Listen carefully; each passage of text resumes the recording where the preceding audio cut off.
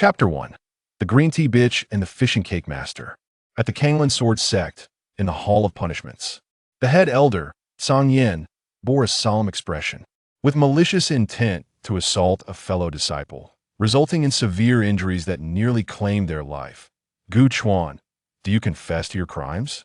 His resonant voice echoed, deafening, as the dozen or so elders in the hall displayed expressions of profound reluctance. As Gu Chuan remained silent, the throng of disciples outside the hall began to stir restlessly. Could it be that he was truly to be convicted? After all, he was Brother Gu. This accusation was no trivial matter. Should he admit guilt, the consequences would be no less than the Thunder Valley's whipping punishment.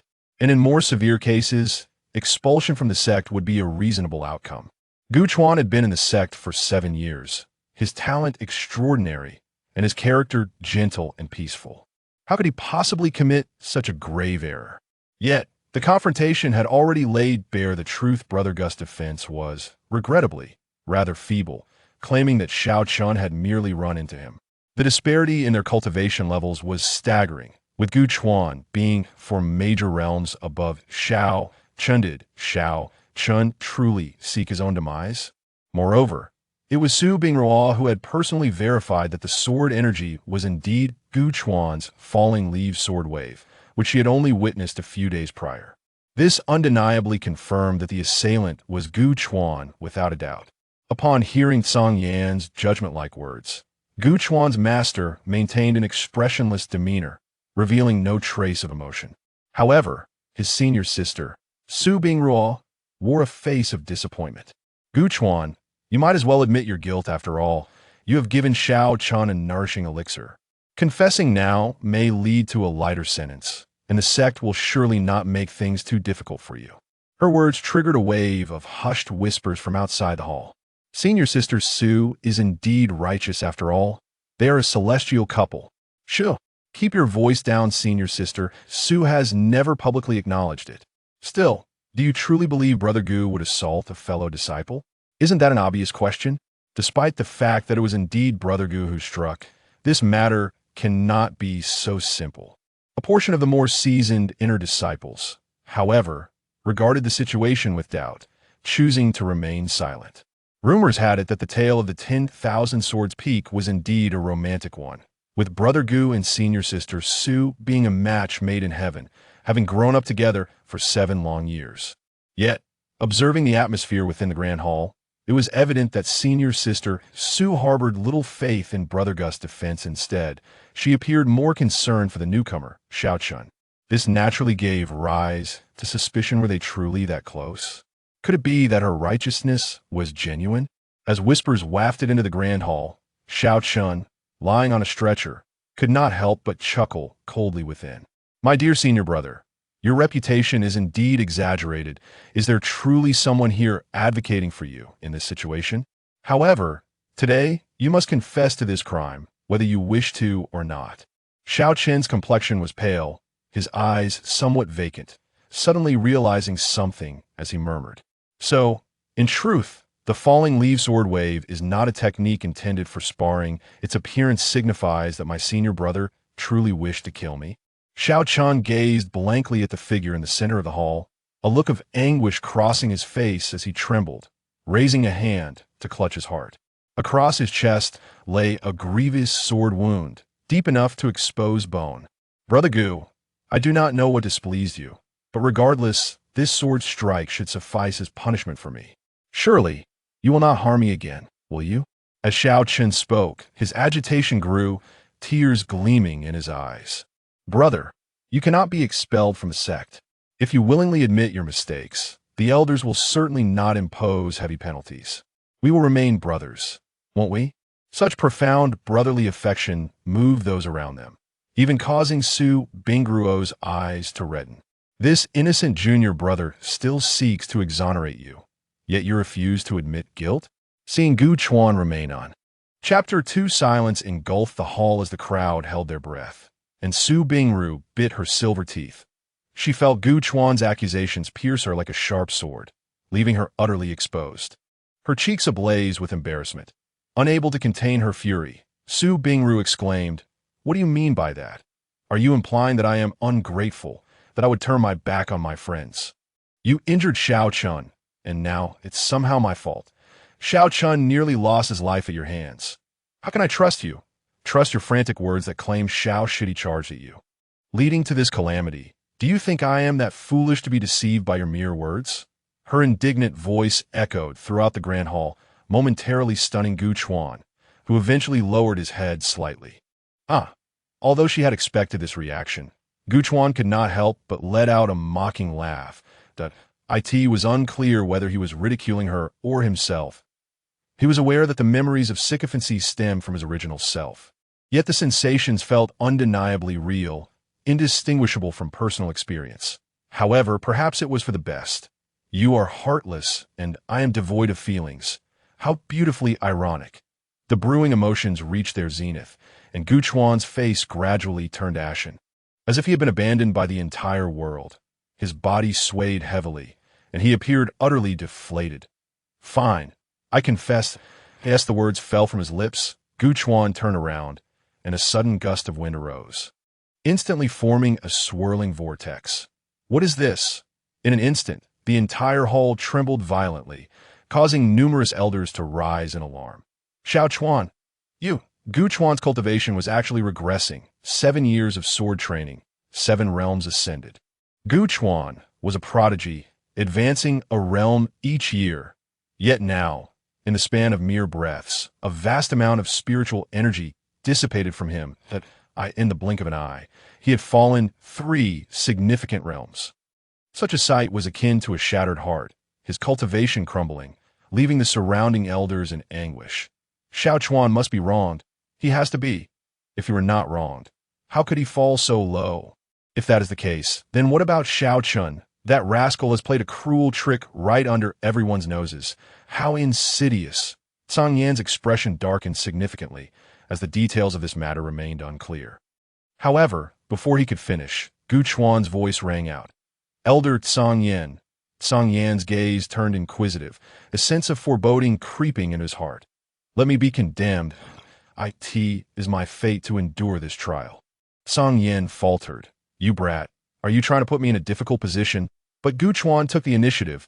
I will accept my punishment. 7 days in the Thunder Valley, if that is insufficient. Feel free to add more. Xiao Chuan, I have not yet. Gu Chuan interrupted, turning to leave the hall, his expression cold, his eyes as deep as an abyss. Unprecedentedly, on that sharply defined profile, the one Su Bingru knew all too well. She perceived an overwhelming chill of resolute determination. Su Bingru's gaze trembled slightly, unconsciously clenching the hem of her garment. Outside the door, many disciples, seeing the absence of Gu Chuan's usual gentle demeanor, instinctively parted to make way. Brother Gu! As they watched him walk away, they exchanged glances and hurriedly followed at a distance, until that figure stepped into the endless Thunder Valley. Boom! Crack! Lightning flashed, and thunder roared like a tidal wave. The vast Thunder Valley loomed like an abyss. Brother Gu, some disciples murmured, their faces etched with concern. Humph! Brother Gu must be innocent. He saved my life the last time we descended the mountain. How could he possibly harm a fellow disciple? Indeed, Brother Gu even guided me before. He would never do such a thing. He is definitely wronged. The endless Thunder Valley, perpetually shrouded in storms, grew increasingly perilous the deeper one ventured. It was said that even those in the Dao Palace realm could hardly withstand its depths. As Gu Chuan traversed through, lightning snakes descended, striking him and immediately leaving marks of blood. Yet Gu Chuan pressed on, reaching the limits of what the Ling Tai realm could endure, his face betraying not a hint of pain. A mere punishment from a Ling Tai level could hardly harm him, at most resulting in superficial wounds that Gu Chuan's mind was calculating his future plans. Within his spatial ring lay thousands of memory stones, encapsulating every moment shared with Su Bingru over the years. Of course, there were also a few regarding Xiao Chun. The original self often reminisced about the moments at the Wanjian Peak, but coincidentally, everything that transpired this morning with Xiao Chun had been recorded on the memory stones. This was the evidence, the proof of his innocence. Gu Chuan's expression remained calm, yet his heart bore a trace of cold amusement. 3 realms lost, 7 days of punishment. When the time was ripe, he would reveal these memory stones. Would that not be a sensational revelation? By then, he would have suffered greatly, deeply wounded in heart, and a sudden twist into darkness would seem entirely justifiable. Wouldn't it? Reflecting on the events of the past years, a cold glint flickered in Gu Chuan's eyes. Original self, have you finally awakened? Those clamoring questions will yield naught but silence. Just a mere fisherman. Since it is now my turn to play the game, then original self? Watch closely. After Gu Chuan departed, Xiao Qian was taken to the Pill Peak to recuperate. Most disciples dispersed, while Song Yin wore a somber expression. Slamming his palm on the table, Xiao Chuan had already gone to the endless Thunder Valley to face punishment, but Song Yin felt that further investigation was necessary, and the judgment of Xiao Chuan would be temporarily set aside. Upon hearing this, Su Bingru trembled, yet said nothing. She merely lowered her head, her gaze appearing somewhat hollow. Since just moments ago, Gu Chuan's final look had lingered in her mind, after 7 years of acquaintance. Do you truly not trust me at all? Added to the fact that Gu Chuan had lost 3 realms, 3 years of hard work reduced to naught, Su Bingru felt an inexplicable sense of panic arise within her. At that moment, Su Tianjin's voice broke through the silence. Bingru, come with me. Su Bingru snapped back to reality. Raising her eyes to meet Su Tianjin's stern gaze, a shiver ran through. Su Tianjin was the leader of the Kanglan Sword sect and also the master of Wanjian Peak. As Su Tianjin's daughter, Su Bingru naturally found herself under his tutelage. Su Tianjin was often preoccupied with official duties and had little time for disciples, only 3 young ones under his wing. Initially, Su Tianjin welcomed the rumors circulating within the sect, for Gu Chuan was said to be the greatest prodigy in a century, if not a millennium, 16 years old, at the Ling Huang realm. Such talent was almost unimaginable. If Su Bingru could truly unite with Gu Chuan, Su Tianjin would undoubtedly be pleased. Yet today, Su Tianjin sensed that matters were not as he had envisioned. Wanjian Peak appeared to be in dire straits. Disregarding Xiao Qian for the moment, even Su Bingru exhibited signs of disarray. Chapter 3. This is your final opportunity. In front of the estate, a broken tree stood nearby, marking the scene of this morning's incident. Su Tianjin's countenance resembled a winter frost. Bingru, kneel! Su Bingru shot up her head, utterly incredulous. Yet, without a word from Su Tianjin, she quickly grasped her father's intent. Her eyes brimmed with tears as she lowered her head to kneel. What is this? Is it truly her fault? It was Gu Chuan who had harmed someone, and she was merely identifying the facts of the scene. What wrong had she committed? Must she blindly favor Gu Chuan? Disregarding the truth, to be considered righteous, with reddened eyes, Su Bingru glared defiantly upwards, only to meet a gaze filled with disappointment. She faltered. Su Tianjin sighed inwardly. Clearly, she still did not understand her mistake, observing Su Bingru's silence. His expression darkened further as he raised his hand to establish a soundproof barrier. What did you communicate to me this morning? Su Bingru's gaze sharpened, quickly shifting to confusion. I said Xiao Qian is dying. That Gu Chuan intended to kill him. Is there a fault in that? Su Tianjin's fury erupted. Is that what you should be saying? What do you mean by Gu Chuan wanted to kill Xiao Qian? Did you comprehend the entire sequence of events? With what eyes did you see Gu Chuan was out to kill him? You only saw the severely injured Xiao Qian, but what did your words imply? That is a conviction. On what grounds do you condemn him? Even I would not dare speak so lightly. By what authority do you presume?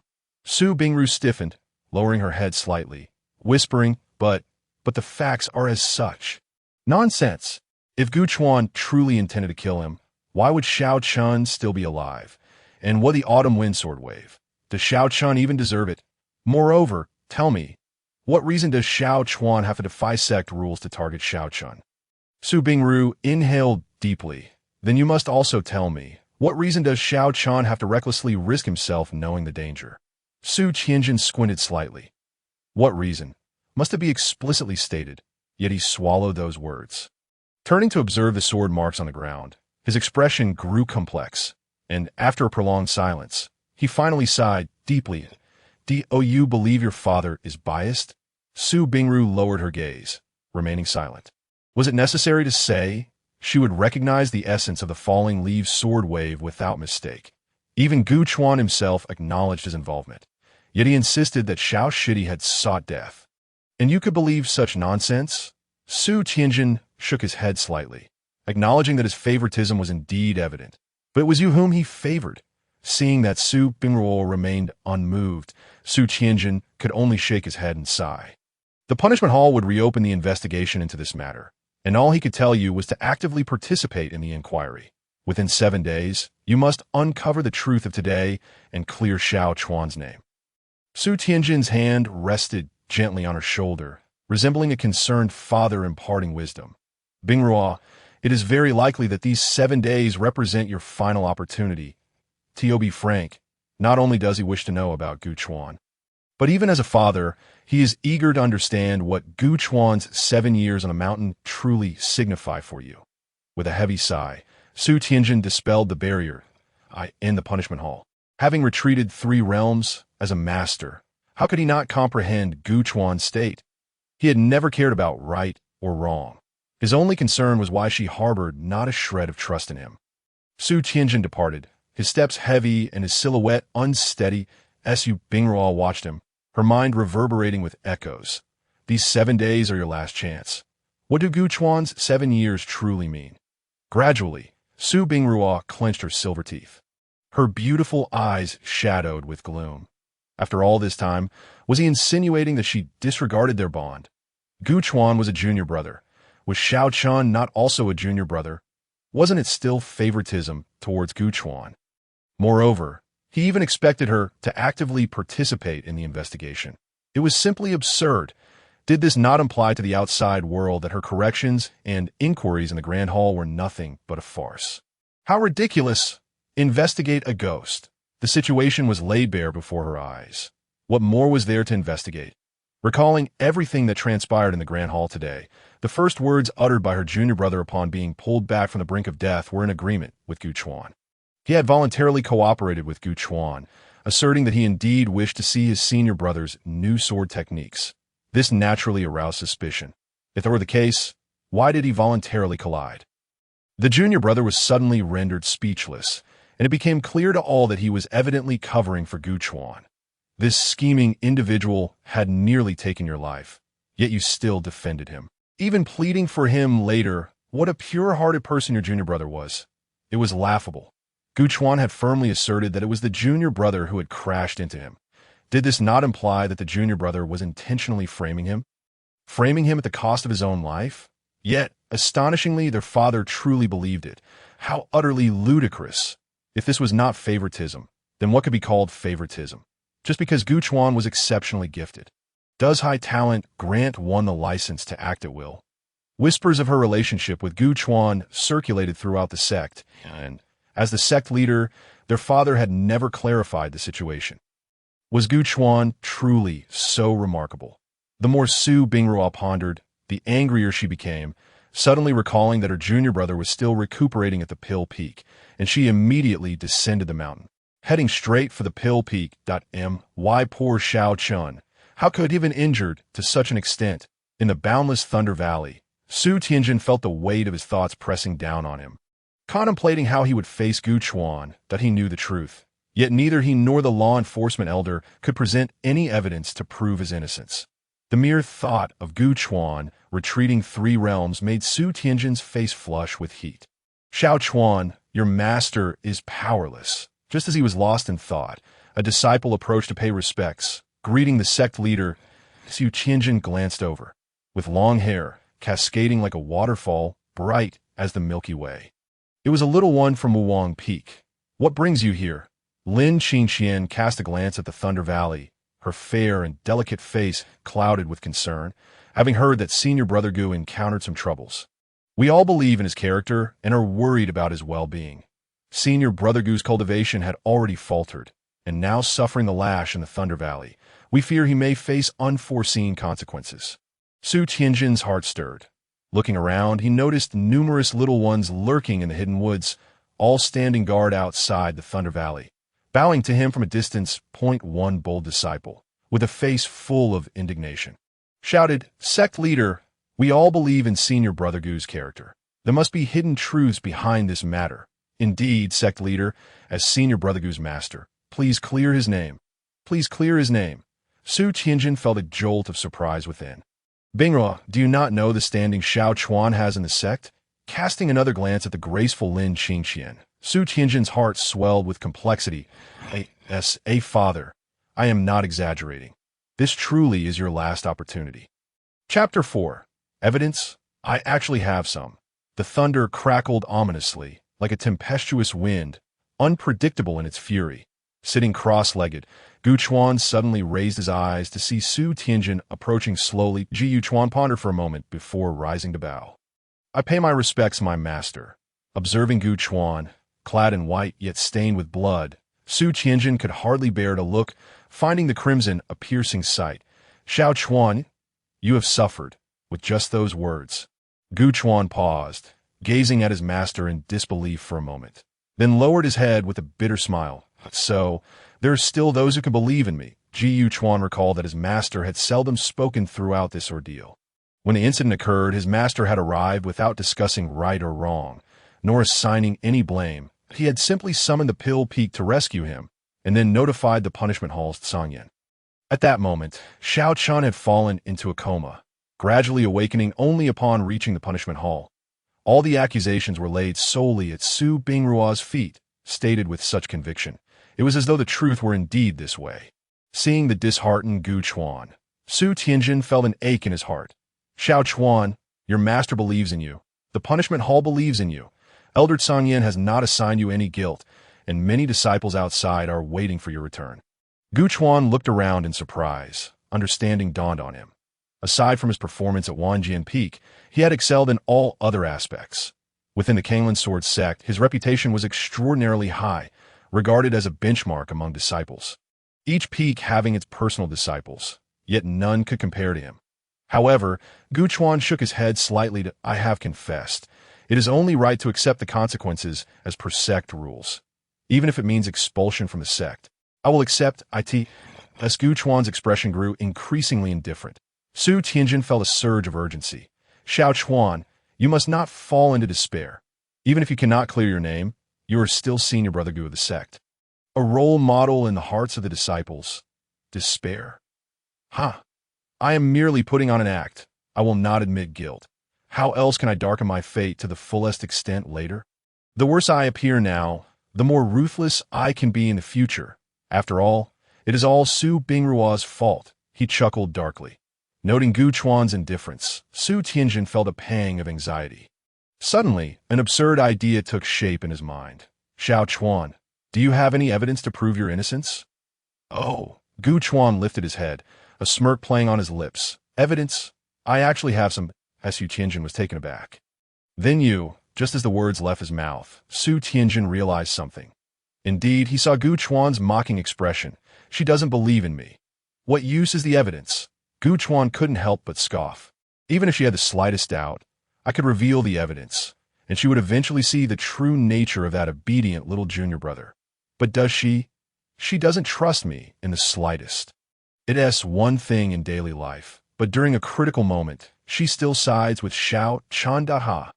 After 7 years of companionship, I have become as worthless as a tattered garment, not even as good as someone else's half-hearted flattery. Gu Chuan shook his head slightly, settling back into a cross-legged position. Thunder struck mercilessly, yet Gu Chuan wore a mocking expression. Though my master is willing to believe in me, I willingly accept punishment, considering it a trial I must endure. However, Su Tianjin seemed to grasp something profound all of a sudden, a great shock rising in his pupils. Wait, Xiao Chuan, when you say on ordinary days, could it be that you and she? Gu Chuan chuckled lightly. Master seldom returns to the peak.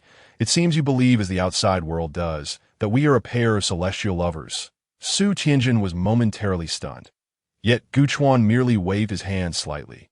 It matters little now. As I said, I will regard this as a trial I must endure. As Su Tianjin paused, feeling as if a lump had lodged in his throat, unable to articulate. So, does this imply that Xiao Chuan's relationship with Bingrua has always been one-sided on Xiao Chuan's part? Could it be that in private, Bingrua is actually quite malicious? Remembering how Su Bingrua had repeatedly called out Gu Chuan's name in the Grand Hall, Su Tianjin furrowed his brow slightly. That attitude did not seem like a momentary fit of anger. Rather, it felt as though she had always addressed Gu Chuan in such a manner. In the beginning, Bing Ruo had clearly referred to Gu Chuan as Xiao Chuan. These myriad details flooded his mind. Su Tianjin gradually began to perceive the truth. And no wonder Xiao Chuan had suddenly become so disillusioned. This was evidently the last straw that broke the camel's back. Su Tianjin felt a wave of numbness wash over him, even feeling the heat rising to his face. Given this situation, how could he still attempt to mediate? Bingru, what exactly are your thoughts? My foolish daughter. Su Tianjin had already known that Xiao Chuan was likely disappointed with Bingru. And now, how could he possibly have the face to continue advising? Su Tianjin has departed, utterly exhausted, as if he himself were the one being punished amidst the clamor of thunder. Meanwhile, Gu Chuan gradually clenched a ball of lightning in his hand. He realized that the tools of these practitioners were indeed fascinating. As he sorted through his memories, Gu Chuan began to discern that he seemed to lack any extraordinary advantages. However, this was of little consequence, for the original body could already be deemed a golden finger in its own right. The original had squandered far too much time in sycophancy. In truth, it would be remarkable if half of that time had been devoted to actual cultivation. The so-called unparalleled prodigy who achieved a breakthrough every year was merely a fraction of the original's true power. Could one truly accept such a reality, coupled with the soul of this transmigrator? The circumstances of his inception could already be considered extraordinarily favorable. Yu Chuan was not anxious about his dissipated cultivation. For the time being, his disheveled state would only elicit sympathy from others. A mere accusation and the prevailing public sentiment would be sufficient to ensure that Su Bingru would have her fill of troubles. These 7 days would be ample time for the outside world to brew their speculations. Gu Chuan was now immersed in the study of his abilities. What meaning does earnest cultivation hold? As time flowed on, 3 days swiftly passed. In the Valley of Thunder, Gu Chuan scrutinized the palm of his hand before gently slapping it down towards the ground with a nonchalant demeanor. Though the slap appeared light as a feather, it suddenly erupted with a thunderous roar. Crack! Not bad at all. A smirk graced Gu Chuan's lips. The original body was indeed a prodigy, although he had never set foot in the Thunder Valley before. Even in these 3 days, the half-baked Gu Chuan had grasped some of the mysteries of thunder, compressing excessive spiritual power, supplemented by the force of lightning. Who would have imagined that such a seemingly effortless slap concealed the might of a thunderous black hand? Were it not for the Valley's prior trials, the ground would surely have been cratered. This technique shall be named the Great Compassionate Palm. Unable to suppress a chuckle, Gu Chuan raised a hand in a gesture of sincerity. A monk should always harbor compassion at that moment. A presence fell within his perception. Yu Chuan looked up in surprise. Was that Lin Qingqian from Wang Peak? Sure enough, moments later, the elegantly attired Lin Qingqian approached with swift steps. Gu Chuan couldn't help but furrow his brow in contemplation. Though the original body was a sycophant, he was still quite popular, with many admirers. Previously, he had solely focused on Su Bingru, yet times had changed. Gu Chuan pondered whether he could now embrace the role of a rogue. Chapter 5. The return of the bloodied garment clad in a long, dark gown. Lin Qingqian, though devoid of makeup, possessed an innate charm and tenderness. Her exquisite features seemed to be blessed with an enchanting allure. Yet, despite her captivating visage, her temperament was decidedly frosty, evoking a sense of reverence that deterred any thoughts of impropriety. Among the 5 celestial maidens of the Kanglan Sword sect, Su Robing was undoubtedly renowned. Yet in truth, Lin Qingqian was the rightful first among them. However, at this moment, the ethereal fairy rushed forth, her gown trailing behind her, undeterred by the pervasive thunder that surrounded her. Gu Shixiao, how are you? From afar, she spotted the blood-stained figure amidst the thunder, and her heart skipped a beat. Over the past 3 days, Gu Shixiao had withstood the onslaught of the Valley of Thunder with nothing but his flesh. Who, besides those specializing in body cultivation, could withstand such torment? The scent of incense wafted towards her, and in her urgency, Lin Qingqian crouched before Gu Chuan, grasping his arm. His body was marred with bloodstains. Though he wore a white robe, it was now almost entirely soaked in blood. Tears welled in Lin Qingqian's eyes. Gu Shixiao, why have you treated your body this way? Is it truly worth it? With a crack, The thunder resonated, and the robust lightning snakes crashed down, scattering sparks across the ground. The girl's cries seemed to tear a rift in the ominous thunderclouds that Ji Yuchuan's complexion appeared somewhat pale. His lips dry and cracked, he gazed at the tearful girl before him, forcing a strained smile. Qianqian has come. His hoarse voice echoed, and Lin Qingqian's tears flowed freely. She understood. She truly understood. No one comprehended his feelings better than she did. She had not witnessed the entangled relationship between Gu Chuan and Su Bingru in the past 2 years. By the time she ascended the mountain, Gu Chuan had already become a brilliant prodigy within the sect. Yet he was also Su Bingru's most ardent admirer. Rumors spoke of a divine couple atop the 10,000 sword peak. But she had seen how Gu Chuan had humbled himself before Su Bingru. Though the thunderstorm was painful, it could not compare to the agony of his heart. Gu Chuan Gij. The girl could not help but cover her face, breaking into a heart-wrenching SOB. The utterance of Gu Chuan Gij. Gu Chuan's outstretched hand froze mid-air, as distant memories surged forth that he couldn't help but sigh softly, allowing his hand to rest gently on her shoulder. Qianqian, Xixiang is fine. I am still your Gu Xixiang. Have you ever seen me retreat? Lin Qingqian wept like a rain-soaked pear blossom. Gu Xixiang. There are 4 days left. Let me stay with you, shall we? Gu Chuan's eyes widened slightly. This is my punishment. You are not to remain here. No, I must stay. Lin Qingqian cried stubbornly. You are in this state. What if you cannot endure and collapse here? You could die. Gu Chuan hesitated, seeing the girl's earnest determination. He could only let out a sigh. Original body, how truly infatuated you are. Lin Qingqian has already fallen so deeply. You remain blissfully unaware. Ji Yuchuan's expression darkened. Qianqian, I understand your sentiments. Yet I am no longer the Gu Chuan Gij you remember. As he slowly rose, it seemed as if an abyss was growing within his gaze.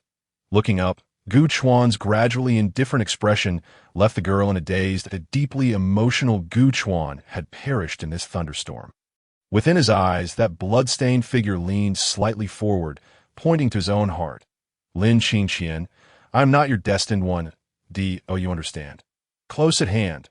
Lin Qingqian gazed up in a daze, the traces of tears still evident on her face. Gu Chuan Gij. Things were indeed different now. The Gu Chuan of old would never have exhibited such a distant gaze, cold, lethal, devoid of emotion. This icy gaze seemed to regard her as nothing more than an insignificant insect. Lin Qingqian's heart ached, and she covered her face, breaking into another round of heart-wrenching sobs. Su Bingru, I despise you. In the end, Lin Qingqian chose to stay. With her intentions laid bare, Gu Chuan felt no burden. If she wished to remain, then so be it. Gu Chuan had no feelings to spare. Thus began the darkening of Gu Chuan's spirit. Over the following days, Lin Qingqian witnessed a different Gu Chuan. Though his aura grew increasingly feeble and his condition deteriorated, Gu Chuan appeared utterly unaffected, often tinkering with peculiar objects. For instance, his seemingly effortless slap had created a deep pit in the ground, which had been refined by lightning for countless years, the great compassionate palm. Moreover, he could suddenly summon an aura that swept all the surrounding lightning into a vortex, only to hurl it back into the sky. The transformation of elements. Eventually, he radiated with lightning, rendering him impervious to the tumultuous thunder, transforming into lightning. It must be noted that Gu Chuan had never cultivated any lightning techniques before. Lin Qingqian could truly feel what it meant to be the foremost prodigy. 7 days later, at the edge of the Thunder Valley, Gu Chuan halted his steps. Are you sure you wish to follow me? Lin Qingqian was taken aback, recalling Gu Chuan's cold, abyss-like gaze from the past few days. She understood that his words were genuine. He was no longer the warm-hearted Gu Xixiang of yore. Yet, Lin Qingqian gazed at Gu Chuan for a moment before silently lowering her head. I, Qianqian, am willing. Gu Chuan remained silent for a moment. Come to the 10,000 sword peak to find me tomorrow. With that, Gu Chuan exited the Thunder Valley, where countless disciples awaited Ji Xixiao. How are you? A chorus of greetings erupted. For Gu Chuan's blood-stained attire was truly alarming. It was only at this moment that they realized Gu Chuan had endured 7 days of punishment with nothing but his flesh, The three celestial maidens nearby were already stunned by Gu Chuan's appearance. The Linglong fairy, when Miaoxing, was the quickest to react, covering her mouth in shock. Jiu Shixiao. How could you withstand the punishment with just your body? Did the punishment hall force you to do this? How could they be so heartless? Exactly. Even now, they have yet to provide a definitive explanation for this matter, yet they expect Gu Shixiang to endure such punishment. How can they do this, seeing the crowd's rising anger? Gu Chuan quickly raised his hand to quell the uproar. Everyone. The hall fell silent instantly. Jiu Chuan felt a wave of fatigue wash over him. His body was indeed quite weary. Dear fellow disciples, please do not misjudge the elders of the punishment hall. I am well aware that they have done their utmost. This 7 days of punishment was entirely voluntary on my part. Noticing the sorrowful expressions on their faces, Gu Chuan forced a bitter smile. One must pay the price for their mistakes. I willingly accept it. Now, please return. Chapter 6. The shift in public opinion upon witnessing Gu Chuan, drenched in blood. The disciples of various sects understood that this was not the moment to intrude. They respectfully took their leave. However, as they departed, they could not suppress their whispers, engaging in hushed discussions. Why did Senior Brother Gu endure the lightning whip with his flesh? 7 days. His white garments have transformed into blood-soaked rags. It must be disappointment, don't you think? Have you noticed how low his spirits are? Clearly, he is disheartened. When he mentioned that the elders had done their utmost, the source of his disappointment is obvious. Is it Fairy Sue? That seems plausible. Despite being celestial companions, Fairy Sue appears to harbor no faith in Senior Brother Gu. Rather, she continuously points fingers at him. TSK, in my opinion, the rumors of their divine partnership are somewhat exaggerated. Their relationship hardly resembles that of celestial lovers, standing nearby. Gu Chuan listened to the murmurs of his fellow disciples, a cold smile flickering within him. Look at that. After 7 days, some have begun to sense the dissonance. Su Bingruo, I am intrigued to see how you will confront the shifting tide of public sentiment. Are you not envious? Envious of my talents, envious of my reputation. You can forget about the talents. And as for my reputation, just wait and see. Senior Brother Gu, may I accompany you back? Lin Qingxian, hearing their discussions, felt increasingly pained. Surely, these words would sadden Senior Brother Gu. Yet, Gu Chuan merely waved his hand. You have guarded for 3 days. Go back and rest. These minor injuries are nothing to me. With that, Gu Chuan glanced at the remaining 3 fairies, offering a slight bow before departing. Among the 5 fairies, Gu Chuan's bond with the other 3 was significantly more tenuous. Although they were also drawn to Gu Chuan, their devotion did not mirror Lin Qingxian's unwavering loyalty. Hence, their interactions were naturally limited. As they witnessed Gu Chuan genuinely leaving, the remaining 3 fairies hurried to Lin Qingxian's side, with Linglong Fairy being the first to break the silence. Liuli Fairy, what is the true state of Senior Brother Gu? Why did he endure the lightning whip? What transpired within? Yet, Lin Qingxian merely cast a sidelong glance at her. Now that you are curious, why didn't you ask sooner?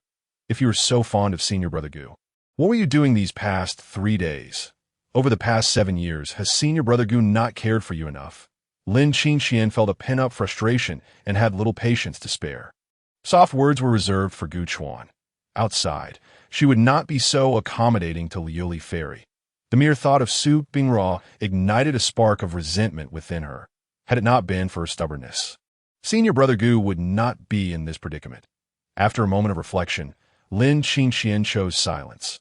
After all, Su Bingruo was the woman Gu Chuan had cherished for so many years. It was not her place to speak ill of her. Ultimately, even she could not fathom Senior Brother Gu's intentions. With a resigned shake of her head, she declared, "You may inquire with Senior Brother Gu yourselves. I have nothing to contribute." As her words fell, Lin Qingxian departed, leaving the 3 fairies exchanging glances. What is wrong with her?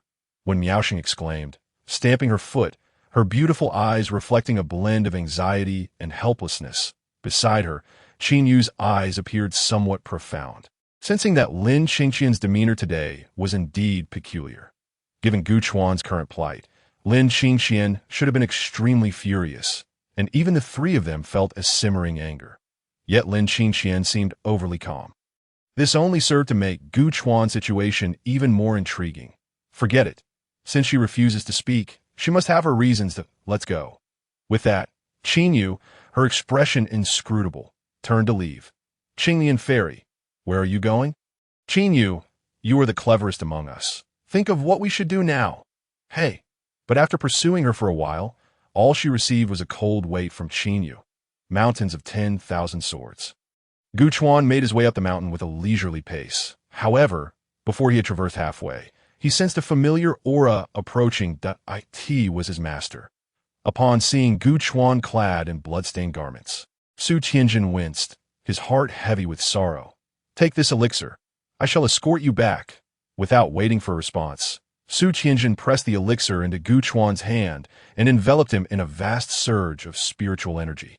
Lifting him gently into the air, the towering trees rushed past as Gu Chuan gazed at his master's retreating figure, a warm current flowing through his heart. Su Tianjin still cared for him. Over the years, this master had not truly neglected him. He had merely been preoccupied, resulting in less time for guidance. Yet, as the sect leader, such behavior was understandable. As a disciple, he should not be overly critical, for it was his master who had brought him to the mountain and taught him the ways of cultivation.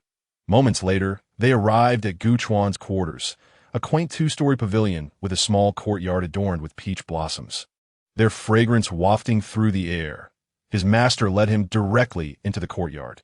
Turning to face Gu Chuan, whose attire was soaked in blood, Su Tianjin felt a torrent of words bubbling within him.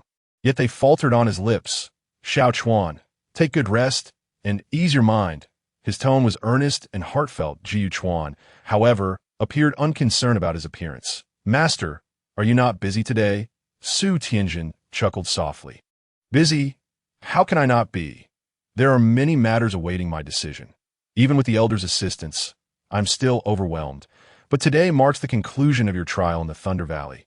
You are the one who follows rules meticulously. And I knew you would not fly up the mountain on your own, so I returned to assist you. Jiu Chuan was momentarily speechless, feeling guilty for causing his master concern. However, Su Tianjin shook his head. His expression complex. It is my daughter who has disappointed you. As her father. I sigh. The thought of Su Bingrong not even showing her face today, likely hiding away with that young man Xiao Chun, filled Su Tianjin with disappointment and helplessness.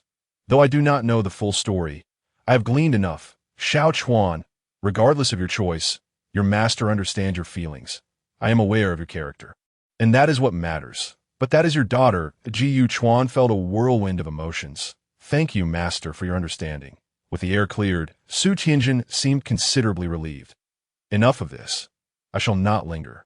Rest well, and if you need anything, just send me a message. Farewell, master. Su Tianjin departed swiftly. Jiu Chuan gazed after him for a moment before turning back into his quarters. He needed to begin his healing process. However, he did not anticipate being disturbed later that evening. Chapter 7. Leave. A familiar voice echoed in his ears, causing Gu Chuan to frown slightly. The elixir his master had given him proved effective. His injuries were not severe, primarily surface wounds that would heal within a few days. The recovery abilities of cultivators far surpassed those of ordinary mortals, a fact that intrigued Gu Chuan. Yet, just as he began to grasp the subtleties of his recovery, the familiar voice called out again. Jiu Chuan, come out and see me. This voice, of course, belonged to Su Binguo. In the past, she had spoken to him in soft tones, whispering his name daily. Yet now, all that remained was this cold summons and her authoritative tone. How typical of Su Binguo. It was as if I owed her something. Had this been his former self, he would have eagerly rushed out to comply with her demands, like a dog. But now that he had come into his own, he would no longer indulge her poor habits. The Jiu Chuan pretended not to hear and continued to meditate with his eyes closed. However, this disturbance made it impossible for him to remain tranquil. He rose and fetched a tea set. Surely, the tea in this world must be exquisite. Outside, Su Binguo waited for quite some time, but no figure emerged. Her brows knitted in frustration, revealing her growing impatience. Gu Chuan, come out and see me at once. Within, Gu Chuan had set up the tea leaves and was now heating water. Flames flickered in his hand as he placed them beneath the kettle. In no time, the water began to boil, causing the vessel to tremble A satisfied expression crossed Gu Chuan's face. Look at that. This is the simple yet profound life of a cultivator. He poured the boiling water into the teapot and covered it. Soon, an enticing aroma wafted through the air, refreshing him and alleviating some of his fatigue. What a delightful tea! Green tea is the best. Outside, Su Binghua could no longer contain her anger. Jiu Chuan, what nonsense are you up to? If you do not come out soon, I shall barge in. How dare he pretend not to hear? Was he still sulking over her accusations? How petty for a grown man. Moreover, she had done nothing wrong. It seems that it has become her fault instead. Were it not for Su Tianjin insisting she come, she would have been unaware that Gu Chuan had emerged today. Tisich, with this, you actually dare to hide inside and avoid me? As if I were so eager to come. After a moment of silence, there was still no response from within, and Su Binghua could no longer contain her frustration. You wretched thing, I must see what tricks you are playing. With a swift motion, the courtyard door was flung open, and Su Binghua strode directly towards the room. However, upon opening the door, she found Gu Chuan leisurely reclining in a rocking chair. The teacup in his hand was still emitting steam. This clearly indicates that he had just brewed the tea. In other words, while she had been shouting outside for ages, he had simply been making tea inside. Su Binghua was instantly infuriated. Jiu Chuan, are you deaf? I've been calling you for ages, and you're just here sipping tea. Gu Chuan maintained a blank expression, the rocking chair beneath him swaying gently. This tea is indeed quite good. With the power of ice, I can cool the boiling water to the appropriate temperature. Freshly brewed tea, and it's already drinkable. How wonderful it is to be a cultivator. Qin Lan took a deep sip, feeling the intoxicating aroma swirling in her mouth, a sensation that was truly indescribable. After savoring it for a while, Gu Chuan finally found the time to reply leisurely. Is there a problem? Su Binghua's eyes widened in disbelief. What do you mean, is there a problem? I've been calling you, yet you pretend not to hear me, and then you ask if there is a problem? Gu Chuan smiled faintly. Just because you call me, do I have to respond? Su Binghua was left speechless. After a moment of silence, Su Binghua suddenly realized the truth. This rascal is genuinely angry with her. Just for a mere accusation, he refuses to acknowledge his own actions and instead blames her. Su Binghua's expression turned icy. Jiu Chuan, is this amusing to you? I truly do not understand how you have transformed into this state today. Look at yourself now. Do you still think you are worthy of your reputation? Gu Chuan couldn't help but chuckle. More so than you are? Ew. Su Binghua's eyes widened in shock. What kind of attitude is this? At this point, do you still intend to claim you are wronged? Do you think I'm blind? Or do you think Xiao Chun is a fool, intentionally colliding with you to be harmed? Back and forth, it always comes down to the same few phrases. Gu Chuan felt a surge of annoyance, shook his head, and stood up to head upstairs. No need to see you off. Suddenly recalling something, Gu Chuan paused momentarily. Furthermore, unless there are urgent matters, Su Daoyu, it would be best if you refrain from visiting my humble abode in the future. This dilapidated courtyard cannot accommodate your esteemed presence. With that, Gu Chuan ascended the stairs without looking back. Su Binghua stood frozen in place, utterly incredulous. Did he just call her what? Su Daoyu. Is this something he could actually say? And what does he mean by not coming here in the future? Is he truly trying to drive her away? Su Binghua found it hard to believe, her eyes widening in disbelief. Stop right there. Gu Chuan, what nonsense are you spouting? Think carefully before you speak. I am Su Binghua. Has your mind been struck dumb? Oh. Gu Chuan turned around, sneering coldly, his eyes filled with palpable mockery. Su Binghua, and so what? What difference does it make that you are Su Binghua? Do you have an extra head or perhaps a few more hands? Su Binghua felt as though she had been struck by lightning, standing there in shock. Such tone, such demeanor. How dare he? I sent he afraid that in my anger, I might truly leave. However, to her surprise, Gu Chuan's expression suddenly turned cold. Su Binghua, listen closely from this day forth. You, Su Binghua, are no longer my senior sister, and I, Gu Chuan, am no longer your junior brother. As for those rumors, they are complete nonsense. Nonsense. From now on, we shall have nothing to do with each other. It is best if we remain as strangers, ideally never crossing paths again. Understood? Get out. This is my home. How dare you intrude without permission? If you do so again, do not blame me for being merciless. Get lost. With a harsh reprimand, Gu Chuan's eyes brimmed with ridicule as he turned and strode into the staircase. Meanwhile, below, Su Bingruo felt as if she had fallen into an ice pit. Su Bingruo stood there, utterly dazed, her mind blank. The only thing echoing in her mind was Gu Chuan's thunderous reprimand, replaying like a phonograph. "And no longer your junior brother. Strangers better not see each other." Get Lost, Chapter 8.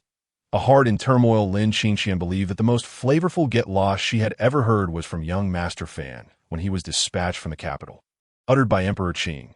But just now, Gu Chuan had imparted to her the essence of that phrase. The tone, the demeanor, how delightful it was. The expression on Su Bingruo's face, akin to that of a shrimp head, only made Gu Chuan want to laugh. How refreshing. Ha ha ha. Truly delightful. Meanwhile, downstairs, Su Bingruo remained frozen in place for several seconds, feeling as though her mind might explode. How dare he? How dare he? Wasn't he the one who adored her the most? How could he genuinely walk away like that? Who gets this angry? Perhaps Su Bingruo had forgotten that she herself had behaved in such a manner. After a while, Su Bingruo swayed slightly, staggering a few steps before collapsing onto the nearby sofa. This jolt brought her back to reality, and she stared blankly in the direction of the staircase. Is he serious? He actually wants to sever ties. This rascal must have truly gone mad. Thinking of all the past moments, Su Bingruo felt an emptiness in her heart, especially that last Get Lost, which felt like a sharp knife piercing deeply into her heart. Why? Clearly, it was you who were deranged. Why must you turn the blame onto me? Su Bingruo, in a daze, finally left with a heavy heart. Meanwhile, Gu Chuan had already made his way to the bathroom on the second floor, of course. The water in this bathroom was not merely water, but rather spiritual liquid. There was a jar of spiritual pool water at home, a rare luxury. However, Gu Chuan was deserving of such treatment. How soothing. The next day before dawn, Lin Qingqian arrived. I could see that time. Gu Chuan had yet to rise. Upon hearing the calls from outside, he could only yawn and get out of bed, clad in a loose white nightgown as he stepped outside. Upon seeing this scene, Lin Qingqian's cheeks instantly flushed. This is all my fault for coming too early. Gu Shixiang hasn't even gotten up yet. After all, having been punished for 7 consecutive days, Gu Shixiang must be utterly exhausted. How could I have come to disturb his sleep at such an early hour? What a wretched thing to do. Gu Shixiang, I apologize for arriving too early. If you'd like, you may return to rest, and I will come back later. Saying this, the girl actually turned to leave. Seeing this, Gu Chuan couldn't help but chuckle. Hey. Lin Qingqian paused, witnessing Gu Chuan's gentle smile, his eyes seemingly harboring a hint of teasing. Lin Qingqian's face turned even redder. Gu Shixiang. Gu Chuan directly opened the door. Since you're here, come in. With that, Gu Chuan turned and went back inside. Lin Qingqian, looking at Gu Chuan's retreating figure, her nightgown fluttering gently in the wind, felt her cheeks heat up. A nightgown? Gu Shixiang actually came out in his nightgown. This is the first time. If only I could be closer to Gu Shixiang. That would be simply... Ugh. Lin Qingqian, what are you thinking about? Lin Qingqian covered her face and hurriedly followed him inside. In the living room, Gu Chuan skillfully brewed a pot of tea for Lin Qingqian. The fragrant aroma wafted through the air, reminiscent of the previous day. Lin Qingqian obediently sat on the sofa, feeling that every gesture of Gu Chuan was so pleasing to the eye. Although it was merely brewing tea, just being able to watch him up close filled Lin Qingqian with excitement. Until Gu Chuan poured a cup of tea and placed it before her. Please wait a moment. I'll go change my clothes. With that, Gu Chuan stood up and gazed out the window. Perhaps at this hour, if we go down, we might still be able to enjoy some steaming buns. Unbeknownst to Gu Chuan, a bright smile appeared on his face, which left Lin Qingqian in a daze. His eyes are so bright. It's just like how he used to look at Su Xianzi. Lin Qingqian felt a stab of pain in her heart, but she quickly suppressed it, forcing a smile. So, Gu Shixiang wants to go to the mortal realm. If you want to eat buns, then you must hurry. Gu Chuan chuckled and promptly turned to head upstairs. Just a moment. Wait for me. Shortly after, he changed into a dark robe, his long hair cascading down, only restrained slightly by a hairband. Most of it flowed freely over his shoulders, swaying gently as he walked, exuding an ethereal aura in the past. He often wore white robes.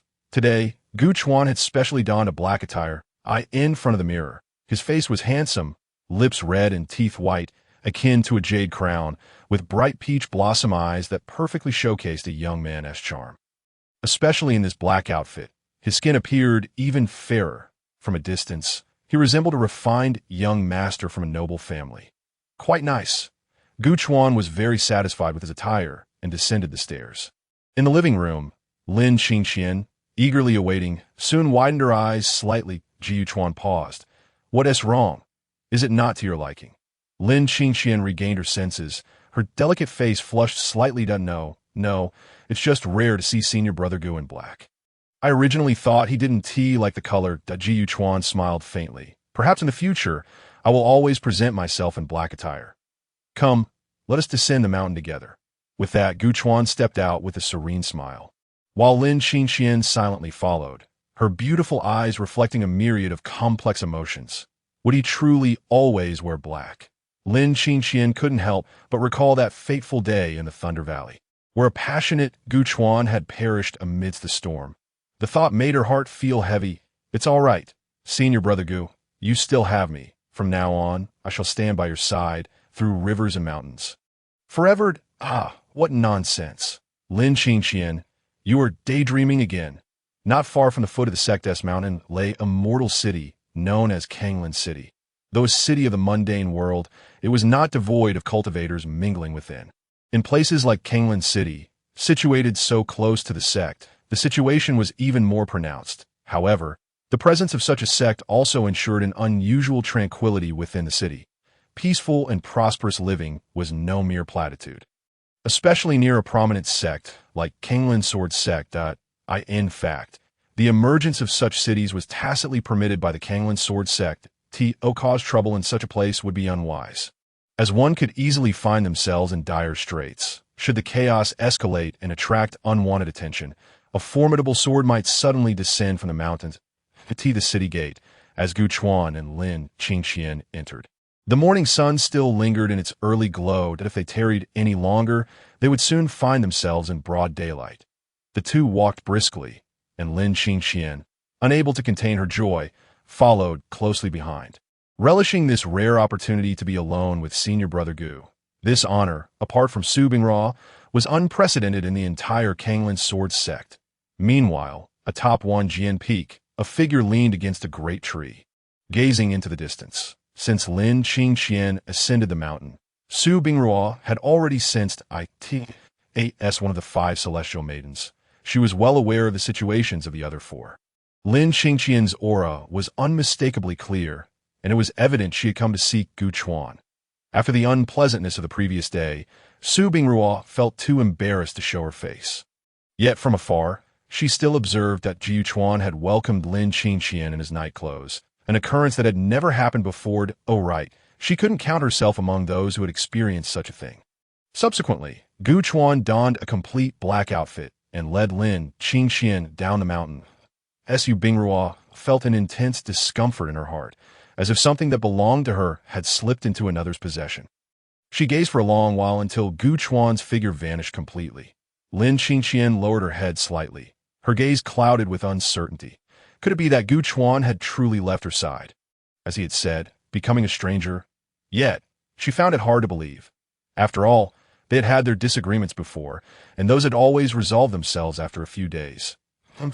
Lin Qingxian, did you really think a few kind words could charm Gu Chuan away? Even when I found that fool annoying at times, he would always remain behind me. You think you can compete with me? Yet, Su Binghua likely forgot that the previous disputes were all instigated by her. At the breakfast stall, the steaming buns in the front basket caught Gu Chuan's eye. In his past life, he had always enjoyed buns for breakfast, and in this life, he harbored the same fondness. He wondered if the buns in this world would be even more delectable. Turning around, he called to Lin Qingxian, who was trailing behind. Come here. Lin Qingxian hurriedly approached as Gu Chuan asked, Do you eat buns? Lin Qingxian was taken aback, as cultivators of considerable prowess, They certainly didn't need to indulge in such mundane fare. However, seeing the anticipation in Gu Chuan's eyes, she felt compelled to answer. Yes. Gu Chuan contemplated for a moment. Boss, I'd do like 1.5 baskets. The buns weren't particularly large, with 8 in a basket, just like in his previous life that he used to devour 6 on his own, and with his current physique. He could likely eat even more today. For Lin Qingxian. Half a basket would suffice. If it wasn't enough, they could always order more a short while later. Amidst the bustling streets, 2 vibrant figures sat at an outdoor table. Clearly, they were not ordinary inhabitants of the mundane realm. Whenever someone passed by and caught sight of their animated conversation, envy would flash across their faces. Those must be cultivators, likely from the Kanglan sword sect. They would whisper. Cultivation always garners admiration from the common folk. Occasionally, acquaintances of Gu Chuan would greet him from a distance, and he would respond with a wave, having completed numerous tasks over the years. Passing through Kanglan City had led to some familiar faces. However, those who saw Lin Qingxian seated beside Gu Chuan exchanged glances that were somewhat peculiar. News of the Kanglan sword sect had already spread. It was said that Gu Chuan had assassinated a junior disciple. Yet, given Gu Chuan's reputation, few believed such claims. Even if it were true, surely that junior disciple must have been a treacherous individual. The twist was that the legendary Qingxiao fairy was said to have sided with the junior disciple, turning against Gu Chuan. Initially, people had doubted the rumors, as tales of a love between the cultivators of Wanjian Peak had circulated for many years. Yet, seeing the luminous fairy laughing and chatting with Gu Chuan, some began to waver in their skepticism. If this were not the case, how could Gu Chuan be alone with another woman? 1.5 baskets of buns proved insufficient. Gu Chuan devoured them rapidly, and before long, 1 basket was empty. Lin Qingxian, on the other hand, had only eaten 3. Gu Chuan immediately waved, "Boss!" Another basket, same filling, coming right up, the boss called out loudly. Hearing the familiar banter, Gu Chuan couldn't help but smile. This sense of familiarity made him feel as if he were still in his previous life. Looking out at the thronging streets, Gu Chuan mused that perhaps this world wasn't so bad after all, except for that troublesome woman. Now, a slight act of retribution against her, to witness her embarrassment, seemed quite entertaining. Yet, Gu Chuan suspected that such amusement wouldn't last long. Once the novelty wore off, he might as well leave the sect. In this vast world, there were plenty of places to explore, but he held no deep attachment to a single sect. After all, he was an outsider. Though the Kanglan sword sect appeared decent enough, he felt no sense of belonging. Soon they finished their buns, and Gu Chuan patted his stomach contentedly, a sight that appeared somewhat amusing on a cultivator. However, Lin Qingxian gazed at him, her beautiful eyes curving into a gentle smile. She thought to herself that perhaps this side of senior brother Gu was a true reflection of his character. He seemed much more approachable now, no longer burdened by the weight of the past. But it didn't matter. As long as he was happy, that was all that mattered to her. After breakfast, the remainder of their day became even more laid back as Gu Chuan took Lin Qingxian to meander through the streets. When they spotted candied hawthorns, he suggested they buy a couple of skewers. "1 for you, 1 for me," he said, marveling at this peaceful lifestyle he had never truly experienced before. Occasionally, they would pass by street vendors, and Gu Chuan would stop to browse, even purchasing a few amusing trinkets. As they wandered for half the day, they ended up buying quite a few things that, as the sun began to set, Gu Chuan gazed at the horizon, tinged with a rosy hue, and suddenly recalled something. In the midst of these mountains and fields, sharing laughter over a drink must be a true pleasure for cultivators. And as it happened, he had the credentials to speak on the subject of drinking, for he had once brewed wine. Each year, he would gather the peach blossom from his garden to create peach blossom wine, which was always intended for Su Bingruo.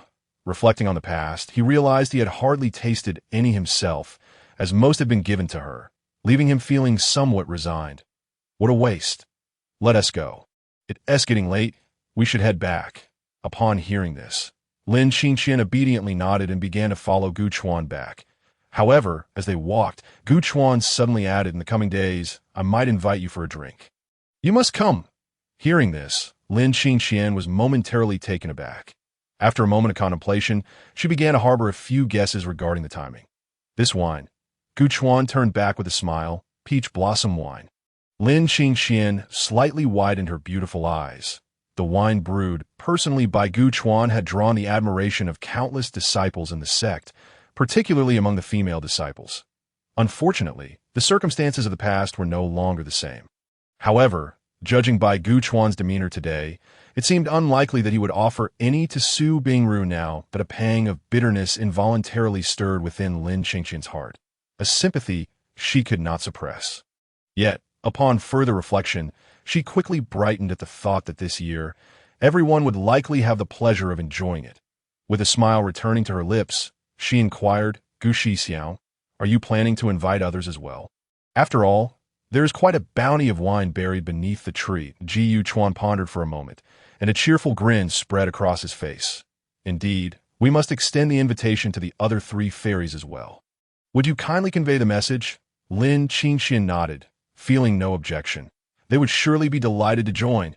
Gu Chuan smiled faintly and said no more.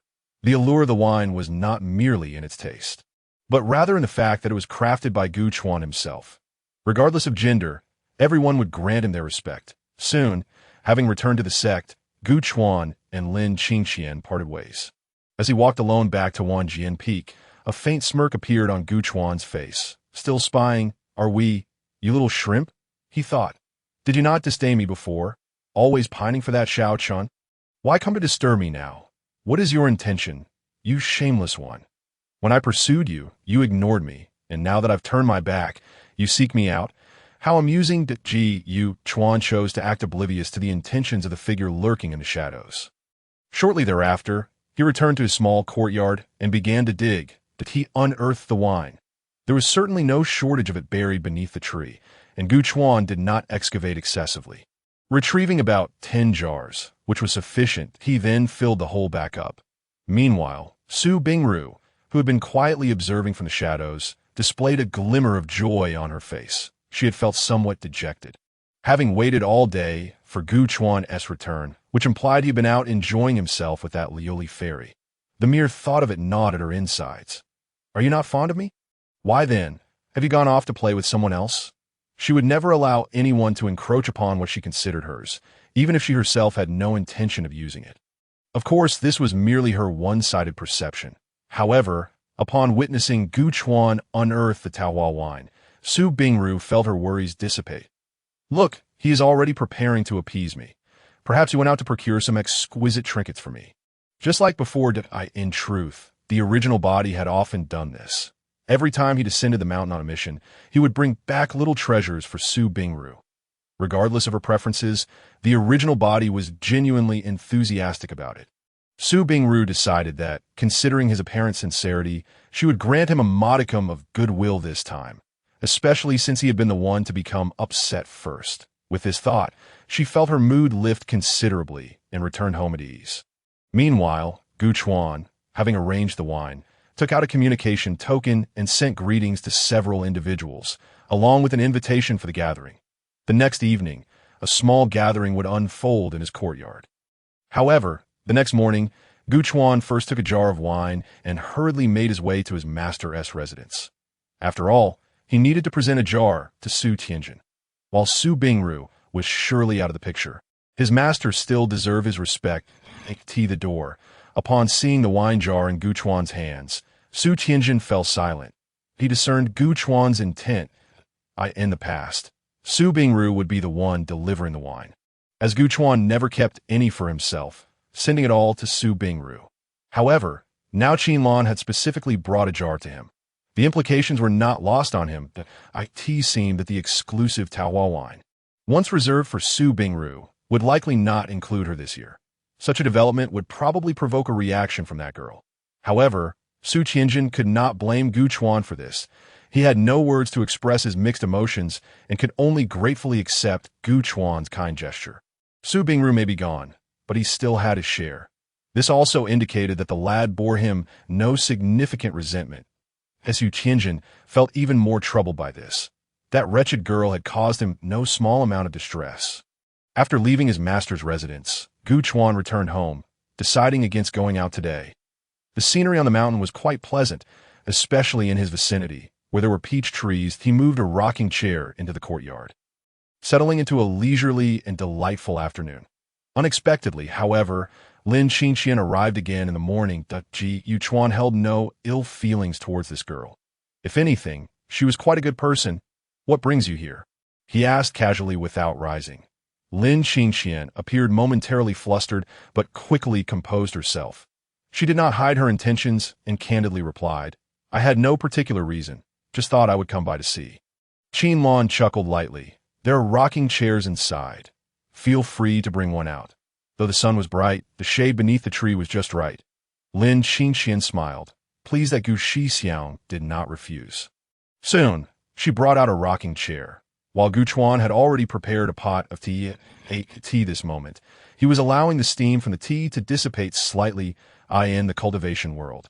Most cultivators possess this ability, so it was not remarkable that Ji Yuchuan pushed one cup toward her.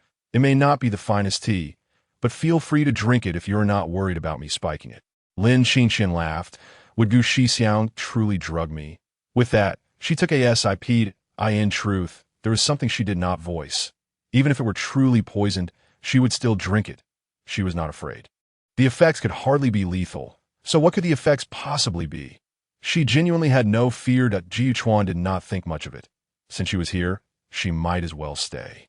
I've instructed the spirit chef to send over some food this evening, and some fellow disciples will be joining us for a small gathering. Lin Qingqian nodded. I informed the three of them before coming. I will remind them again tonight, and they will surely arrive on time. As she spoke, Lin Qingqian leisurely swayed in the rocking chair, gazing up at the sky. I hope the weather is pleasant tonight. Gu Chuan gazed thoughtfully into the distance, remaining silent. He pondered whether that woman would cause a stir tonight. Perhaps it would present an excellent opportunity, one sufficient to tarnish the reputations of those two shameless individuals. Chapter 11. Lin Shuya, Gu Chuan, and Lin Qingqian engaged in light conversation for a while. Lin Qingqian was not particularly loquacious. For the most part, it was Gu Chuan who chatted casually, while she responded intermittently. Despite this, the two felt no awkwardness, but rather a sense of leisure. After some time, Lin Qingqian unexpectedly fell asleep in the rocking chair. Ji Yuchuan noticed her steady breathing and smiled gently, shaking his head slightly. This girl truly let down her guard. Perhaps she felt particularly at ease in his presence.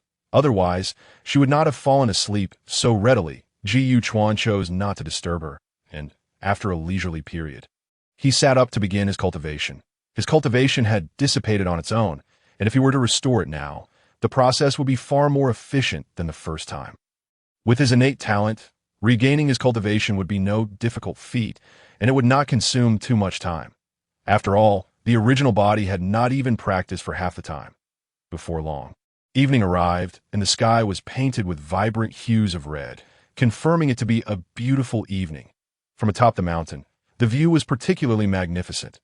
Yet, Lin Qingqian remained asleep. Ji Yuchuan shook his head slightly and leaned closer to the rocking chair, gently rocking it while gazing at the distant fiery twilight.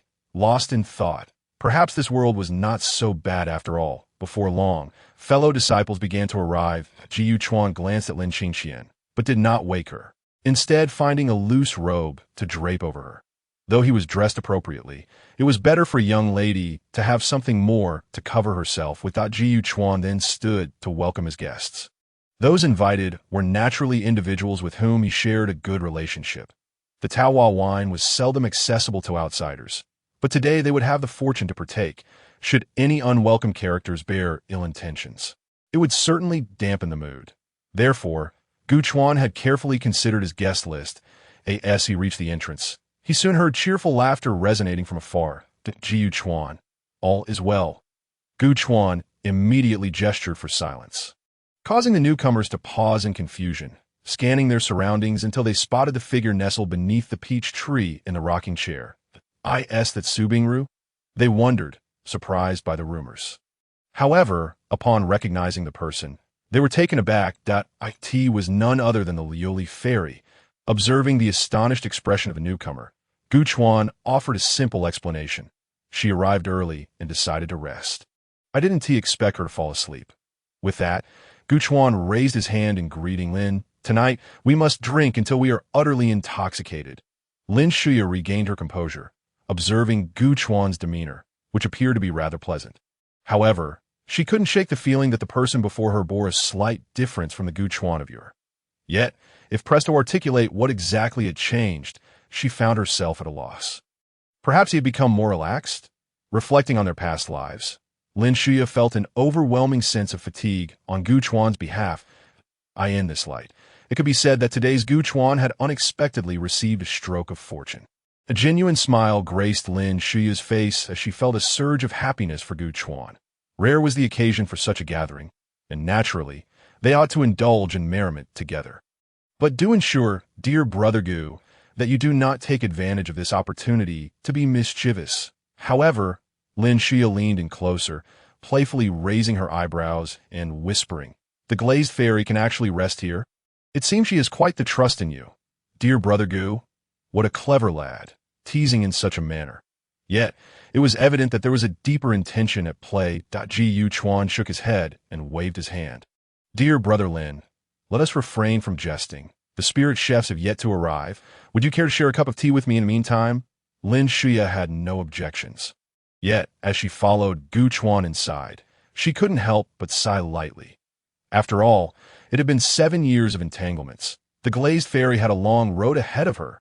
Soon, more individuals began to arrive, and the chorus of voices eventually roused Lin Qingxian from her slumber.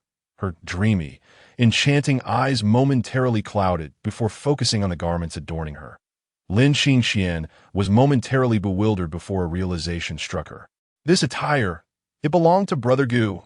Oh heavens! Lin Qingxian felt a delightful warmth bloom within her heart, a sensation so exquisite that mere words could scarcely encapsulate it. And as for Brother Gu, Lin Qingxian quickly scanned the area and spotted him entertaining fellow disciples at the door. The smile unfurled at the corners of her mouth, an undeniable joy radiating from her expression. She felt as though the scene before her mirrored a mundane existence akin to the tales of old, where Brother Gu played the role of the husband, and she, the devoted wife. He. Lin Qingxian couldn't help but chuckle foolishly. But soon, she sensed another presence drawing near and turned to see Lin Shuya. This individual was a direct disciple of the Heavenly Sword Peak, reputedly having first met Gu Chuan through a shared mission, with several subsequent interactions thereafter. Given Lin Qingxian's keen interest in Gu Chuan, she was well aware of their amicable relationship. Thus, she felt considerably at ease, even remaining seated as she extended a small hand from her garments. "Greetings, Lin Daoyu." Lin Shuya promptly nodded in acknowledgement. Stopping a short distance away, turning to gaze at Gu Chuan, who was still warmly welcoming his fellow disciples in the twilight. Brother Gu truly embodies the ideals of our sect, despite having been wronged. He remains affable. Lin Qingxian observed Gu Chuan, her thoughts wandering to the implications of Lin Shuya's presence. As she pondered, Lin Shuya continued, "However, the Wanjian Peak has exacted too great a toll on him. Though this twilight is beautiful, it inevitably carries a tinge of melancholy. Glazed fairy, may I venture a suggestion?" Lin Qingxian could not help but feel astonished. Yet upon further reflection, she recognized that Lin Shuya's demeanor was rather peculiar. Was he attempting to orchestrate a union between herself and Gu Chuan? Unable to restrain herself, Lin Qingxian turned to him. "If it pertains to Brother Gu, feel free to speak openly." Lin Shuya, observing Gu Chuan's carefree laughter, couldn't help but smile slightly. "Look, Brother Gu seems far more at ease than before. In my humble opinion, the fairy should consider descending the mountain with Brother Gu for a time. Who knows what delightful surprises may await?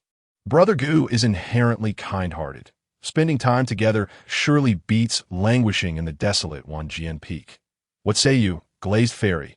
Lin Qingxian meticulously analyzed his words, and the more she contemplated, the more she sensed a kernel of truth within them. Remaining in such a sorrowful place, when could Brother Gu truly release the burdens from his heart? Though Gu Chuan appeared carefree, she understood that 7 years of anguish could not simply evaporate in a few fleeting days. Thus, if they were to embark on a journey together, it might indeed serve as a balm for his wounds. Yet, why was he confiding in her alone? Lin Qingxian's suspicious gaze fell upon Lin Shuya. "You seem to hold me in particularly high regard." Chapter 12. Deep Grievances. Su Tianjin in response to Lin Qingxian's inquiry. Lin Xia merely shook his head with a smile. He turned to face her and pointed to his own chest. I am not adept at cunning schemes. I perceive the true nature of people. With that, Lin Xia pivoted and departed. Lin Xingqian watched his retreating figure, contemplating for a moment before breaking into a light chuckle. He truly was an intriguing individual. It was confirmed. He was undoubtedly an ally. The banquet commenced shortly thereafter. A long table was set up in the courtyard, laden with a plethora of delicacies. Jiyu Chuan produced 10 jars of peach blossom wine, instantly igniting a lively atmosphere. The festivities began in earnest, with cups clinking and laughter filling the air as the sun dipped below the horizon, yielding to the moon's ascendance, a scene of utmost contentment. However, while Gu Chuan reveled in merriment, not far away, Su Bingru found herself in torment. From a distance, she observed Gu Chuan, holding that familiar peach blossom wine, now sharing it with all the disciples from various peaks. Everyone was included, except for her. How dare he? Su Bingru felt an explosion of anger within her. All right then, you've truly outdone yourself. Just wait, I shall never acknowledge you again. Yet the sounds of laughter wafted toward her, accompanied by a sweet, cooing voice that seemed to be indulging in playful banter. The more she wished to ignore it, the clearer the sound became. These past few hours have been nothing short of torment.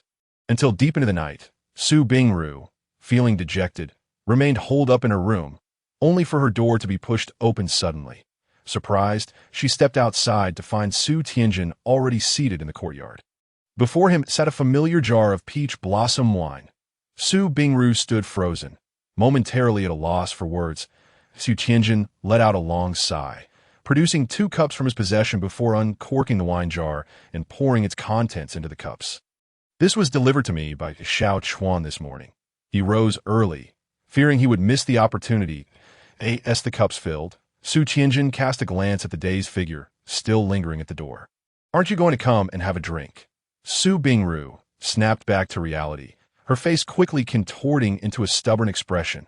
Who would drink your wine? Su Tianjin chuckled lightly at her response. Taking a cup for himself and bringing it to his nose for a gentle sniff, the pure aroma of the wine mingled with delicate hints of peach blossom, not overpowering, but perfectly balanced. Ah, the winemaking skills have certainly improved. He recalled the first time this lad attempted to brew wine, producing a cloyingly sweet concoction that, upon mere inhalation, inundated one's senses with the fragrance of peach blossoms. Back then, Bingru had laughed at him for days. Yet, how swiftly time had flown. That was now several years ago. A bittersweet sensation welled up within Su Tianjin as he unconsciously turned his gaze towards Gu Chuan's small courtyard. The atmosphere was lively, laughter ringing out. As Su Tianjin sighed inwardly, as a master, he had failed in his duties, allowing his daughter to be bullied to such an extent. The more carefree Gu Chuan became, the more acutely he felt the pain that Bingru had endured. Recalling that day in the Great Hall, when Gu Chuan's cultivation was dissipated, he could hardly fathom the darkness that must have clouded his heart at that moment. Xiao Chuan, I am sorry for Bingru, and I am also sorry for you. Shaking his head in quiet dismay, he caught sight of the dazed girl still lingering at the doorway. As Su Tianjin felt his frustration rise. You truly want to drink? This might be the last jar of peach blossom wine. Su Bingru's expression shifted slightly. The last jar? Why? Su Tianjin scoffed lightly, though a sense of helplessness enveloped him. This day. You still believe Xiao Chuan acted with malice, don't you? At the mention of this, Su Bingru exploded. Father, why do you bring this up again? I've said it 10 times. The falling leaf sword wave cannot be fake. Su Tianjin shook his head with a sigh, pouring himself another cup and draining it in one go. There are no outsiders on Wanjian Peak. Thus, there is no evidence to speak of. The elders have been clamoring to investigate, but everyone knows this matter cannot be unraveled. If we truly wanted to delve deeper, we would need to search the soul, but the Kanglan sword sect would never resort to such underhanded tactics. Hence, he found it futile to reason with this girl.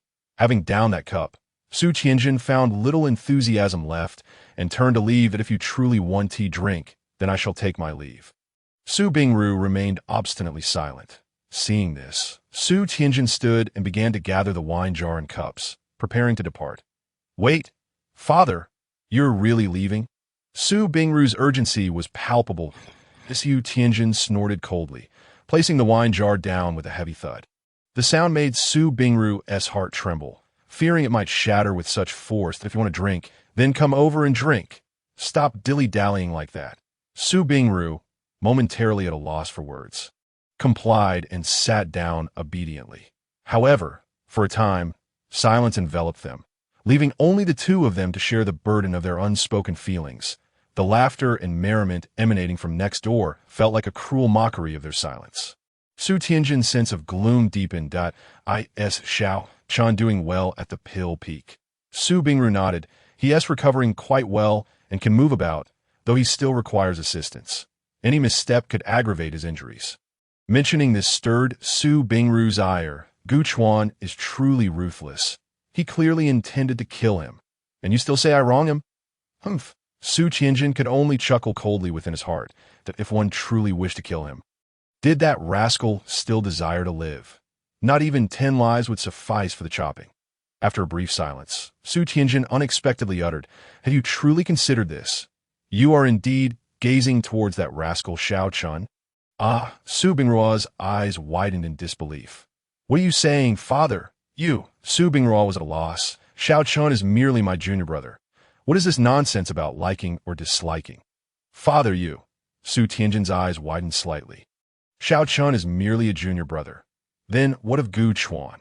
He too is a junior brother, is he not?" In that moment, Su Tianjin was so infuriated that words eluded him. It felt as though he were playing a lute to a cow. And the conversation was utterly mismatched. After a considerable pause, Su Tianjin finally managed to squeeze out a sentence. "Bingru, you ought to understand my meaning." Su Bingrua fell silent. Observing this, Su Tianjin could not help but furrow his brow slightly. What on earth was this girl thinking? Suddenly, laughter erupted nearby, startling Su Tianjin into a momentary stupor, leading him to sigh inwardly. What did it matter after all? He was reminded of Lei Valley, Gu Chuan's despondent expression, and the saying that circulated among the disciples. When one commits a transgression, there must be a price to pay. Su Tianjin could not help but sigh again. Indeed, when one errs, a cost must be incurred. Bingru, from this night onward, do not cling to Gu Chuan any longer. Henceforth, do not be burdened by any notions of brotherhood. Consider it as though you have never had Gu Chuan as a junior brother, as if you do not know him at all. You comprehend? Chapter 13. The commotion. Su Bingrua's eyes widened in astonishment. Disbelief mingled with anger. "Father, how could you say such a thing?" "What do you mean?" Su Tianjin shook the wine cup in his hand. "On the day Gu Chuan first entered Lei Valley, I had spoken to you, yet you did not heed my words. Today, it is the same. You still have the choice to ignore me. The decision lies with you. I shall not impede you. Think for yourself." With that, Su Tianjin downed his drink in one gulp and rose to leave. Su Bingrua remained seated, her expression shrouded in ambiguity. As the night wore on and the revelry began to wane, a figure staggered down the path towards the door. The previously jovial atmosphere in the courtyard fell into an abrupt silence. "Someone's coming." In the crowd, Gu Chuan's countenance shifted slightly, a hint of confusion etched upon his face. "At last, she has arrived. I knew that the jar of wine would not be given without consequence." Upon seeing the figure, clad in white with long hair cascading down, staggering as if intoxicated and clutching a wine jar, the crowd gasped in unison. It was Su Bingrua. All eyes in the room turned towards Gu Chuan at this moment. Su Bingrua had actually come, and moreover, she was approaching with a wine jar in hand, swaying unsteadily.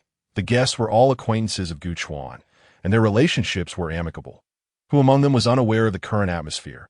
It seemed likely that Su Bingrua had come to stir up trouble. The ambience within the courtyard grew exceedingly peculiar. Beside Gu Chuan, Lin Qingqian narrowed her eyes, a barely concealed coldness evident in her gaze. It was this person who had transformed the once gentle Gu Shixiao into his current state. Even Lin Qingqian felt this way. The other three fairies wore equally displeased expressions, especially Linglong Fairy Wen Miaoshan, who openly displayed her discontent. Huffing, how dare she show her face here? At her words, the tension among the guests intensified. Yet, beside them, the Qinglian Fairy Qin Yu suddenly pulled Wen Miaoshan aside. Wen Miaoshan, puzzled, turned to see Qin Yu's inscrutable expression and shook her head in warning. When Miaoshan was taken aback, glancing back at Gu Chuan. However, Gu Chuan, seated at the head of the table, appeared remarkably calm. The crowd was at a loss, unable to decipher Gu Chuan's intentions. Then, with a loud crash, Su Bingruo staggered forward and forcefully pushed open the door, causing all present to rise in shock. What a spectacle was about to unfold. The seated guests, separated by a long table, watched as Gu Chuan sat there, his dark eyes seemingly concealing an abyss. Is there something amiss? His demeanor and tone caused the crowd to feel an impending sense of dread. Tonight, it seemed, would erupt. As Su Bingruo witnessed Gu Chuan's attitude, her pent-up frustration could no longer be contained. Perhaps fueled by the wine, or perhaps by the grievances of the day, she erupted in accusation that Ji Chuan, you scoundrel! Why was there no Taoxian wine for me? Have you lost your mind? How long do you intend to cause this uproar? With a resounding crash, she hurled the wine jar onto the table, shattering several dishes in the process. Fragments flew in every direction, but fortunately, all present possessed considerable cultivation and managed to shield themselves with a flicker of spiritual energy. Yet, the scene was undeniably disgraceful. The Ji Chuan's expression darkened slightly. I believe I've already told you not to disturb me any longer. It seems you are incapable of understanding human language. I cannot comprehend. What nonsense are you spewing? The bond of our sect is something you can sever at will. Is it? On what grounds? A collective gasp filled the room as everyone turned their incredulous gazes towards Gu Chuan. Sever the bond of our sect? What do you mean? Gu Chuan narrowed his eyes slightly. What I do, severs merely the connection to you, Su Fairy. It does not extend to the master. Furthermore, Su Fairy, your persistent intrusion into Gu's wine gathering is rather presumptuous. Would you not agree? As his words echoed, a fierce gust of wind arose. A wave of energy surged forth from the end of the long table, forming an invisible shockwave that swept through the room. Gu Chuan had directly taken action without a moment's hesitation. This was Su Bingruo. He truly dared to strike her. All eyes were upon them, and Su Bingruo was caught off guard, propelled backwards by the force until she nearly stumbled out the door. You actually dare to lay a hand on me? Su Bingruo could hardly believe her eyes. Not only Su Bingruo, but even those present could hardly fathom the unfolding scene. This was Gu Chuan, who had just struck Su Bingruo. It was evident how far their relationship had deteriorated. The collective sigh escaped the audience. It seemed the former Gu Chuan was truly gone for good. Yet the other four fairies, including Lin Qingqian, wore expressions of barely concealed satisfaction. This was how it should be. Cast her out decisively. If you think yourself so superior, then do not involve yourself with us. Under their watchful gaze, Su Bingruo collected herself, her face once again contorting with extreme fury as she shouted, "You have truly gone mad. How dare you raise your hand against me? Open your eyes and see clearly. I am Su Bingruo." However, her tempestuous outburst failed to elicit any reaction from Gu Chuan. In fact, Gu Chuan suddenly chuckled coldly. In your eyes, I've already acted against Xiao Chun. So what does it matter if I act against you? Su Bingruo stood there, dumbfounded, while the guests erupted into applause. Well said. If you believe in that Xiao Chun so fervently, then how is it that he nearly perished? If he can be pushed around, then what makes you, Su Fairy, so precious? Yet, Su Bingruo's expression darkened at that moment. Very well. You are merely unwilling to accept your guilt, insisting that I am the one who slanders you. Is your falling leaf sword wave not real? If so, then produce your evidence for all to see. Let me witness your alleged innocence. Come now, show your evidence. If you cannot, then do not create chaos here. You are the one who injured him so grievously. Yet you dare to be displeased. On what grounds? Surprisingly, Gu Chuan's face wore no trace of the expected embarrassment, resentment, or fury. Conversely, his expression remained eerily calm, and his voice bore a hint of menace. Are you truly certain you wish for me to reveal the evidence to the public? Chapter 14. The breaking point at this proclamation, all present felt their pupils constrict sharply. Su Bingruo stood frozen in disbelief. What did you just say? Su Bingruo found herself once more grappling with incredulity. Are you implying that you actually possess evidence? Why did you not present it that day? This cannot be a jest. Her complexion turned a shade of ashen fury. Very well. Then show it to me. Let all present witness what evidence can prove that Xiao Chun willingly sought to harm you. Come now. Quickly present it for all to see. The unfolding scene stirred a wave of anticipation among the guests. Yet, as they gazed into Gu Chuan's abyss-like eyes, many began to sense an unsettling premonition that it was likely that Gu Chuan was not merely fabricating tales. He seemingly held genuine evidence in his possession. As for why the evidence was not disclosed on that day, it seems that at that time, Gu Chuan was merely disappointed with Su Bingrua and had not yet reached the point of a complete rupture. Or perhaps, the evidence might hold some unutterable secret. Numerous speculations swirled in their minds. But at present, witnessing Su Bingrua's aggressive demeanor, a sense of cold amusement flickered in the hearts of the onlookers. Is this not exacerbating the situation? What if, just what if, they indeed possess evidence? The crowd, though divided in thoughts, ultimately focused their gaze on Gu Chuan. After being scrutinized for a moment, Gu Chuan feigned a sigh and produced an object from his hand. Those who were close enough could see it clearly. It was astonishingly a recording stone. Did Gu Chuan already record the scene that day? But why would he have done so in advance? Was he perhaps already wary of Xiao Chun? The crowd suddenly sensed that the situation was becoming increasingly peculiar. This matter seemed to run deep. All eyes were upon Gu Chuan, whose expression bore a hint of helplessness as an image materialized in the air. The image depicted a vast expanse atop the Wanjian Peak, and Gu Chuan's small courtyard was precisely within that frame. However, nothing significant appeared in the image, only showing Gu Chuan seemingly placing the recording stone down before walking back alone. His face adorned with a gentle smile, and his eyes sparkling with some unspoken anticipation. Although no other scenes were visible, the crowd could not help but feel a sense of disorientation. The Gu Chuan in the image seemed to be an entirely different person from the one before them now. Sighs quietly echoed in many hearts. Yet Su Bingru seemed oblivious to these sentiments. After a long while, upon Gu Chuan's return to his room, there was no further movement, but with this image already revealed. Even a fool could surmise that the entire sequence of events was likely contained within the recording stone. Otherwise, why would Gu Chuan produce it? After a brief wait, the image finally shifted that a young figure approached the small courtyard. As they were currently viewing evidence, the crowd could see clearly that he seemed to be putting something into his mouth before loudly calling out. Ji Chuan emerged and conversed with him for a moment at the door. Subsequently, the two walked together towards the open space at the courtyard's entrance. The crowd instantly tensed up, for the truth was about to unveil itself.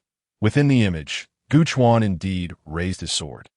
And a formidable force rapidly brewed around him, a whirlwind sweeping through as magnificent as autumn leaves falling. However, in the next moment, as Gu Chuan turned, Xiao Chun suddenly charged towards the trajectory of the sword. Then, the image concluded, and the truth was laid bare. The entire audience turned their gaze towards Su Bingru. This is the truth you sought. Let us see what you have left to say.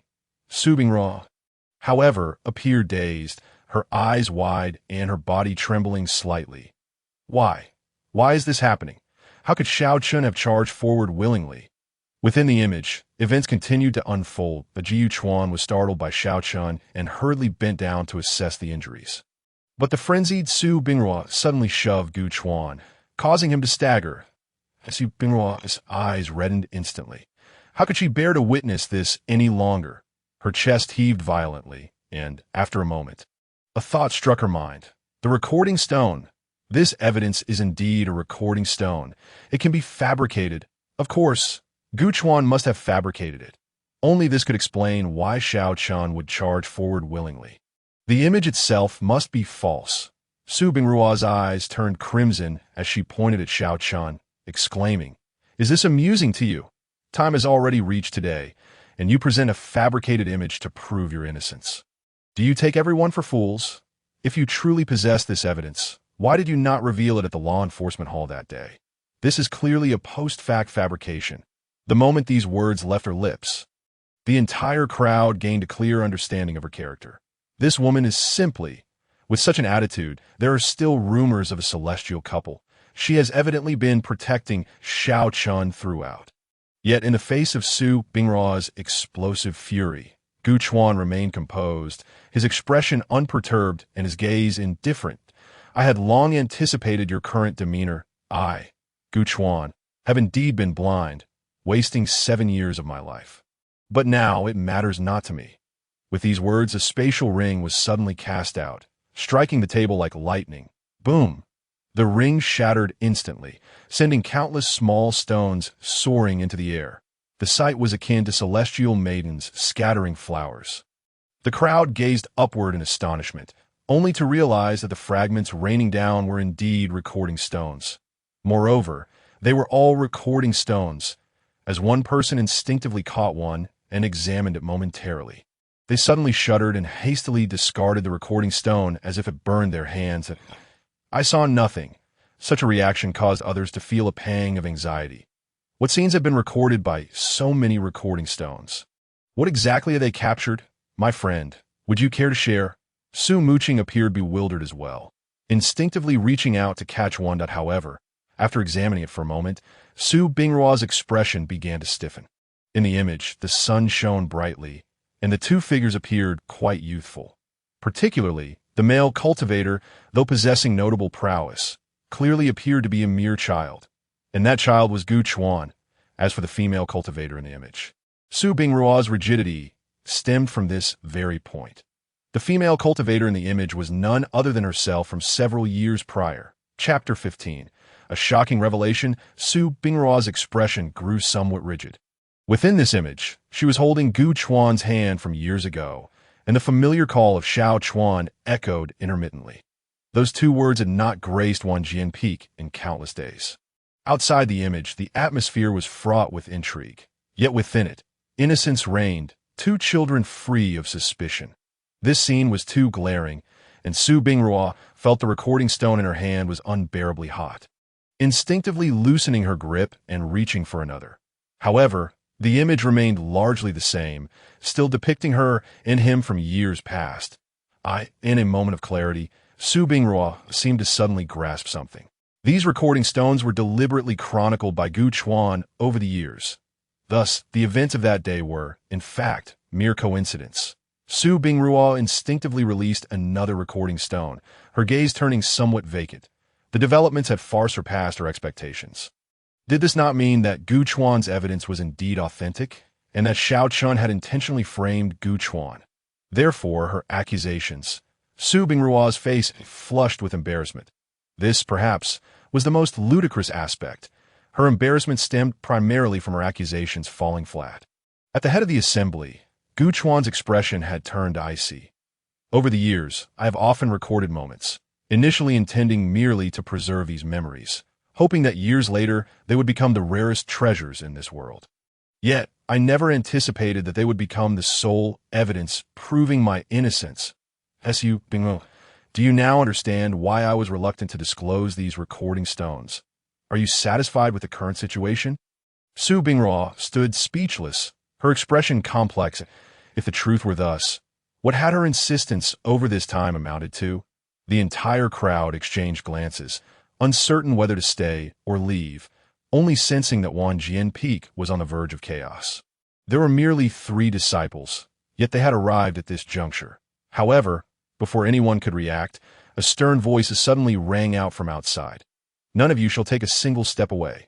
Gu Chuan's courtyard is to be sealed immediately, and the elders from the law enforcement hall will arrive shortly. Please hold for a moment.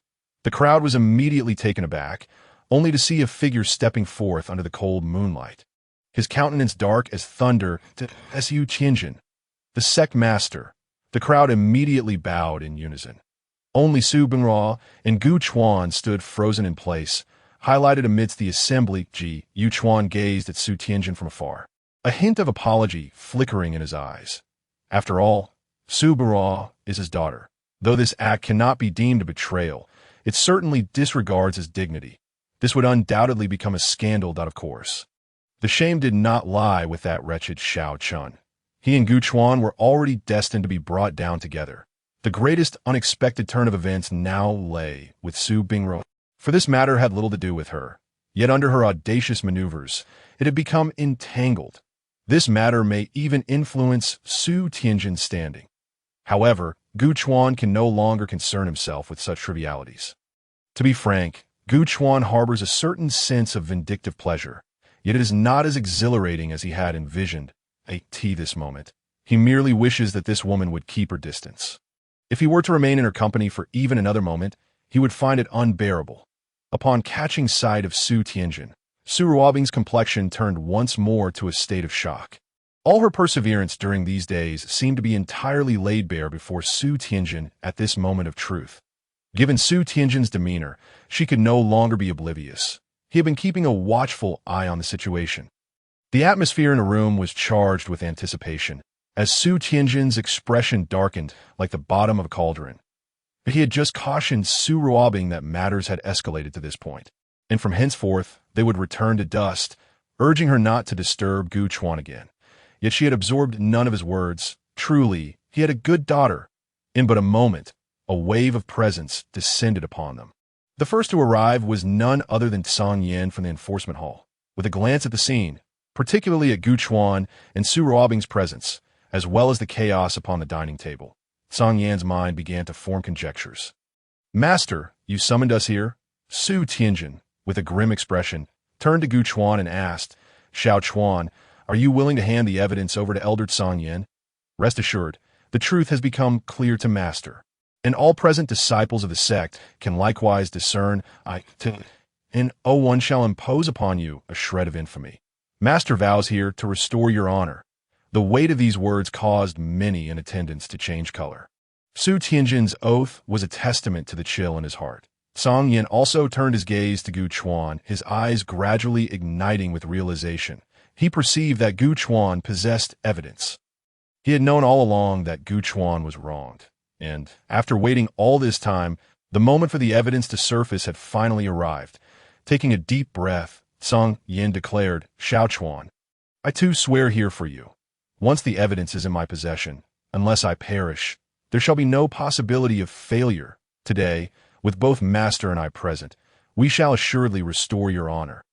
All eyes turned eagerly toward Gu Chuan. "Give it to him. Hand over the evidence." Under the collective gaze, the recording stone in Gu Chuan's hand soared forth, enveloped in spiritual energy. Song Yin promptly vanished from the spot.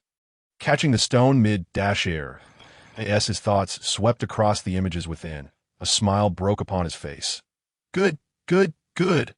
I knew you were wrong." With a commanding voice, he ordered those who have just arrived proceed to Dan Peak and apprehend the intoxicated Xiao Cheng for trial. Yes, the response was a harmonious chorus. As figures of light swiftly departed from the scene, the atmosphere in the room gradually grew quieter. Ji Chuan let out a slight sigh and raised his hands in a gesture of respect, saying, "I am grateful to all of you for witnessing tonight's events. Brother Gu, there is no need for such formality. We will certainly bear witness. Indeed, old Gu, you are being too polite. Just rest assured." The crowd's spirits lifted considerably. As the situation seemed to settle, Su Tianjin moved closer to Song Yin. There are still some trivial matters.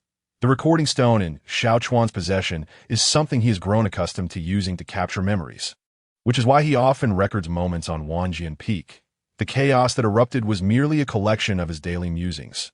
You should have your disciples gather it. Allowing it to spread too widely may not yield favorable outcomes. Song Yan's expression shifted with surprise upon hearing this, in a vague realization. He nodded and stepped back. This night was destined to be sleepless. Chapter 16. The relentless search. Su Ruobing was sent away by Su Tianjin, ordered to stay home and reflect. With her departure, the scene was devoid of irrelevant figures. Su Tianjin sighed and approached Gu Chuan, placing a comforting hand on his shoulder. "Xiao Chuan, you have suffered." Ji Chuan shook his head, stating that he owed an apology to his master, for she had repeatedly intruded into his life, disturbing his banquet. Before he could finish, Su Tianjin raised his hand to silence him. "There is no need for apologies. You have wronged no one. It is I who have neglected you due to my preoccupations. But rest assured that scoundrel Xiao Cheng shall not escape my wrath. A wolf in sheep's clothing, deceitful and vicious. Such a creature is indeed my disciple. Once that rascal is imprisoned and brought to trial, I shall personally see to his fate. However, Unexpectedly, at that moment, Gu Chuan once again bowed in respect. "Master, I have an unreasonable request." Su Tianjin's heart stirred. Xiao Chuan is not perhaps seeking to propose some condition. While this was not characteristic of him, should he make a request, Su Tianjin would certainly oblige. Yet Gu Chuan's next words left Su Tianjin momentarily stunned. "I wish to leave the sect for a period." Su Tianjin's eyes widened slightly.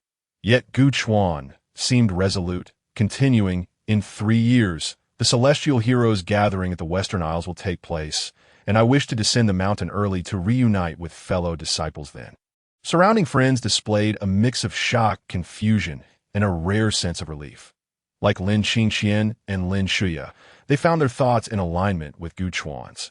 Only those who truly considered Gu Chuan's perspective could grasp the significance of this decision for him.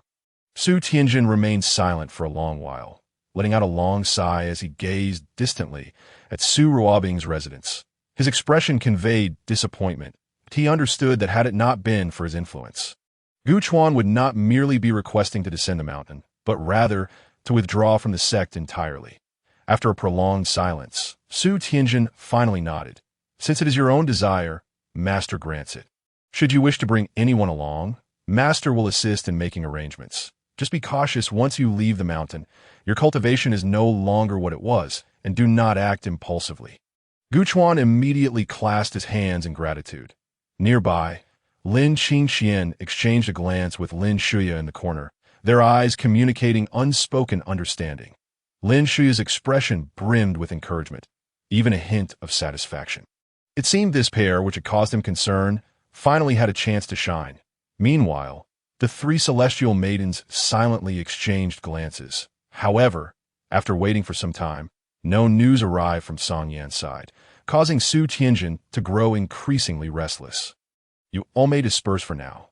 Xiao Chuan, you should rest early. I will check on the situation at Dan Peak." With that, Su Tianjin departed, and the courtyard erupted into a lively atmosphere. "Brother Gu, are you truly leaving just like that?" "Indeed, old Gu, your cultivation has yet to fully recover." "Are you really going?" "How about I accompany you? Just to keep you company." "Go, go, go. Does Brother Gu need your company? Do you think so highly of the 4 celestial maidens?"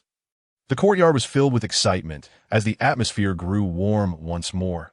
Yet Gu Chuan had lost the inclination to engage further and soon bid farewell to everyone one by one. As for the reason for leaving the mountain, he merely stated it was for leisure. In truth, that was indeed the case. With such a vast world out there, why should he remain confined within the Kanglan Sword sect? After all, he was no longer the Gu Chuan of OLD. As the crowd gradually dispersed, only Lin Shuya remained in the corner, while Lin Qingqian returned to her reclined seat. Lin Qingqian nestled in her chair, gazing up at the sky, neither indicating a desire to leave nor looking at Gu Chuan, exuding a playful stubbornness. Lin Shuya approached with a gentle smile, acknowledging that while the scene was not particularly glamorous, after tonight, Brother Gu could soar high and free, and Lin would be here to congratulate him on breaking his shackles and glimpsing the path ahead. Jiu Chuan paused, momentarily taken aback by his words. Amidst the various exchanges, it was only this sentence that resonated deeply within him. Yet before he could respond, Lin Shuya leaned in closer, winking and whispering, "When you go out, remember to bring the glazed fairy along. Trust me, you won't regret it." Having said this, Lin Shuya stepped back, straightening up and bowing respectfully. "In that case, I shall not disturb you further, Brother Gu. Until we meet again." Gu Chuan couldn't help but chuckle at this fellow, still playing matchmaker. Yet he understood that Lin Shuya meant well, and Lin Qingqian was indeed a good girl. However, regarding this descent from the mountain, he had no intention of bringing anyone along once he departed the sect. Unless absolutely necessary, Gu Chuan did not plan to involve himself with the sect during these 3 years. That would truly be leisure. With his spirit composed, Gu Chuan approached Lin Qingqian, who was still gazing skyward. Upon seeing his face, she smiled gently. "Brother Gu, you need not think of sending me away. I intend to stay with you." Jiu Chuan had yet to utter a word. However, Lin Qingqian interjected, asserting, "This is how it is now, and it shall remain so in the future if you do not want me. I shall become a solitary practitioner, leading a life of simplicity until I grow old and pass away unnoticed in some obscure corner. Gu Chuan realized that for the moment, it would be futile to dissuade her. The table nearby was still in disarray, with several of the recording stones scattered about that Jiu Chuan had no inclination to tidy up. So he simply sat down beside her, gazing up at the stars peeking through the foliage. Lin Qingqian glanced at Gu Chuan before resuming her stargazing. She was resolute. There was no way she was going to relent. After a brief moment, Gu Chuan let out a soft sigh. Was Lin Qingqian not a reflection of his past self? Qin'er, he began, I do not intend to bring anyone from the sect with me. Allow me to cast aside these ties and leave alone. Lin Qingqian turned her head, replying, Then I shall bid farewell to my master, relinquish my status as an inner disciple, and simply leave with you. In that case, I shall no longer belong to the sect. Jiu Chuan paused, his face revealing a flash of anger. Nonsense. If you proceed in such a manner, I shall leave in secret. Then I shall descend the mountain to find you. In this vast sea of people, how will you ever locate me? I will find you eventually. If not, I shall keep searching. Chapter 17. Departure. Gu Chuan began to think that perhaps he had underestimated her determination. Yet, he also pondered that this was merely a temporary fixation. When they meet again on the Western Isles in 3 years, if she remained as she was now, perhaps he could grant her a lifetime then. At the very least, it should not be at this moment. He still desired to enjoy life independently. How could he do so with her in tow? Not to mention, simply wishing to listen to some music and experience the charm of this foreign world would become inconvenient. He might as well not venture out at all. Yet he also considered the possibility that if he left covertly and she truly descended the mountain, searching for him among the countless faces over the years would be quite troublesome. He would owe her far too much. If it were anyone else, he might not care, but for her, Gu Chuan felt he could not act so selfishly. After much contemplation, Gu Chuan found himself at a loss and decided to let her depart first. After all, time was of the essence. As for Xiao Chun, it seemed something unexpected had occurred, but Gu Chuan showed little interest in it. What does it matter? The sect will handle him. Lin Qingqian discerned Gu Chuan's intentions. It was indeed inappropriate for a man and a woman to linger like this any longer. However, before she departed, she clenched her small pink fist and playfully pressed it against Gu Chuan's chest, saying, Gu Shixiang, do not think of driving me away. I have made up my mind. You will not be able to rid yourself of me. With a huff, she turned away, her hair cascading gracefully as she left.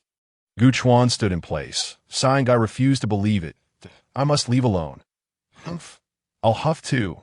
The following day, Gu Chuan received news that that time he was engaged in cultivation, restoring his dissipated powers.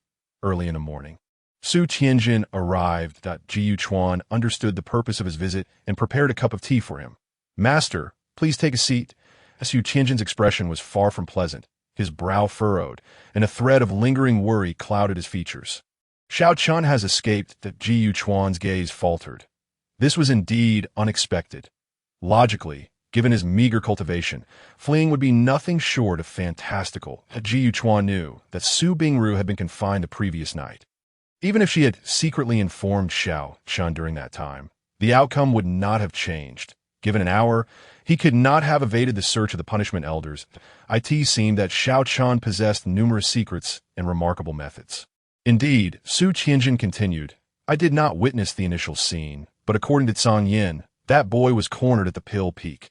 Sensing danger, a strange light suddenly emitted from his body, and an unknown formation appeared beneath his feet, causing him to vanish. The elders had also analyzed the situation. The fluctuations resembled spiritual energy, yet were not entirely so, and they felt an oddity they had never encountered before. As Su Tianjin sighed, his expression growing more troubled. For hundreds of miles, this night, nearly all the punishment elders were mobilized. One could say they searched every inch of the ground, yet found no trace. Xiao Chuan, do you have any thoughts regarding Xiao Chen's abilities? Gu Chuan's eyes were filled with contemplation. He had not been present at the scene, so what could he possibly deduce? However, the notion that they had never encountered such power did stir some unease within him. Could it be that he was merely a plot device? Was this boy the protagonist of this realm? That would be utterly absurd. He had obstructed the path of the protagonist. After pondering for a moment, Gu Chuan concluded that it was not that he looked down upon him, for with his abilities, achieving such a feat would be impossible. He must have relied on external assistance before he departed. Did he possess any items? Su Tianjin's eyes brightened. Indeed, he did possess something, a peculiar piece of paper. However, it bore no signs of spiritual energy fluctuations, so despite its oddity, the elders did not pay it much mind. Gu Chuan's heart raced. Could it be a card? Is this boy perhaps equipped with a system? If so, I might as well use my head to play along. Gu Chuan felt as if his mind was spinning. This was an utterly baffling situation. After a moment of reflection, he ultimately shook his head. The disciple has no clues that, as Su Tianjin sighed, taking a sip from his teacup, it seems capturing this boy will require some effort. However, you need not worry. If the sect wishes to apprehend him, he will not escape. If he cannot be caught, we shall issue the Kanglan Order of the Kanglan Sword Sect, though the world is vast. Where does he think he can run? He added, even if we cannot capture this boy, the sect will clear your name. Evidence has already surfaced, and no one dares to oppose it now. Finally, Su Tianjin added, not even Bingru. Gu Chuan smiled faintly. Choosing not to elaborate further, Ji Chuan realized that ever since the recording stone had shattered the previous night, he had felt little emotional connection to that woman. Previously, he might have entertained a malicious desire for revenge, but now even that interest had waned significantly. From this point onward, she would merely be a passerby in his life. Su Tianjin observed this keenly, his heart heavy with a silent sigh. Before long, Su Tianjin departed, and Gu Chuan did not dwell on it. Returning to his cultivation, since he had decided to descend the mountain, he ought to restore his powers. In the blink of an eye, 3 to 5 days had passed. During this time, Lin Qingxian frequently visited Gu Chuan. As for Su Bingru, she was likely still confined, having not shown her face even once. Of course, this was a positive development. The sect had already issued an announcement affirming Gu Chuan's innocence. Xiao Chun, however, had still not been captured, and the sect had released the Kanglan Order, causing quite a stir across the realm. As for the recording stones, they had likely all been reclaimed. Yet, the rumors persisted, for those images depicted not only the innocent exchanges at the beginning, but also her increasingly ungrateful demeanor. Now, Su Bingru had become the topic of gossip within the sect, with everyone whispering scornfully whenever her name was mentioned. In contrast, Gu Chuan was increasingly viewed with sympathy, as the gentle senior brother had suffered such outrageous treatment at the hands of that deranged woman. It was simply intolerable. One evening, as Gu Chuan observed the twilight, a decision began to form in his mind. Taking advantage of the moonlight, he stealthily made his way to his master's quarters. Have you made up your mind? As soon as Gu Chuan arrived, Su Tianjin sensed his intentions. Over the past few days, he had already anticipated that Gu Chuan was likely to leave. Now, it had indeed come to pass. Gu Chuan nodded, requesting, Master, please allow me to depart. Su Tianjin sighed. If you leave, will you still be a member of the Kanglan Sword Sect? Gu Chuan paused, shaking his head with a smile. Master need not regard this with such gravity. I am merely descending the mountain to travel. I am not withdrawing from the sect. Su Tianjin smiled. That is good to hear. Have you decided whom to take with you? Gu Chuan shook his head. I did not intend to bring anyone. Su Tianjin's eyes widened in surprise. Chapter 18. Celestial days. Su Tianjin could see that Gu Chuan's cultivation had improved and was progressing rapidly.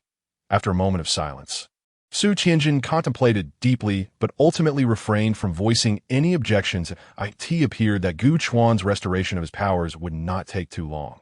Since he wished to leave, then let him go. Su Tianjin raised his hand, producing a spatial ring. Ji Chuan was momentarily taken aback. Master, I cannot accept this.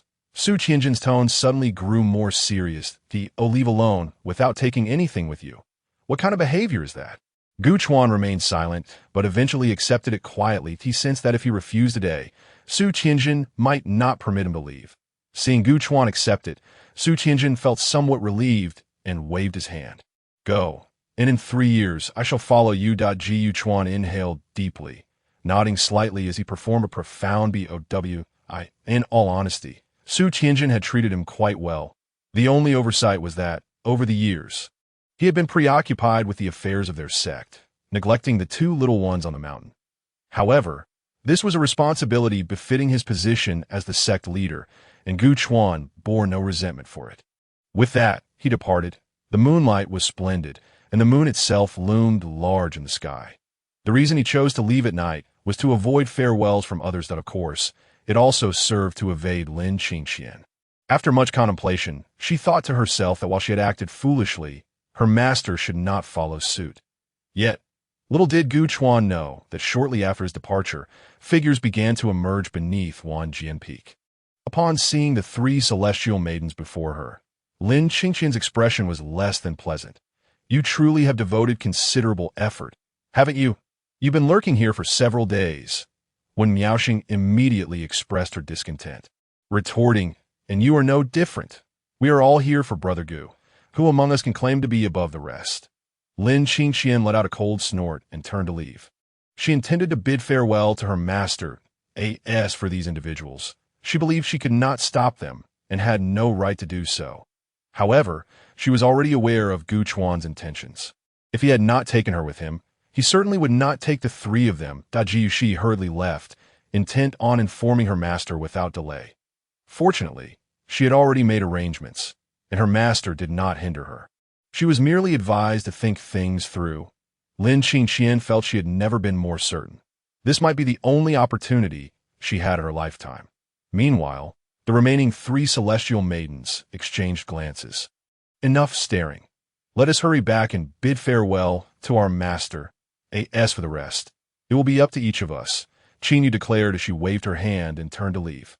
The other two exchanged wide-eyed looks before also making their exit. Outside, the clouds drifted lazily. Qin Lan soared through the air, gliding under the moonlight, the sect behind her growing ever more distant. Naturally, she would first pass through Kanglan City on her descent. However, at this hour, the city gates were likely closed. Although there was no curfew within, Gu Chuan had no intention of stepping inside. Being too close made him wary of being pursued, so it was better to keep his distance. Thus, after flying past Kanglan City for quite some time, and as the night deepened, Gu Chuan finally lowered his altitude. Observing his surroundings, he found himself on a government road, devoid of any figures at such a late hour. With no village ahead and no one behind, it seemed difficult to find a place to rest. Jiu Chuan decided to continue his journey, flying low until dawn, when he finally heard the sound of water. Following the sound, he soon discovered a small stream by the roadside. Gu Chuan halted, bending down to take a closer look. The water in the stream was remarkably clear. He crouched down to wash his face, instantly feeling rejuvenated. Although cultivators do not require sleep, the long night of travel inevitably left him a bit fatigued. At this moment, the sun rose, casting a fresh vitality of morning light, and Gu Chuan squinted at the sky. Everything around him bathed in a golden glow. The sensation of freedom washed over him. To be unrestrained and unburdened. Now that is the demeanor of an immortal. As the water flowed gently, Gu Chuan sat on the ground, feeling the stream trickle between his fingers, and suddenly entertained the thought of resting a while. That a glance around revealed that the area was densely wooded, so he leapt up into a tree, propping his legs up and dozing off. After all, there were no constraints. He could leave whenever he wished. Such is the essence of freedom. In the haze of slumber, the warm sunlight enveloped him, lulling him into a deeper sleep. If time were to pass, the scorching sun would soon be obscured by the tree's shade, so Gu Chuan felt at ease and, before long, truly fell asleep. In the wilderness, Gu Chuan took no precautions. Even with some mosquitoes and ants around, as long as there were no formidable beasts, his defenses would remain intact. Thus, time slowly drifted by. By mid-morning, Gu Chuan was still lightly dozing when suddenly a figure fell from above. Dressed in a dark gown, with tresses cascading down, delicate collarbones, and enchanting eyes, it was the luminous fairy. Though she had pursued him tirelessly, she showed no signs of fatigue, her pretty face bearing a frosty demeanor that discouraged anyone from approaching. However, upon spotting the figure in the tree, Lin Qingxian couldn't help but smirk with triumph. "Humph, you truly lack perception. You really left me behind. Aren't you afraid I might search the world for you?" With a chuckle, she quietly produced a compass, on which a red dot was blinking. This was a precaution she had set up during her stay on Wanjian Peak, taking advantage of Gu Chuan's slumber to prepare for the possibility of his secret departure. Today, it proved to be quite useful. Confirming Gu Chuan's safety, Lin Xinxian stealthily withdrew a distance. As long as she could find Gu Chuan, she would be content. She knew well of Gu Chuan's remarkable skills, and getting too close would risk being detected. Time passed quietly. Only these two, one near and one far, remained in this place by noon. The sound of hooves suddenly echoed from afar, gradually revealing the approaching party. It appeared to be a merchant caravan. Given the proximity to Kanglan City and the fact that they were beside a government road, the presence of a merchant caravan was hardly surprising. The members of the caravan arrived at the water's edge, scattering along the banks of the stream. Upstream, burly men began washing their faces and drinking water, while others let their horses stop to drink, until one of them glanced around and suddenly spotted a person lying in the tree. "Hey, there's someone." The crowd gasped in astonishment, their eyes following the direction of the call. They beheld Gu Chuan, clad in white, casually dozing with his legs crossed. The group exchanged bewildered looks. Wang Biao, what's the situation with this person? Chapter 19. Qingyuan Town. Wang Biao was a middle-aged man with a full beard and a robust physique, bald-headed and exuding an intimidating presence. However, his gaze was remarkably calm, not matching his fierce appearance. Observing Gu Chuan for a while, he noted that Gu Chuan's breathing was even, showing no signs of injury or death. It seemed he was merely asleep. After pondering for a moment, Wang Biao shook his head. It was best not to disturb him, as he could not ascertain Gu Chuan's depth of skill that a young fellow expressed concern. Should we really let him lie there? What if he encounters danger? Among them, Wang Biao possessed the highest cultivation and could sense Gu Chuan's extraordinary nature. However, not everyone had such discernment. The young man's words garnered some agreement, but no one else voiced their opinions, returning to their own tasks. In the tree. Gu Chuan smiled slightly at the corner of his mouth. He was, of course, awake. How could he remain oblivious with them so close? On one hand, he felt lazy and reluctant to move. On the other, he was curious about this group. They appeared decent enough, and he thought it would be better to accompany them until they reached a town where he could part ways. From their discussions, it was clear that their journey was still quite long. It seemed they were on a long-distance escort mission, with Wang Biao as their leader. Before long, Gu Chuan yawned and lazily sat up in the tree. This action immediately drew the attention of several onlookers. Ji Chuan lowered his legs and looked around at the group's appearance. "Are you all here to take a break as well?" "Indeed, this place has a small stream. Perfect for a brief rest. I must say, young man, you have quite the audacity to sleep out here in the wild. Aren't you afraid of being devoured by wild beasts?" Gu Chuan merely chuckled lightly. Feeling at ease, he had no fear of malevolent spirits or monsters. If he truly encountered a ferocious beast, it would mean the heavens had truly lost their sight, allowing a virtuous person like him to meet such a tragic end. As he spoke, Gu Chuan moved, descending the tree trunk. Once on the ground, he transformed into a well-dressed and handsome gentleman. Though his demeanor was gentle, his words were carefree. "I see none of you are evildoers. How about allowing me to travel with you for a while? Once we reach the nearest town, we can part ways. Would you be amenable to that?" Upon hearing this, everyone turned their gaze to Wang Biao. Wang Biao frowned slightly, his expression becoming even more intimidating. Especially as he approached, his imposing presence filled the air. Yet, Gu Chuan showed no sign of fear, leaving everyone astonished. When Wang Biao reached him, he scrutinized Gu Chuan closely. "You read traveling alone in the wilderness? Where are you headed, and what business do you have?" Gu Chuan met his gaze and pointed ahead. "I hail from Kanglan City, merely wandering and enjoying the scenery." With no particular destination, Wang Biao's vigilance remained unyielding. "You're all alone, and you're not afraid of bandits or wild beasts?" Gu Chuan replied calmly. "As I mentioned earlier, I am at peace within myself. I do not believe I will meet an untimely end so soon." That moment, Wang Biao fell silent, and the others were increasingly intrigued. Ji Chuan appeared genuinely unafraid, exuding a sense of calmness and nonchalance. After a moment's hesitation, Wang Biao gestured with his hand, conceding, "If you wish to accompany us, then so be it. You may depart at your leisure." The crowd's eyes glimmered with delight at this, as Gu Chuan was truly an extraordinary individual. Coupled with his remarkable demeanor and attire, he did not resemble a mere child from a humble household. This journey not only involved cargo, but also two carriages positioned one before the other. Wang Biaoshi proceeded directly to the rear carriage, thereafter remaining silent. That Ji Yuchuan immediately approached the others and engaged them in conversation. Inside the carriage, aside from Wang Biaoshi, there was another individual. This person had a fair complexion, appearing more like a gentleman akin to Gu Chuan rather than a weary traveler accustomed to the elements. Yet, Wang Biaoshi held him in high regard. Mo Xen, did you hear that? Wang Mo Xen nodded. What do you think? Wang Biaoshi shook his head in silence. That I cannot discern much. To my eyes, he seems just an ordinary person, yet his demeanor is anything but typical. If he were truly an ordinary individual, he would likely be a child of a wealthy family. As he spoke, Wang Biaoshi turned to Mo Xen. What about you? Any thoughts? However, to his surprise, Wang Mo Xen also shook his head. I cannot see through him either. I am in agreement with you. Instantly, Wang Biaoshi's pupils constricted. Soon after, the caravan resumed its journey. With two carriages at their disposal, Gu Chuan boarded the front carriage, while Wang Biaoshi took the rear. Although Gu Chuan had intended to ride a horse, the enthusiasm of the others, noting his delicate appearance, suggested he was not one accustomed to hardship.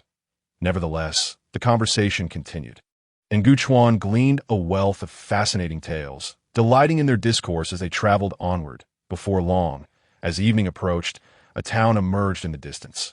This is Qingyuan Town, one of them remarked. Though small, it is quite complete, and we have rested here before. Finally, a place to rest. My backside has been jostled after a day of travel. Came a jovial laugh, followed by a chorus of chuckles from outside. Leaning forward, Gu Chuan lifted the carriage curtain and gazed quietly at the distant town. Though it appeared to be a peaceful settlement with wisps of smoke rising from many homes, Gu Chuan sensed an undercurrent of subtle demonic energy permeating the area.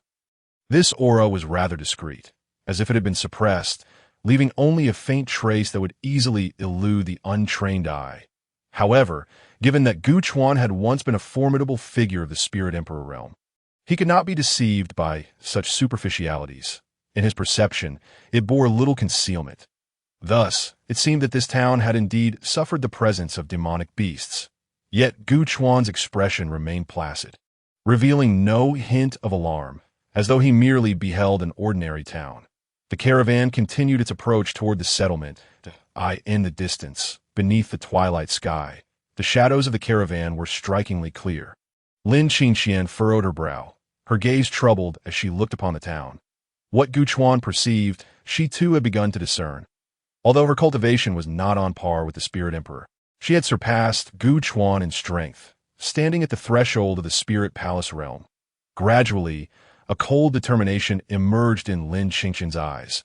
This place was not far from the Kanglan Sword sect, yet it was beset by demons. This matter could not be overlooked. Chapter 20. The deceased town was bustling with activity. The streets were thronged with people, including farmers returning home with their hoes, their dirty appearances prompting passers-by to frown and step aside to the street corner. Gu Chuan bid farewell to Wang Biaoshi with a respectful gesture, expressing his gratitude for the day's hospitality. "I'm deeply appreciative," he said, leaning in slightly to speak in a lowered voice. "As the day wanes, it is indeed unwise to continue our journey. Departing early tomorrow would be just right. However, Wang Biaoshi, do remember not to delay your departure. An early return is paramount, is it not?"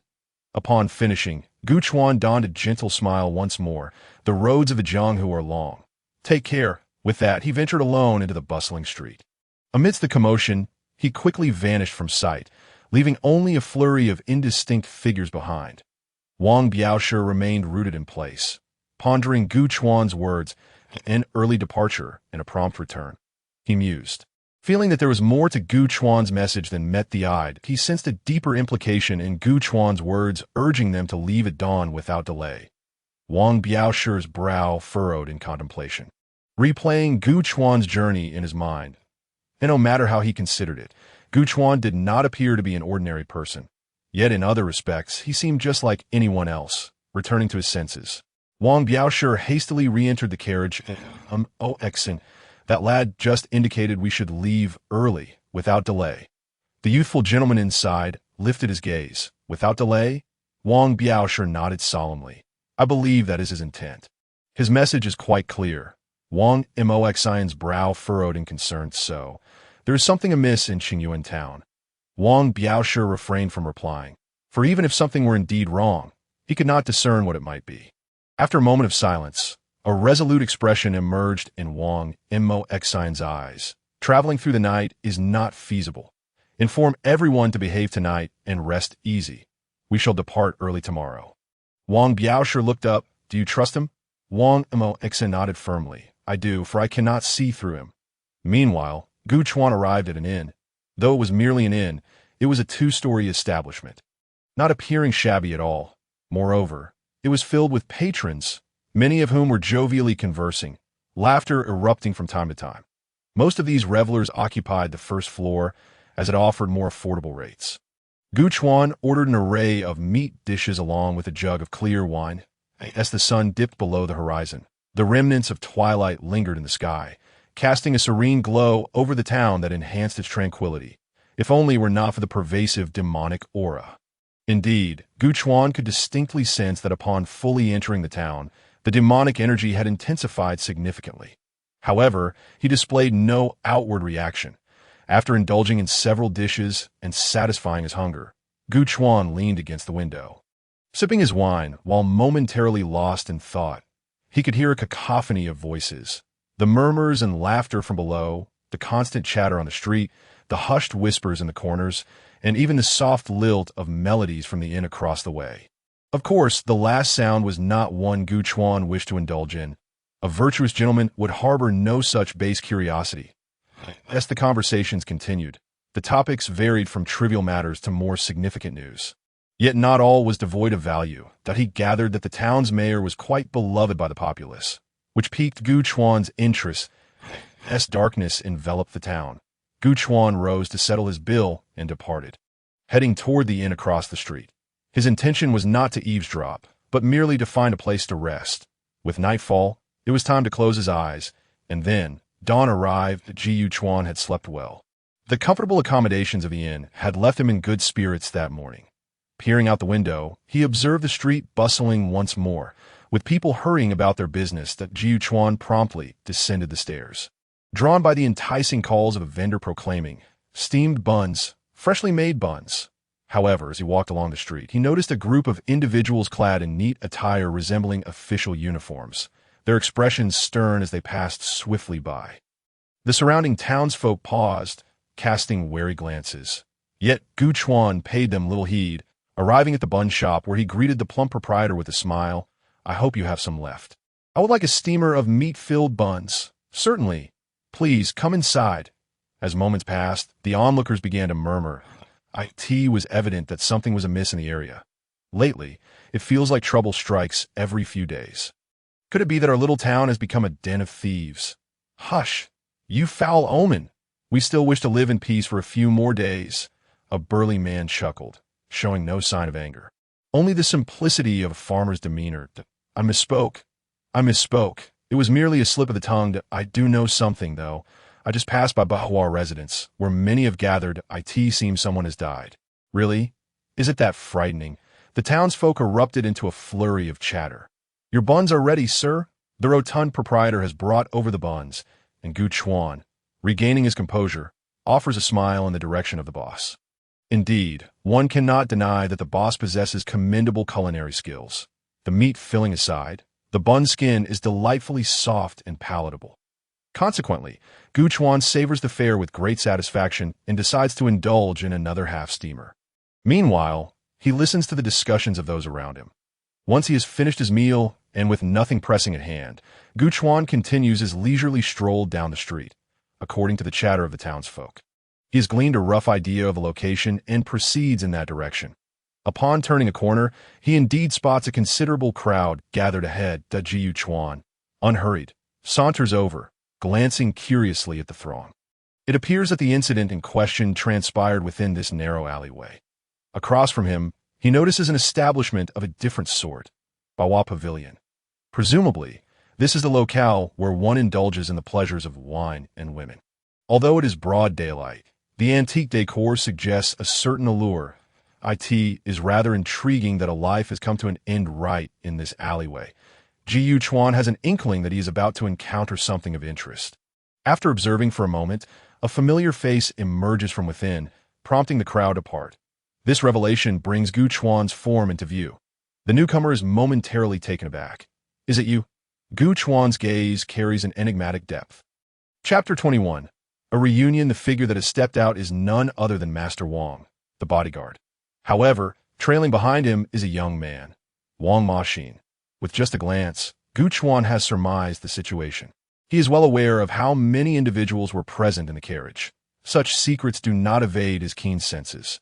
Recognizing each other, Gu Chuan merely inclines his head slightly. Yet both Master Wang and Wang Maxin simultaneously recall Gu Chuan's warning from the previous day. They exchange a silent glance, and both feel a tremor of unease. This individual is indeed no ordinary person. Upon reaching Gu Chuan, they both clasp their fists in salute, greeting him with, "Once again, we meet." Young master. Their demeanor has shifted significantly, adopting a level of respect far beyond their previous casualness that Ji Chuan pays this little mind and inquires, "Do you know the individuals inside?" A hint of melancholy crosses their faces as they respond. "Yes, they are from our team." Ji Chuan is not surprised. He had already guessed as much upon seeing them that if they were not connected to the deceased, they would have likely departed by now. Rather than lingering about to witness the commotion, life is unpredictable. I offer my condolences. However, may I inquire as to the cause of death of the brother inside? The two exchange another glance, appearing hesitant to speak. Gu Chuan's curiosity is piqued further. Clearly, the circumstances surrounding this death are peculiar, and the reason for it is anything but ordinary. Wang Maxin quickly regains his composure and suggests, "Shall we take the young master inside for a look?" "If you have the time, of course." Ji Chuan thinks to himself that this is a fine proposal, and he replies, "Then I shall trouble you both." The three of them weave back through the crowd and head directly into the alley. Inside, numerous officials are present, and the alley's entrance has been cordoned off. After a brief explanation, Gu Chuan is led forward. There he finds the deceased slumped against the wall, his face an alarming shade of pallor. His lifeless eyes staring blankly at the ground. It appears he has died with his eyes wide open. Strangely, there are no visible signs of blood, suggesting a lack of external wounds. What is more alarming is that the individual's clothing is disheveled.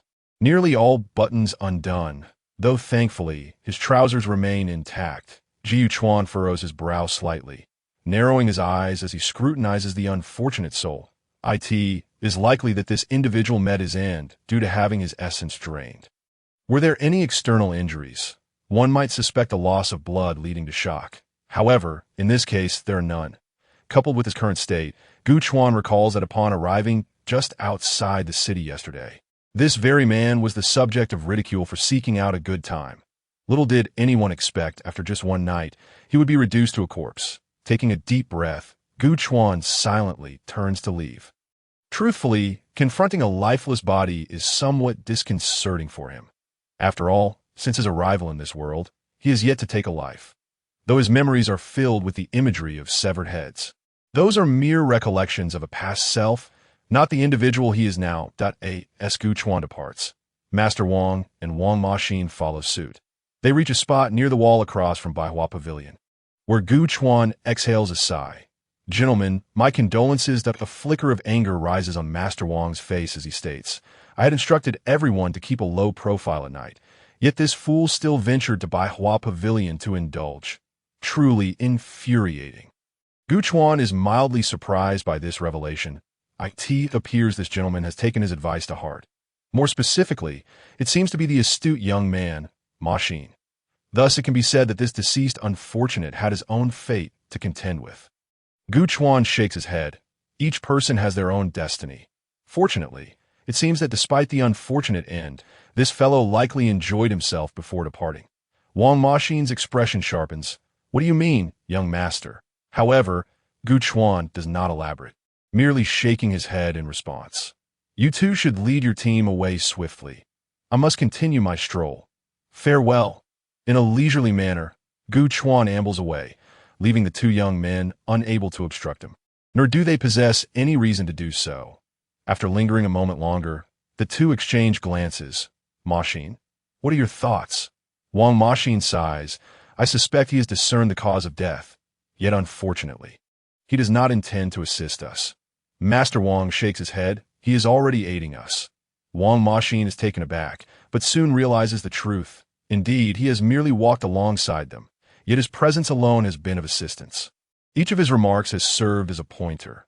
With this thought, the two silently come to a mutual decision. Once this matter is settled, they shall leave this ill-fated place at once, traveling throughout the night if necessary. Contemplating this, Wang Ma Xin feels a pang of regret. Had he known, he would have insisted on an immediate departure last night, even if it meant spending a night outdoors. Perhaps such a tragedy could have been averted. Alas, there are no what-ifs. Meanwhile, Gu Chuan has wandered far afield. The streets, even in daylight, are bustling with activity. Besides hurried passers-by, there are women and children enjoying themselves, if not for the earlier grim scene. One might find the atmosphere of this town quite delightful. Yet, therein lies the irony. This town, seemingly charming, is permeated by a palpable aura of malevolence. In this world, there exists a distinction between demons and monsters. Yet they're not of the same species. However, they share a commonality, the chaos that reigns in their realms, in the demon realm. While demonic beasts predominate, they are not the sole inhabitants. There are also bizarre entities that belong to the demon world, such as the sun-sucking succubus.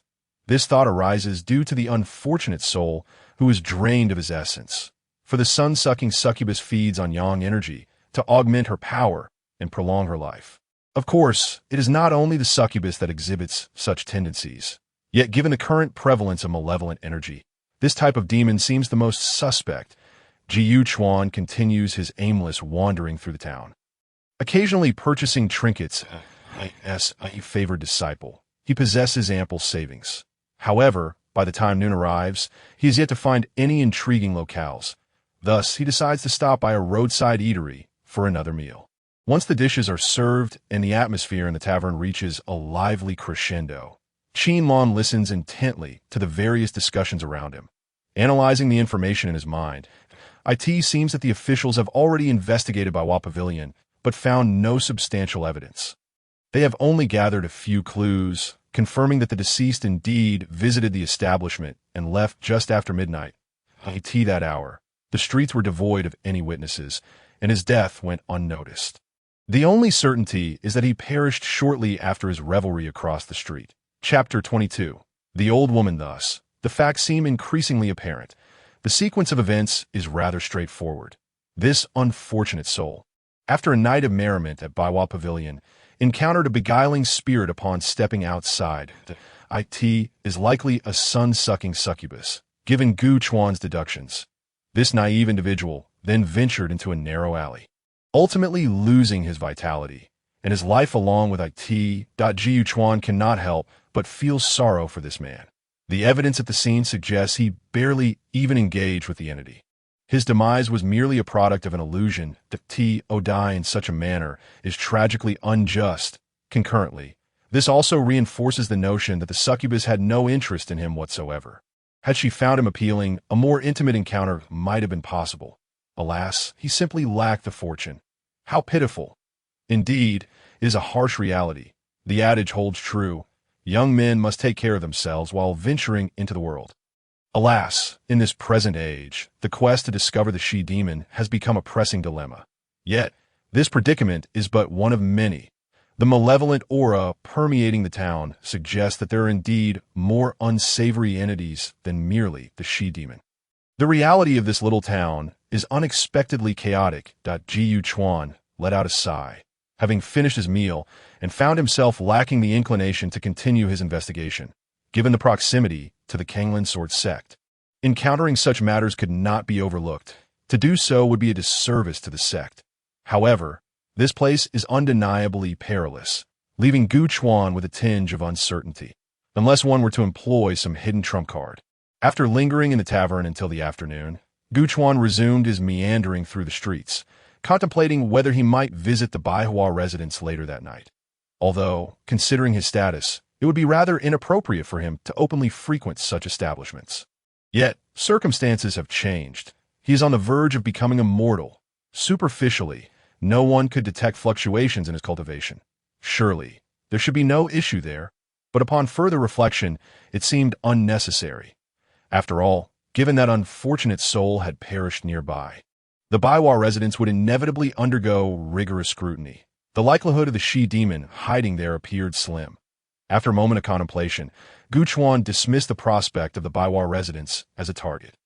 Despite its precarious position, there was truly no need to squander time there. If he were to venture out, it should be to a more discreet locale, such as the delightful spot he had encountered earlier that day.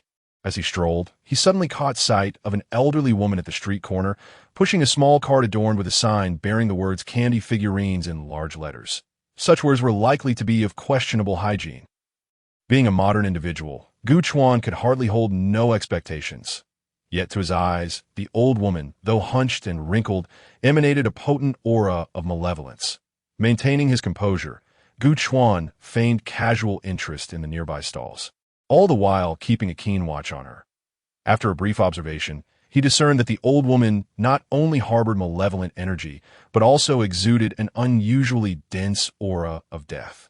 While it was not uncommon for the elderly to carry such a presence, the weight of this old woman's deathly aura was excessive. Logically, she should have already crossed into the realm of the deceased. Gu Chuan pondered, could it be that the master of the malevolent energy was the very force sustaining her life?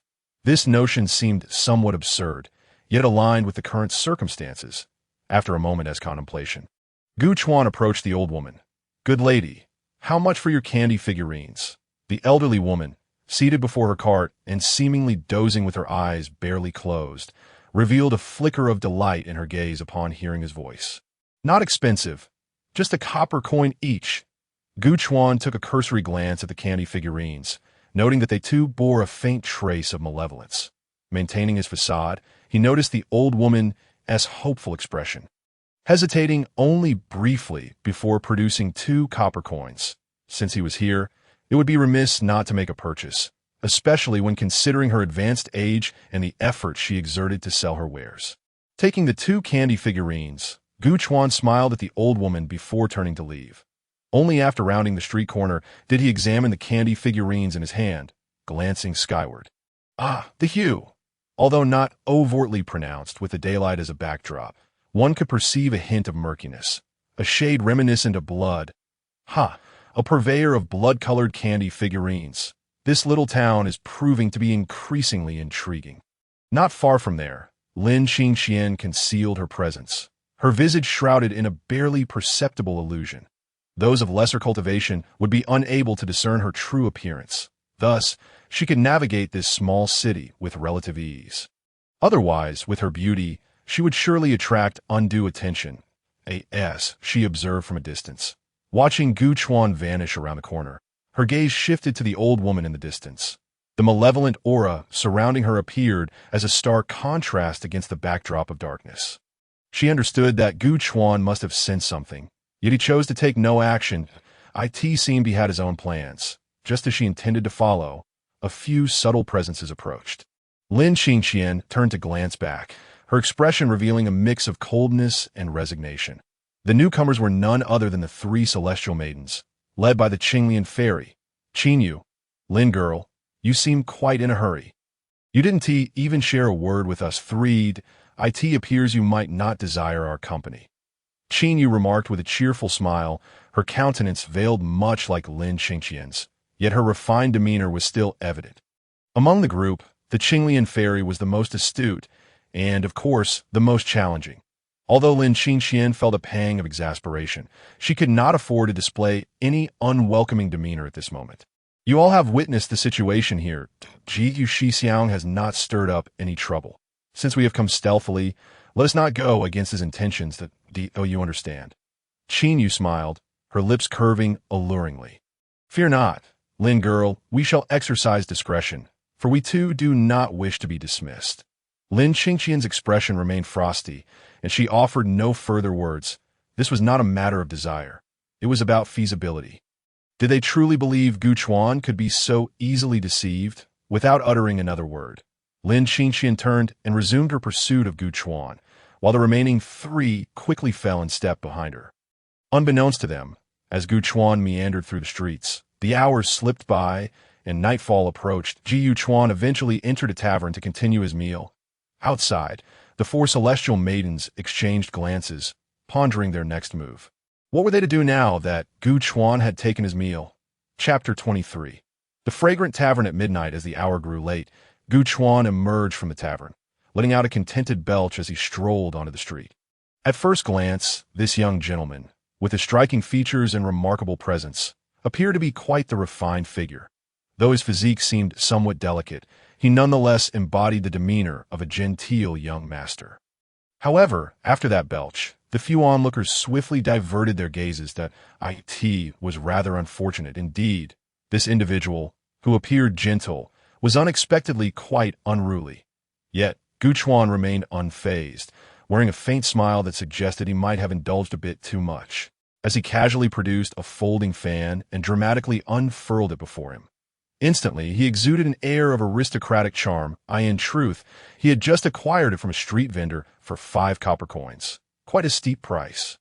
Observing the gazes of those around him, Gu Chuan's eyes sparkled with amusement that, how delightful it is to walk among mortals. He waved his fan, sauntering through the streets until he spotted a charming tavern not far ahead. The sign bore the words, "The Fragrant Tavern at Midnight." This establishment appeared to operate during the night. How intriguing, akin to certain entertainment venues. Point 1 could only wonder what delightful services might be offered here. This world was not overly stringent, and Gu Chuan mused that there must be some entertainment to be at. He stepped inside and was greeted by a lively atmosphere, with a considerable number of patrons. The hall was divided into several areas, each filled with beautiful maidens engaged in light-hearted conversation. Ji Chuan, with a discerning eye, quickly recognized the nature of these maidens. It was a case of seeing through yet choosing not to speak of it. However, something caught his attention, causing him to pause momentarily. At one of the tables, he spotted a familiar figure, an elderly woman with white hair and a face lined with wrinkles. Was that not the candy vendor from earlier? How very interesting. At the front, there was a bar-like area where a delicate maiden stood, exuding an aura of elegance that set her apart from the more jovial crowd below. As Gu Chuan entered, many patrons turned their heads to catch a glimpse of the handsome young man, their eyes sparkling with admiration. It was as if they lamented the fate of the unfortunate soul who would serve such a distinguished guest. From a distance, Gu Chuan's gaze met that of the maiden at the bar. He smiled lightly and made his way over. In a secluded corner, there were further alcoves, almost like private spaces, detached from the hustle and bustle of the main hall. These areas offered greater secrecy, with dimmer lighting, yet they were not devoid of patrons. Ji Chuan remained focused, his gaze fixed on the maiden before him. "Oh, you have any fine wine to offer?"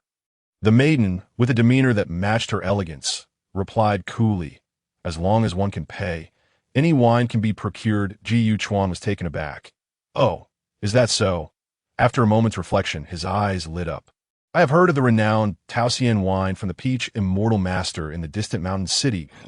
You have any?" The maiden paused, her expression momentarily faltering as she furrowed her brow. "Alas, we do not have that. If you truly desire it, you may return in 3 days. So I casually mentioned something, and you have none." However, Gu Chuan did not display any expression of triumph, merely appearing somewhat regretful. "Since that is the case, let us acquire something a girl would cherish." The young lady at the front desk gazed at Gu Chuan for a couple of seconds, her eyes subtly revealing a hint of disdain. It seems he is yet another who has taken a fancy to her. She speculated that he would undoubtedly concoct an excuse to invite her for a drink, especially since it was her preferred libation. Then, this young gentleman would proceed to show off, hoping to earn her admiration. A clitch performance. The girl shook her head slightly, turned around, and fetched a jar of wine along with a cup, placing them before Gu Chuan. "The drink you requested," she stated, before quietly distancing herself. However, given the limited space of the front desk, how far could she truly retreat? She could see Gu Chuan opening the jar, taking a whiff, and then a look of delight blossomed on his face. His gaze quickly shifted to her, giving a thumbs up. What exquisite taste! Humph. She felt a wave of disdain and promptly averted her eyes. Yet after a moment, when Gu Chuan remained silent, she could not resist glancing back. Setting aside all else, Gu Chuan's striking visage and his commanding presence were indeed impressive. Standing at this front desk, she could be considered quite the connoisseur of people from the moment Gu Chuan entered. She understood that he was not a local of this small town.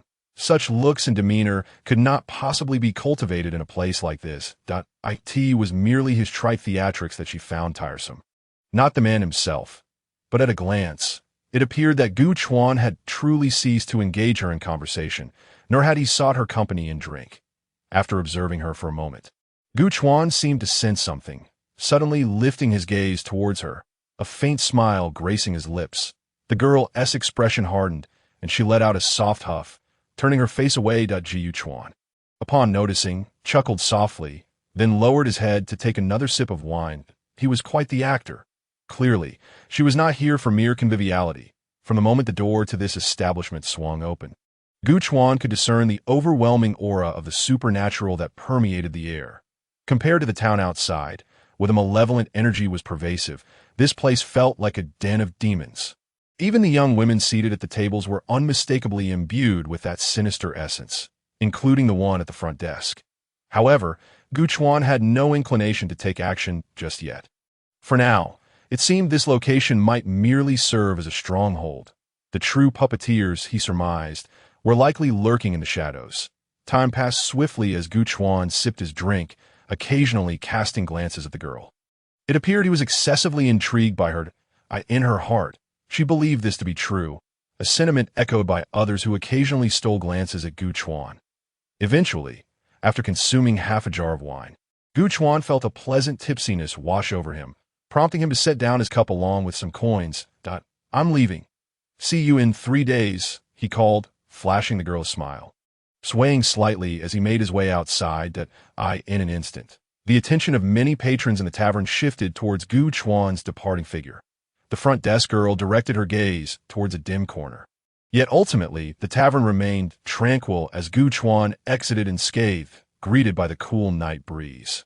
Casting a glance at the sky, Gu Chuan chuckled inwardly. Quite the cautious one, indeed. Chapter 24. A missed appointment having lingered in the wine aroma pavilion for quite some time. Gu Chuan remained focused on the enchanting yet aloof girl at the front desk. However, his ears were keenly attuned to the surrounding chatter. Amid the disjointed drunken ramblings, he repeatedly heard mention of a certain individual, the town mayor. Gu Chuan began to suspect that this peculiar tavern might be under the control of the mayor himself, although he lacked concrete evidence for the time being. Returning to the inn at a measured pace, Gu Chuan's silhouette was observed from a distance as several figures darted into a deserted alley, engaging in hushed conversation. Given the current situation, what are your thoughts? One asked. I encountered more than one supernatural being today. This town seems to harbor an abundance of them. It is hard to believe that creatures would dare to wreak havoc so close to a sect. On the other hand, Qinyu maintained a composed expression. That's not our primary concern. These beings are insignificant. We must contemplate Gu Shixiang's intentions. Should we act against these creatures, or will Gu Shixiang take matters into his own hands? Linglong Fairy appeared hesitant. I believe it best to refrain from acting impulsively unless a supernatural entity foolishly seeks to provoke Gu Shixiang. That notion holds merit, yet we will inevitably confront Gu Shixiang. Remaining hidden is not a sustainable strategy. Let us wait and see. Once this town's issues are resolved, we can confront him. Meanwhile, Lin Qingxian listened quietly to their discourse, not uttering a word. Though their discussion was fervent, she was acutely aware of Gu Chuan's intentions. He desired solitude, wishing to depart on his own. Thus, their animated discussions and hopes were mere idle chatter. Even she, perhaps, would struggle to gain Gu Chuan's approval. But what of it?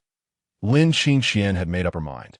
Regardless of Gu Chuan's stance, she would follow him in silence if he had the audacity. Let him try to expel her. Humph. A day passed. The following morning, Gu Chuan rose lazily, a hint of weariness in his eyes. He had not slept well the previous night, disturbed by strange noises emanating from the adjacent room. Such loud commotion made it nearly impossible to rest. Perhaps it would have been better to forego sleep altogether. Now, Having slept fitfully, he felt rather lethargic. After yawning, Gu Chuan pushed open the balcony door and peered down. The sun shone brightly. It was yet another splendid day. However, it didn't take long for him to sense something amiss. The streets today were markedly more animated than usual, with sporadic shouts of "Mayor" echoing through the air. Following the source of the voice, Gu Chuan observed a throng of people bustling about the street.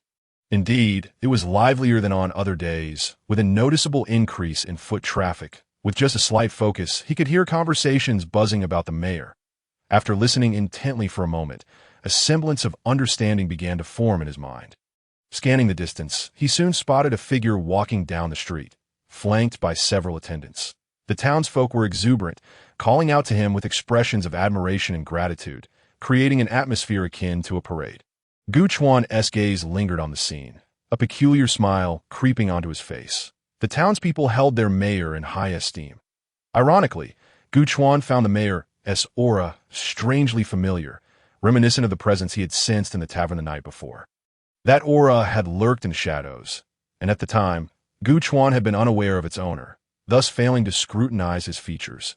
Now, it became apparent that this beloved mayor was likely connected to the very supernatural beings he had encountered. Quite possibly, they were part of the same cabal. Gu Chuan couldn't help but find the situation increasingly amusing, his expression growing ever more peculiar. "Ah, what a commendable mayor you are," returning to his room. Gu Chuan casually poured himself some tea. Settling on the balcony to observe, he continued to watch as the mayor drew closer down the long street. The mayor appeared to be an unremarkable middle-aged man with a slight paunch. By mere appearance, he seemed more akin to a merchant. For a brief moment, the man's gaze swept the area and unexpectedly landed on Gu Chuan on the second floor. The mayor's expression momentarily faltered. Just that single glance prompted Gu Chuan to chuckle inwardly. Indeed, he recognized me. This indicated that he had been secretly monitoring Gu Chuan the previous night. In light of this, it seemed he had little hope of exoneration. Gu Chuan lost interest, shaking his head with indifference before retreating into his room down on the street. The mayor regarded the empty balcony with a contemplative expression that, of course, this incident was merely a minor interlude. For now, Gu Chuan's life remained tranquil, and no one sought him out, nor did anyone disturb his peace. He leisurely embraced the life of sloth in the small town, either sipping tea or listening to music, living quite contentedly. Until the third day arrived in the dead of night, Gu Chuan found himself on the street. Glancing up at the sky, it was nearly time. Time to sample the fabled peach immortal wine. Gu Chuan had previously brewed this wine himself, and it seemed that his original self had considerable expertise in the craft. He pondered the brewing techniques he remembered, curious to discover how the esteemed peach immortal's artistry would compare. Once again, it was the famed Jiu Xiang in the dead of night. Gu Chuan entered, gracefully swaying a folding fan. Instantly, numerous gazes converged upon him anew. Some familiar, some awestruck, some pleasantly surprised, and even a few tinged with trepidation. Across several tables laden with drinks, Gu Chuan's eyes locked onto those of the young lady at the front desk. The girl momentarily froze, and soon a bittersweet smile graced her features. Jiu Chuan was taken aback. Could it be that the Taoxian wine was unavailable? He strode through the maze of tables, ignoring the other patrons. Yet, as he approached, he noticed a shift in the girl's demeanor. Her expression seemed to embody a familiar sense of anticipation. As if she had been waiting for him for quite some time, Jiu Chuan paused for a moment, then offered a gentle smile. "My lady, I have come as promised." The girl shook her head, apologetically replying, "I'm afraid, dear sir, that the Taoxian wine you requested cannot be delivered today." Jiu Chuan was momentarily stunned. Was it truly so? What then had been her earlier expression? Before he could ponder further, the girl leaned slightly forward, revealing a radiant smile. Although it was a pure smile, her eyes were laced with an unsettling allure. "Since I have failed to meet my promise, will you not punish me?" Dear sir, Chapter 25. The arrival of the maiden's Gu Chuan was genuinely surprised by her sudden declaration. After a brief moment of astonishment, he could not help but chuckle. What sort of punishment did she have in mind? Her eyes sparkled mischievously, as if hinting at something deeper. "You may call me As for the punishment. Any form will suffice." Gu Chuan's gaze shifted, a flicker of realization igniting within him. She was indeed different from 3 days prior. The icy demeanor she had exhibited then was replaced by a springtime warmth today. Indeed, it seemed she was enticing him. The thought of her earlier discomfort led Gu Chuan to speculate. Had she received some directive compelling her to act thus? This appeared to be the only plausible explanation, but he shook his head, settling himself in a chair. Since he was here, he might as well indulge in another jar of the wine from that day. Ying beamed and promptly brought forth another jar. However, this time, there were 2 cups. With practiced ease, she filled both glasses, lifting one towards Gu Chuan. "This cup shall serve as my apology, dear sir." Seeing this, Gu Chuan shook his head. "I harbor no such intention. You need not concern yourself." With that, he took a small sip, only to witness Ying down her glass in one swift motion. Ji Chuan was left speechless. Yet, as she set her cup down, her gaze intensified with newfound significance, her hand casually draping over half the length of the table, resting upon his. Her voice, lilting, seemed to carry an indescribable charm. "Dear sir, have you yet decided how to punish me?" "Dear sir?" Gu Chuan marveled internally. "Oh, my dear sister, your intentions are rather transparent." With a subtle withdrawal of his hand, he let a sense of distance seep into his gaze. "Surely, this is not your genuine desire?" Ying paused. "What do you mean, dear sir?" Gu Chuan narrowed his eyes slightly. "I am but a humble drinker. I implore you to dismiss such frivolous thoughts." Ying, noticing the rising vigilance in Gu Chuan, realized he was not so easily deceived. Clearly, he was no ordinary man. Were he typical, he would have long been lost in a myriad of unrealistic fantasies, visions of revelry and indulgence. Her allure was not without purpose. Yet, before her, Gu Chuan exhibited no signs of being ensnared. Nevertheless, Ying remained unfazed, her smile unwavering as she regarded him.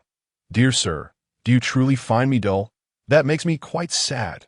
Gu Chuan fell silent for a moment, but Ying was relentless, continuing, "Are you truly just a mere drinker?" Gu Chuan chuckled lightly. "What else could I possibly be? Do you envision me as anything more?" "I believe," Ying replied, "that you seem like one who seeks trouble." She added, "Of course, my opinion matters not. What is significant is that someone else already believes so. Should you provide a reasonable explanation?" The warmth in Gu Chuan's eyes began to wane. You all seek an explanation from me." "So your surname is Gu. But what is your given name?" Gu Chuan smiled lightly. "Gu Chuan. Jiu Chuan." Ying's expression turned skeptical. That moment, a voice from the shadows gasped. "You are Gu Chuan, the one from the Kanglan sword sect?" Upon hearing this, Ying's face changed instantly. Shock and concern flooding her features. Jiu Chuan inwardly chuckled. "Someone cannot sit still after all. You see, I have merely been here for a few days, and already someone has come seeking me." Turning to look, Gu Chuan exerted a modicum of his cultivation to discern the figure in the dim light. It was none other than the town mayor, revered by the populace during the day. Yet here he sat amidst the demon-laden tavern, his face a mirror of astonishment. More importantly, there was a palpable fear in his expression. Clearly, he understood the weight of the name Gu Chuan far better than Ying. But swiftly, the beloved mayor's countenance hardened. "Fake! It must be a deception. How dare you impersonate him? Seize him!" As his voice fell, a wave of murderous intent surged through the tavern. Yet before anyone could act, an overwhelming pressure descended upon them. Instantly, the atmosphere shifted, leaving all present in shock. The door burst open, revealing 4 celestial maidens who entered in unison, each a vision of unparalleled beauty. However, beyond their enchanting appearances, what was most unsettling was the fierce killing intent etched upon their faces. "Do you wish to apprehend someone? You must be the 5 celestial maidens of the Kanglan sword sect." The mayor could think of no other names that could match such exquisite beauty. Behind the bar, Gu Chuan sighed inwardly. "Oh, they have indeed come after me." Turning back, he paid no mind to the others, his gaze landing upon Lin Qingqian, draped in a flowing dark gown. She appeared even more radiant, her fair skin accentuating her breathtaking beauty. Yet, her eyes bore an unsettling depth of sorrow, as if silently questioning him. "Did you truly not wait for me?" Gu Chuan felt a pang of helplessness. letting out a soft sigh as he rose to step outside. This matter is now in your capable hands. Rest assured, Brother Gu, we shall ensure not a single demon escapes. Take care, Brother Gu. We shall return shortly. As he walked away, Lin Qingqian watched his retreating figure, her heart heavy with unspoken grievances. Though she felt a sense of resentment, she understood that Gu Chuan was not obliged to wait for her. It merely left her feeling a tad forlorn. Yet now, her concern outweighed her disappointment. What if Gu Chuan truly did not allow her to follow? On the street, Gu Chuan felt the evening breeze caress him, and he sighed softly once more. Making his way towards the end, he understood that once the maidens revealed themselves, his presence would no longer be required. Their cultivation surpassed his own. Moreover, the minor demons present were inconsequential. Mere trifles he had only indulged in for amusement. Otherwise, he would have long since unleashed his wrath. Jiu Chuan's thoughts lingered predominantly on Lin Qingqian. He could resolutely dismiss the others, but Lin Qingqian was different. Her sincerity was unmistakable. Yet, he remained uncertain about how events would unfold from here. Thus, he decided to take things one step at a time. Without further deliberation, Gu Chuan returned to the inn to rest. He knew that by dawn, the town would be free of demons. Naturally, the mayor would also be absent. Chapter 26. The departure at the break of dawn. Gu Chuan awoke to the unmistakable presence of several maidens. A sense of resignation washed over him. He needed not think to know it was Lin Qingqian and her companions. Sure enough, not long after, as Gu Chuan sat basking in the sunlight on the balcony, he heard a knock at the door. A brief sense of intuition confirmed it was indeed Lin Qingqian and the others, since they had arrived. Gu Chuan called out, "Come on," and as the door swung open, four lively maidens entered, their graceful movements captivating.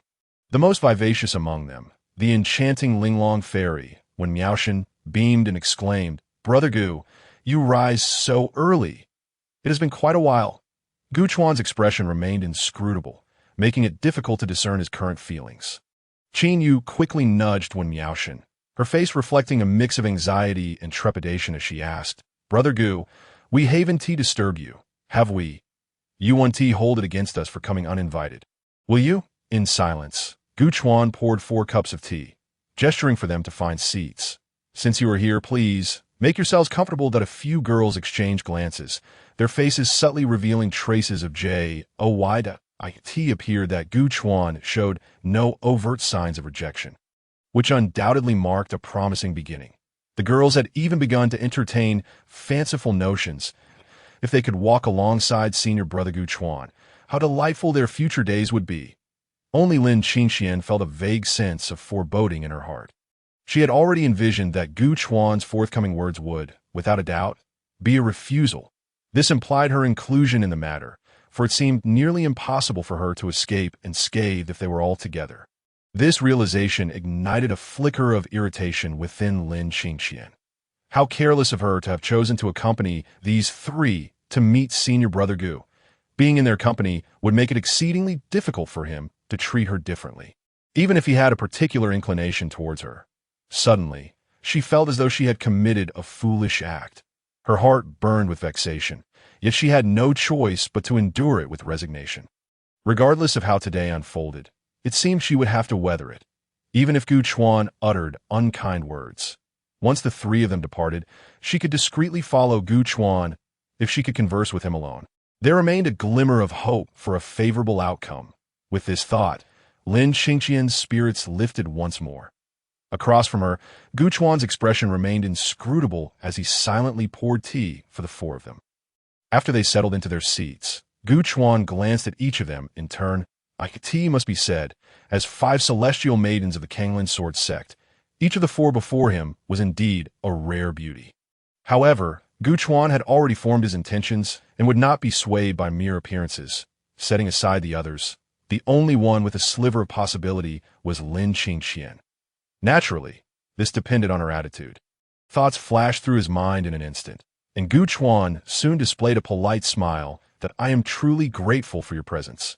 It warms my heart to know that someone in the sect still remembers me.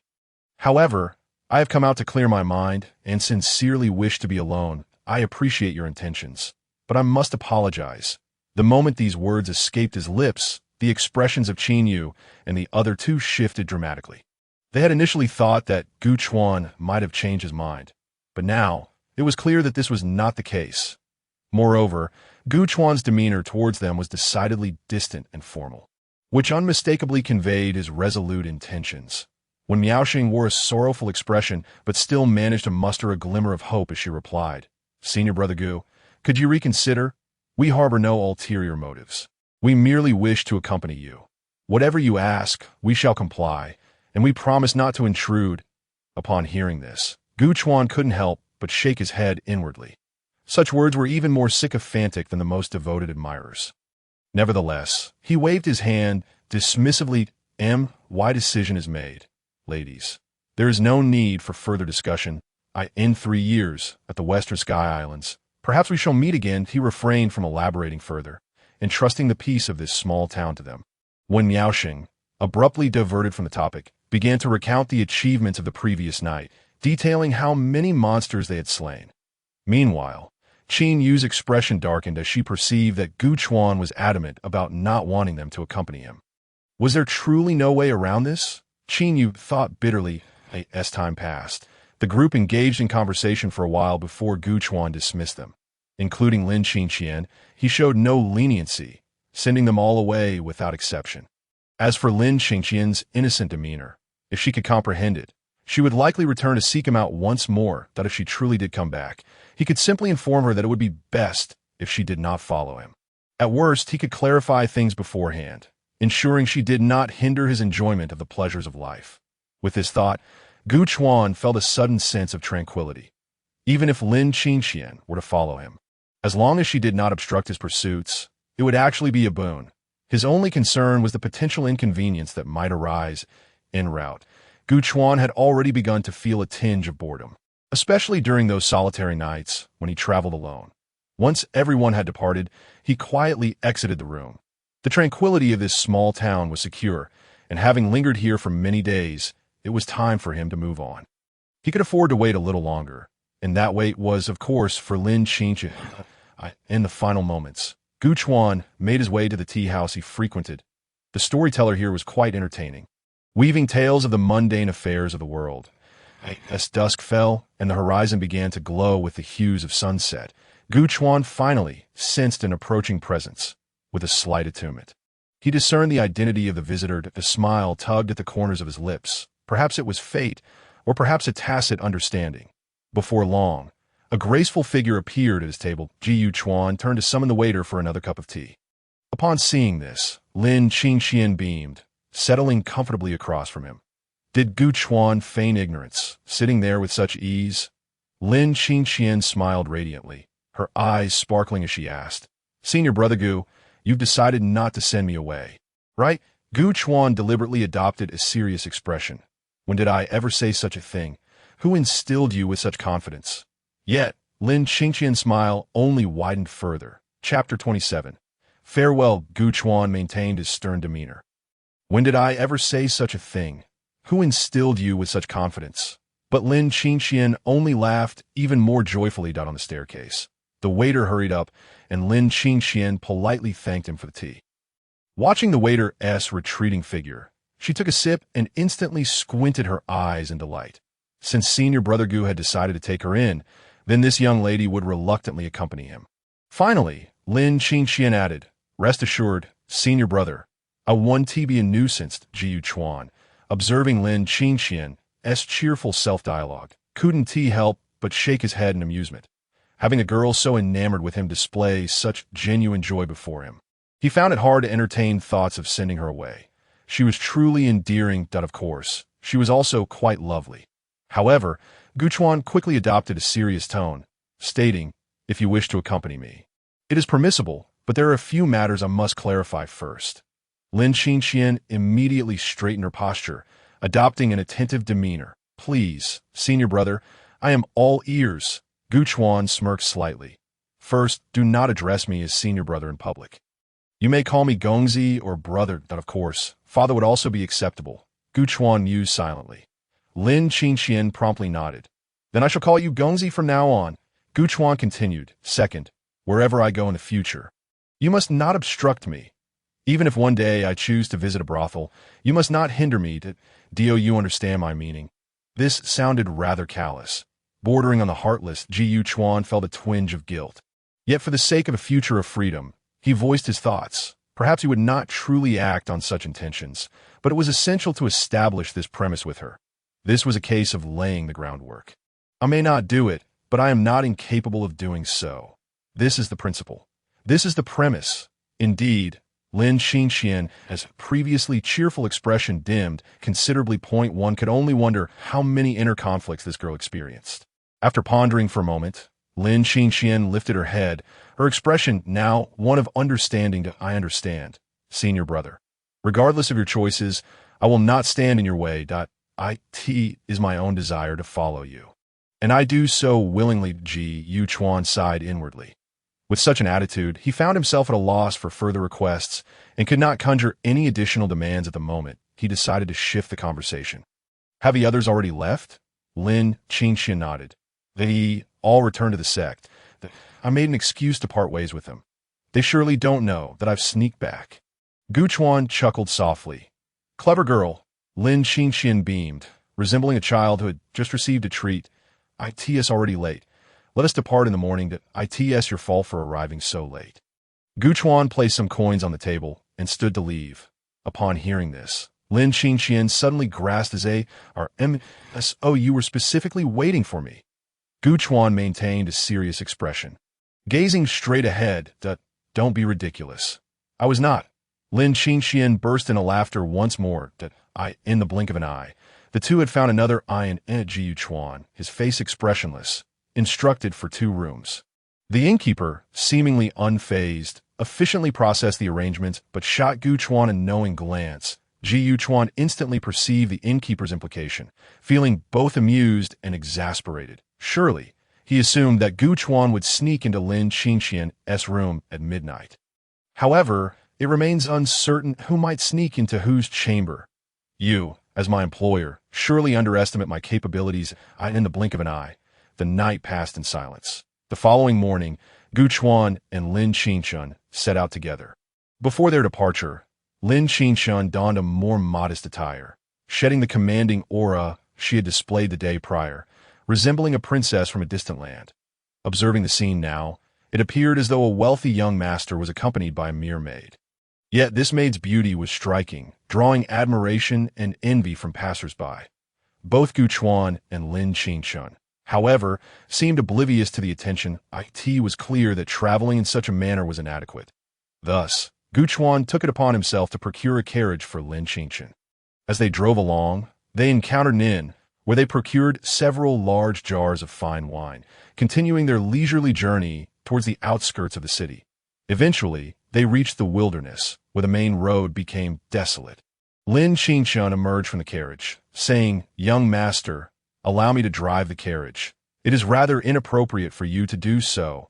Gu Chuan immediately mimicked her stance, retorting, "Miss Lin, let me handle the reins." "It is hardly proper for a lady to drive." Lin Xinxian was instantly amused, finding Gu Chuan rather entertaining. This prompted her to recall Lin Shuya's words, leading her to feel a sudden gratitude towards him. Indeed, it was a wise decision for her senior brother to descend the mountain. Lin Xinxian's laughter blossomed, realizing that the unfolding tale was quite considerate. Ji Chuan smiled gently, feeling fortunate to receive Lin Xinxian's praise. Unexpectedly, she slipped back into character, lowering her gaze and saying, "I am but a mere maid. It is only natural to commend the young master. It would be inappropriate to consider this a fortune. So please do not embarrass me." Gu Chuan's eyes widened in surprise. Could it be that this young lady had a talent for role-playing? This added a delightful whimsy to their journey. Even the previously tedious trek through the wilderness had transformed into an engaging experience. As time passed, they noticed the sun had reached its zenith. Ji Chuan deemed it time for the horses to rest, reasoning that they could not be expected to run tirelessly without grazing. He pulled the carriage to the roadside, allowing the horses to graze on the nearby grass. "Let's take a moment to rest and stretch our legs," he suggested. Just then, Gu Chuan's demeanor shifted as he sensed something amiss. Turning his gaze towards a nearby direction, Lin Xinxian, having just disembarked from the carriage, noticed Gu Chuan's unusual expression and followed his gaze. Through their shared intuition, they quickly discerned a subtle wave of spiritual energy emanating from the thicket. Suggesting a confrontation was underway, it became evident that two cultivators were engaged in battle, as the aura did not resemble that of a beast. Lin Qingshan observed Gu Chuan's brief interest before he dismissed it, realizing he had no desire to investigate further.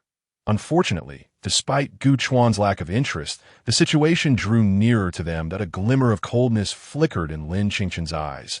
Chapter 28. The demonic cultivator, the presence of combat was indeed drawing closer, and it was becoming increasingly evident that the two were locked in a fierce struggle. Among them, one aura was distinctly dark, indicative of a demonic practitioner.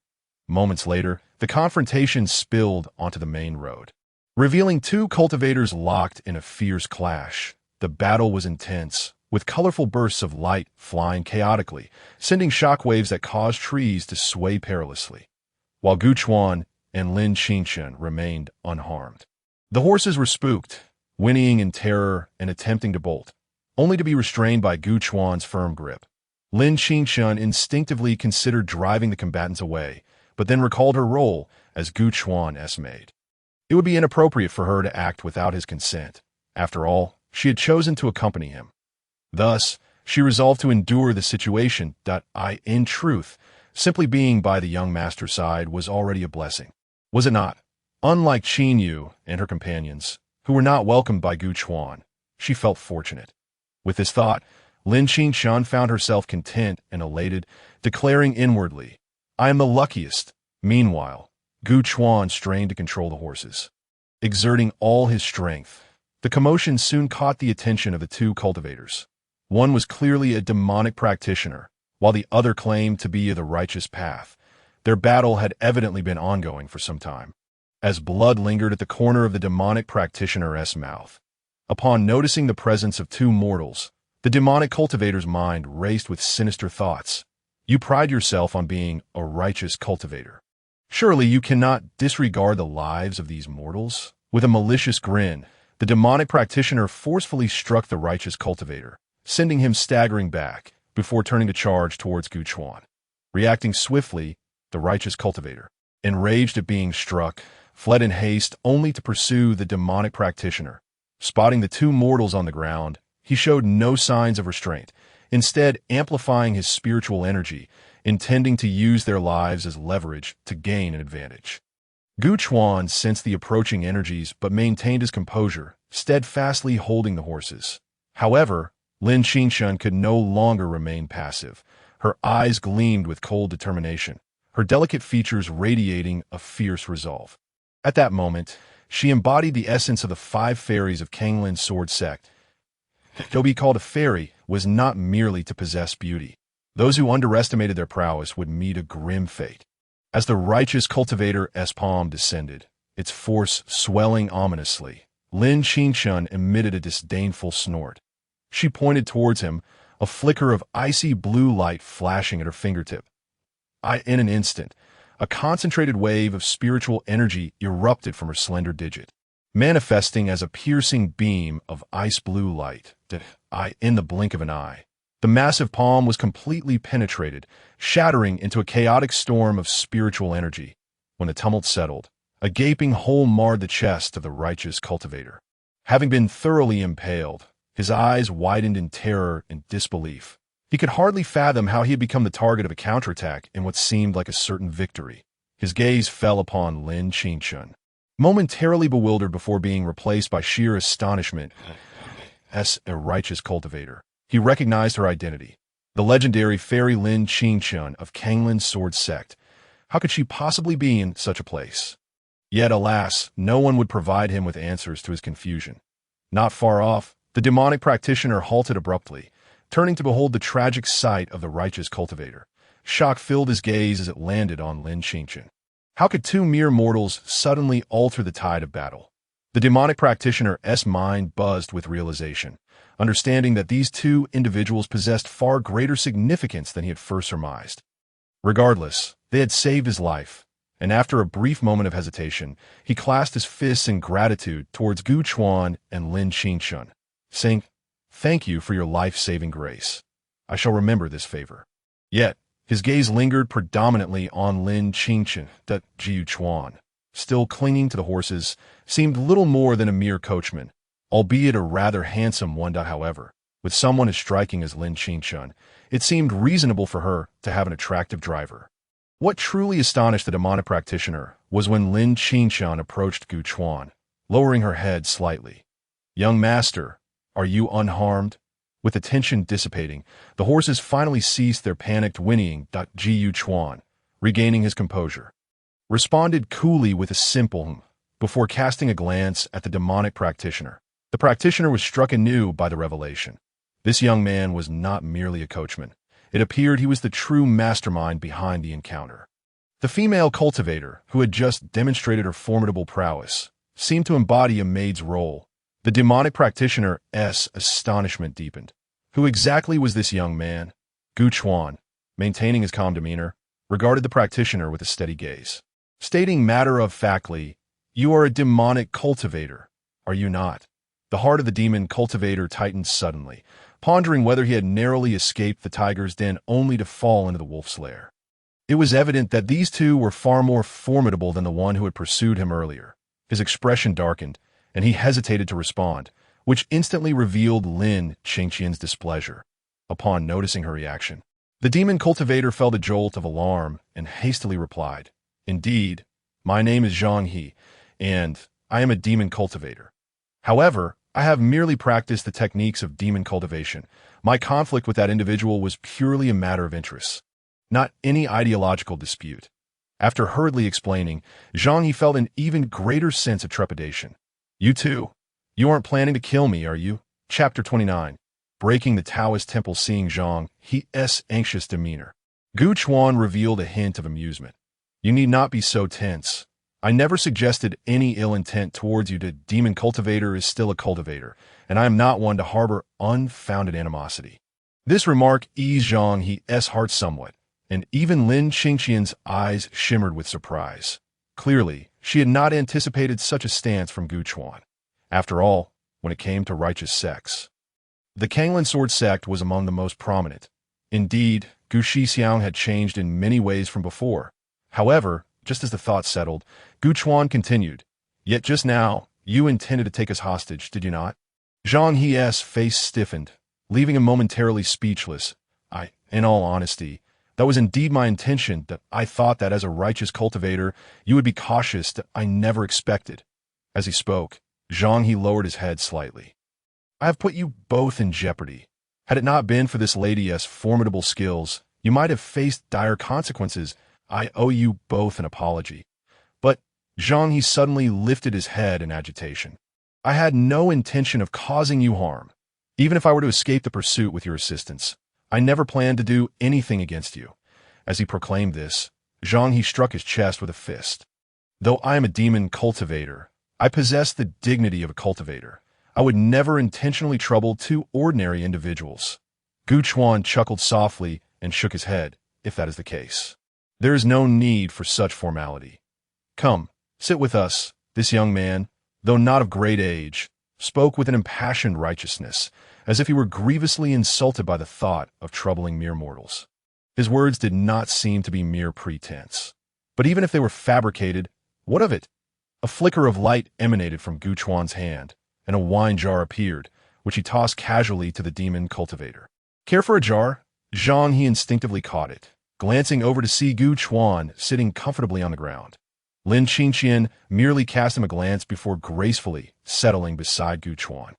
She even produced a wine cup and began pouring from Gu Chuan's jar. Zhang He was momentarily taken aback, observing the jar in his hands, and he couldn't help but smile faintly. This person seemed quite different from the rigid and hypocritical righteous cultivators he had encountered before. Deciding to join them, Zhang He settled down on the other side of Gu Chuan and, with a hearty gesture, opened the wine jar and took a large swig. After all, these two were no ordinary individuals. Should they wish him harm, there would be no need for underhanded tactics. With the drink flowing down, Zhang He felt a wave of satisfaction wash over him, and he began to vent his frustrations about the previous cultivator.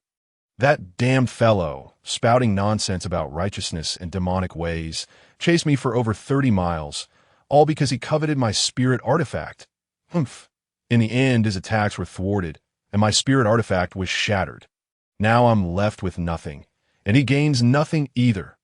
Gu Chuan regarded him with a knowing glance. Oh, it was merely a matter of coveting another's spirit artifact that incited such relentless pursuit.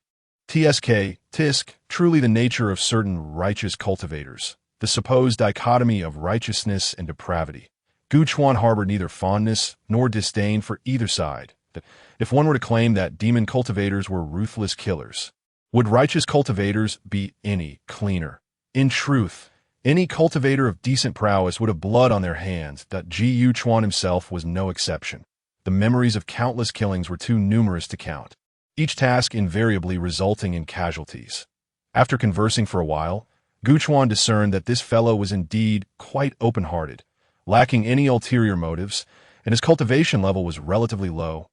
Thus, he decided to travel alongside him for a time. As Gu Chuan was currently unencumbered and merely required a general direction, Zhang He, in turn, was afforded some respite to heal. His demeanor remained respectfully deferential, likely due to the earlier display of Lin Qingqian's prowess, leading him to believe that Gu Chuan was even more formidable than her in reality. However, Gu Chuan's cultivation was not yet on par with Lin Qingqian's, for she was a direct disciple, a true prodigy in her own right. By late afternoon, Zhang He found an excuse to take his leave. Watching his departing figure, Lin Qingqian remained silent for a moment before speaking. It seems that Shi Xiang does not harbor any aversion towards demon cultivators. Gu Chuan shook his head in response. Not at all. I merely do not harbor any prejudice against him. Lin Qingqian paused, quickly grasping Gu Chuan's intent. Yet, Gu Chuan's eyes sparkled with mirth as he continued. There are others who wish to accompany me, yet you're the only one permitted to do so. Lin Qingqian's expression faltered momentarily before she lowered her head, her cheeks flushing with a hint of color and her eyes betraying a touch of shyness. You truly are incorrigible. What need is there to use me as an example? Nonetheless, this seemed to indicate that Gu Chuan did not entirely reject her. Indeed, she could sense that his feelings towards her were distinct from those he held for the other celestial maidens. She was, after all, different. Lin Qingqian felt a surge of joy within her. The carriage grew rather bumpy, perhaps even less comfortable than riding a horse or perhaps both experiences were equally jarring in their own right. Initially, she found the journey pleasant, imbued with an ancient charm. Yet as time wore on, it began to feel somewhat torturous. Not long after Zhang He departed, Gu Chuan grew restless. Ahead, he spotted a dilapidated Taoist temple. After gazing for a moment, he suggested, Qingqian, let us rest for the night in that temple. Lin Qingqian lifted the carriage curtain. Yes, I will follow your lead. Gu Chuan glanced at her, silently lamenting. Must you be so gentle? It makes me feel guilty, as though I am exploiting your kindness. Before the temple, the carriage came to a halt, and Gu Chuan surveyed the surroundings. The sky was just beginning to darken, the horizon still adorned with golden hues. The warm sunlight filtered through, imbuing the lush trees with a greater sense of vitality. Gu Chuan felt a pleasant mood wash over him. Contemplating, Qingqian, how about we roast some meat for dinner? This thought ignited a fervent excitement within Gu Chuan. With the wind brushing against him and the sunset casting its glow, the remote temple offered a serene haven. Sitting side by the fire, what a rare and blissful indulgence this would be. Seeing the brightness in Gu Chuan's eyes, Lin Qingqian couldn't help but smile. That sounds wonderful. It seems that Gu Chuan's spirits are remarkably high today. After settling the carriage, Gu Chuan effortlessly piled up some firewood and, with a flicker of light from his ring, produced the prepared meat. With his spiritual energy surging, he swiftly skewered the meat, and as he took out salt and spices, Lin Qingqian couldn't help but twitch her lips. To embark on this journey, Gu Chuan had made quite a bit of preparation. Chapter 30. There are no ordinary individuals in this world. There was no concept of barbecue as it existed in modern society. Even if there were fire-cooked foods, the methods were entirely different from grilling. However, from the moment Gu Chuan conceived the idea of travel, preparations had already begun. Moreover, The original person had some knowledge of these culinary delights, and most of the necessary items were available, needing only a few spices. That Ji Chuan's task was simply to fill in the gaps as for why a cultivator would engage in such activities. It was naturally due to Su Bingru. The original person had always sought to please her with various antics. The meat was now skewered and sizzling over the fire, and Gu Chuan expertly wielded 2 skewers. Momentarily lost in thought, those memories were vividly etched in his mind, as though he had lived them himself. Beside him, Lin Qingxian, who had been in high spirits and anticipation, caught a glimpse of Gu Chuan's pensive profile. Her expression dimmed slightly, realization dawning, and oh wonder Gu Shixiang could perform such feats. Understanding the context behind his expression, she felt a pang of sympathy. Yet Gu Chuan quickly snapped back to reality, glancing toward the horizon, where the once golden sun was now tinged with crimson. Unbeknownst to them, dusk had arrived. Ji Chuan turned the meat skewers and noticed they were perfectly cooked. Ready to eat, Lin Qingxian's eyes lit up. She had long been enticed by the rich aroma. The scent of roasting meat was universally irresistible.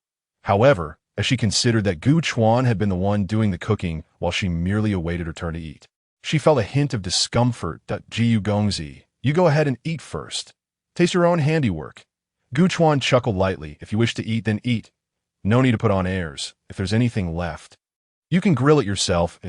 As they spoke, Gu Chuan resolutely handed over more than half of the portions to Lin Qingxian, retaining only a small amount for himself. Lin Qingxian seemed to persuade herself that she would take charge of grilling everything later. With this thought, she readily accepted the situation and picked up a skewer to savor. The flavor of the spices exploded in her mouth, causing Lin Qingxian to squint her eyes in delight. Wow, this taste! Gu Chuan chuckled softly, remaining silent. The barbecue, though comprised of meat skewers, was truly the soul of the spices. That it resembled a game. Without adding mods, it inevitably became somewhat monotonous.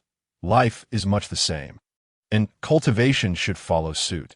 While riding the carriage today, Gu Chuan pondered this matter that he needed to devise a way to add a mod to his cultivation process, preferably one that could operate automatically. Having traversed to this world, was it reasonable to toil away at cultivation? The setting sun cast a warm glow, and with the remaining portions entrusted to Lin Qingxian, Gu Chuan reclined in his chair, contemplating how to enhance his cultivation. In the blink of an eye, the sky had darkened considerably, and numerous skewers had already been inserted into the ground. Ji Chuan swirled his wine glass, suddenly sensing someone approaching. There were quite a few people. Although they were still far off, Gu Chuan could soon hear their distant voices. Hiss, why do I smell a delectable aroma? What is that scent? It's so fragrant. I smell it too. I thought you couldn't detect it. Just catching a whiff makes me hungry. Is there some new delicacy? Let us go take a look. Before long, the newcomers came into view. It appeared to be another merchant caravan, consisting of about 10 individuals, with 3 carts laden with goods. Encounters with merchant caravans were not unusual, especially at night, near the dilapidated temples or taverns in small towns. The group quickly approached, curiously observing the 2 individuals by the fire. The men in particular were captivated by Lin Qingxian's stunning beauty, their expressions reflecting awe. Soon, the leader of the caravan, a middle-aged man with a fierce countenance and a faint scar across his face, approached them. However, his demeanor was amiable. Esteemed guests, our caravan is passing through this area, and with nightfall upon us, would you mind if we took a rest here for the night?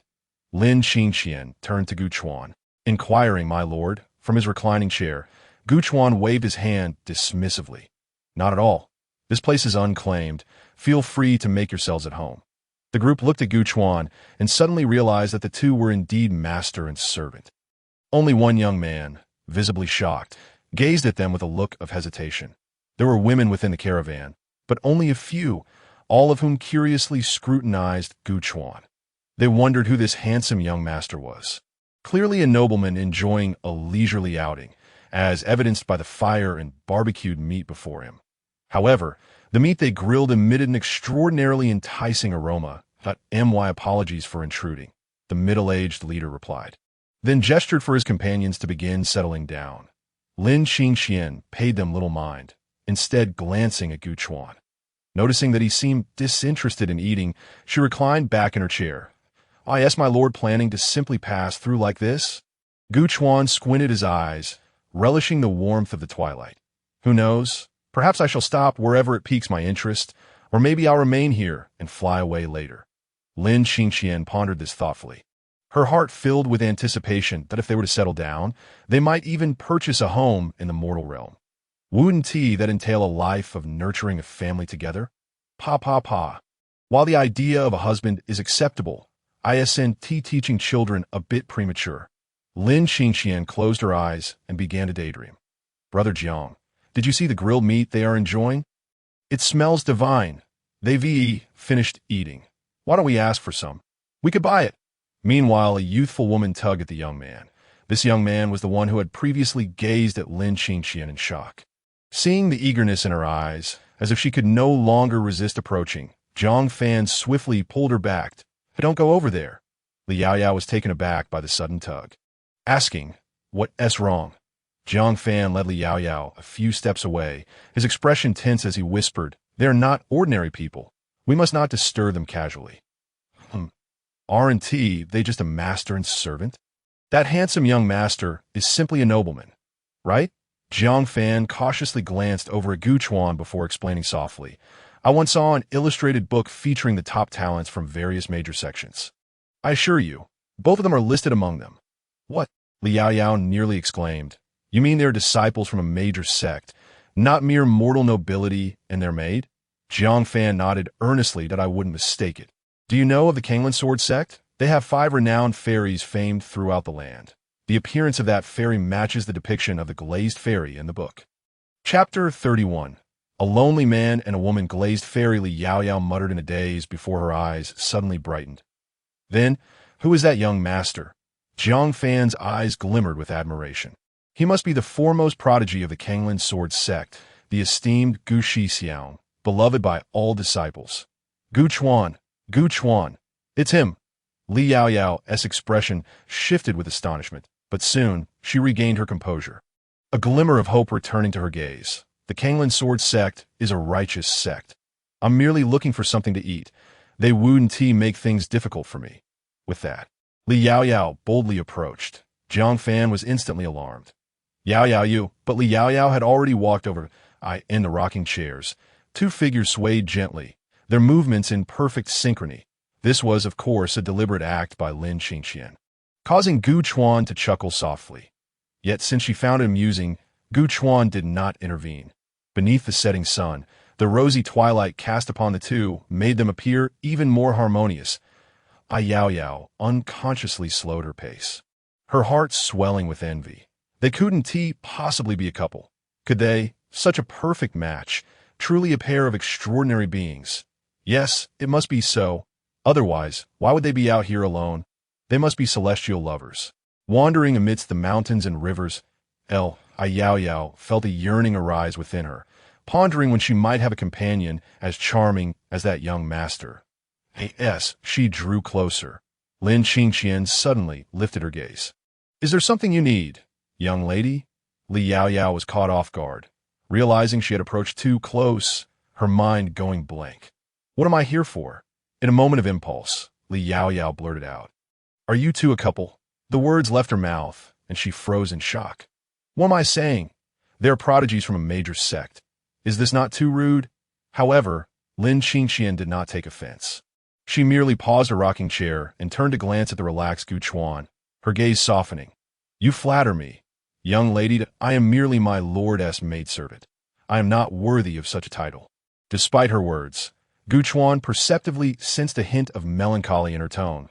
Yaoyao, oblivious to this, suddenly found her eyes sparkling and boldly scrutinized Gu Chuan. Such a unique aura. No wonder he was so popular. He was indeed exceptionally handsome. This man is the foremost prodigy of the Kanglan Sword sect, Gu Chuan.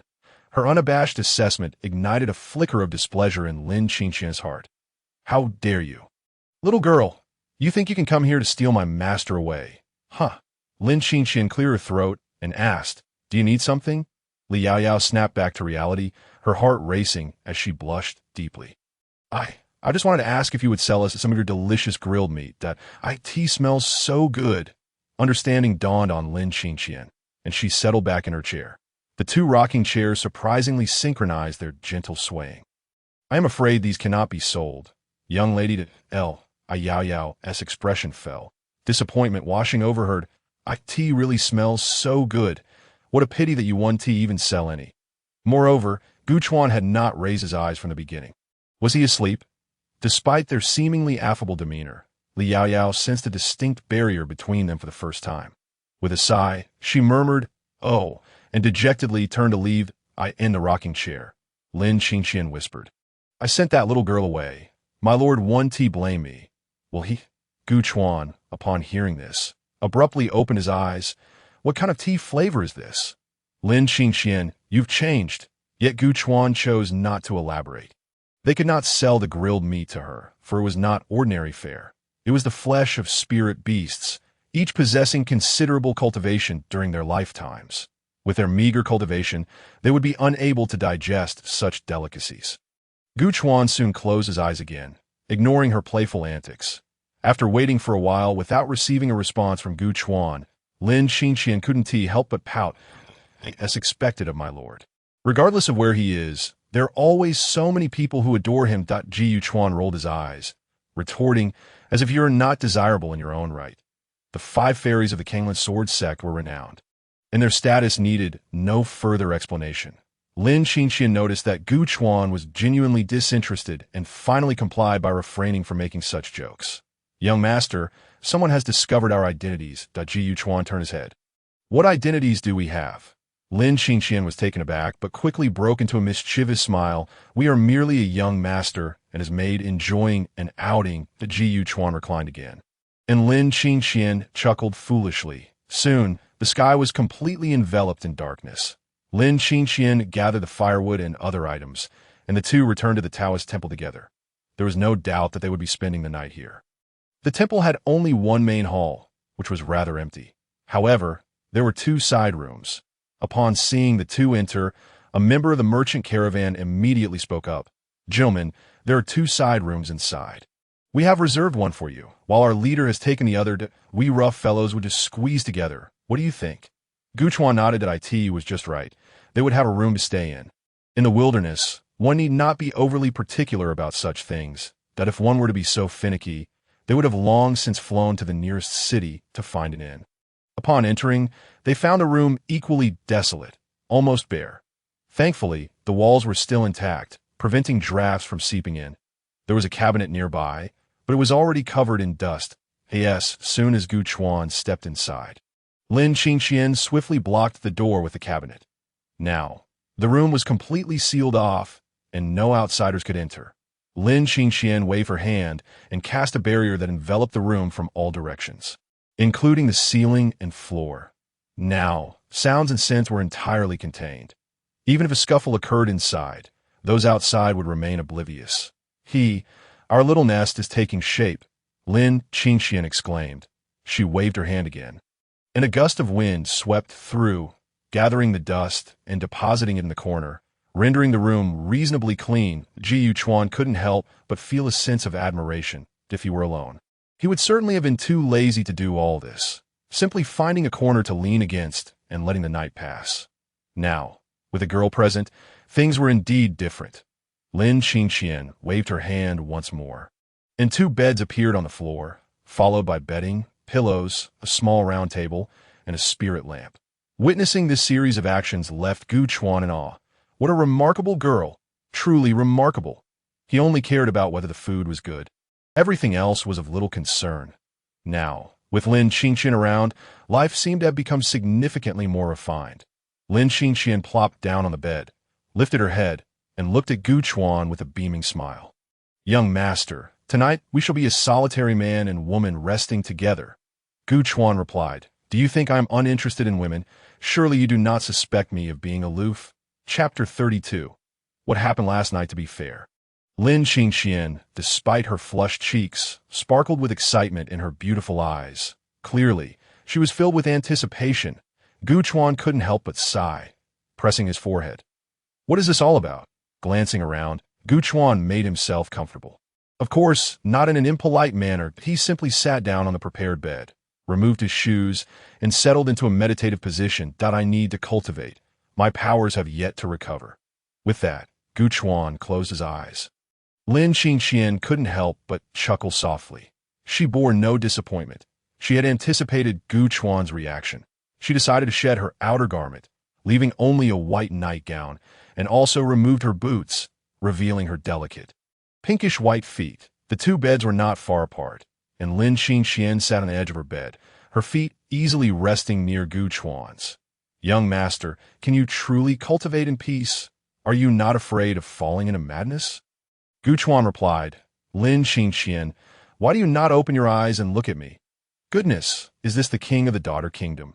Speaking of being utterly unperturbed, Gu Chuan lowered his gaze and turned his head, only to see a pair of small feet dangling next to him, causing him to gasp in shock. "Hey, enchantress, how dare you disturb my focus?" As he lifted his gaze, he caught sight of Lin Qingxian clad in nothing but her nightgown, her captivating eyes glinting with a mix of invitation and resistance. Her gaze was simply scorching. Ji Yuchuan maintained a calm demeanor. "If you disrupt my focus, I shall send you away."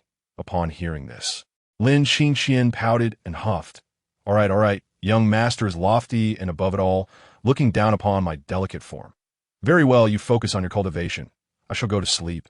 With that, Lin Qingxian sulkily retreated, pulling the covers over herself and smoothly burrowing into the bed. However, not long after, one leg kicked the covers aside, revealing a disheveled outfit and a glimpse of her flat abdomen. "Qianer is going to sleep now. If young master wishes to see, he may do so openly. After all, I shall be asleep and unaware. If you want to look, just look." After speaking, Lin Qingxian haughtily closed her eyes, leaving Gu Chuan both amused and exasperated. "Please cover your fair, delicate, and flat stomach." While most cultivators are not prone to catching a chill, one can never be too careful. Lin Qingxian's eyes widened in shock. "What do you mean by fair, delicate, and flat stomach? You, Gu Shixiang, truly have some nerve." Lin Qingxian, feeling emboldened, playfully tugged her clothes further open. "I won't, unless you help me cover up." Gu Chuan covered his eyes and turned away, continuing to focus on his cultivation. "So fair." After a moment, seeing that Gu Chuan had indeed fallen silent, with his breathing steadying, Lin Qingxian cautiously opened one eye and turned to glance. "Phew, he is truly cultivating." Lin Qingxian smoothed her clothes, pulled the covers over herself, and turned to lie on her side, watching Gu Chuan. "When will young master be willing to become my Dao partner?" The night passed in silence. The next morning, some sounds emerged from the next room. Gu Chuan awoke from his cultivation, contemplating slightly. Yesterday, he had overheard conversations among the caravan members and learned that they were heading to Yuanshan City. That it was rumored that the Peach Immortal, known for brewing peach blossom wine, resided there. Thus, Gu Chuan initially intended to accompany them. However, now that he was with Lin Qingxian, it seemed somewhat inappropriate to travel in the same group, so it was better to follow from a distance. Consequently, a new dilemma presented itself to Gu Chuan. It was time to wake Lin Qingxian. Turning to look at Lin Qingxian, who was tangled in the covers, her pants had been pushed up, revealing a small glimpse of her fair, delicate calves and feet, while her attire was in disarray, exposing much of her enticing figure. Ji Yuchuan felt a sense of helplessness, just observing her sleeping posture. He had a premonition. It seemed likely that this girl would eventually belong to him. After all, this world was unlike Blue Star. Her complete lack of reservations and sleeping soundly in front of him spoke volumes. He had been ensnared, unable to shake her off. Ji Yuchuan certainly did not mind. Otherwise, he would not have allowed her to accompany him. Yet, it felt a bit premature, as it significantly affected his previously blissful life. Gu Chuan shook his head slightly, putting on his shoes and approaching her bedside. "Qianer, wake up."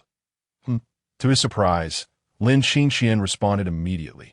However, after opening her eyes and momentarily appearing dazed, she promptly shut them again.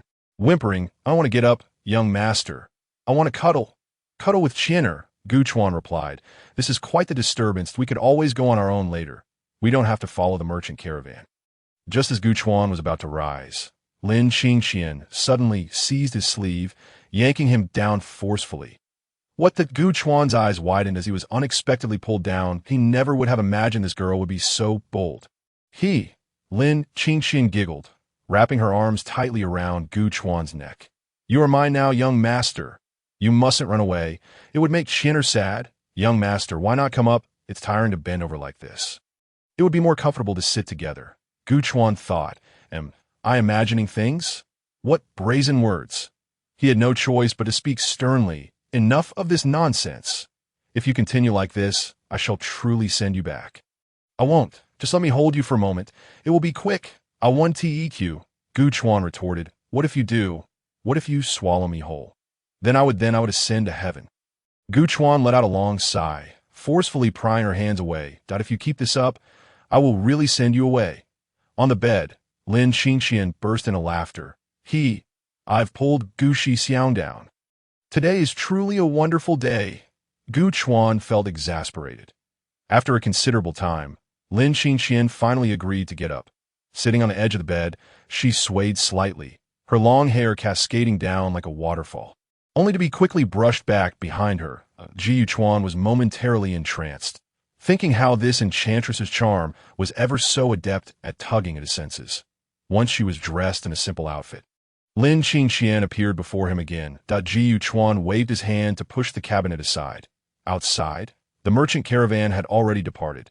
The sunlight outside was dazzling. Ji Chuan sighed, realizing that he would have to follow at a distance, tracking their presence. Behind him, Lin Qingxian waved her hand to dispel the barrier and grabbed Gu Chuan's sleeve with a bright smile. Rest assured, young master, I will not speak of what transpired between us last night. No one from our sect will ever know. Ji Chuan nodded. Oh, that's good. But soon his expression stiffened. No, what happened to us? Lin Qingxian had already laughed and dashed out. Chapter 33. Uncle Hu the convoy was progressing, but its pace was slow due to the heavy load it carried. In the middle of the procession, Jiang Fan sat atop his horse. Beside him, a burly man jestingly remarked, Little Fan, what are you thinking so intently about? It wouldn't be about women, would it? This remark instantly elicited hearty laughter from those around. Though young, Jiang Fan was evidently accustomed to such teasing, showing no signs of embarrassment, that he merely shook his head and sighed. I was thinking about those two friends from last night. Upon hearing this, the burly man recalled and instinctively nodded in agreement. Indeed, they are extraordinary. Look at that young man, his delicate skin and extraordinary demeanor. He is clearly a wealthy young master out for some amusement.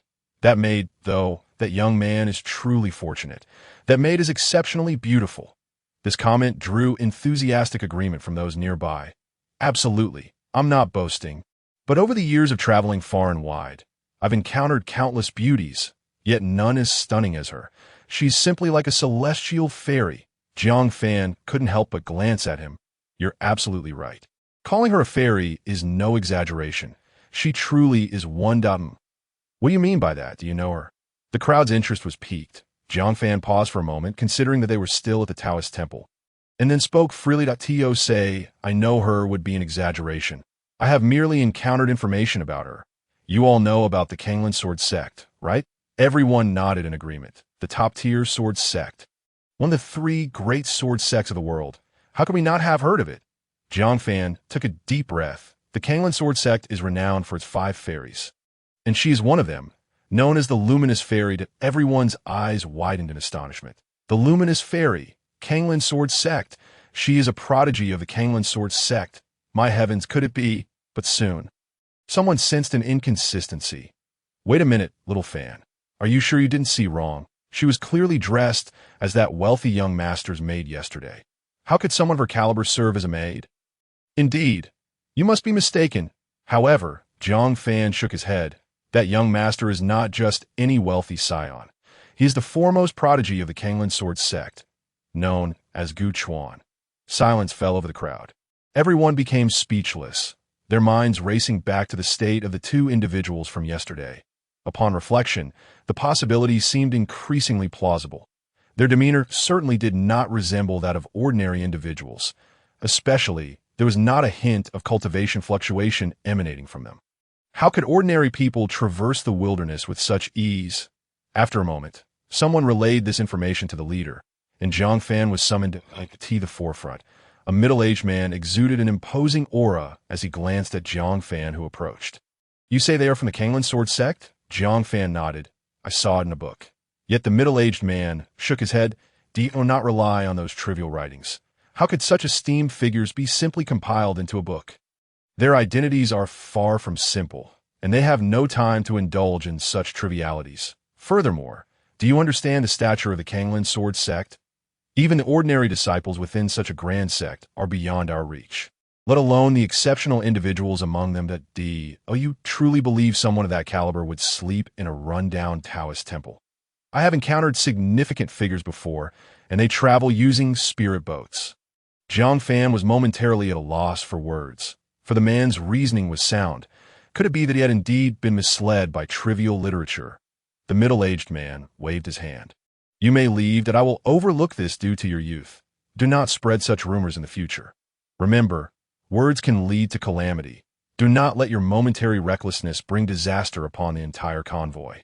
Understood? Jiang Fan's heart sank as he suddenly grasped the potential consequences, his face paling slightly. "Understood. Thank you for your guidance. Uncle Hu, did I assure you, it will not happen again." Uncle Hu waved his hand, a hint of profundity in his gaze. In truth, he harbored doubts regarding Jiang Fan's claims. His prior words were not mere exaggerations. Would a distinguished disciple of a grand sect reside in a dilapidated Taoist temple? Did practitioners not care for their dignity? Yet, what if it were true? He recalled the demeanor of the two individuals from yesterday, which was why he had been cautious upon first encountering them. If it were indeed the case, he hoped that they would not hold it against him. Uncle Hu pondered silently. He understood the capabilities of cultivators. Perhaps the idle chatter within the convoy had already reached the ears of those two, who were still at the Taoist temple, not far behind. Within a carriage, Lin Qingxian wore a light smile. "Young master, it seems they do not quite believe us, especially that leader Ji Yuchuan appeared bored. Only you are clever." Lin Qingxian chuckled, poking her head out. "Young master, perhaps you should sit inside. It is not fitting for you to drive the carriage. Or, we could sit together outside." Gu Chuan shot her a sidelong glance. "Ah, woman, that last sentence is what you truly meant, isn't it?" "Do as you wish," Ji Yuchuan casually replied, ultimately not refusing. His reason for personally driving the carriage was simply that he did not regard her as a servant. The guise of a maid was merely for convenience in concealing his identity. While the roles of young master and maid were somewhat antiquated, in essence, Gu Chuan found it amusing. However, it was merely a pastime. As a modern individual, he maintained a basic level of respect for others. By agreeing to let her sit at the narrow doorway, he was tacitly permitting it, as expected. Shortly after, a certain maid leaned against him, swaying with the movement of the carriage. Lin Qingxian felt an immense joy, almost wishing to wrap her arms around Gu Chuan's arm, resting her head on his shoulder, just like the newlyweds in storybooks. Yet, she hesitated. Ji Yuchuan feigned ignorance, his thoughts preoccupied with matters of cultivation. He felt he was beginning to glimpse some insights into the concept of automatic cultivation. Becoming a completely lazy individual was within reach. Before long, the sky approached noon, and Lin Qingxian had entirely leaned against him, clutching his clothing, drowsily drifting off. Just then, their gazes suddenly brightened in unison. Meanwhile, not far from their location, the entire convoy had come to a halt. Surrounding the official road was a thick mist of black, obscuring even the sun overhead. Though it was still daytime, the area had plunged into darkness, with ominous winds howling. Faintly, there were sounds resembling wails emanating from the depths of the black mist. The entire convoy fell into panic.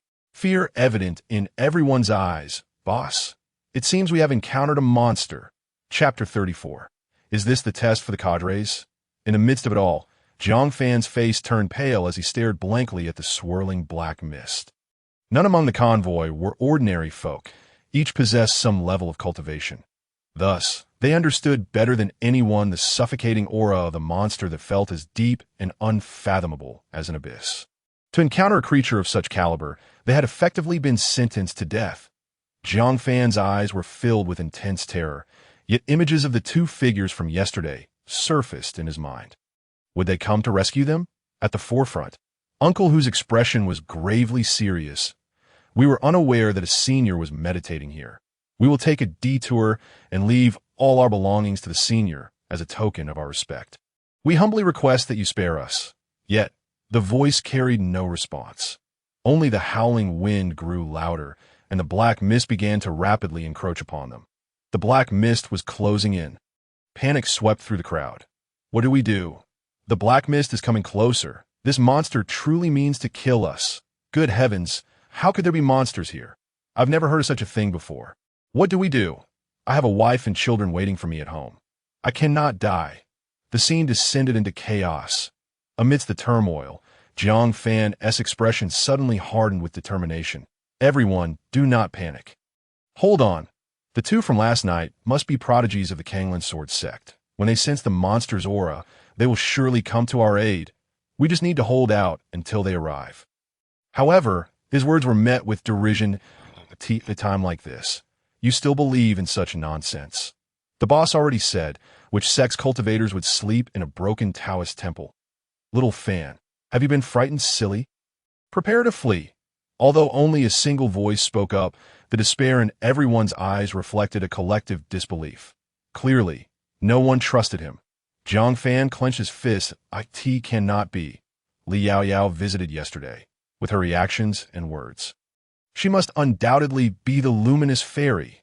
Yet, the black mist had completely enveloped them, and the sounds of beasts began to echo around them. However, there were no signs of assistance. Would they truly not intervene to save them? After all, they were from the Kanglan Sword sect. At that moment, an overwhelmingly immense pressure suddenly descended from the heavens. Everyone felt a sudden halt in their breathing, as if their hearts were grasped tightly in a hand. And an immense weight seemed to settle upon their shoulders. In that instant, a collective gasp erupted, and they all tumbled from their mounts. The fierce wind surged forth, sweeping away the oppressive black mist, as if an enormous hand had forcibly erased all darkness. Sunlight cascaded down, revealing that they were encircled, with no escape in sight. Surrounding them were circles upon circles of thick, robust serpentine bodies, as thick as the trunks of gigantic trees. This was a super-colossal serpent, so vast it sent shivers down their spines. Yet amidst the impenetrable wall of scales, a delicate corner of a ship suddenly came into view. That was the legendary spirit vessel. Following closely, beams of ice-blue light descended in an instant, piercing deeply into the surrounding serpent's massive form. These lights plunged straight into the ground, completely penetrating the layers of serpentine flesh. A deafening roar of agony erupted from the serpent, but it was fleeting. In the next moment, layers of solid ice began to spread forth, swiftly encasing the colossal creature entirely. Only then did the onlookers realize that the descending lights were actually a collection of great swords radiating ice-blue luminescence. 6 of these grand blades had impaled the serpent at 6 distinct points, pinning it to the ground. The ice enveloped everything, nearly transparent, with sunlight filtering through, reflecting a kaleidoscope of colors that made the solid ice resemble exquisite, multicolored glass. This sight, the crowd sat in stunned silence, mouths agape, rendered speechless. Above them, the narrow expanse of sky revealed the full silhouette of the spirit vessel, a colossal entity gliding through the air. Beneath it floated a shadowy figure, long hair billowing in the wind. The crowd was on the verge of erupting with astonishment. Wasn't that the celestial maiden from yesterday? In mid-air, Lin Qingxian assessed the situation, glanced upwards at the vessel, and declared, "Young master, the serpent demon is dead." A calm voice followed from above. "Let us go down the ground," Jiang Fan exclaimed in excitement. "It's her. It's really her. The glazed fairy. Thank you for saving us." In the air, Lin Qingxian turned and smiled. "It was not I who saved you.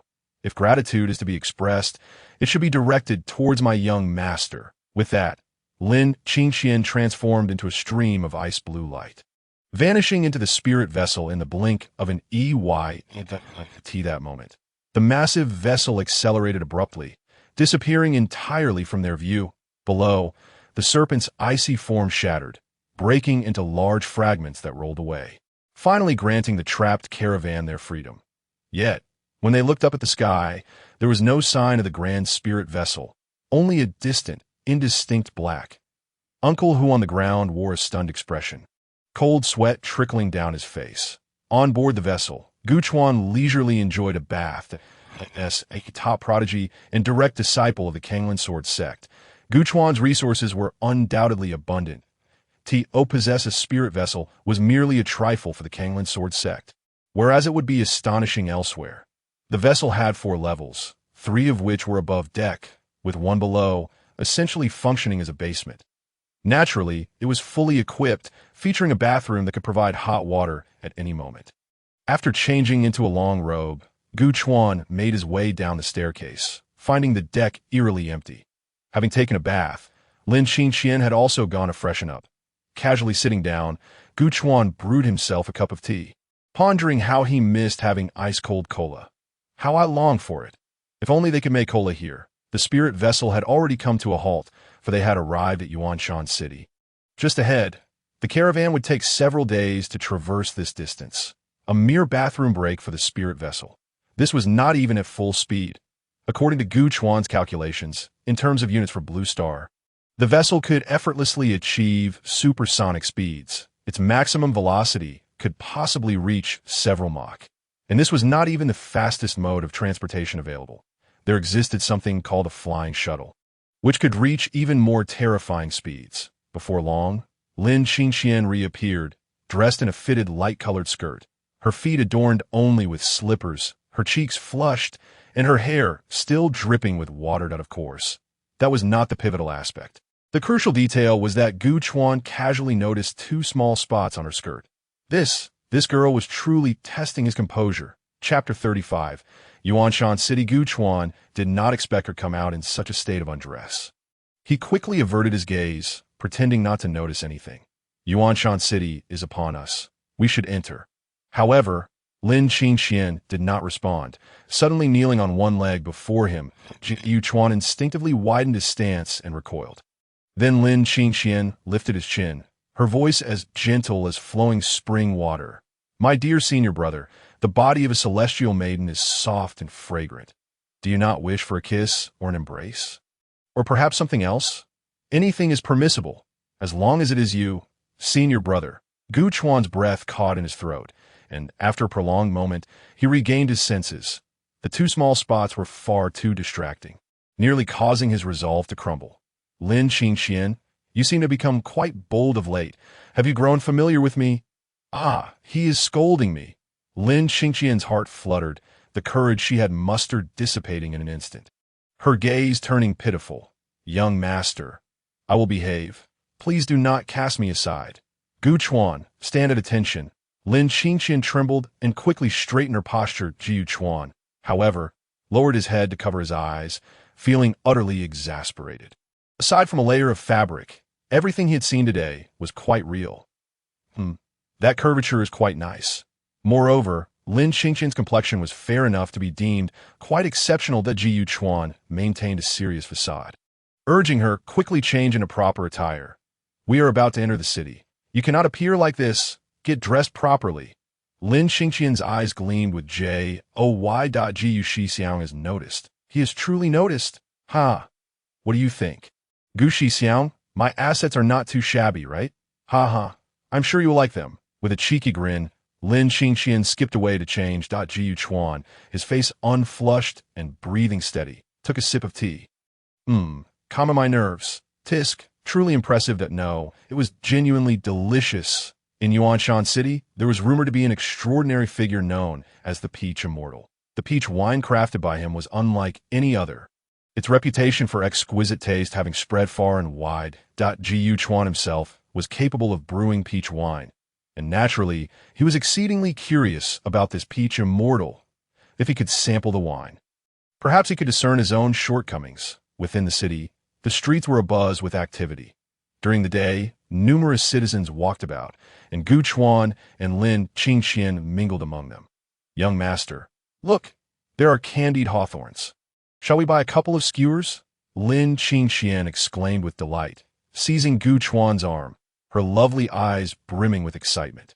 Such a smile, seen by Gu Chuan, made him ponder. It seemed that only in the presence of someone dear could such innocence genuinely manifest. A mere skewer of candied hawthorn. Was it childish? Perhaps. but it was merely a reflection of affection.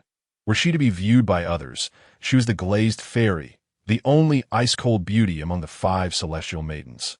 Unlike Su Bingru's feigned aloofness, Lin Qingqian truly embodied an icy demeanor and held a fearsome reputation. Childish? Who would dare to say that of her? Who could witness her in such a light?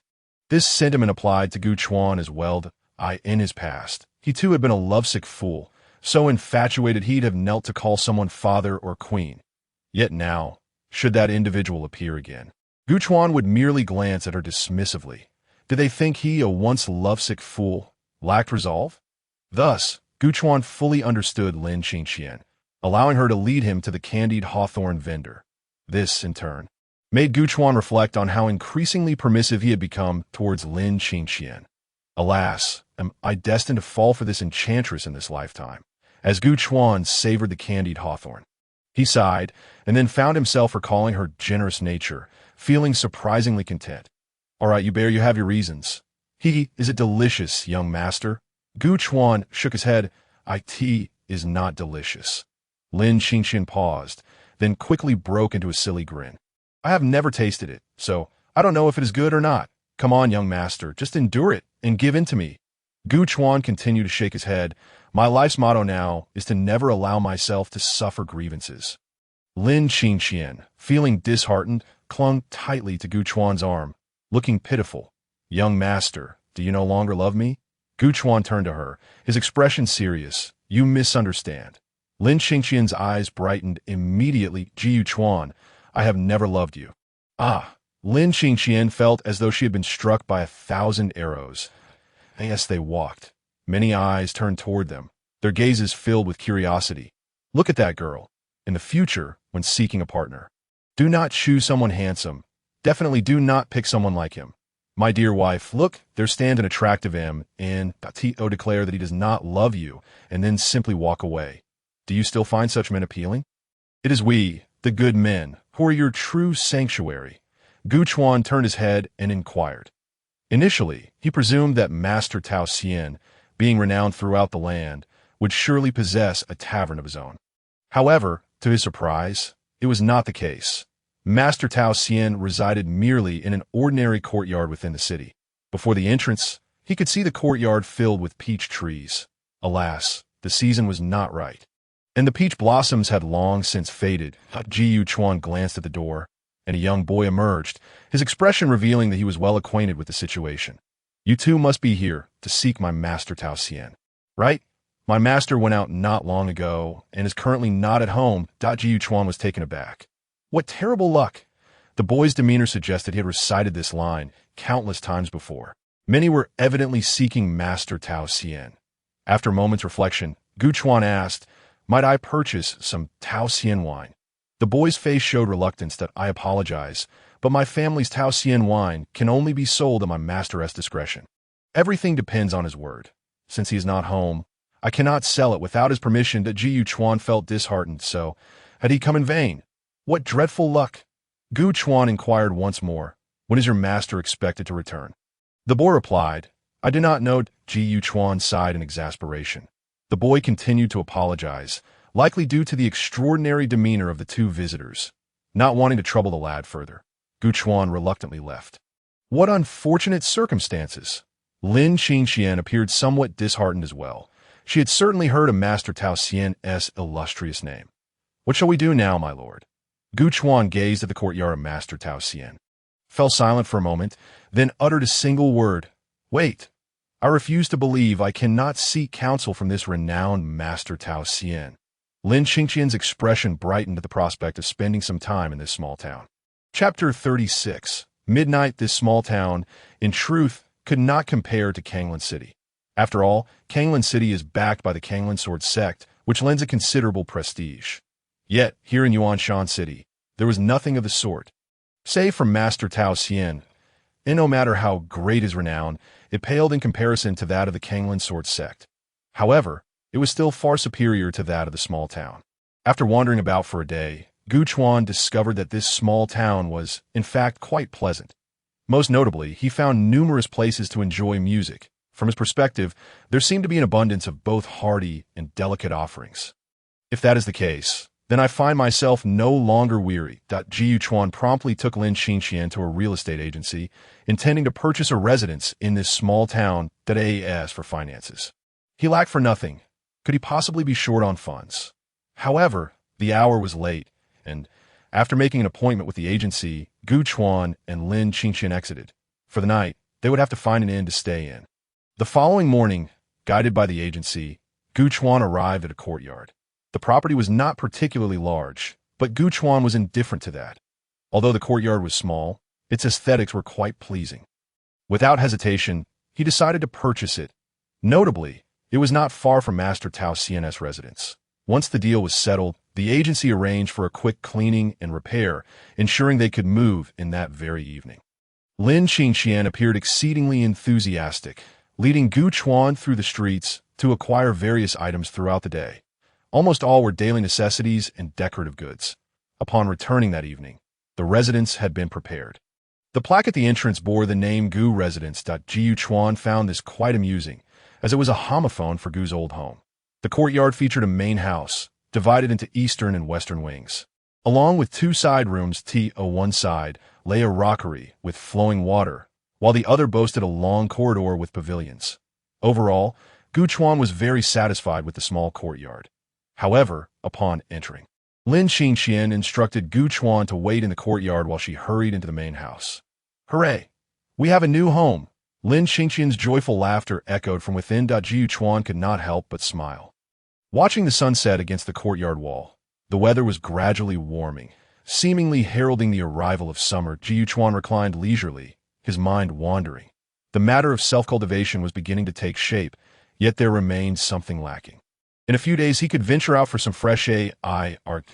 As he pondered, dusk settled. At last, he heard Lin Xingqian's footsteps at the door. My lord, it is time to retire for the night. Gu Chuan snapped back to reality, lifting his gaze to see Lin Xingqian's eager expression. Instinctively, he began to rise, only to suddenly realize something was amiss with her words. "Return to retire? Oh, you." Lin Xingqian rolled his eyes and followed her back inside. "My lord, this room is for you." Lin Xingqian excitedly pulled Gu Chuan toward the eastern room. At the door, Gu Chuan noticed Lin Xingqian's mysterious demeanor, stirring his curiosity. "Isn't it just a pile of tattered cloth and a chaotic assortment of trinkets?" He chuckled, pushing open the door to find a light gray bed adorned with matching curtains. The window slightly ajar, allowing a gentle breeze to waft in. He mused. Aside from the color, it indeed exuded a delicate ambience. Gu Chuan entered with a grin, inspecting the sofa, coffee table, and bedside cabinet, all impeccably clean, with a faint scent lingering in the air. Jiu Chuan sniffed and turned back, chuckling. "You even prepared a sachet?" Lin Xingqian's cheeks flushed slightly, but she maintained a steady gaze with Gu Chuan.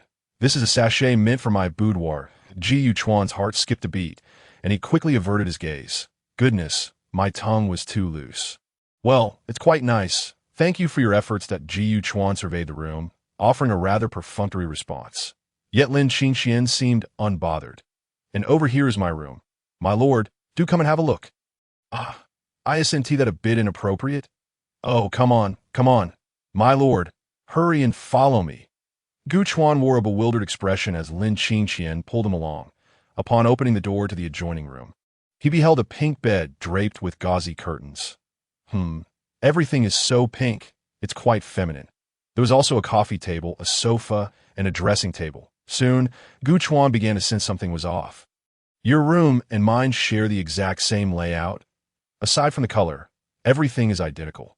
Lin Xingqian beamed with triumph. "Of course. This way, if my lord ever drinks too much and stumbles into the wrong room, it won't matter. You can just climb into bed as per your usual habit." Gu Chuan's expression froze, his face darkening. "What do you mean, just climb into bed?" "Your intentions are rather transparent." Taking a deep breath, Gu Chuan forced a smile. "You are quite thoughtful, indeed." "Very well." With that, he waved his sleeve and departed. Rest assured, Gu Chuan would never get drunk. Even if he did, he would never mistake the room. And even if he did, he absolutely would not. Meanwhile, Lin Xingqian watched Gu Chuan leave, observing that he showed no signs of anger, and could not help but chuckle to herself. She sensed that in recent days, Gu Chuan's tolerance toward her had noticeably increased. If it were any other time, her words and actions would have long been deemed inappropriate. After indulging in her thoughts for a moment, Lin Qingxian flopped onto the bed, unable to contain her laughter. "This is my home with Gu Shixiang." In the room, Gu Chuan had closed the door, hesitating for a long moment with his hand on the lock. Should I lock it or not? Locking it would be rather insulting. A solitary man and woman, and here I am, a grown man, locking the door? Yet if I do not lock it, Gu Chuan felt as though he might not be entirely safe. Whom that thought does not seem entirely unfounded. After all, he had seen more than 2 protrusions, though it had been through a layer of fabric. After much contemplation, Gu Chuan ultimately decided against locking the door. It would be best to avoid causing any unnecessary distress to the young lady. Such actions would be rather beastly. Under the starry night, Gu Chuan had long extinguished the lights, clad only in his nightwear, and had already settled in a bed, fast asleep. That moment, the door to the room opened silently. Gu Chuan suddenly opened his eyes, a glint of cold light flashing in his gaze. But soon, upon sensing the visitor's presence, he felt a wave of exasperation wash over him that I could hardly contain my laughter. "Lin Qingxian, you have quite the audacity, do you not? Do you truly believe I, Gu Chuan, possess such a saintly disposition? If I do not show you a taste of a man's fortitude, you shall never comprehend it." Chapter 37. A mind full of nonsense in the dim light. Only the moonlight filtered in, casting a gentle glow that prevented the room from being completely dark. Lin Qingxian crept in, her heart racing with excitement, and quietly closed the door behind her. Inside the room, the gauzy curtains fell, revealing a figure within, breathing steadily, peacefully asleep. Jiyu Shixiang sleeps so obediently, with such a proper posture. Lin Qingxian mused quietly, feeling her face burning with embarrassment. "Oh my, how utterly shameless of me! Would Senior Brother Gu think less of me because of this? Yet, as long as Senior Brother Gu does not disdain me, I am willing to accept whatever comes my way. I am determined. I hope that by tomorrow morning, he will not hold it against me." Resolutely, Lin Qingxian encouraged herself internally, finally mustering the courage to lean closer. As she lifted the gauzy curtain, the side profile of Gu Chuan became distinctly visible. His chiseled features bore a softness in his brows, his entire being cocooned within the blankets. Just a glance filled her with an urge to caress him. "Senior Brother Gu, please do not blame me. I believe that the warmth of soft jade will be enough to make you forget the past entirely." Taking a deep breath, Lin Qingxian gently lifted a corner of the blanket. If she were to slip inside, that would mean they shared a bond of skin. Even if nothing else happened, it would still be a connection of flesh, sharing the same bed. She bent down, slightly turning her body, preparing to burrow into the warmth. But at that moment, a sudden voice rang out. "Lin Qingxian, how bold!" Instantly, Lin Qingxian's eyes widened, her body frozen in place. The person on the bed opened his eyes, turned over, and propped himself up on his arm.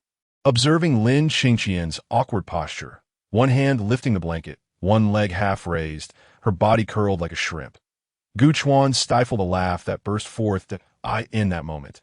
Lin Qingxian felt as if her face could steam buns. "Oh dear, good morning, young master." "Huh." Embarrassed, Lin Qingxian hastily lowered the blanket and stood upright, displaying a forced smile. Jiyu Chuan wore a faint smile, yet his gaze remained as usual, merely watching her with a calm demeanor. In the shadows of the night, his eyes were as dark as an abyss, sneaking into someone else's room in the dead of night, especially that of a direct disciple. Do you know what kind of consequence this could have in the sect? Lin Qingxian felt a chill run down her spine, her mind going blank. After a moment of stiffness, she could only awkwardly laugh. "Well, isn't this outside the sect? Wouldn't you agree, Senior Brother Gu?" Gu Chuan regarded her coldly. Lifting the blanket slightly, "Oh, you wish to come in?" Lin Qingxian's eyes brightened, eagerly nodding like a ramming pestle. Yes. Gu Chuan decisively stood up. "Fine, then I'll go outside, and we can switch rooms out." "No, don't, Senior Brother Gu." A cacophony of whines filled the room. Jiyu Chuan sighed, leaning against the headboard and rubbing his forehead. "Listen, little Lin, as cultivators, we have lifespans of thousands of years. What about the grand ideals of life? They cannot be achieved overnight. One must walk step by step." Lin Qingxian, excited, interrupted. I want to achieve it right now. Gu Chuan replied, what should I do? You're testing my patience. Seeing Gu Chuan remain silent, Lin Qingxian quickly forced another awkward laugh. I was joking. I just realized that sleeping next to you feels particularly secure. I can't sleep alone, that's why I came to be with you. I truly meant no harm. Really? Gu Chuan raised his head. What are you here for? How ridiculous. Gu Chuan almost laughed at the absurdity of it all. Heaven knows why he was having such bizarre thoughts at that moment. But then, Lin Qingxian suddenly chuckled, kicked off her shoes, and leapt onto the bed, landing with a thud. Ji Chuan was astonished to see her bouncing on the soft mattress. Lin Qingxian, brimming with excitement, immediately grabbed his hand and shook it. Senior Brother Gu, I ascend, tea time to sleep. It's already this late. Other beautiful ladies have long been cradled to sleep. I want to sleep too. Gu Chuan sighed. Ah, little Lin, you must understand that haste makes waste. Some things come too early, and you might end up heartbroken. Lin Qingxian pouted. I don't care. Humph. Turning her head, she untied the ribbon from her hair. Instantly, her long hair cascaded down, glistening in the dim moonlight like a beautiful scroll. Defiantly, she tossed aside the blanket, disregarding Gu Chuan's presence, and pulled him into the warmth, tucking herself in snugly. Tiske. Not too foolish, Ji Chuan glanced at the door. Relieved it was securely closed, he felt an inexplicable sense of guilt, wondering whether she was dressed or not. What if he fell asleep and his hands wandered? In a state of unconsciousness, fingers fidgeted instinctively. This could become addictive, that Ji Chuan sighed, and soon slipped under the covers as well. Sleep. Goodness, this is embarrassing. What kind of cultivator sleeps soundly every night? Gu Chuan shut his eyes, his heart racing uncontrollably. Her hair smells so fragrant. It is all this damned scent asphalt. Beside him, Lin Qingxian was far more agitated. She felt as if her heart might leap from her chest. A cultivator, sweating in the palms. But after waiting a moment, she noticed Gu Chuan seemed to have no other reaction. Gradually, Lin Qingxian felt uncomfortable all over. She longed to turn over and grab hold of something. Senior Brother Gu wouldn't he blame me? Would he? Surely not. Summoning her courage, she flipped on her side, facing Gu Chuan's profile, in a moment of silence. Gu Chuan swiftly closed his eyes, pretending to be asleep. Then, Gu Chuan felt a grip on his arm. Seductress, do not go too far. Lin Qingxian's eyes sparkled, excitement evident on her face. Senior Brother Gu showed no reaction. No reaction is a good sign. It's a positive signal. Lin Qingxian couldn't help but smile, soon inching closer to Gu Chuan, her grip shifting from holding onto him to embracing him. Excellent, Senior Brother Gu still hasn't reacted. Thus, I can get even closer. Lin Qingxian snuggled up again. Senior Brother Gu, rest assured, I, Lin Qingxian, will ensure you become the happiest man in the world. Soon, Lin Qingxian edged even closer. Gu Chuan felt his body stiffen slightly, for his arm was now firmly wrapped in her embrace. He sensed an indescribable sensation coursing through his arm. That soft, cotton-like feeling was unmistakable. Ji Chuan's mind gradually conjured a small figure. A banana-colored figure attempting to seize his heart. Chapter 38. Will you listen to music? In the early morning, Gu Chuan awoke in a daze. As he moved slightly, he realized he was completely ensnared. For a moment, Gu Chuan's mind blanked, suddenly recalling last night. He couldn't help but roll his eyes and let out a long sigh as he turned his head. Beside him, Lin Qingxian was sprawled on him, breathing steadily, her breath tickling his shoulder. Oddly enough, it was quite ticklish that Ji Chuan was a loss. What was this all about? If it were anyone else, it might be acceptable, but her. He turned his head to glance at the morning light outside. It seemed it was time to find a moment to send her away. Having such a little one by his side felt quite strange when it came to doing things. Damn it.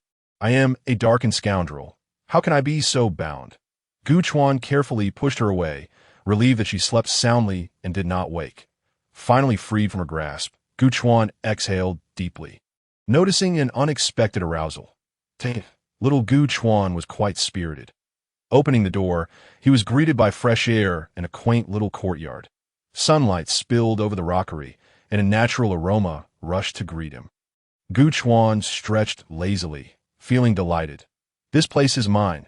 Smiling to himself, Gu Chuan glanced back at the direction of Lin Qingqian, pondering briefly before stepping outside.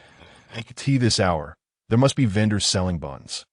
He reminisced about the last time he had buns, which was during his descent from the mountain. Now he had traveled so far. This small town was no longer the same small town, yet the bustling streets felt familiar, with people hurrying along, preoccupied with their tasks for the day. Only Gu Chuan remained calm, his pace unhurried, a subtle smile gracing his face, distinctly different from the hurried crowd. This was the essence of life's vibrant spectacle. He, however, seemed to drift outside the mundane, until he spotted his destination, the bun shop, not far ahead. Ji Chuan took a moment to assess it. The shop appeared quite simple, yet was bustling with customers. Nearly every seat occupied. The proprietor, keen-eyed, noticed Gu Chuan's interest and immediately called out warmly, "Welcome, esteemed guest. Freshly steamed buns, we guarantee your satisfaction." As he spoke, the proprietor glanced at his own seating, realizing it was full, yet continued undeterred. "Oh, esteemed guest, business is thriving today, all thanks to the support of our neighbors. If you don't mind sharing a table, I can offer you a discount. Rest assured, our buns are all exceptionally delicious." Gu Chuan smiled at the sight. "And no need to share. Just pack some for me to take away. Please that ID like 2 or 3 baskets. All meat." Upon hearing this, the proprietor immediately brightened. "All right, please wait a moment. It'll be ready shortly." The business of this quaint little shop is undeniably thriving. Generally speaking, successful establishments have products whose quality has been validated by the market. Moreover, the proprietor is exceedingly skilled in his trade, as evidenced by the frequent full occupancy of his premises. Today, the buns are likely to be quite delectable. While waiting, Gu Chuan casually surveyed his surroundings. Naturally, the people around were also observing Gu Chuan, for his remarkable appearance set him apart. He was strikingly handsome, and standing in front of the bun shop, he resembled an otherworldly being descended to the mortal realm. Such poise is certainly not characteristic of an ordinary individual, which piqued the curiosity of those around him. Ji Chuan himself found this novelty intriguing. Such charisma indeed constitutes a vibrant life, unlike that on the mountain. Before long, the buns were ready. Gu Chuan paid for them and turned to head back. Upon returning to the courtyard, he spotted Lin Qingqian already seated on a rocking chair at the entrance, sulking. The moment she saw Gu Chuan, her expression brightened. Ji Chuan couldn't help but chuckle. Had she awoken so early? Lin Qingqian responded with a sullen murmur, and Gu Chuan was intrigued. It seemed her mood was less than pleasant. With a wave of his hand, a table was set down, and he placed the still warm buns upon it. This would suffice for breakfast over the next few days. Lin Qingqian's demeanor visibly improved, prompting another chuckle from Gu Chuan. "What is the matter? You look rather dismal this early in the day. Surely, didn't T sleep well last night?" "Coincidentally, I felt the same." He continued, "From now on, you must refrain from such antics, do you hear me?" Lin Qingqian scrunched her nose and huffed. "I did not. I slept quite well, in fact. It was when I opened my eyes and found you absent that I feared you had abandoned me and slipped away in secret." As she spoke, her expression darkened. "When you didn't return, I couldn't help but wonder what I would do if you truly left." Ji Chuan chuckled again. "Come now, I'm not a child. If I were to sneak away, what would it matter? Besides, if I truly did vanish, where would you go to find me?" Lin Qingqian turned to scrutinize Gu Chuan with an intensity that made him feel a tad uneasy. A sense of déjà vu washed over him. "Ah, I feel as though I've been marked." Lin Qingqian pouted. "Where would I look for you? I'd simply search haphazardly and keep searching if I couldn't find you." Ji Chuan found himself at a loss for words. Yet a thought crossed his mind. Wasn't this fortuitous? He cast a sidelong glance at her. "Then you must be more obedient in the future.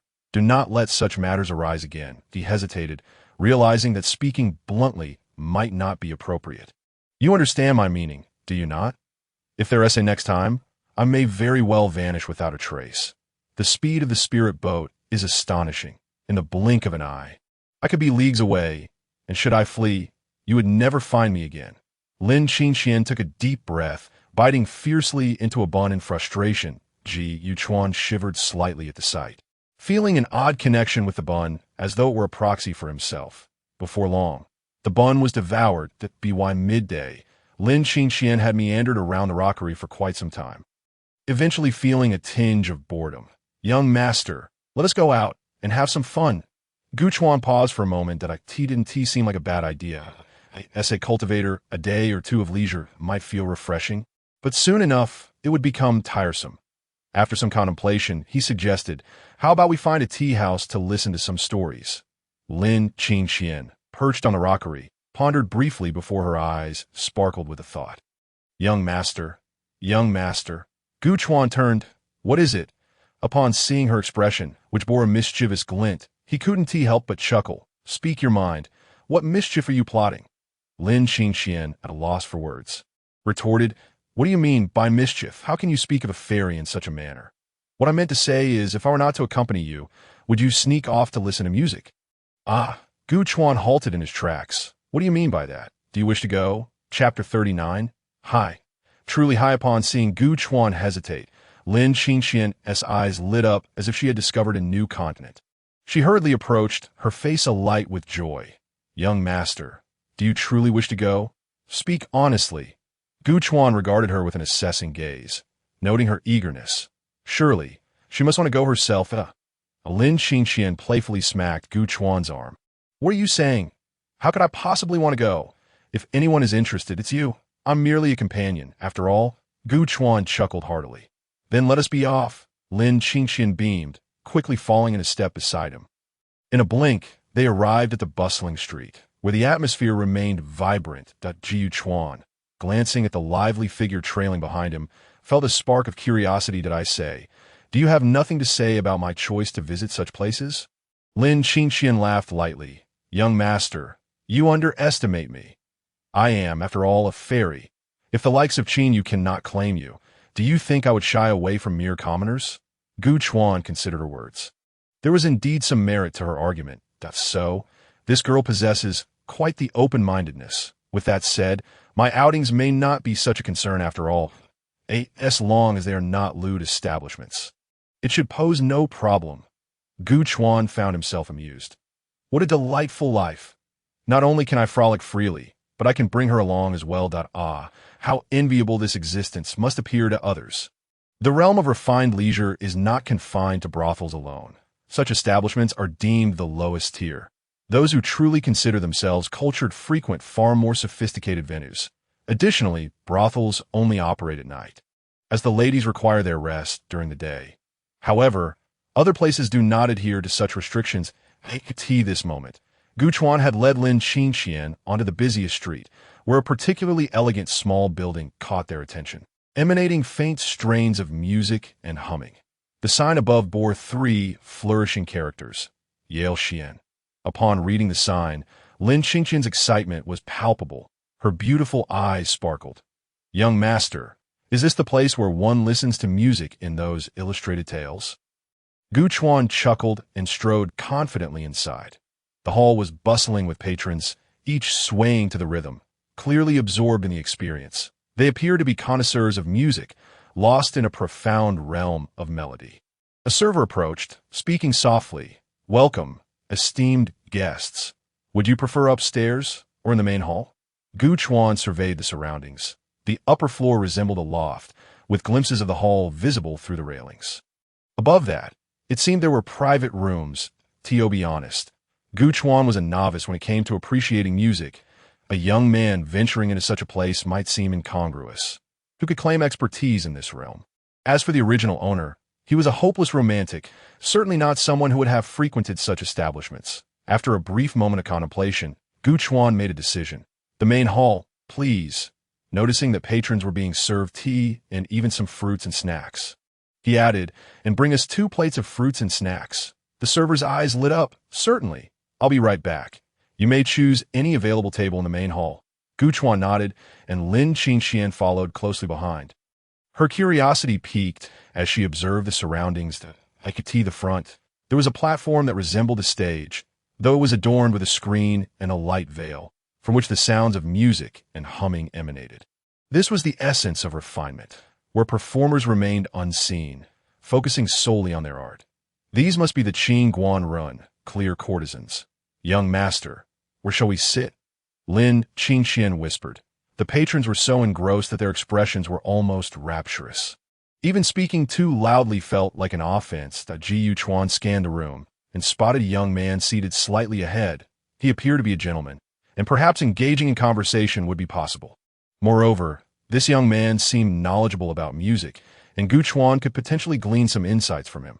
Sure enough, as Gu Chuan and Lin Qingxian settled down, the young man immediately turned to glance their way.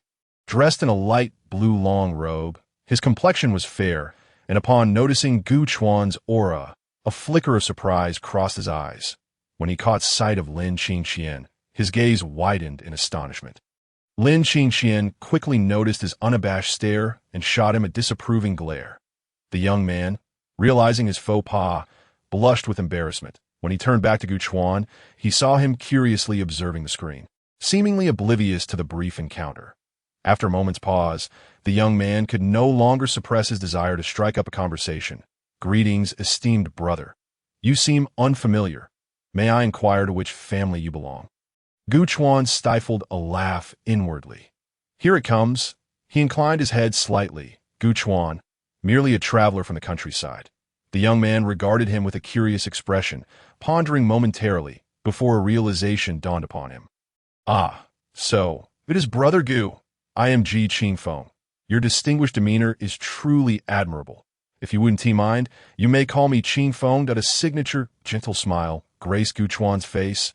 "Ah, it is indeed a pleasure to meet you." Qingfeng. Ji Qingfeng's eyes sparkled with intrigue. "Brother Gu, have you heard of me?" Gu Chuan shook his head. "Not at all. Then what do you mean by having long admired me?" Ji Qingfeng was momentarily at a loss for words, but soon broke into a smile, taken aback by Brother Gu's wit, and oh wonder, such an audacious fairy was by his side. Lin Qingxian raised an eyebrow, her gaze filled with challenge. "I am the young master's maid." Ji Qingfeng's eyes widened in astonishment. Not a maid. Which household's maid could possess such beauty? Moreover, with such an exquisite demeanor, who would believe she was merely a maid? Yet, it was indeed this fairy who had proclaimed it herself. Ji Qingfeng's mind raced, and he couldn't help but feel a surge of admiration. Truly remarkable. Today he had encountered a person of great stature. Such a rare fairy was willingly calling herself a maid beside Brother Gu. The skills of this Brother Gu must be unparalleled in the world. Ji Qingfeng was suddenly filled with a desire to seek guidance. Noticing there was still a half bowl of sunflower seeds on the table, he promptly brought them over to Gu Chuan's side, also pulling up a chair to sit closer. "Since our meeting is fate, Brother Gu, you wouldn't mind sharing the table, would you?" "Not at all," Gu Chuan replied with a warm smile. "Brother Qingfeng, there's no need for formality. Feel free." Ji Qingfeng's fondness for him increased instantly, and no wonder he could win the admiration of beautiful women. Just look at his demeanor. Ji Qingfeng felt as if he had a plethora of questions to ask, but upon seeing Lin Qingxian, he suddenly thought it might not be appropriate. After holding back for a while, he finally managed to ask indirectly, "Brother Gu, I imagine you must be quite popular among the ladies, yes? Might you have any secrets?" Chapter 40. Ji Qingfeng could hardly believe that after all this time, he had managed to utter such a line. Ji Yuchuan's face displayed clear astonishment. Lin Qingxian, however, seemed to have suddenly stumbled upon an intriguing topic, but this moment was fleeting as her beautiful eyes quickly dimmed. After all, how could Brother Gu possibly understand such matters? If he did, he wouldn't have been delayed for so many years by Su Bingru. Lin Qingxian turned her head to gaze at the ethereal screen, as if she could see the person singing behind it. But unexpectedly, after a brief moment, Gu Chuan suddenly let out a light laugh. "Brother Qingfeng, your words are quite flattering. I am no expert on secrets. When it comes to matters of love, I am merely a man of misfortune." Upon hearing this, Ji Qingfeng's face fell slightly with disappointment. It turned out that Brother Gu was not as charming as he had imagined. This was somewhat different from what he had expected. But just as quickly, Ji Qingfeng turned back. "Wait a moment. You claim to know nothing of romance, yet call yourself unfortunate. Just look at the level of beauty beside you. What kind of misfortune does a man like you endure? You are truly modest." A glimmer of mischief flashed in Ji Qingfeng's eyes. "Brother Gu, there's no need for such humility. I'm a straightforward person. Please speak plainly to as he said this. Ji Qingfeng chuckled heartily, giving Gu Chuan a playful nudge on the shoulder. Today, ST expenses are on me. With that, Ji Qingfeng held up 3 fingers. 3 days. I will cover 3 days of tea expenses. What do you think? Gu Chuan laughed upon meeting Brother Qingfeng. I feel an immediate kinship. We share a bond indeed. Ji Qingfeng was overjoyed. So, does this mean you agree? He instantly adopted a demeanor of eager inquiry. Ji Yuchuan pondered for a moment. Brother Qingfeng, do you perhaps have someone special in your heart? Ji Qingfeng's expression shifted to one of embarrassment, yet he quickly nodded. It has been quite a while, but it seems she does not harbor feelings for me. Ji Yuchuan sighed softly upon witnessing this. This matter is simple. If she does not like you, then find someone else. Ah, Ji Qingfeng was taken aback. He had expected Brother Gu to possess some profound wisdom, and yet this was the advice he received. He felt as if his money had been wasted. Brother Gu, do you not have any other brilliant strategies? Gu Chuan maintained his gaze. It is difficult indeed. Ji Qingfeng's eyes narrowed in contemplation. Difficult, yet not impossible.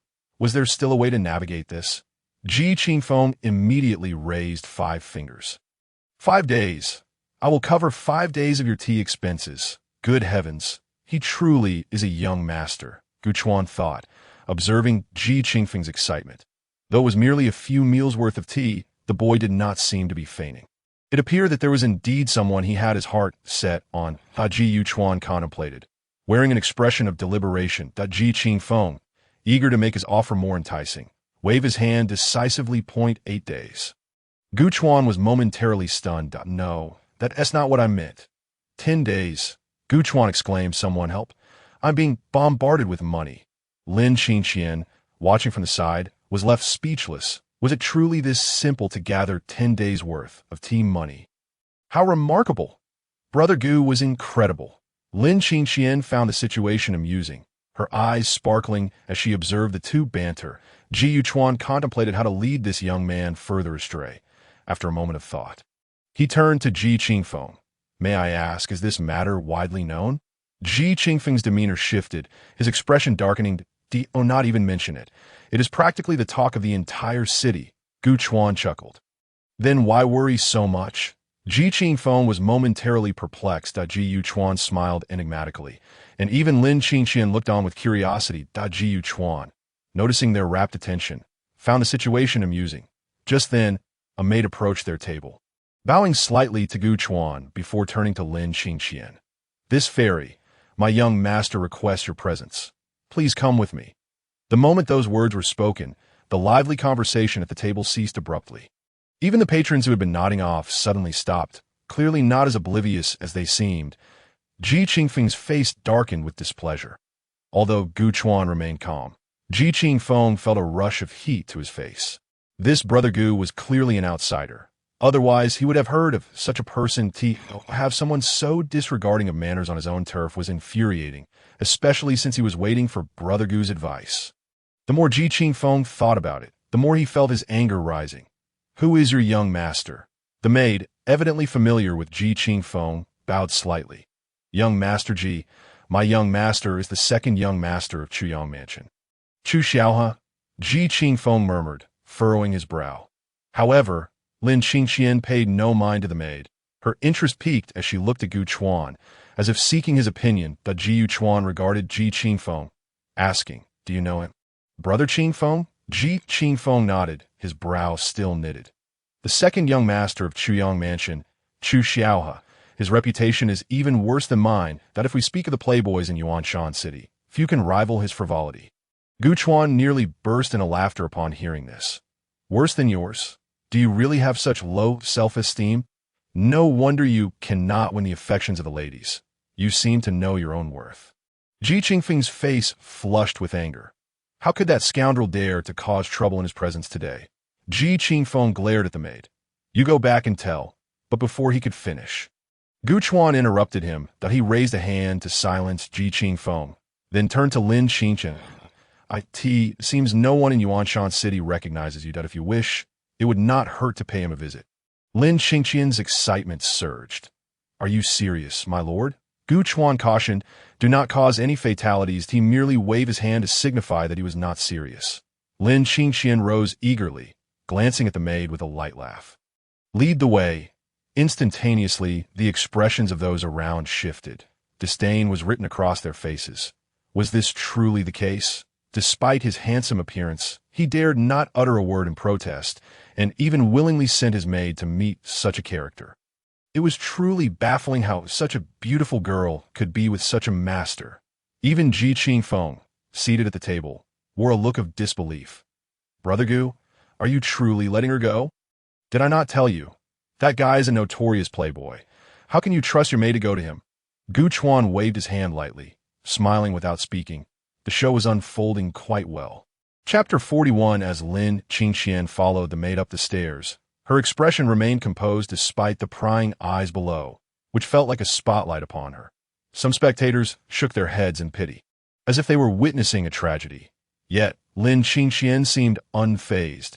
Upon reaching the third floor, in front of a private room, the maid stood to the side and bowed. Fairy, my young master is inside. Please come in. Lin Qingxian maintained her demeanor as she pushed the door open. Upon entering, she was greeted by a row of luxurious sofas, where several figures were seated upon the soft, delicate fur, among whom was only one man surrounded by several women.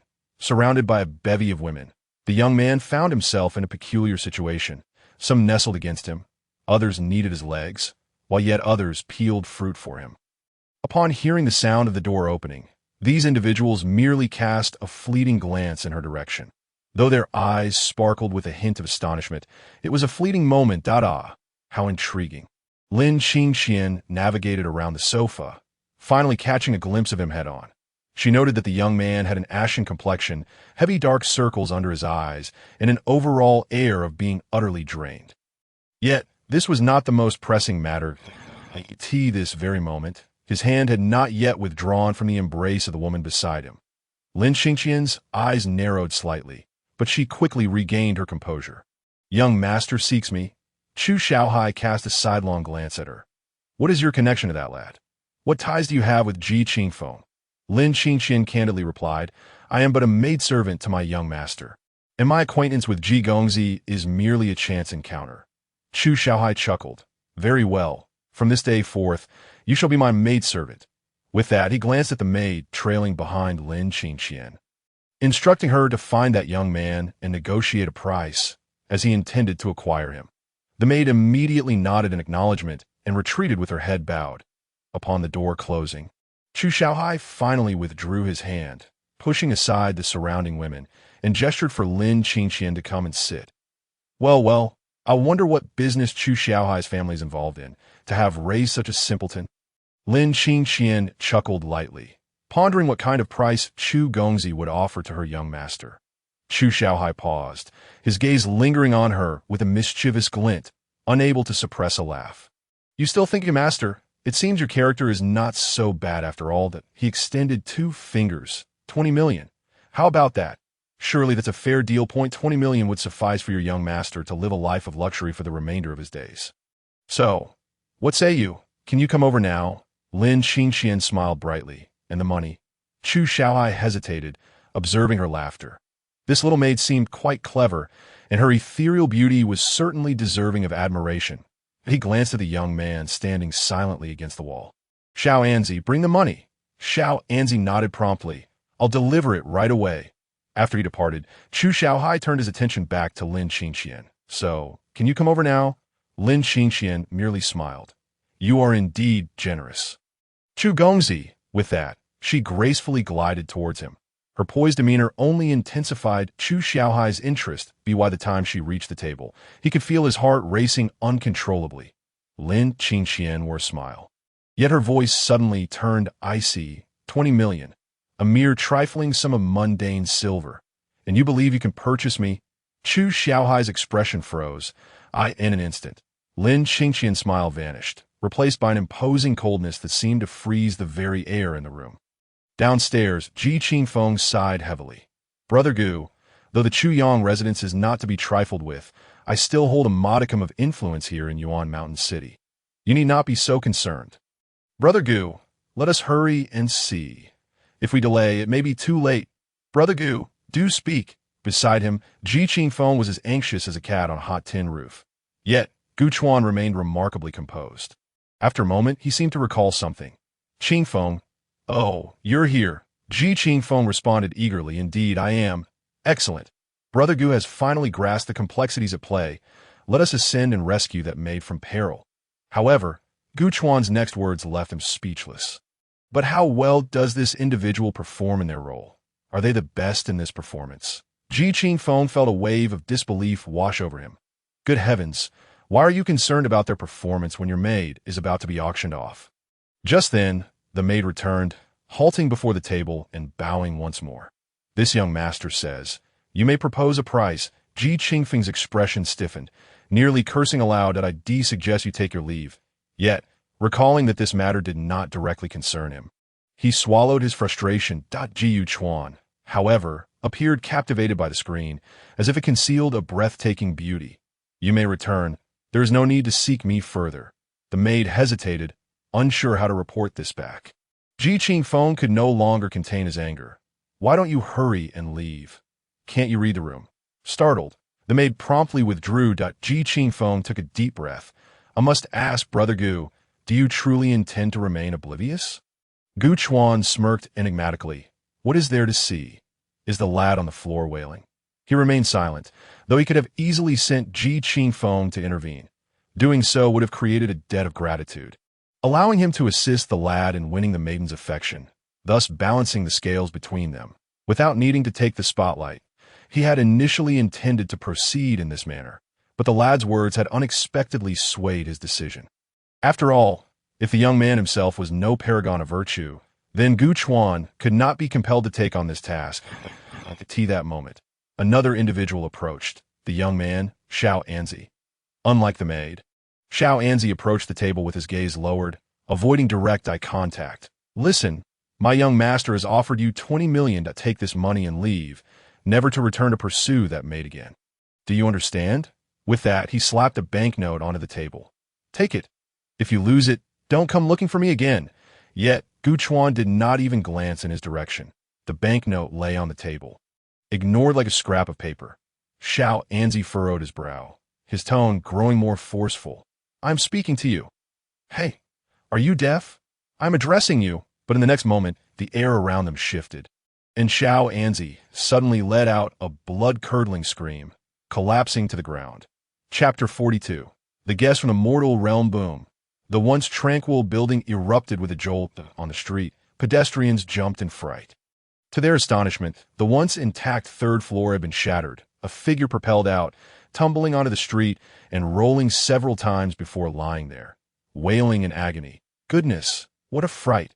Who is this? What on earth happened? Hush! Be cautious, lady. That is the second son of the Chu Yang residents. So this brat has met his match. This is what one calls retribution, finally encountering someone formidable. Indeed, who would dare to toss him from a building? The crowd instinctively gazed upward, witnessing a figure retreating into the shadows of the crumbling third-floor wall, gradually disappearing from sight. Their expressions hardened as an incredulous thought took root in their minds. Could it be that the person behind this was a woman? Within the Electuan establishment, Xiao Anzi lay sprawled on the ground, the surrounding eyes drawn to him like moths to a flame. It was evident that this sudden misfortune had been wrought by some celestial force. Perhaps a cultivator had intervened. Yet it remained unclear whether the young master himself was present or if a hidden guardian was at play. Suddenly, the upper floor erupted with a thunderous explosion, followed by distant cries of distress. The noise was so overwhelming that even the delicate women behind the screen paused in shock. The crowd nearly leaped in surprise, straining to look upward. They beheld a woman descending gracefully down the staircase. Gu Panluxi, exuding an ethereal charm, descended with a gentle smile that felt like a refreshing spring breeze to all who beheld her. That moment, Ji Qingfeng finally swallowed hard. The series of events had left him bewildered. But the moment he saw Lin Qingxian emerge, everything clicked into place. He understood why Gu Chuan had been unperturbed about her departure, why the young man had suddenly collapsed, and why the upper floor had erupted in chaos. Ji Qingfeng stared at Gu Chuan, stammering, "Be Brother Gu. Could she be the legendary hermit?" The moment the words left his lips, all eyes turned to Gu Chuan, who was watching Lin Qingxian with a look of relief. Realizing she was unharmed, he breathed a sigh of relief and turned to Ji Qingfeng, shaking his head with a smile that I am but a wandering soul, a carefree spirit. I've already explained this to you. Ji Qingfeng chuckled awkwardly. What a carefree spirit indeed. Yes, you are a wanderer, a true wanderer. Gu Chuan nearly burst into laughter. With a flick of his wrist, he placed a significant sum of silver on the table. It seems today, as performance has come to an end, that he then rose. Addressing Ji Qingfeng, if anyone inquires, simply tell them the truth. Remember, I am Gu Chuan. With that, Gu Chuan turned to see Lin Qingqian had reached the bottom of the stairs and waved.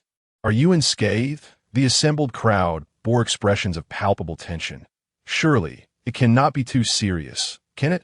If it were truly grave, what are the upper floors that have been demolished? Wouldn't this place be at risk of exploding? Yet Lin Qingqian flashed a sweet smile, assuring, rest easy, young master. That person will not perish like a tea most. They will merely rest for a while. Ji Chuan nodded, rising to head outside, with Lin Qingqian promptly following suit, behind them. The room full of onlookers found themselves momentarily stunned. Not dead. Such an unusual response. It seemed she was referring to that fellow who had been thrown down. Indeed, how remarkable it is that the situation is deemed not serious. In the street, Chu Xiaohai had been wailing on the ground for quite some time, evidently having broken a leg. Upon catching sight of Lin Qingqian leisurely strolling out alongside Gu Chuan, his expression turned fierce.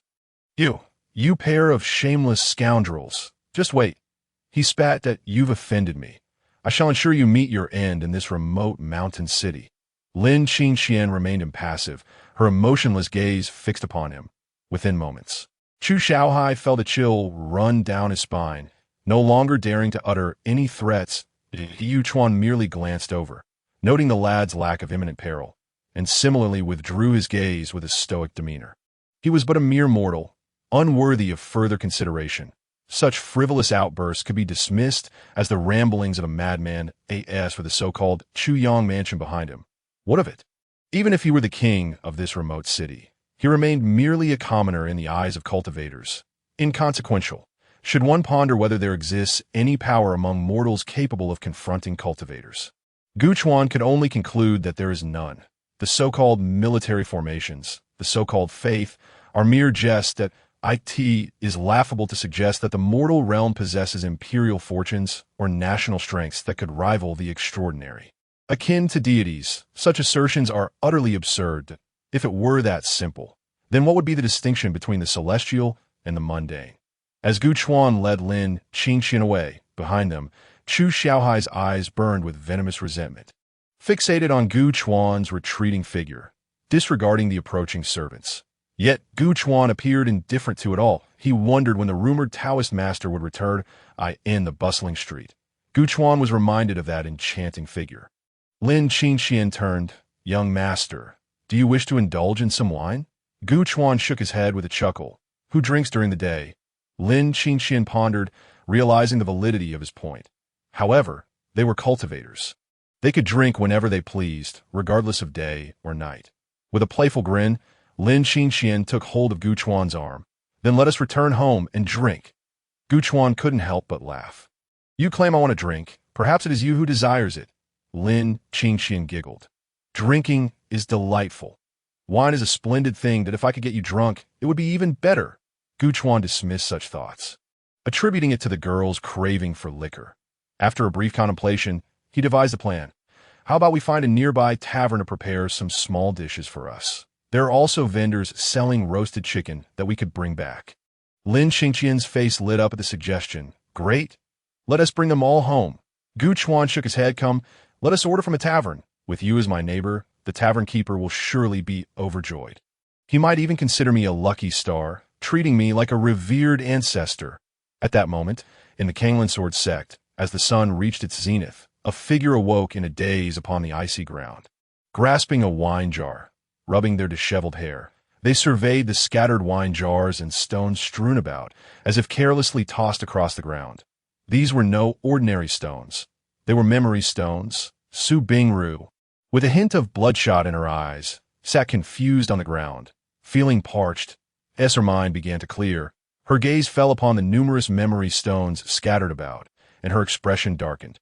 She remembered. She remembered everything. Each stone held recollections of her past with Gu Chuan, from the early days to the more recent ones, both joyous and painful. These images struck her like slaps on the face.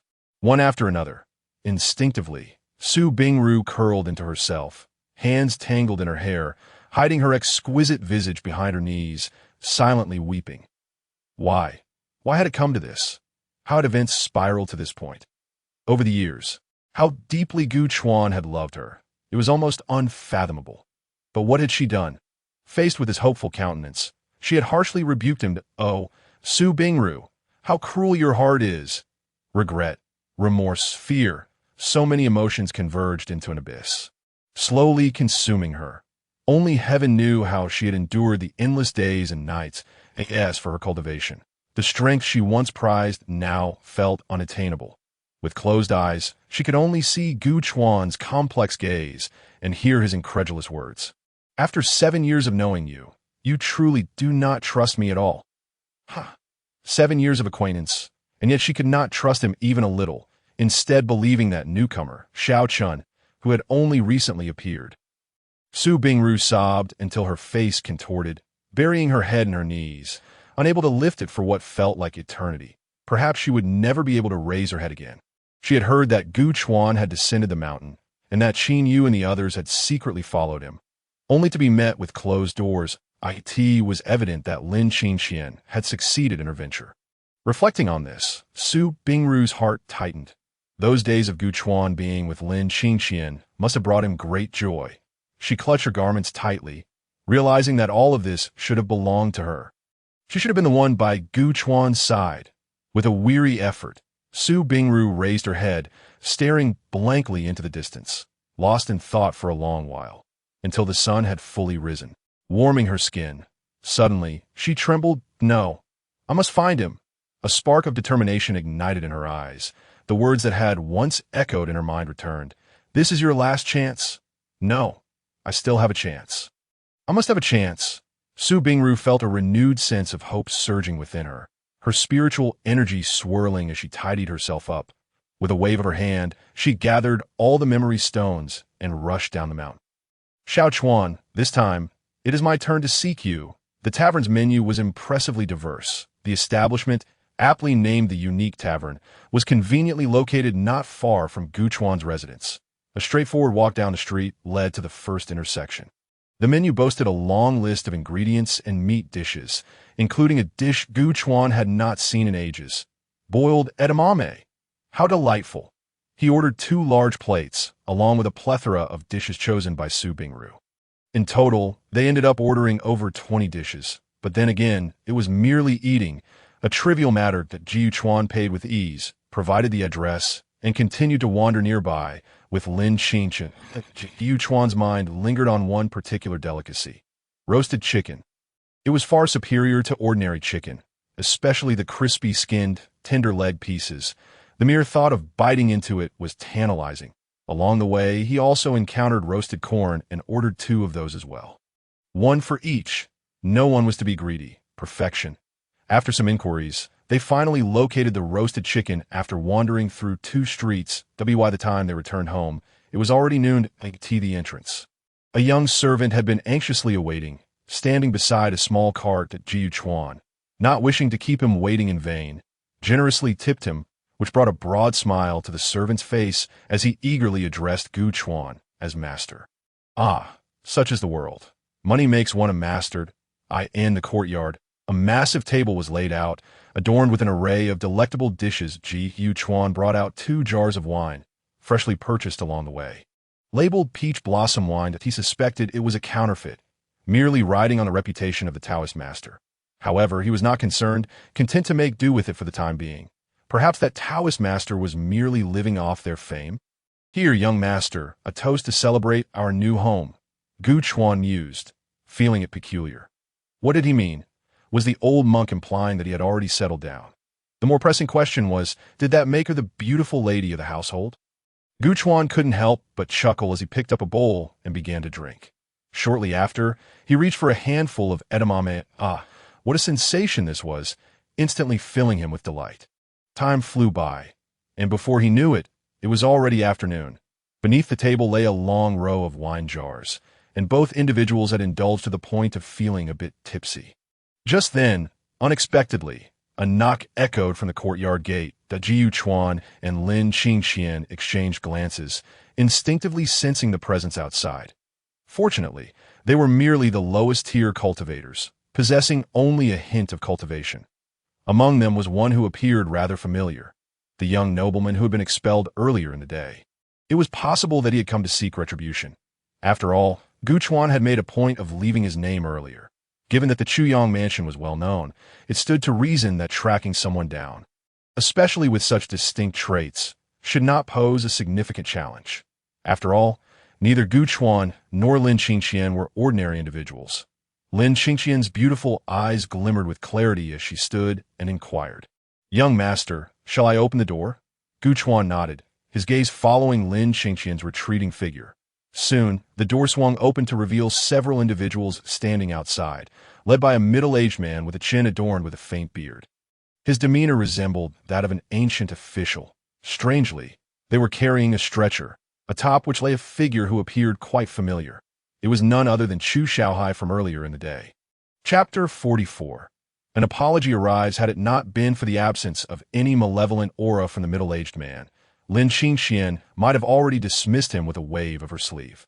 Irritated at the interruption of her enjoyment, she had intended to intoxicate Gu Chuan and then whisk him inside to savor a delightful evening. However, the middle-aged man suddenly smiled, slightly bowing and clasping his fists in greeting. "Fairy, I am honored to meet you. May I inquire if this is the residence of Gu Chuan, the esteemed gentleman?" Lin Qingxian frowned, questioning his motives. "What do you want? Here to cause trouble? Bringing that fellow here to demand compensation?" Upon hearing her words, the middle-aged man immediately displayed a look of panic. Misunderstanding. Fairy, you have misunderstood my intentions. How could we dare to cause further trouble? It is simply that earlier, my blind son offended you both. Although he was reprimanded by the fairy, I still feel it is inappropriate, and thus I have brought him here to apologize. As he spoke, the middle-aged man turned and shot a glare at Chu Shaohai. "You beast, hurry and apologize to the fairy." Chu Shaohai appeared thoroughly frightened, as if he had been severely beaten. His leg had merely been a form of exercise, yet his father had investigated the matter and now seemed intent on delivering a more severe reprimand. Had he not been restrained, it appeared as though his father would have preferred to draw a blade against him. With a mournful expression, Chu Shaohai stammered, "I haven't seen the fairy in so long. I am here to apologize. Previously, I failed to recognize your worth and offended you. I implore you to be magnanimous and not hold it against someone like me, a mere commoner." Lin Qingxian couldn't help but laugh at his words. "You, a commoner? Which commoner is accompanied by 4 or 5 maidservants, each of whom you are taking advantage of while in my presence?" She looked on in disbelief, and here I thought you would wither away like a fish out of water after leaving the fairy. Chu Shaohai stood there, stunned by her words, unable to muster a retort, and instead forced a smile, his face a mask of anguish. As for his father, he felt so embarrassed that he wished to sink into the ground. Seeing this, Lin Qingxian let out a huff. "You wish to apologize, do you? The others are waiting outside, so you may enter. This apology is not for me. It is for my esteemed young master." Upon hearing this, the middle-aged man's face twitched. He had heard of a servant below who had been subjected to an immense pressure, collapsing on the spot and unable to move. Now, observing Lin Qingxian's attitude, he felt an impending dread creeping closer. Wiping the cold sweat from his brow, the middle-aged man quickly responded, Yes, I shall go and apologize to young Master Gu." As the elderly man entered, Lin Qingxian cast a cold glance at the others. This glance seemed to reveal the true nature of the luminous fairy, her frigid gaze akin to that of a predator assessing mere shrimp. The onlookers felt a chill run down their spines. Involuntarily trembling as they looked up to see Lin Qingxian slam the door shut.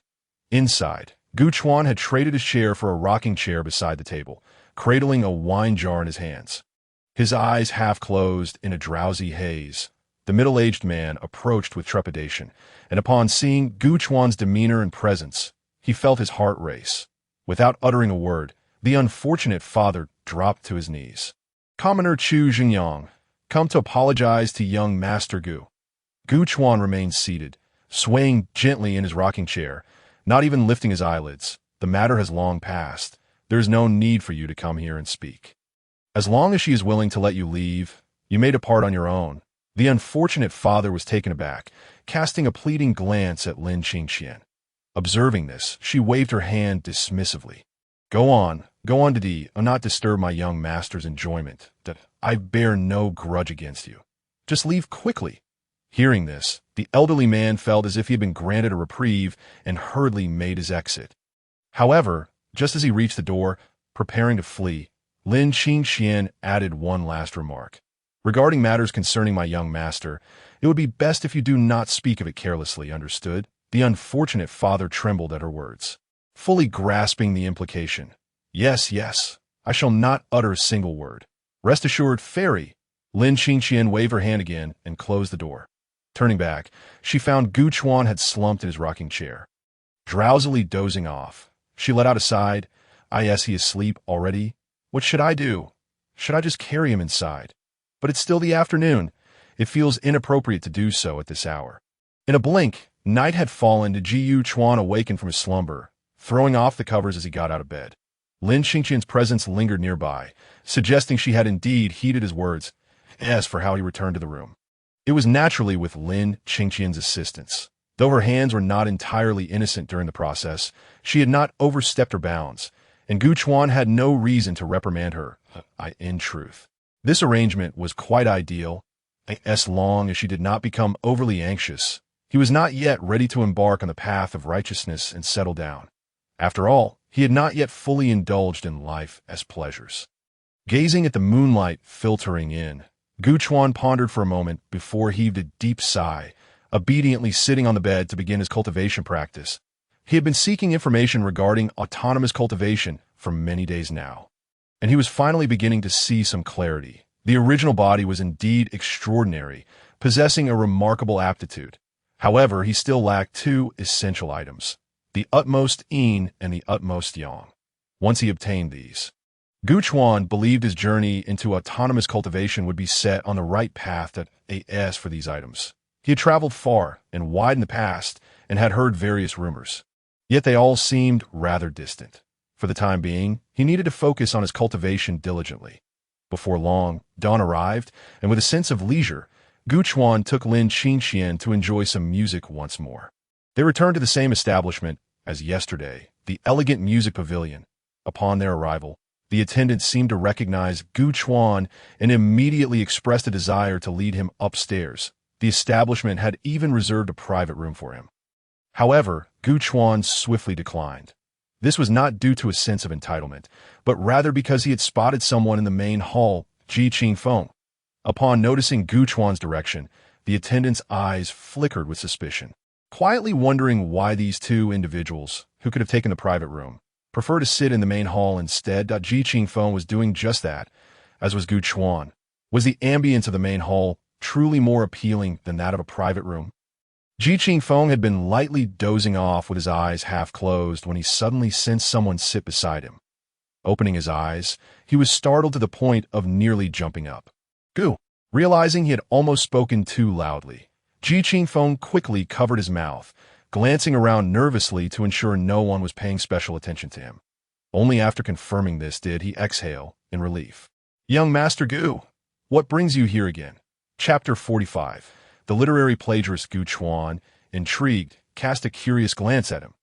What, am I not welcome? Does this grand hall not accommodate a humble wanderer like myself? Upon hearing this, Ji Qingfeng nearly broke into a cold sweat. Initially, he had been unaware of the gravity of the situation, but he had since realized the depth of it. Moreover, the events of the previous night had spread throughout the entire Yuan Mountain City. Chu Xingyang had personally brought his son to apologize. Such celestial figures might very well be profound, reclusive masters. Ji Qingfeng forced a smile. Young Master Gu, please do not jest with me. You know that is not what I meant. Regarding yesterday, Gu Chuan, feeling at ease, grabbed a handful of sunflower seeds and shared some with Lin Qingqian. who beamed with delight as she accepted the seeds and began to munch on them. Gu Chuan joined in, casually teasing. "You saw everything yesterday. Was there anything else of note?" Ji Qingfeng paused at his words. "Didn't T-Lord Chu personally visit your residence and compensate you with a significant sum of silver?" Gu Chuan shook his head and chuckled upon hearing this that do not heed their nonsense. It is merely a rumor. Lin Qingxian leaned closer, playfully inserting a piece of sunflower seed into Gu Chuan's mouth. Exclaiming, "Indeed, a rumor." Ji Qingfeng watched in a daze as Lin Qingxian fed Gu Chuan the seed she had peeled. "Wait, you two, do you not regard me as a person? I merely came out to enjoy a performance. What have I done to deserve this?" Ji Qingfeng silently turned his head away, fixing his gaze on the screen. Ji Yuchuan chuckled softly, patting Lin Qingxian's arm, and gently said, "Enough, my lady. You should eat for yourself." Lin Qingxian giggled and whispered, "Sir, feed me." Gu Chuan was momentarily taken aback. Nearby, Ji Qingfeng was equally flabbergasted. "Damn it, I knew it. How could such a beautiful fairy possibly be a maid? What a sin." Ji Qingfeng silently covered his face. "My true love, when will you deign to visit me? By the way, Qingfeng, I only mentioned half of it yesterday. Are all the performers behind the screen singing alone? Which one sings the best?" Upon mentioning this, Ji Qingfeng became animated. There were many girls behind the screen, all courtesans of AS for the best singer. That would be the top performer of this elegant music house, but she wouldn't appear until nightfall.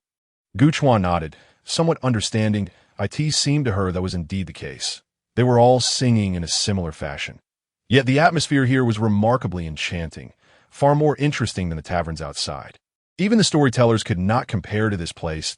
Ji Yuchuan's inquiry prompted Ji Qingfeng to recall that indeed they had only spoken half of it yesterday. With a sense of unease, Ji Qingfeng wished to broach the subject, yet felt it somewhat difficult to articulate. After a moment's deliberation, he thought to himself that Gu Chuan's abilities were truly exceptional to be able to be accompanied by such a stunning fairy.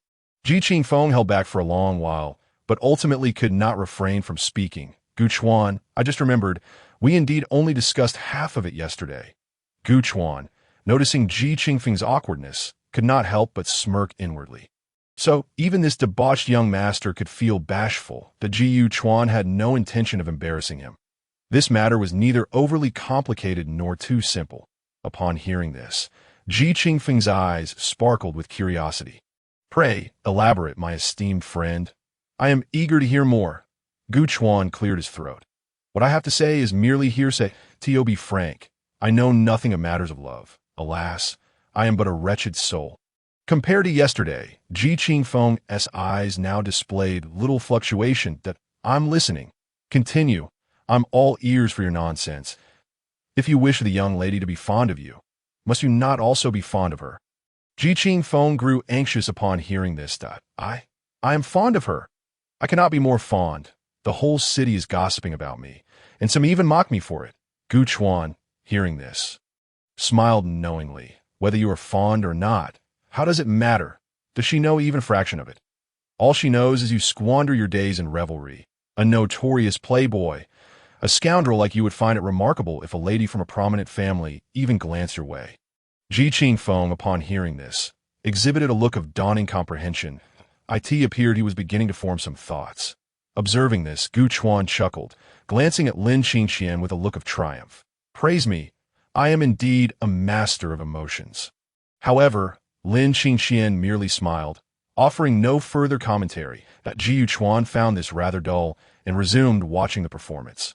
Little did he realize that Lin Qingxian was not unresponsive. She merely concealed her reactions within her heart. If you truly understood these matters, would you have spent so many years ensnared in them, leaving me to wait in vain? Fortunately, it seemed that fortune was beginning to turn in her favor.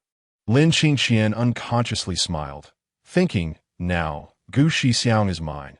Moments later, Ji Qingfeng lifted his head, as if struck by an epiphany. "Then, esteemed brother, what should I do?" Gu Chuan responded without hesitation. "What else do you wish to do? As long as you cease your indulgent ways, that will suffice. That a man of ambition should flow like the Yangtze River into the sea. Pursue your rightful path, and that is enough." Ji Qingfeng was momentarily taken aback, feeling that though the words were spoken lightly, They resonated profoundly within him, that a man of ambition should flow like the Yangtze River. This sentiment was nothing short of a maxim. Ji Qingfeng soon found himself in a trance. Meanwhile, Lin Qingxian gazed at Gu Chuan with bright eyes, astonished.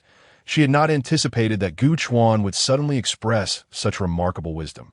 Unbeknownst to them, Gu Chuan was relentless in his pursuit of eloquence. Turning to Ji Qingfeng with a playful smile that, you grasp the true meaning of this. The so-called forgetfulness of feelings is merely an excuse. You must grow like a man, casting aside anyone who would hinder or disturb you. Sending them away at the door that the man of virtue living among the world cannot dwell in obscurity for long. With a swift motion, Ji Qingfeng nearly slammed his hand on the table. Your words are as profound as the greatest texts. Though brief, they enlighten the mind. Allow me to bow to you, esteemed brother. Gu Chuan laughed and waved his hand dismissively. Lin Qingxian, however, was already spellbound. Is this truly the aspiration of Gu Shixiang? This was the first time she realized that Gu Chuan was such a person, and no wonder there were so many outstanding talents in the Kanglan sword sect. Not a single one could rival him. Gu Chuan was indeed a prodigy, a peerless marvel. Chapter 46. If you bloom unexpectedly today, I, Gu Chuan, have the opportunity to become a literary copyist. Yet truth be told, it is quite enjoyable. Especially for Lin Qingxian. One cannot help but notice how her gaze seems glued to him. Gu Chuan maintained his composure, feigning indifference, though inside he was grinning with delight that, this is the life a cultivator should lead. Before long, time flew by. His surprise, as noon approached, a figure suddenly entered the small building. Even before reaching the doorway, Gu Chuan had sensed it, and Lin Qingxian immediately turned her gaze toward him, a familiar aura. They exchanged a silent glance, both sensing the tremor in each other's eyes. Lin Qingxian was stirred because the woman had returned. Upon entering, an immense pressure seemed to descend upon her shoulders. Meanwhile, Gu Chuan was concerned. Damn it! This woman won't disrupt my peace, will she? In an instant, a fragrant breeze wafted in, and the newcomer took her seat at the table. This small table appeared to possess an extraordinary allure, as 4 people were already seated beside it. But Ji Qingfeng was still in a daze when he looked up to find yet another stunning beauty taking a seat. His eyes widened in shock. He instinctively wanted to speak, but at the last moment, a flash of realization crossed his mind. This person, she resembled the ethereal maid by Gu Chuan's side, radiating an otherworldly beauty. To encounter such a level of beauty again was astonishing. Ji Qingfeng believed he had no hope of attracting such a woman. Hence, could it be that this beauty was seeking Gu Chuan? Ji Qingfeng, mouth half open, silently closed it again. Ji Chuan inwardly lamented. Damn it, she has seated herself directly. She truly doesn't consider herself an outsider. Ji Chuan's expression remained unchanged, his tone distinctly aloof. My lady, I believe we are unacquainted. There are empty seats nearby. You need not crowd our modest table. Lin Qingxian's mind was racing, and she quickly chimed in. Did you hear that? My esteemed master said, don't crowd us. Su Ruobing was momentarily taken aback by Lin Qingxian's brusque demeanor, not only because of her attitude, but also due to the terminology used by Gu Chuan and Lin Qingxian. My esteemed master, my family's master. Could it be that they are in disguise as wealthy young masters? Su Ruobing quickly deduced part of the situation and smiled faintly. This hall is spacious. Why may I not sit here? Gu Gongzi, how have you been? Ji Qingfeng was in shock. Well, it seems she truly came looking for Gu Chuan, another beauty of this caliber. Gu Chuan, how could Gu Chuan claim to be a wretched soul? Knowing nothing of love? I truly cannot believe it. Gu Chuan quickly averted his gaze, no longer concealing his indifference. Since Gu Gongzi has made an appearance, there is no need for pretense. Ji Chuan's tone took a sharp turn. You are not welcome here. Refrain from being an eyesore before me. At once, Su Ruobing's expression stiffened. In an instant, there was a glimmer of moisture in her eyes. She gazed at Gu Chuan for a moment before silently lowering her head. I understand that I will not disturb you. Having spoken, Su Bingru lowered her head and rose, silently shifting to another table. Not too far from this one, however. Her position was somewhat further back, such that even if Gu Chuan looked up, He would ultimately be unable to see her. Gu Chuan snorted lightly within, pondering. What now? Changing tactics? Unable to fish for attention any longer, have you resorted to playing the emotional card instead? Truly, you are remarkable. With not a ripple of emotion within him, he continued to sip his tea and listen to the music. Beside him, Ji Qingfeng stared in astonishment at the unfolding scene, quickly growing deeply impressed. How extraordinary! To think such a beauty could so effortlessly dismiss someone. A celestial of her caliber surely deserves to be the center of attention wherever she goes. Tisk, truly worthy of Gu Xiong. Indeed, unable to restrain himself, Ji Qingfeng leaned in slightly and whispered, Gu Xiong, you still claim to be a man of misfortune. Teach me, would you? I can't even manage one person, and it's driving me to despair. I am willing to pay tuition. Gu Chuan could only chuckle helplessly. What does this mean? I've leveled up. Perhaps I could start a class. Truly a master of emotions. Shaking his head, Gu Chuan quickly began to rationalize his thoughts. Do not concern yourself with such matters. Focus more on yourself. If you bloom, the fragrance will come naturally. Ji Qingfeng paused, as if suddenly grasping some insight, and began to ponder deeply. Lin Qingxian also edged closer, whispering, Young master, what shall we do? Should we make a discreet exit? Gu Chuan, upon hearing this, shook his head, his expression revealing no trace of anger or joy. Oh, why?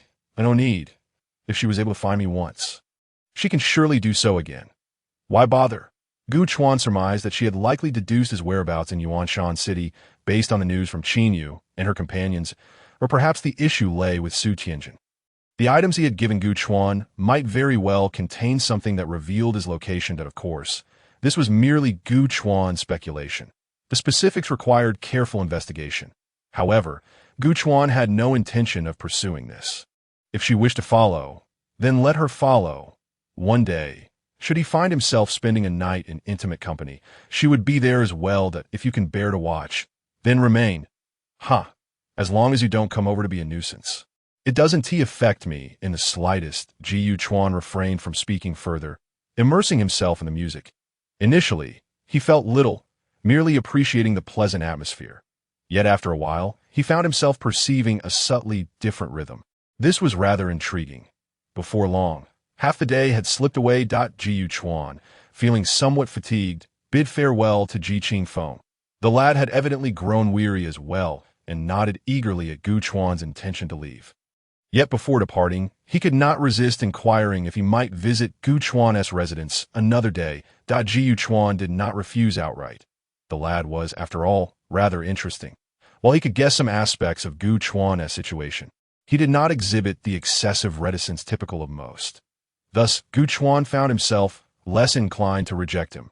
Perhaps this lad could even introduce him to some entertainment on the street. Lin Qingxian followed Gu Chuan as they strolled away, glancing at the bustling crowd and asking, Young master, what shall we have for dinner tonight? Gu Chuan quickly adopted a look of distress, prompting Lin Qingxian to burst into laughter. It seemed both had forgotten that someone remained behind.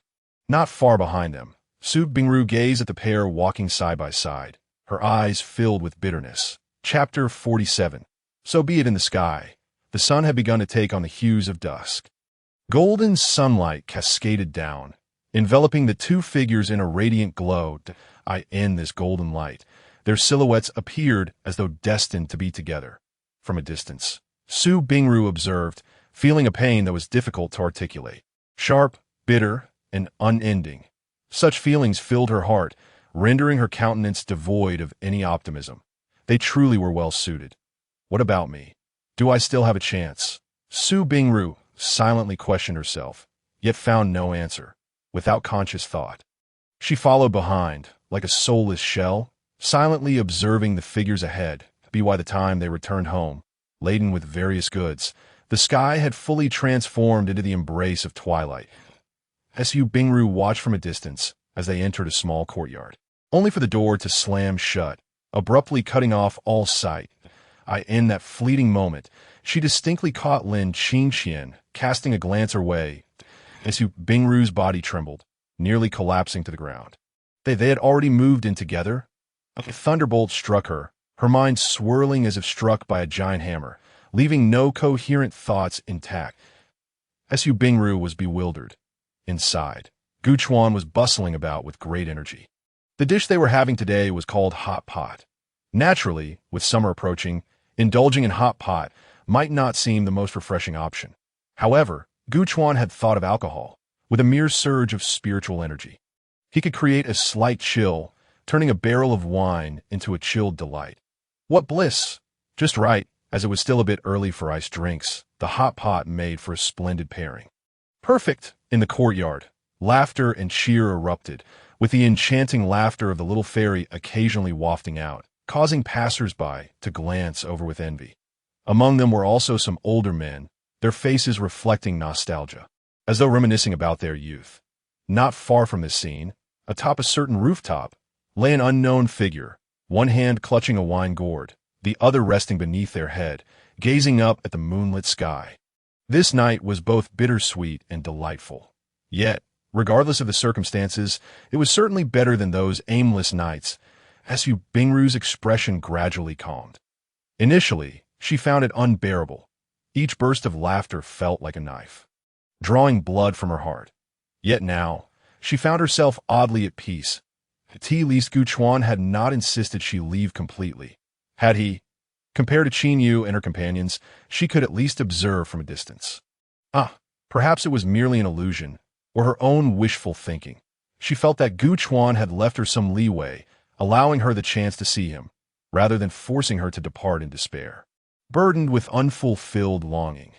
Let it be, then at least she could still catch a glimpse. That was already quite sufficient, Su Bingru reassured herself. Unbeknownst to her, rumors began to circulate within the city. It was said that within the Gu residence resided an otherworldly figure, one whom even the people of Chuyang Manor dared not disrespect. It was unclear when these tales had begun circulating, but Gu Chuan could certainly feel their effects. Every time he ventured out, the gazes of passers-by carried a hint of reverence. Gu Chuan found himself pondering. Logically, such tales would not be spread by those from Chuyang Manor. Ji Qin Feng. That lad was even less likely, as he was quite astute. While he might appear somewhat simple-minded, he was far from foolish. Thus, Gu Chuan mused. Who could it be? He took the opportunity to subtly investigate the broader situation in Yuanshan City, and soon discerned something unusual. Recently, strange occurrences had emerged. The official road passing through the Linhai Mountains to the east of Yuanshan City had been closed out of course. It wasn't truly sealed off, but rather a verbal warning from the authorities. In recent days, several individuals had gone missing in that area. Furthermore, it was rumored that malevolent entities lurked in the Linhai Mountains. Ji Chuan could not help but ponder. The east was indeed the direction he had come from, wasn't it? He recalled encountering two cultivators engaged in a skirmish during his journey. He had even stumbled upon a merchant convoy and helped them out of a predicament. Reflecting on this, Gu Chuan recalled a significant detail. They had once vanquished a serpent demon, which had possessed a certain degree of power. This led him to form a rough hypothesis that it was likely that malevolent creatures were indeed residing within the Linhai Mountains. The encounter he had experienced was merely a chance meeting with a subordinate that Gu Chuan found his speculation quite reasonable. As for the rumors, he smiled inwardly, choosing to disregard them. Since that day, Gu Chuan had sensed that Su Bingru had been following him for several days. However, today he felt a peculiar sensation, for the neighbor next door had vacated, and now Su Bingru's presence lingered there. This woman had actually purchased the property next to him.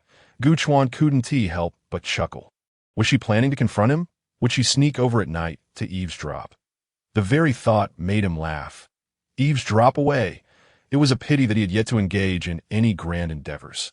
Otherwise, he was certain she would be left blushing, filled with longing, and left to her own devices.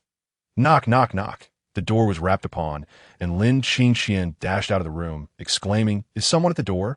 "I'll go check." Lin Qingxian hurriedly scampered out. Moments later, the door swung open, revealing Ji Qingfeng with a slight bow. "Lin Fairy, I pay my respects." Lin Qingxian rolled her eyes. "Here to compete for my young master again." He sighed.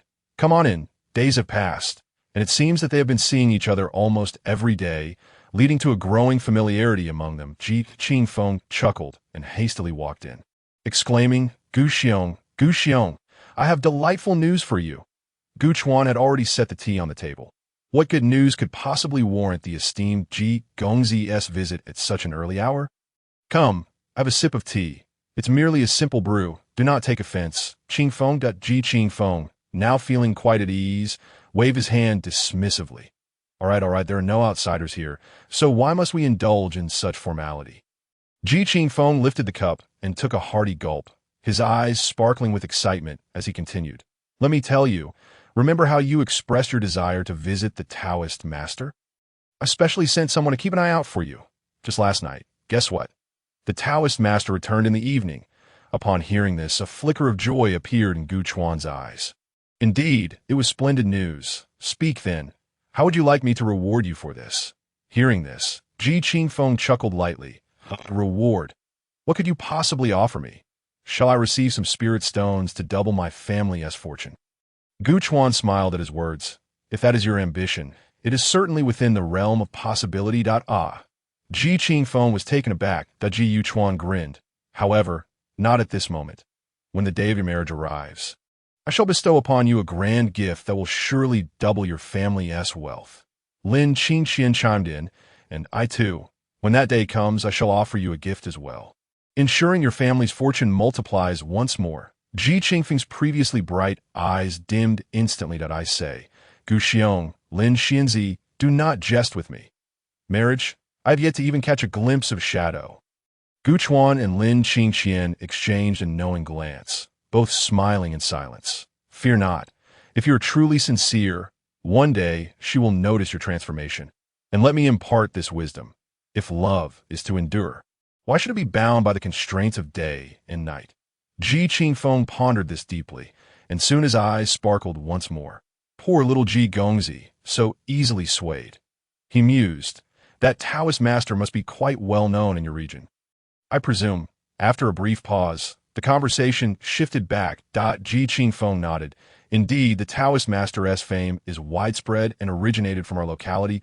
Ji Yu Chuan, aware he had struck the right chord, inquired, and how much do you know about this Taoist master?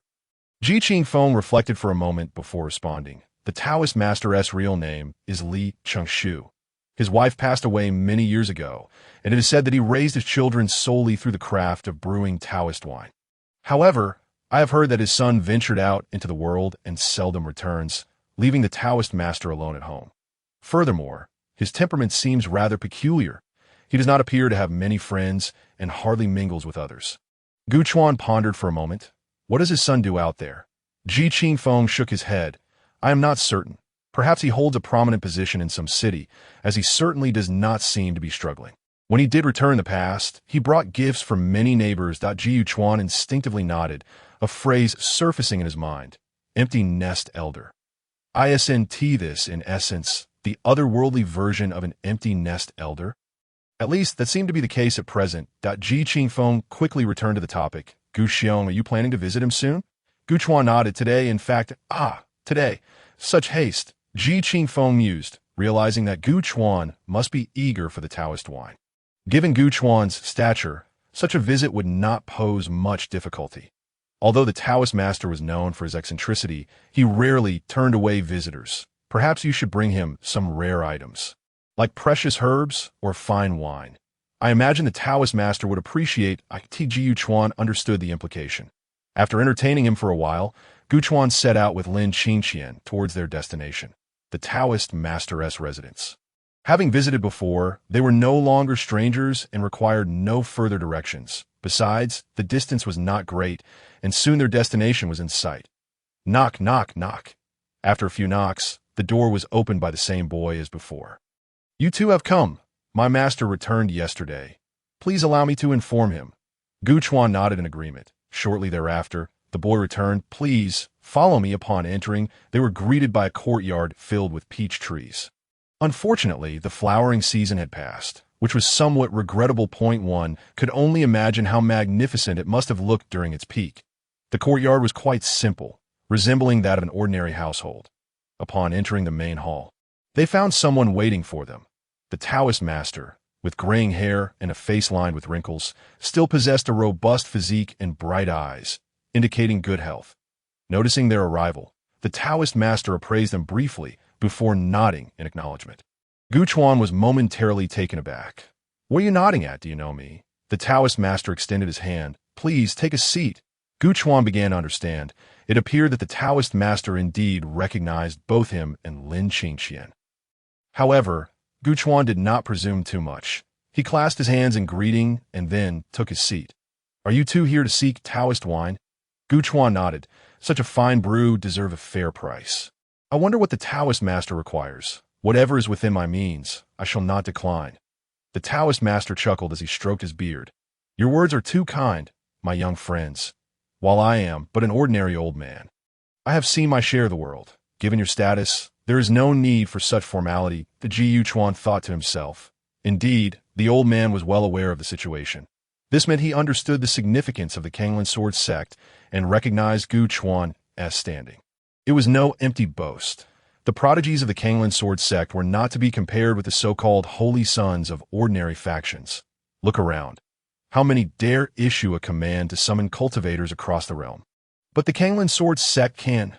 Gu Chuan's thoughts raced, and he soon smiled. "Regardless, I am but 18 years of age, and before you, I am merely a junior. Now that I have arrived in Yuan Mountain City and reached your humble abode, let us not dwell on external matters. I shall not be polite. To put it plainly, I have come to request a few jars of wine. Whatever you require, please do not hesitate to ask." The Taoist master fell silent for a moment before bursting into hearty laughter. "You are indeed one of a kind." Gu Chuan paused, astonished. It seemed the old man not only recognized him, but also knew quite a bit about him. Otherwise, he would not have spoken so. Not long after, the Taoist master suddenly mentioned a name. "Zhang He, do you know him?" Gu Chuan's eyes widened in shock as he instinctively exchanged glances with Lin Qingqian. The Taoist master continued, "I went out recently to meet that young man. Last year, while wandering in the wilds, I encountered a demon. Fortunately, that young man passed by and saved my life that I went out specifically to visit him. As a demon cultivator, he faces many challenges in his endeavors, so I must personally meet him. But it is only right. After all, he saved my life. Since he enjoys Taoist wine, I must deliver it to him myself." At this point, the Taoist master turned and added, "By the way, you too saved that young man's life as well, and have not sought revenge against him. Therefore, this round of Taoist wine shall be on me. And you need not pay a single coin." Ji Chuan exchanged another glance with Lin Qingqian. It appeared they had stumbled upon a fortunate turn of events. Who could have anticipated that the demon cultivator they had previously encountered would have also inadvertently saved the Taoist master? Now, they were seeking wine and had found themselves right at the source. The peculiarities of this world are truly remarkable. The Taoist master appeared quite pleased. "I learned from that young man that the first prodigy of the Kanglan Sword sect is not as rigid as those from other major sections. Although he is a demon cultivator, his actions do not offend the heavens. In this light, it seems we are indeed fated to cross paths. Thus, this round of wine shall be a pleasure for me." As he spoke, the Taoist master waved his hand. "Child, go fetch the wine from beneath the 4th tree by the east wall." Gu Chuan was taken aback. "Taoist master, I only seek something ordinary to drink. Surely that must be of considerable vintage." The Taoist master laughed heartily. "Why are you so clever? The wine beneath that 4th tree has been aging for about 20 years, but it matters not. It is rare to encounter kindred spirits, and I cannot take these treasures with me to the grave. Today, I shall gift it to you without hesitation." Gu Chuan felt a mix of embarrassment and gratitude. Accepting the offer with a smile, this was quite the windfall. In addition to the wine from beneath the tree, the Taoist master also produced 3 jars of wine from the previous year. "These are merely for you to sample. Give them a try." Gu Chuan's eyes lit up with excitement. "I too am a brewer, and I am eager to discern the difference." Upon lifting the lid and taking a whiff, Gu Chuan soon found himself furrowing his brows. To his surprise, he discerned that the predominant aroma was that of pure alcohol. The fragrance of peach blossoms was rather faint, almost imperceptible without careful discernment. A sense of astonishment crept into Gu Chuan's mind, prompting the peach immortal master to chuckle lightly. "It seems you possess some understanding of peach immortal wine, able to distinguish its subtleties. Why not take a sip?" Gu Chuan remained skeptical. Could it truly be different upon tasting? With a mixture of belief and doubt, he took a hearty gulp. The rich scent of the wine quickly blossomed upon his palate. Yet he still sensed little of the peach blossom fragrance. However, as the liquid settled in his stomach, the fiery sensation gradually faded, replaced by a subtle floral aroma that began to emerge from his throat. Growing increasingly pronounced and robust, in mere moments, his throat was awash with fragrance. Ji Yuchuan's eyes widened in astonishment. What did it mean for the lips to retain the fragrance? This phrase was not mere embellishment. It vividly existed in reality. The peach immortal master beamed with pride, launching into an explanation. The basic fragrance is superficial, easily detected from afar. The advanced fragrance lies deeper, undetectable from a distance, only revealed through personal tasting. But the ultimate fragrance resides in the aftertaste. Regardless of how peachy the wine may be, it remains wine. If it overwhelms the palate with mere aroma, it is nothing more than diluted swill. Gu Chuan felt his face flush under the scolding. Lin Qingxian could not suppress her laughter from the side. After a brief moment, the peach immortal master sensed something amiss, casting a suspicious glance at Gu Chuan. His expression grew increasingly peculiar. "Young man, have you brewed peach immortal wine yourself?" Gu Chuan felt a wave of embarrassment wash over him. Yet, as this elder was indeed a senior, he refrained from elaborating, merely nodding in acquiescence. The peach immortal master paused for a moment, then added, "Well, you are a cultivator after all. It's merely a pastime that I'm not referring to you. Ha ha." Lin Qingxian finally burst into laughter. Previously, Ji Qingfeng had mentioned that the peach immortal master had a peculiar disposition, but Gu Chuan had not perceived it that way. He appeared to be just an ordinary stubborn old man. Albeit one well-versed in observation and insight, Ji Yuchuan spent the entire evening drinking with him, becoming pleasantly inebriated, walking in a zigzag manner. Nonetheless, the day was filled with enjoyment. They conversed about many topics, primarily with Gu Chuan engaging the old man, while Lin Qingxian listened quietly, secretly sipping the peach blossom wine. Surprisingly, she drank just as quickly as Gu Chuan. It was also on this day that Gu Chuan subtly sensed the old man's intentions.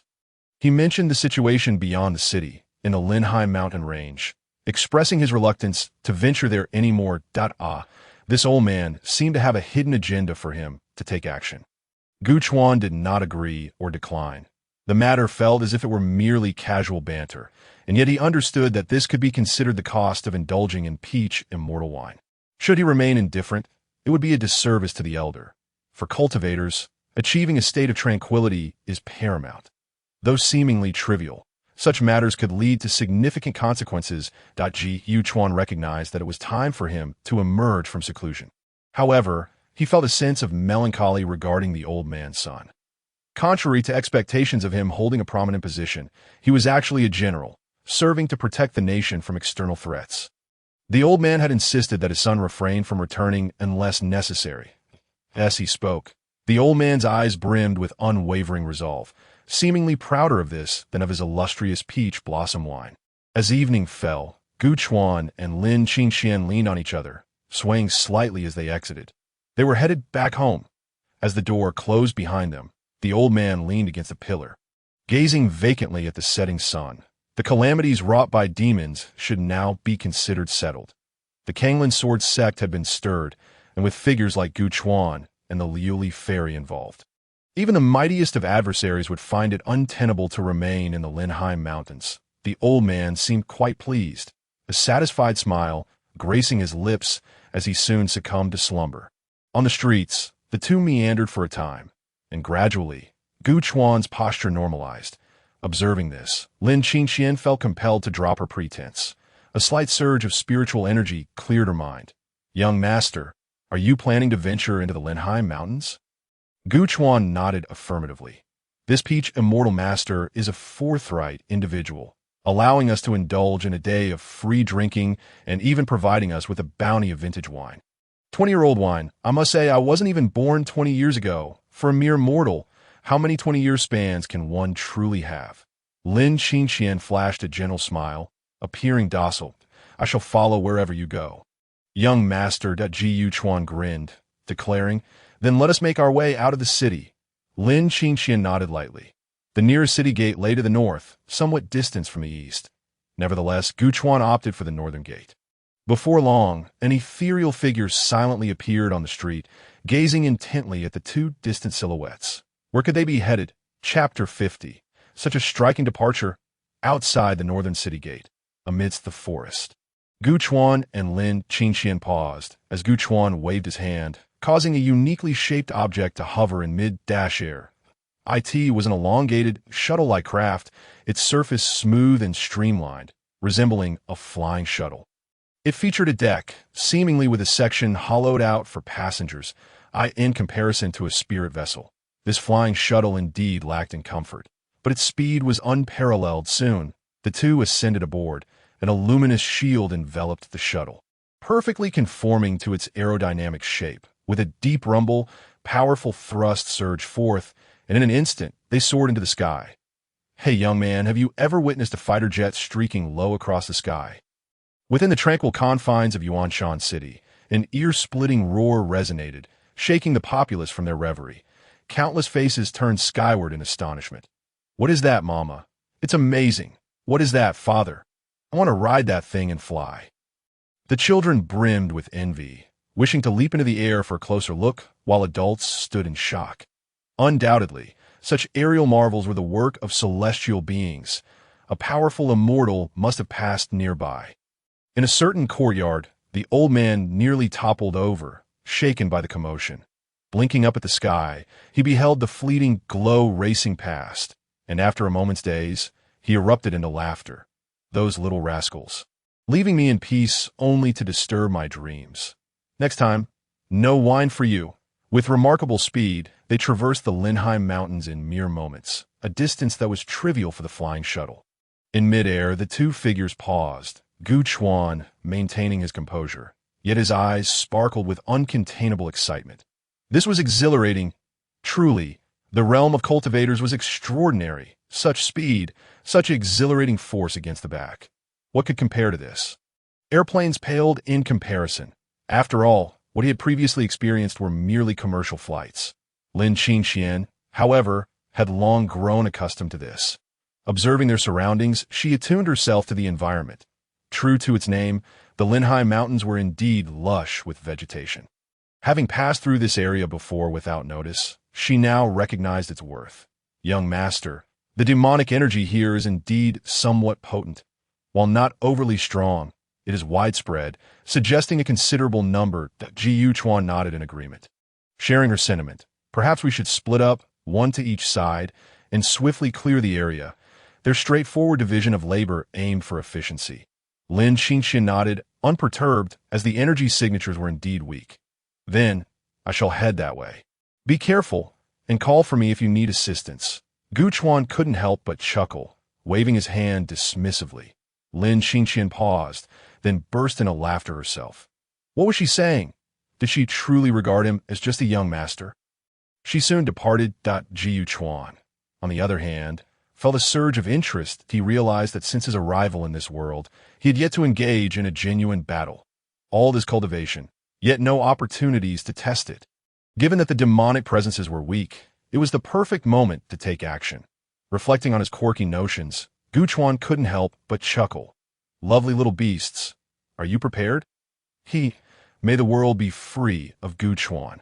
Chuanmin, in the midst of the mountains and wilderness, a colossal wild boar, comparable in size to an 18-wheeler truck, lay sprawled on the ground, snoring soundly. In an instant, a subtle breeze stirred the air. Suddenly, without warning, a shadow appeared beside this enormous creature. Ji Yuchuan raised his gaze to behold the beast. Astonishment flickering in his eyes, he pondered the culinary potential of such a sizable specimen. Would its flesh be delectable? Yet, the methods of cultivators were indeed fascinating. For instance, this ghostly movement could easily be likened to an ultra-long-distance teleportation. An unfamiliar aura manifested nearby. The wild boar became instantly alert, grunting twice in caution before rising to its feet. Upon spotting Guchuan, it nearly leapt in fright. Ji Yuchuan, noticing its reaction, quickly waved his hands. Hold on. Let us discuss this calmly. No need for hostility. The wild boar seemed incensed, indignant at the audacity of someone daring to approach so closely. As if to say, "Do you think my meals come without effort?" Gu Chuan, feeling somewhat helpless, attempted to pacify the creature. "No need to get worked up, my friend. Just hear me out first, and then you can decide what to do." The wild boar, perplexed and confused, bore a large question mark in its mind. Gu Chuan adjusted his collar and continued, "I merely wish to inquire about the taste of your meat. How does it fare?" The wild boar's eyes widened, as if it had just heard the most preposterous statement of its life. "Are you speaking human language?" Gu Chuan replied earnestly. "If you are indeed delicious, I shall take great care in preparing you, ensuring you look splendid on the plate when I return home." The wild boar seemed momentarily stunned. In the next moment, it charged forward, its long tusks aimed directly at Gu Chuan. Gu Chuan's heart raced at the sight. "You insolent creature! Can't you understand human speech? Are you merely a pig?" Irritated, Gu Chuan swiftly slapped the boar. Instantly, the wild boar was enraged. "I suspect you are insulting me. Who are you calling a pig? And how dare you catch my tusks with your hand? Truly, this is laughable." The wild boar's eyes gleamed with a distinctly human-like mockery. Then, with a resounding crack, Gu Chuan's seemingly ordinary slap erupted into a cacophony of thunder. The immense thunderball swelled wildly, and in the blink of an eye, it shattered the boar's tusks. And still, it continued to expand. The wild boar could no longer halt its momentum and barreled straight ahead. Boom! The colossal thunderball detonated with a satisfying explosion.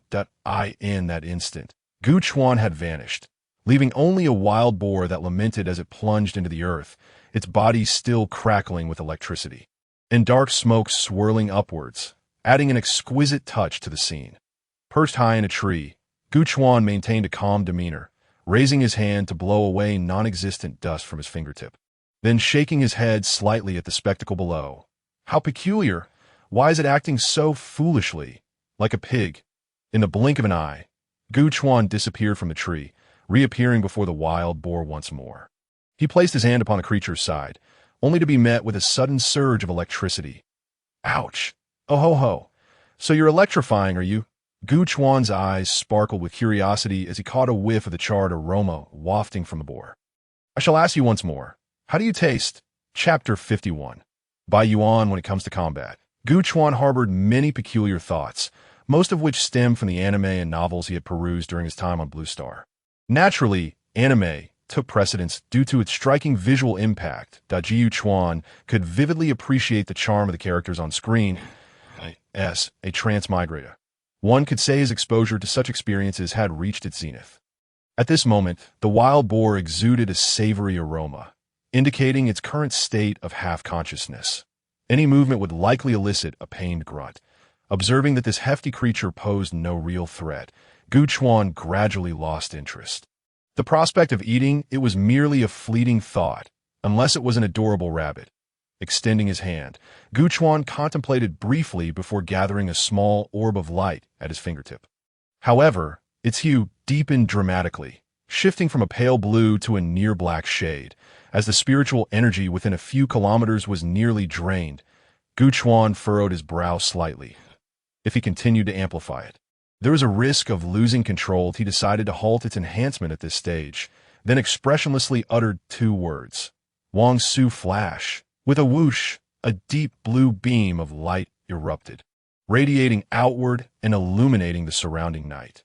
The exaggerated surge of spiritual energy caused Gu Chuan to involuntarily take a few steps back. After approximately 2 seconds, the brilliant glow finally subsided before him. A gaping hole had been created in the wild boar's abdomen, rendering it a vacuum. Gazing through the void revealed an expanse of nothingness, radiating outward in a trumpet shape. At a glance around showed everything along its path had vanished, as if an area had been selected and the delete key pressed. The range was astonishing, seemingly endless, stretching a straight line of several kilometers. From above, the mountaintop had disappeared, and everything along the way was gone.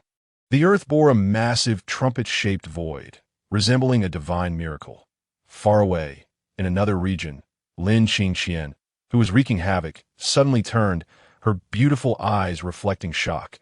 "What an astonishing fluctuation! Young master, have we encountered a formidable beast. Yet, one could not help but admire the young master. Even with diminished cultivation, he could still unleash such an extraordinary burst of power. Meanwhile, Gu Chuan gazed into the void created in the wild boar's body for a while.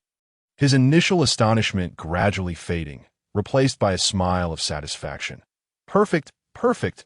This level of destruction must surely qualify as version T0.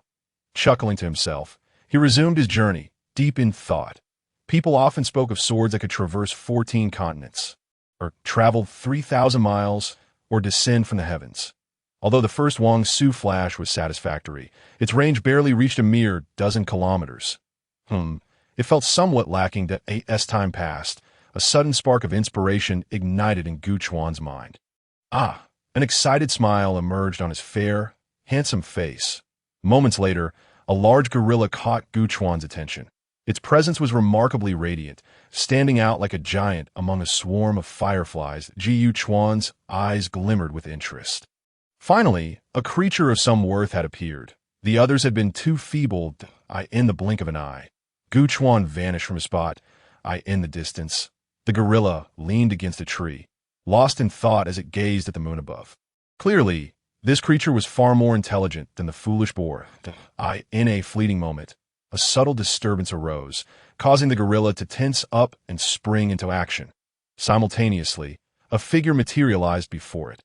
Instantly, the gorilla became alert. The ghostly movement of this individual was astonishingly swift. More importantly, it could sense no trace of the human's cultivation aura. This indicated that this human's power far surpassed its own, that a sense of retreat began to flicker in the gorilla's eyes. But running was not its forte, and this human's movements were erratic and swift, leaving the gorilla uncertain of its chances for escape. That moment, the human spoke. "Good evening, my friend." The gorilla was taken aback. Confused by the term "my friend," Gu Chuan, maintaining a calm expression, continued, "Recently, many individuals have vanished from this area. Are you the leader of the Linhai mountain range?" The gorilla fell silent for a moment. "Human, we can leave that it was not unusual for beasts to speak. Lower-tier beasts were classified by their rank from 1 to 10, corresponding to human cultivation levels from body refinement to spirit path from the 3rd rank onward. Beasts could articulate human speech, and from the 7th rank, they could shape-shift. The unfortunate boar was not even at the 3rd rank, meaning it was weaker than a spirit pill realm cultivator. As for Gu Chuan, an imposing aura began to emanate from him. Sensing this presence, the gorilla's pupils constricted. Spirit Palace realm, from the spirit platform to the spirit mansion, and from the spirit mansion to the spirit palace. Unbeknownst to him, Gu Chuan had quietly regained his cultivation, now not far from the spirit sovereign realm. The spirit palace realm allowed for a certain degree of control over the spiritual energy of the heavens and earth, enabling the enhancement of every move and technique. This was also the foundation of the earlier Wang Su flash. Otherwise, relying solely on his spiritual power output, the density of that light orb could have exhausted him.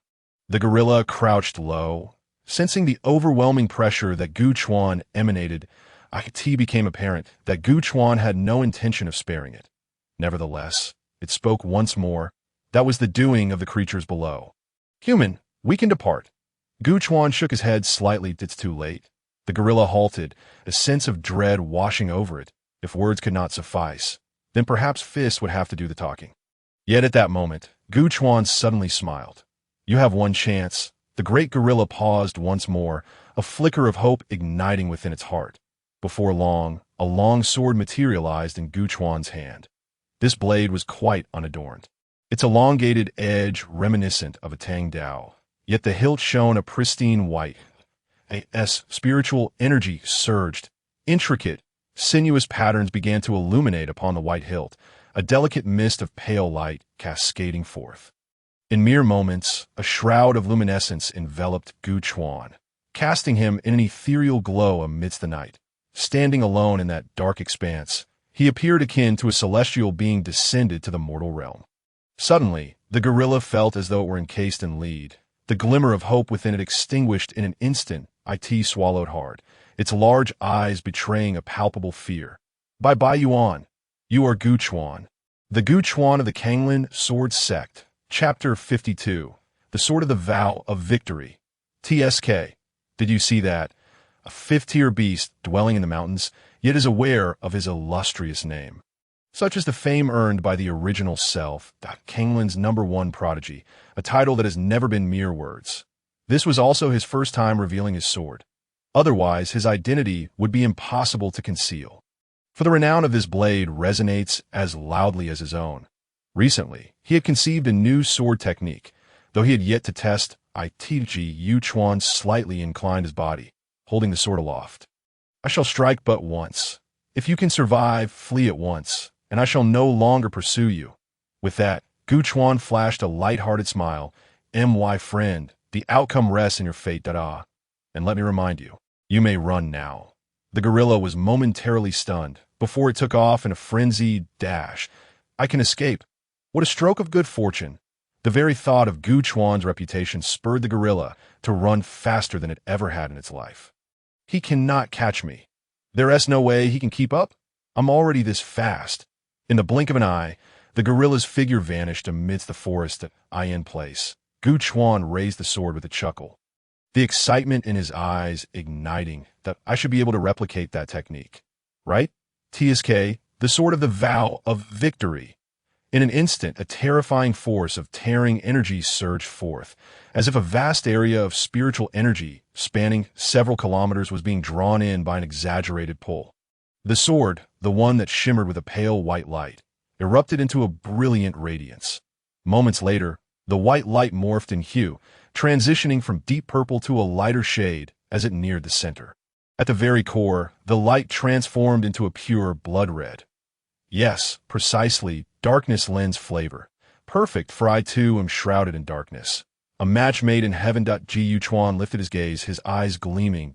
In the next moment, the sword's body could no longer contain the exaggerated intensity of the spiritual energy within. A blade of light, over half a meter long, erupted forth from the sword, akin to a blazing inferno shooting skyward.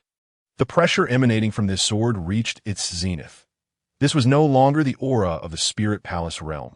The exaggerated fluctuations prompted countless concealed beasts in the vicinity to scatter in panic. Even from a distance, Lin Qingqian suddenly turned her head, gazing toward that direction. What an overwhelming force is that the young master? What new sword technique is he employing? This aura is far too exaggerated. Exceedingly perilous. In that moment, all the figures within her perception fled in a frenzy. In the forest, the terror-stricken gorilla was almost paralyzed with fear. Initially, it had felt fortunate to have been spared by this harbinger of doom. Yet upon glancing back, it was instantly gripped by terror. What manner of lethal aura is that? Should it touch me even slightly, I would be reduced to mere bones. Meanwhile, Gu Chuan, far off in the distance, swung his long sword with force. In an instant, Lin Qingqian's beautiful eyes widened in shock.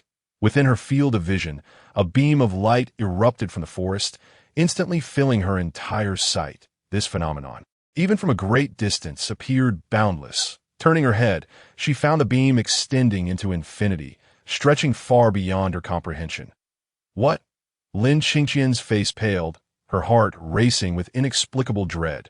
Within the thicket, the gorilla crouched low to the ground, its hands clenching tightly around its head. In that fleeting moment, it sensed an impending crisis and instinctively dropped to the earth. There was no escaping it, absolutely none. Yet a wave of energy that sent shivers down its spine loomed above. Yet it felt utterly powerless. The gorilla cautiously raised its head, only to behold an exaggerated beam of light suspended overhead, like a celestial pathway stretching far into the distance. Wherever it passed, all was rendered illusion. By the heavens! How rare it is for the gorilla to utter an exclamation in such awe. The tales surrounding this fellow were undoubtedly understated. Would you dare to even approach him? For a brief moment, the beam persisted, until the long sword gradually dissipated its brilliance. The lengthy blade of light soon vanished with a swish. Gu Chuan regarded the sword's body, shaking his head slightly as he sheathed it. It had veered off course. Truth be told, he had intended to let it go, merely seeking to instill a bit of fright. Yet he had not anticipated it would stray so far, the robust beam soaring overhead. albeit a bit too distant. At this range, could it truly frighten it? Perhaps only a direct confrontation could yield a genuine sense of pressure. Ah well, Gu Chuan thought, considering it merely fortunate. Nevertheless, the strength of this strike was commendable. Visually, it resembled scenes from an anime. Point one glance revealed a long passage carved through the forested mountains. This strike, Gu Chuan conservatively estimated, could reach at least 30 kilometers, perhaps even further in the context of cities on Blue Star. Such a distance might well penetrate a small portion of a city. Wouldn't it? Tsk, quite impressive. In time, this place could very well become a spectacle, perhaps even forge a new trade route. After all, it was merely an energy impact. This strike bore no sword intent. Below, who should he seek next? Gu Chuan mused, simultaneously concocting a new idea. Perhaps he could orchestrate a grand display. Cleansing the riffraff? Why not unleash a powerful strike to clear the way? Just then, the communication token suddenly chimed, and Gu Chuan checked it was Lin Qingxian. Young master, is that you? Are you unharmed? Gu Chuan gazed up at the moon, pondering which technique might look the most impressive. The Earth exploding star? That seems temporarily out of reach. He lacked the means to manipulate gravity. Testing the new sword technique, he realized he was still somewhat unskilled, leading to a miss. Lin Qingxian's expression froze. As expected of senior brother Gu. Lin Qingxian then, how fares your side? Gu Chuan scratched his head in frustration. I am devising new techniques. What about you? No obstacles, I hope? After exchanging a few brief words, the token communication ended. Gu Chuan stood atop the treetops, the wind rustling through his garments. Continuing to gaze at the moon in contemplation, in the distance below, a figure stood rigidly, her eyes filled with intense shock. This was the second time. She was hastening her pace to keep up with Gu Chuan's rhythm. Should they encounter trouble, she could lend a hand, and if not, she could secretly admire Gu Chuan's valor. Yet along the way, she bore witness to two instances of cataclysmic spectacle. The terrifying waves of spiritual energy left her trembling. Could this be the new sword technique Gu Chuan had comprehended? Chapter 53. Rumors. Amidst the wilderness, Gu Chuan paused momentarily before resuming his path as if nothing were amiss. Tsk, someone is tailing me again. Following me wherever I go. Gu Chuan had yet to engage with her, nor did he comprehend her current intentions. Point one might say, I toiled daily with Lin Qingxian from dawn till dusk. Can she not feel a twinge of discomfort? Though, in truth, nothing untoward occurred. But she would surely be unaware of that, for in her eyes, it must seem as though something was happening. How can she bear to watch? Gu Chuan was disinclined to engage her, nor to drive her away if she wishes to observe. Let her. Such peculiarities he dared not question. The lurking beasts in the vicinity were few, most having fled, while those remaining were largely concealed. Gu Chuan no longer wished to contemplate new sword techniques. He simply raised his hand and waved, causing numerous illusions of Baiyuan to form and swiftly spread outward. This technique differed from the previous phantoms and the sword of the vow of victory. It was a genuine cultivation method. The phantoms were solid manifestations of sword energy. Before long, the distant sword energies erupted, their wild cries resonating throughout the mountainous terrain. Gu Chuan stood in place, awaiting the culmination. Almost there, time to call it a day. He casually produced a flask of wine, sighed in ease, and took a generous swig under the moonlight. Soon, the communication token chimed again. Senior brother Gu, how fares your side? Gu Chuan responded, I have completed the cleansing. So swiftly. I too have finished. Young master, I shall come find you now. Gu Chuan set down the token, crossed his legs, and cast a glance into the distance. Feeling as though he were peering into something secretive as expected, that woman had ascended the mountain and was furtively watching him from afar. Tsk, so, even you, the illustrious Su Daxianzi, have resorted to such actions today. Before long, Lin Qingxian arrived, discreetly glancing into the distance, her brow furrowing. Young master, shall we return? Gu Chuan rose, replying, of course, it's late at night. We must return to rest. Let us go. A smile graced Lin Qingxian's lips. On their way back, Gu Chuan opted not to use the flying shuttle any longer. The moon had risen, and that contraption made too much noise, disturbing the peace of the night. Gu Chuan was quite the gentleman on this occasion. Upon returning to the street, it was still bustling with activity. I could see the corner of a narrow alley. A wonton stall was still open, run by an elderly man whose hair had turned mostly white. Gu Chuan turned to Lin Qingxian. "Shall we sit for a while?" Lin Qingxian looked over and replied, "I shall follow your lead, young master." Jiu Chuan smiled and approached the stall. "Old man, 2 bowls of wontons."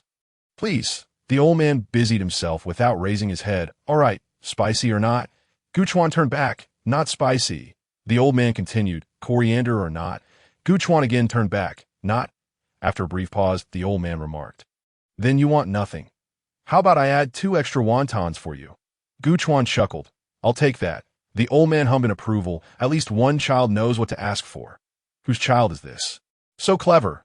Lin Qingxian couldn't help but laugh. Jiu Chuan also found the old man amusing.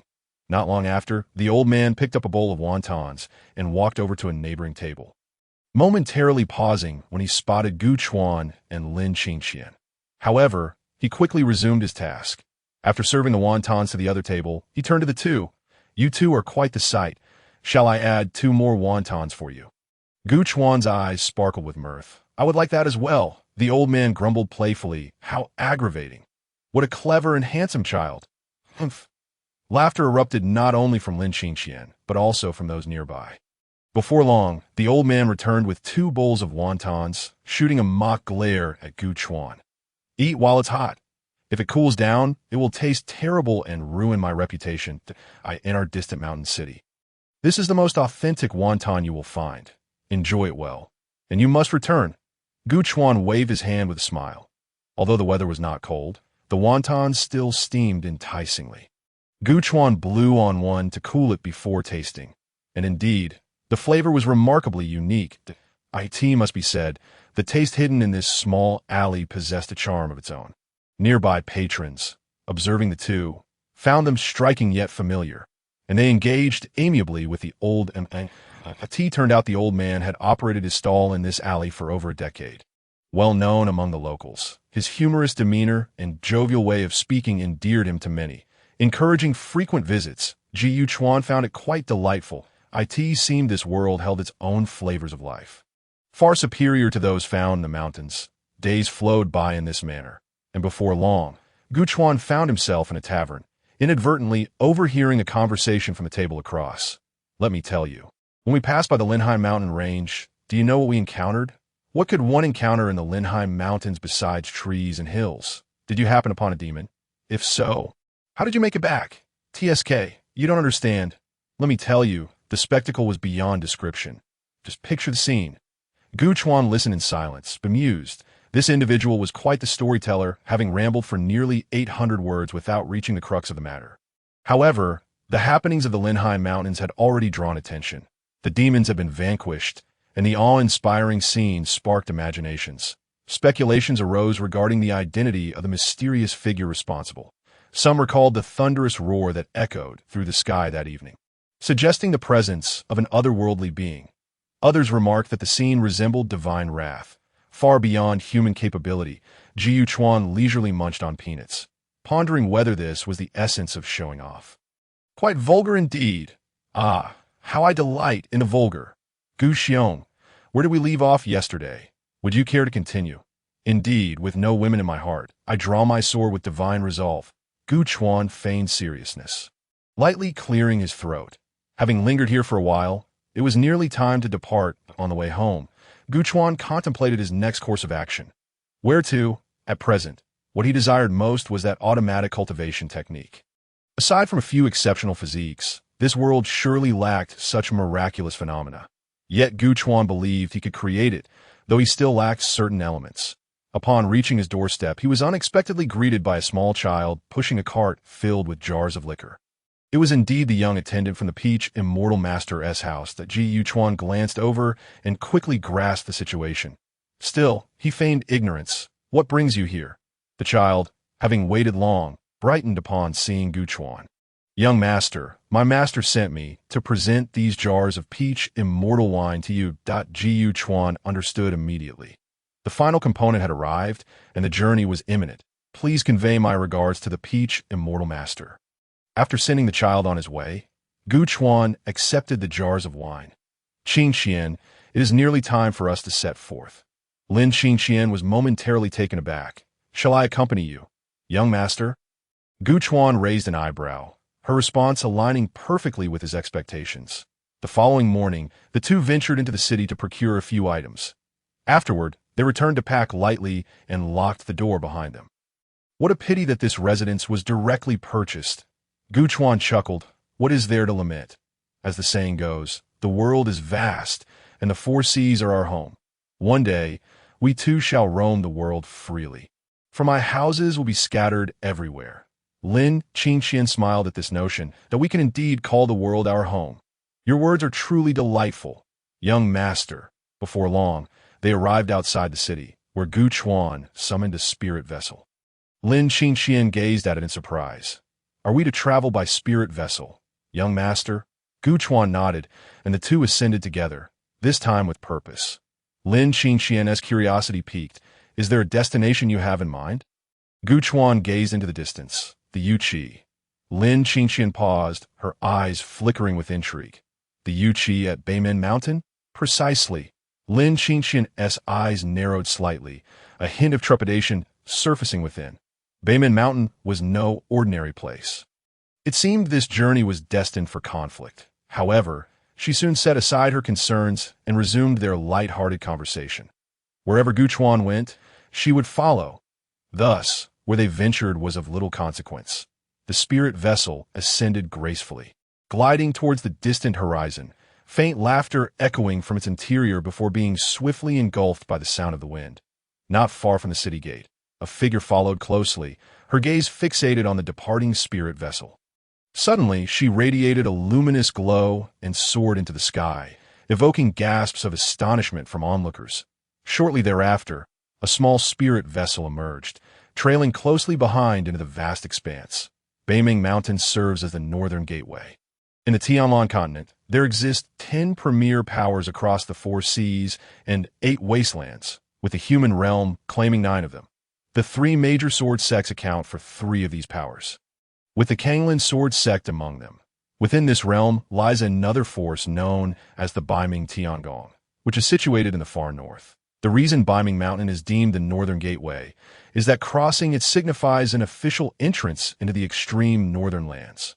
The Beiming Tiangong is concealed within these treacherous northern territories, where snow persists year-round and the climate is harsh, blanketed in ice for countless miles. It is said that the disciples of Beiming Tiangong excel in the mastery of ice and snow, transforming such a harsh environment into a sacred haven that greatly benefits their cultivation and combat prowess. Thus, despite the fact that the Beiming Tiangong is hardly on amicable terms with other premier powers, it remains firmly entrenched like an iceberg in its icy domain, a place so inhospitable that not even dogs would venture there. The journey to Beiming Mountain signifies an entry into the Beiming sacred grounds, where the elusive Yuqi is said to be hidden deep within. However, Gu Chuan has his own motives and is undeterred by these considerations. The likelihood of encountering that group of madmen in this border area is minimal. The distance feels somewhat remote. The Kanglan sword sect lies to the east, and Gu Chuan has traveled from there to attend a grand event on the islands to the west. Nevertheless, the spirit vessel's speed is remarkably swift, and thus, little time is wasted. In less than a month, the temperature of the world has already begun to drop. On this day, Gu Chuan stepped out from his quarters on the 3rd level of the spirit vessel. Gazing at the sky for a moment before shaking his head in silent contemplation, he soon returned inside, and when he emerged again, he was clad in a fox fur cloak that adorned his shoulders with a delicate grace. The intricate patterns of the fabric were faintly visible beneath, presenting a sight that could only be described as that of an exquisite young gentleman amidst a chaotic world. Moments later, the door to the adjacent room on the 3rd floor opened, and Lin Qin emerged, her face alight with joy. Upon spotting Gu Chuan, she paused momentarily before quickly turning back inside. When she reappeared, she too was donned in a fox fur cloak that Gu Chuan couldn't help but chuckle at the sight, noting her remarkable mimicry. Observing Gu Chuan, Lin Qin glanced down at herself, satisfied with her appearance, and descended gracefully to regard him for a moment. "Young master, your cultivation has been restored," she exclaimed. Gu Chuan nodded nonchalantly. It has merely recovered to a degree, he replied. Over the course of a month, amid bouts of boredom, he had practiced intermittently, now attaining the realm of the spirit emperor. In truth, had he devoted himself fervently to cultivation, he could have significantly elevated his prowess, but Gu Chuan was reluctant to do so. After all, he had traversed worlds. On the table, Gu Chuan had prepared a pot of steaming tea, exuding warmth. The spirit vessel was equipped with a protective shield and a temperature-regulating device, ensuring that it remained comfortable within, albeit slightly cooler than the inland regions. Lin Qingxian seated herself, lifting her teacup to gaze outside. "Young master, it seems we are about to arrive," she remarked. Ji Yuchuan nodded. They were already in the north, with Biming Mountain just within reach. Lin Qingxian's expression brightened. After a month, the confinement had begun to weigh on her. "Once we enter Biming Mountain, should we encounter anyone from Biming Tiangong, you must refrain from addressing me as young master. Instead, call me Gu Shixiao." Lin Qingxian looked surprised for a moment, sensing an unspoken understanding, yet she still inquired, "Why?" Gu Chuan sipped his tea, explaining, "In the mortal realm, it matters little, as few would recognize you. However, Biming Tiangong is a power of the same caliber. It would be unbecoming for the esteemed Liuli fairy to serve as anyone's attendant, even for myself." Gu Chuan, Lin Qingxian's eyes sparkled with amusement as she regarded him. "Is the young master concerned for my reputation?" Gu Chuan shot her an exasperated glance, yet Lin Qingxian beamed back at him, revealing two delightful dimples. "Rest assured, Qianer will remember," she replied cheerfully. Before long, Gu Chuan rose, and the spirit vessel came to a halt. "Biming Mountain has arrived," he announced. Peering over the railing, they were greeted by an expansive range of mountains, the vegetation a deep green of pine trees. Further in the distance, snow-capped peaks loomed, their white expanse blending seamlessly with the sky. "Let us disembark and stretch our legs," he suggested. With that, Gu Chuan stepped off the vessel, followed closely by Lin Qingxian. In the mountainous terrain, there were no established paths, yet they paid it little heed, easily soaring into the as they flew. Lin Qingxian could not hold back her curiosity. "May I inquire, young master, why have you come to Yuqi?" Gu Chuan's gaze grew distant. "In this world, there are myriad wondrous entities, some of which embody the extremes of yin and yang." Lin Qingxian's understanding dawned upon her.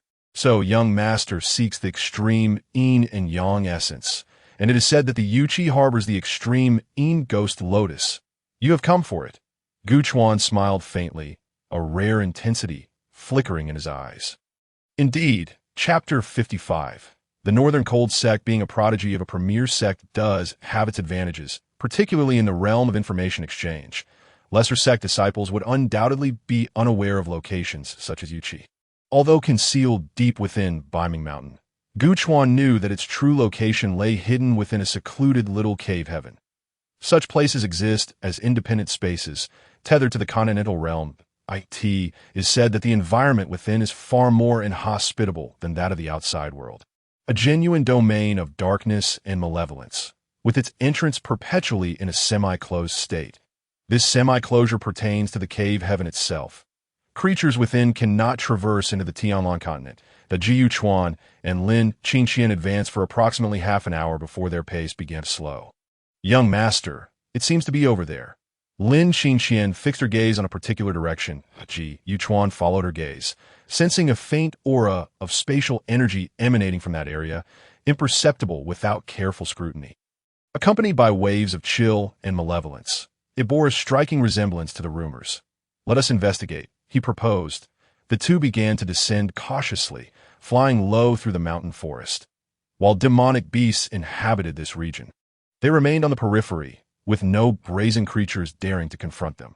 However, as they approached the area of interest, they began to detect faint auras surrounding them. Ji Chuan and Lin Qingxian instinctively halted.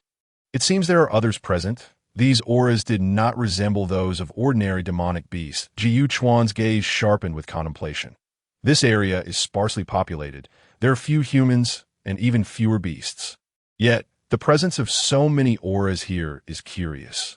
Could it be that a major sect has established a presence in this locale? Or perhaps that the Beiming Tiangong is training its disciples here. Utilizing Yuqi as a training ground is quite a bold move that if it truly is the Beiming Tiangong, caution is warranted. What a coincidence this would be. Gu Chuan and Lin Qingqian exchanged a glance, then descended fully into the woods, concealing their presence as they approached stealthily. The auras surrounding them were not particularly strong, likely all within the spirit mansion realm. As they drew closer, they suddenly sensed a powerful aura emanating from the forefront. This must be the spirit sect. Such cultivation is indeed above the realm of spirit emperor Jiyu Xixiang. Look over there, Lin Qingqian suddenly whispered. Jiyu Chuan turned to see. Not far off, the lifeless body of a demonic beast sprawled on the ground. Its form radiated a chilling aura, with patches of ice forming on its body. Clearly a victim of ice-based techniques, Jiyu Chuan's eyes narrowed, his instincts growing stronger. It seems the situation may not end well. Gu Chuan and Lin Qingqian exchanged glances. What do you think we should do, Gu Xixiang? She inquired. A cold glint flickered in Gu Chuan's eyes that I suspect that individuals from a sect may be stationed here, having temporarily claimed the Yuqi cave heaven as their own. Though their identities remain unknown, that we might as well capture someone to inquire about the situation, but if they are amenable to letting us enter, we can negotiate. If not, Lin Qingqian contemplated, instinctively nodding in agreement. Then we must show no mercy. This was an evident course of action. However, the presence of someone at the spirit sect level complicates matters. Gu Chuan continued, in my view, the likelihood of them being from Beiming Tiangong is low. It would be beneath the dignity of such a major sect to send merely a spirit sect elder to oversee the situation. If it is not Beiming Tiangong, then we need not worry excessively. Lin Qingqian concurred with this assessment. Yu Chuan waved his hand decisively. Let us proceed to the outskirts and find someone. As the two individuals began to shift their positions, they calculated the locations of those around them, ultimately settling on an unfortunate soul. Perched upon a tree, this fellow leaned against the trunk, a blade of wild grass dangling from his mouth, nonchalantly swinging his legs. Suddenly, a subtle ripple emerged beside him, and a figure materialized in an instant. The unfortunate one's pupils constricted in alarm, and as he turned to gaze, a hand, akin to an iron clamp, seized half of his face. Instinctively, he attempted to scream, but no sound emerged, and a faint glow flickered to life upon his body. Yet in the next moment, an overwhelming force surged through him, a brutal strike to his abdomen draining the color from his face. A savage wave of spiritual energy surged forth, shattering his spiritual sea and wreaking havoc upon his internal meridians like a torrent. With a muffled groan, his eyes bulged in agony. In midair, Gu Chuan stood suspended, one hand grasping the unfortunate one's head as he descended to the ground, leaning in with an expression devoid of emotion, fixing his gaze upon the man's eyes. Terror and disbelief filled the unfortunate one's gaze, mingled with a hint of confusion. Jiyu Chuan wasted no words. I ask, you answer. Should you refuse to cooperate, I shall castrate you and cast you down to the mortal realm as a eunuch. The unfortunate one's eyes widened in shock. How could anyone utter such words? Was this even within the realm of human capability? Shouldn't the response be to simply kill him if he refused to cooperate? What on earth did he mean by castration and becoming a eunuch? Panic surged within the unfortunate one, who frantically nodded in agreement. Jiyu Chuan cautiously loosened his grip slightly, noting that the fellow did not scream. However, Gu Chuan remained vigilant. Which faction do you belong, and what brings you here? Without a moment's hesitation, the unfortunate one replied, we are from the Beihan sect, here under the guidance of an elder for training. Gu Chuan narrowed his eyes slightly. Is your objective the Yuqi cave heaven? The unfortunate one nodded. Jiyu Chuan pondered. Beihan sect. This was a name he had never heard before. Could this lad be fabricating stories? Open your spatial ring. The unfortunate one hesitated, a pained expression crossing his face. Life was one thing, but money was another. A fierce glint flashed in Gu Chuan's eyes. Hurry up. With no other choice, the unfortunate one reluctantly produced and opened the spatial ring. Gu Chuan took it, giving it a cursory glance before handing it to Lin Qingqian. After a thorough examination, Lin Qingqian met Gu Chuan's gaze and nodded affirmatively. Indeed, It belonged to the Beihan sect. As she spoke, Lin Qingxian produced a token bearing the unfortunate one's name, with the insignia of the Beihan sect engraved on the reverse. Ji Yuchuan glanced at it before looking down at the unfortunate one. Chunbai, is that your name? The unfortunate one nodded vigorously. Ji Yuchuan felt a mix of exasperation and amusement. That a fine name indeed. What is the standing of your Beihan sect to dare occupy the Yuchi cave heaven? Your strength must be formidable. Chunbai sighed. This place is sparsely populated. Sealing it off temporarily has never posed an issue. We have always operated this way without incident. That Ji Yuchuan did not respond. Lost in thought, he contemplated the likelihood that the other party would allow him entry peacefully. After all, their disciples were currently within. It seemed rather reckless to simply let him in. What if he ended up slaughtering all the little brats inside? Such concerns were only natural. Yet, he could not afford to delay. If everything within were plundered, his journey would have been in vain. Chapter 56. War. After a brief moment of contemplation, Gu Chuan, without a hint of hesitation, swiftly struck down the unfortunate one. Prepare for action. Lin Qingxian's lips curled into a slight smile. She had been waiting for this moment for quite some time. The Ji Yuchuan chuckled lightly. First, let's clear out the rabble outside. We shall each take a side. Proceed with caution.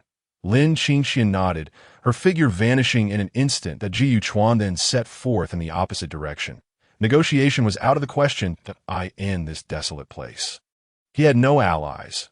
What was there to negotiate? Even if they allowed him entry, who could say what schemes they might concoct at the entrance, should they emerge only to find themselves surrounded by a large sect? It would be utterly foolish. Elimination was paramount. None must be spared. In the blink of an eye, he traversed several kilometers, drawing white abyss from its sheath, and with a swift motion severed the neck of another unfortunate soul. Not pausing in his stride as he vanished from sight once again down the ground, the unfortunate one looked utterly bewildered, his vision spinning. In a mere moment, the majority of the surrounding rabble had been cleared away. Yet at that very moment, Gu Chuan sensed a wave of energy sweep past. It was that spiritual realm fellow. As expected, the outer forces quickly dissipated. They had finally begun to realize something was amiss. Gu Chuan altered his course, retrieving the token. Join me. The token relayed Lin Qingxian's calm voice. Understood. In no time, the two reunited amidst the forest, Lin Qingxian wielding an ice-blue longsword, immaculate and unblemished, though the overwhelming aura of murder still lingered about her. As a disciple of the sword sect, she was undoubtedly an expert in the art of the sword. Meanwhile, a formidable presence was rapidly approaching from the other side. Lin Qingxian's expression remained impassive as she and Gu Chuan fixed their gaze upon the distance. Her eyes held a chilling resolve, devoid of any emotion. Moments later, a flurry of figures surged forth, the leader adorned in a long robe, exuding an air of menace. Though aged, he moved with a vigorous stride. Upon spotting the pair standing motionless, the elder's pupils dilated in shock. You, the Kanglan sword sect, Gu Chuan and Lin Qingxian. Gu Chuan chuckled inwardly. It seemed this elder was not entirely devoid of insight. At the very least, he recognized their identities. The elder's eyes widened in anger, yet his expression was one of deep conflict. Approaching closer, he felt a suffocating frustration that nearly compelled him to spit blood. You, the Beihan sect has never wronged the Kanglan sword sect. Why are you doing this? Gu Chuan smirked coldly. Are you playing the fool? Kidnapping disciples of a major sect for extortion is hardly unprecedented. All it would take is for you to hand us over to the North Ming Heavenly Palace, and the chaos would ensue. Not only would your sect suffer a significant loss, but you would also become the laughingstock of the world. A murderous intent radiated from Gu Chuan. In the realm of extraordinary beings, the capable shall take their place to occupy the Yuchi cave heaven. The Beihan sect truly has a grandiose sense of self-importance. The elder's expression froze, rage flooding his features. You came here for the Yuchi cave heaven. You could have simply negotiated. As esteemed prodigies of the Kanglan sword sect, could I truly prevent your passage? Gu Chuan scoffed. No need for further words. Let us engage. With that, white abyss glimmered with a radiant light, and in an instant, a brilliant sword intent soared towards the heavens. Lin Qingxian too emanated a formidable aura. her icy presence swiftly sweeping across the area. Enraged, the elder laughed uproariously. "Very well. Today, I shall witness the prowess of the Kanglan Sword Sect's foremost prodigy," he ordered. "Return to notify the sect that we have been ambushed, and half of our attendants have perished."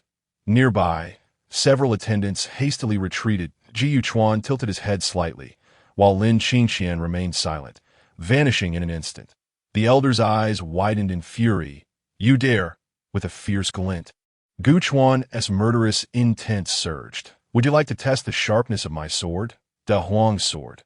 Long Song. White Abyss erupted in brilliance, unleashing an immense wave of sword energy aimed directly at the elder.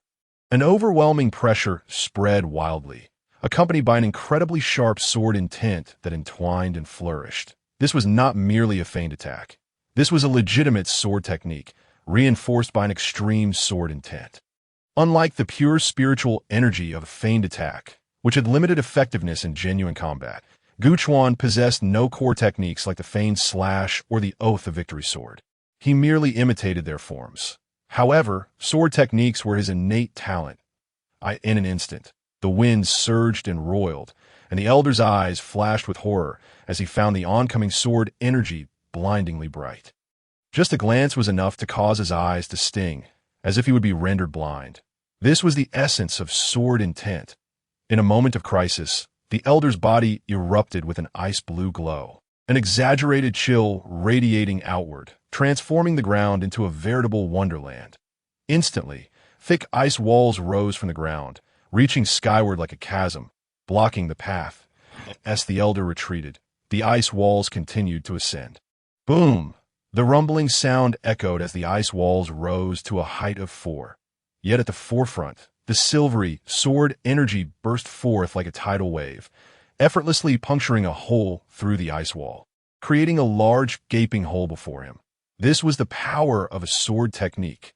Under normal circumstances, such an ice wall would have shattered into 1,000 pieces. However, a sword technique could pierce through it with a single strike. This represented the pinnacle of concentrated penetrating power.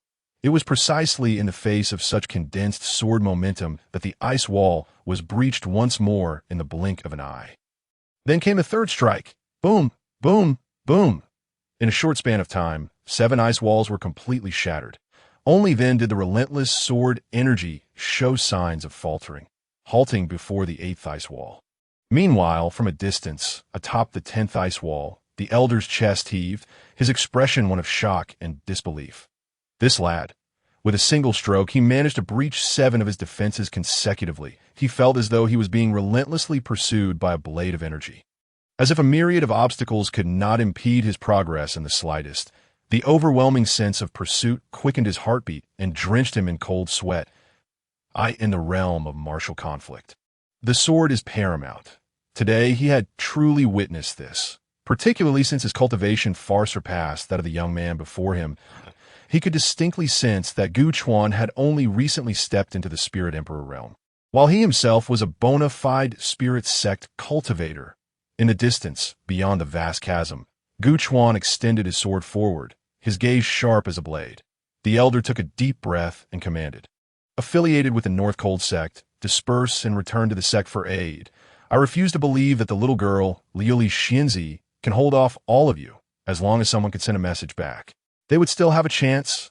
Otherwise, you shall all perish here today." The scene was chaotic. The surrounding stewards of the North Cold Sect had long been forced back by the might of the sword energy. Upon hearing this order, they immediately fled in all directions. Behind the icy wall, Gu Chuan wore a smirk of derision. "Fool, do you truly not comprehend what it means to be top tier?" Chapter 57. Entering the ghost pool, the elder's expression turned solemn upon hearing this. Internally bracing himself for the worst, he fully understood the challenges posed by being top tier. He was acutely aware that even if his cultivation was a level higher, in front of Gu Chuan, he could do little to harm this young man. Were he dealing with ordinary disciples, it would be one thing, but the individual before him was the foremost prodigy of the Kanglan Sword Sect. Such a character, even with a mindset bent on extermination, could he truly contend with him? Not necessarily. The depth of this young man's foundation was something he dared not even contemplate. Moreover, did he truly believe that he would dare to kill? Should Gu Chuan perish here today, the North Cold sect would have no further standing. Although this place could be considered the territory of the North Underworld Heavenly Palace, once it reached such heights, the North Cold sect would merely become a pawn amid the machinations of the two top-tier sections. Such a fate would hardly differ from total annihilation.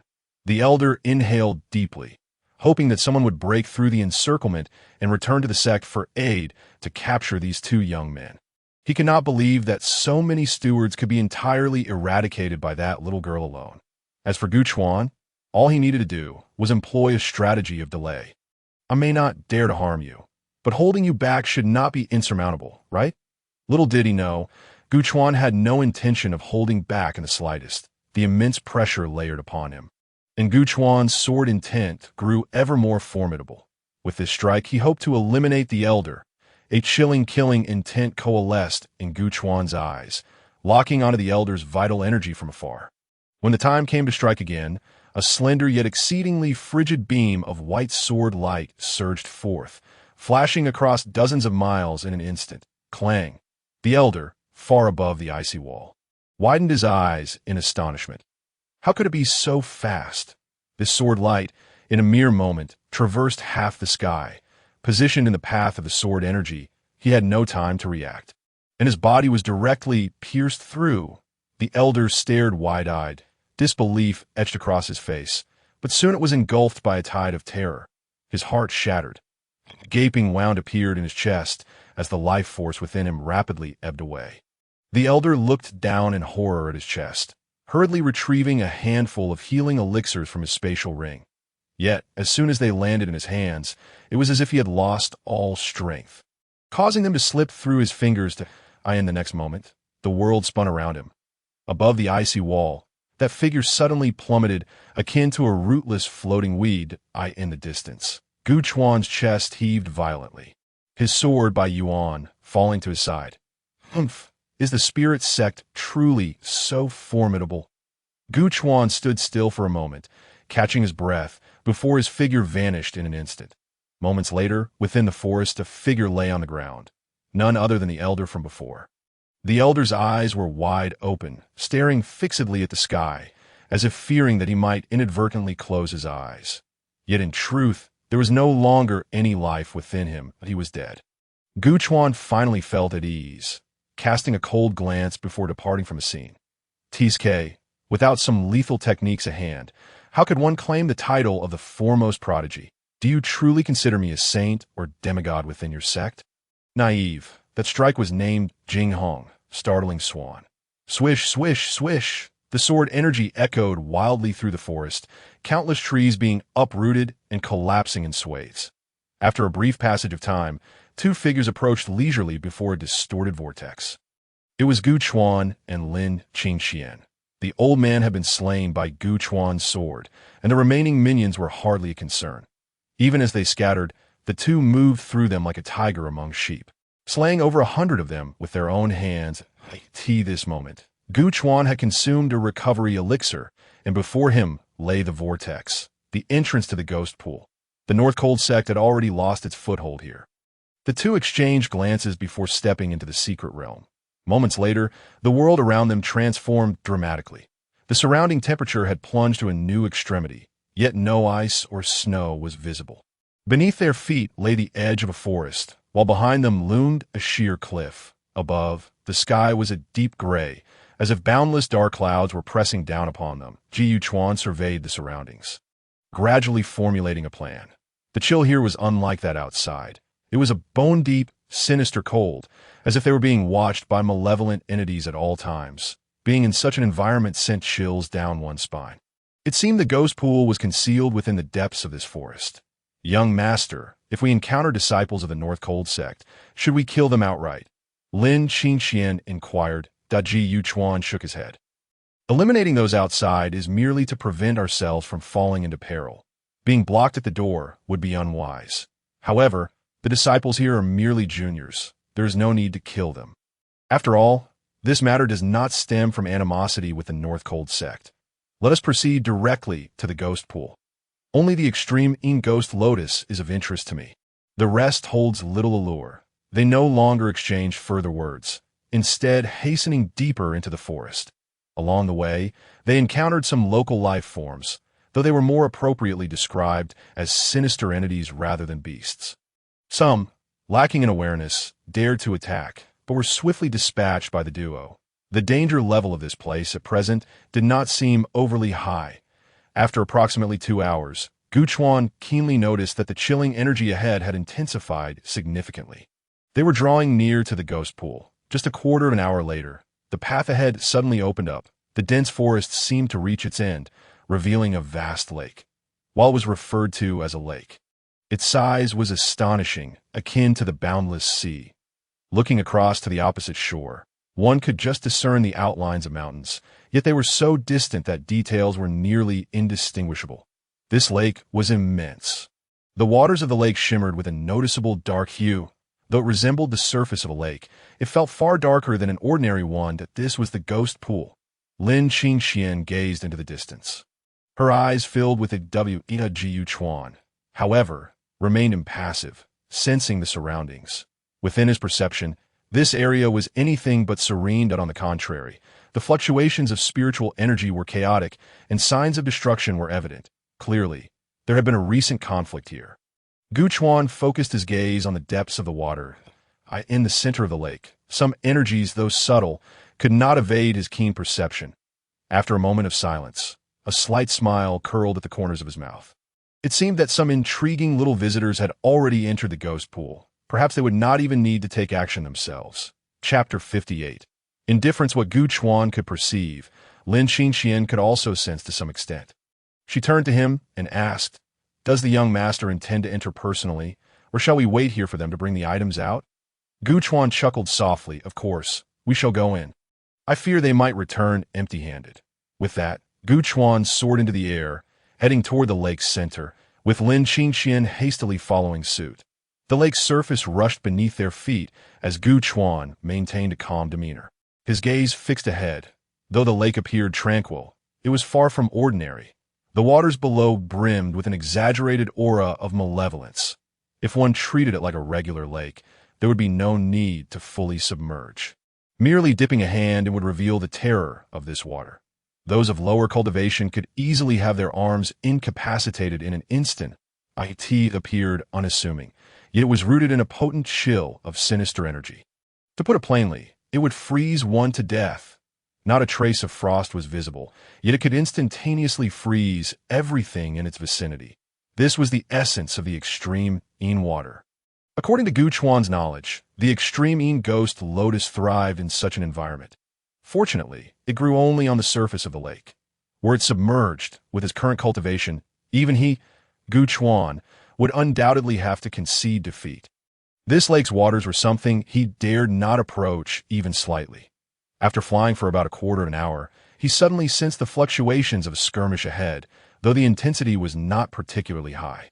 Guchuan pondered briefly and made his way towards the source of the commotion. In just a moment, he beheld a vast expanse of emerald leaves on the otherwise empty surface of the water. Upon closer inspection, they were unmistakably lotus leaves. Yet, amidst this sea of green, only the very center revealed a striking crimson amidst the verdant hues that Guchuan's gaze sharpened instantly. It was indeed the extreme Yin ghost lotus. Born of the extreme Yin water, its petals remained untouched by the chilling essence. This was the true visage of the extreme Yin ghost lotus. However, beside this cluster of lotus leaves, a small group of cultivators were engaged in battle above the lake surface. It appeared there were at least a dozen individuals, furiously clashing in two factions. "Ho Zi, do you truly wish to oppose me? Enough chatter. Xiao Ji, let us see how long you can endure." Guchuan could hardly suppress a laugh as he neared the scene. Monkeys and chicks? Was this a case of killing the chicken to scare the monkey? What delightful names! They must be sworn enemies, akin to Ashura and Indra. As he swiftly approached the scene, both factions froze momentarily. Their gazes drawn towards Guchuan, at a man and a woman. Like celestial beings descended from the heavens, emanated an aura of dominance that crushed the very surroundings. Both groups were utterly astounded. "You, halt! Who are you? Are you unaware that this is the training ground of our Beihan sect? How did you enter?" However, As they spoke, Gu Chuan had already arrived nearby, paying them no heed as he descended directly towards the extreme Ghost Lotus. The two factions were immediately incensed. Presumptuous, stop right there. Damn it, you insolent fool. How dare you disregard me? Ho Zi. The monkey evidently had a fiery temper. Meanwhile, the chick continued to prattle on, but Ho Zi had already charged forward. Only one rather unremarkable disciple remained, staring in horror at Gu Chuan's profile.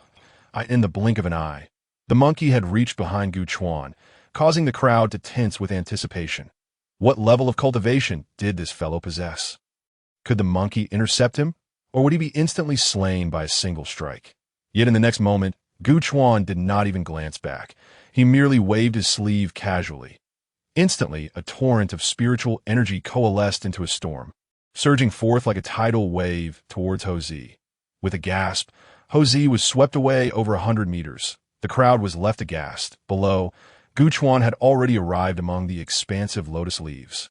At the very center, a fully bloomed extreme Ghost Lotus radiated with a breathtaking beauty. Truly a marvel of nature. Gu Chuan murmured in appreciation of the flower's delicacy before producing a jade box. It merely appeared to be an exquisite container. However, in truth, it was a spiritual artifact. With a thought, he severed the stem beneath the petals, and with remarkable speed, the jade box was positioned perfectly to catch the lotus as it fell. Ensuring it landed safely within, he then closed the lid and stored it in his spatial ring. The motion was seamless and executed in one fluid motion. The scene fell into a hushed silence. One could hear a pin drop. All eyes were fixed on Gu Chuan, breaths growing increasingly labored. What had they been fighting for? Was it not solely for that lotus below? Yet now, it had been brazenly claimed by that young man.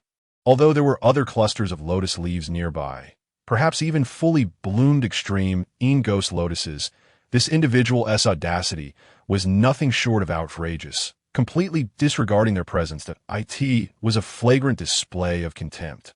Above, Ho Zi's face turned ashen, his teeth clenched so tightly that his jaw bulged. They were being utterly humiliated. Yet at that moment, the female celestial suddenly let out a light laugh. Congratulations, Senior Brother Gu, on achieving your wish. Upon hearing this, Gu Chuan could not help but smile.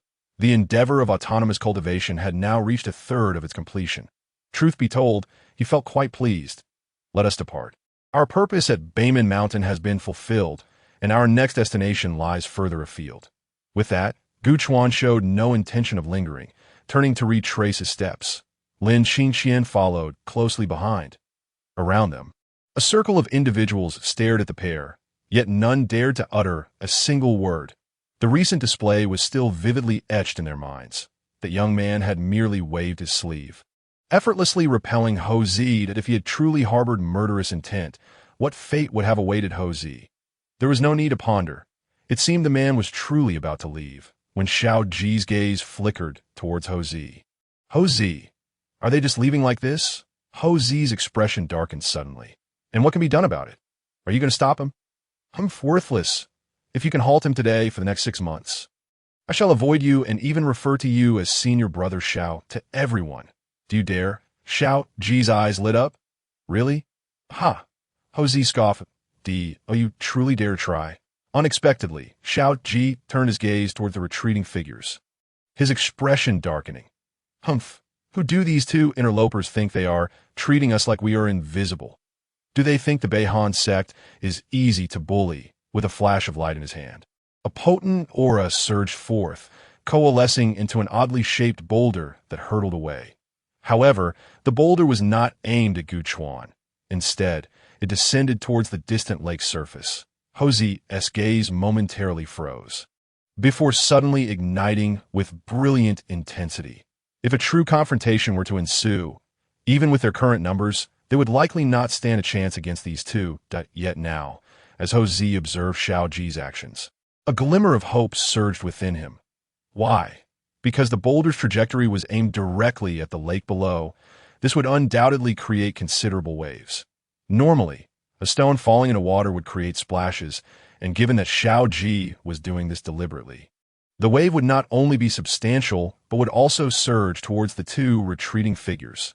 the lake's waters, infused with extreme yin, would instantly freeze anyone who came into contact with it.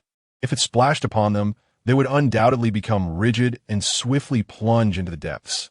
Such a scheme might actually succeed. As for the extreme yin ghost lotus they had coveted, it suddenly seemed less significant.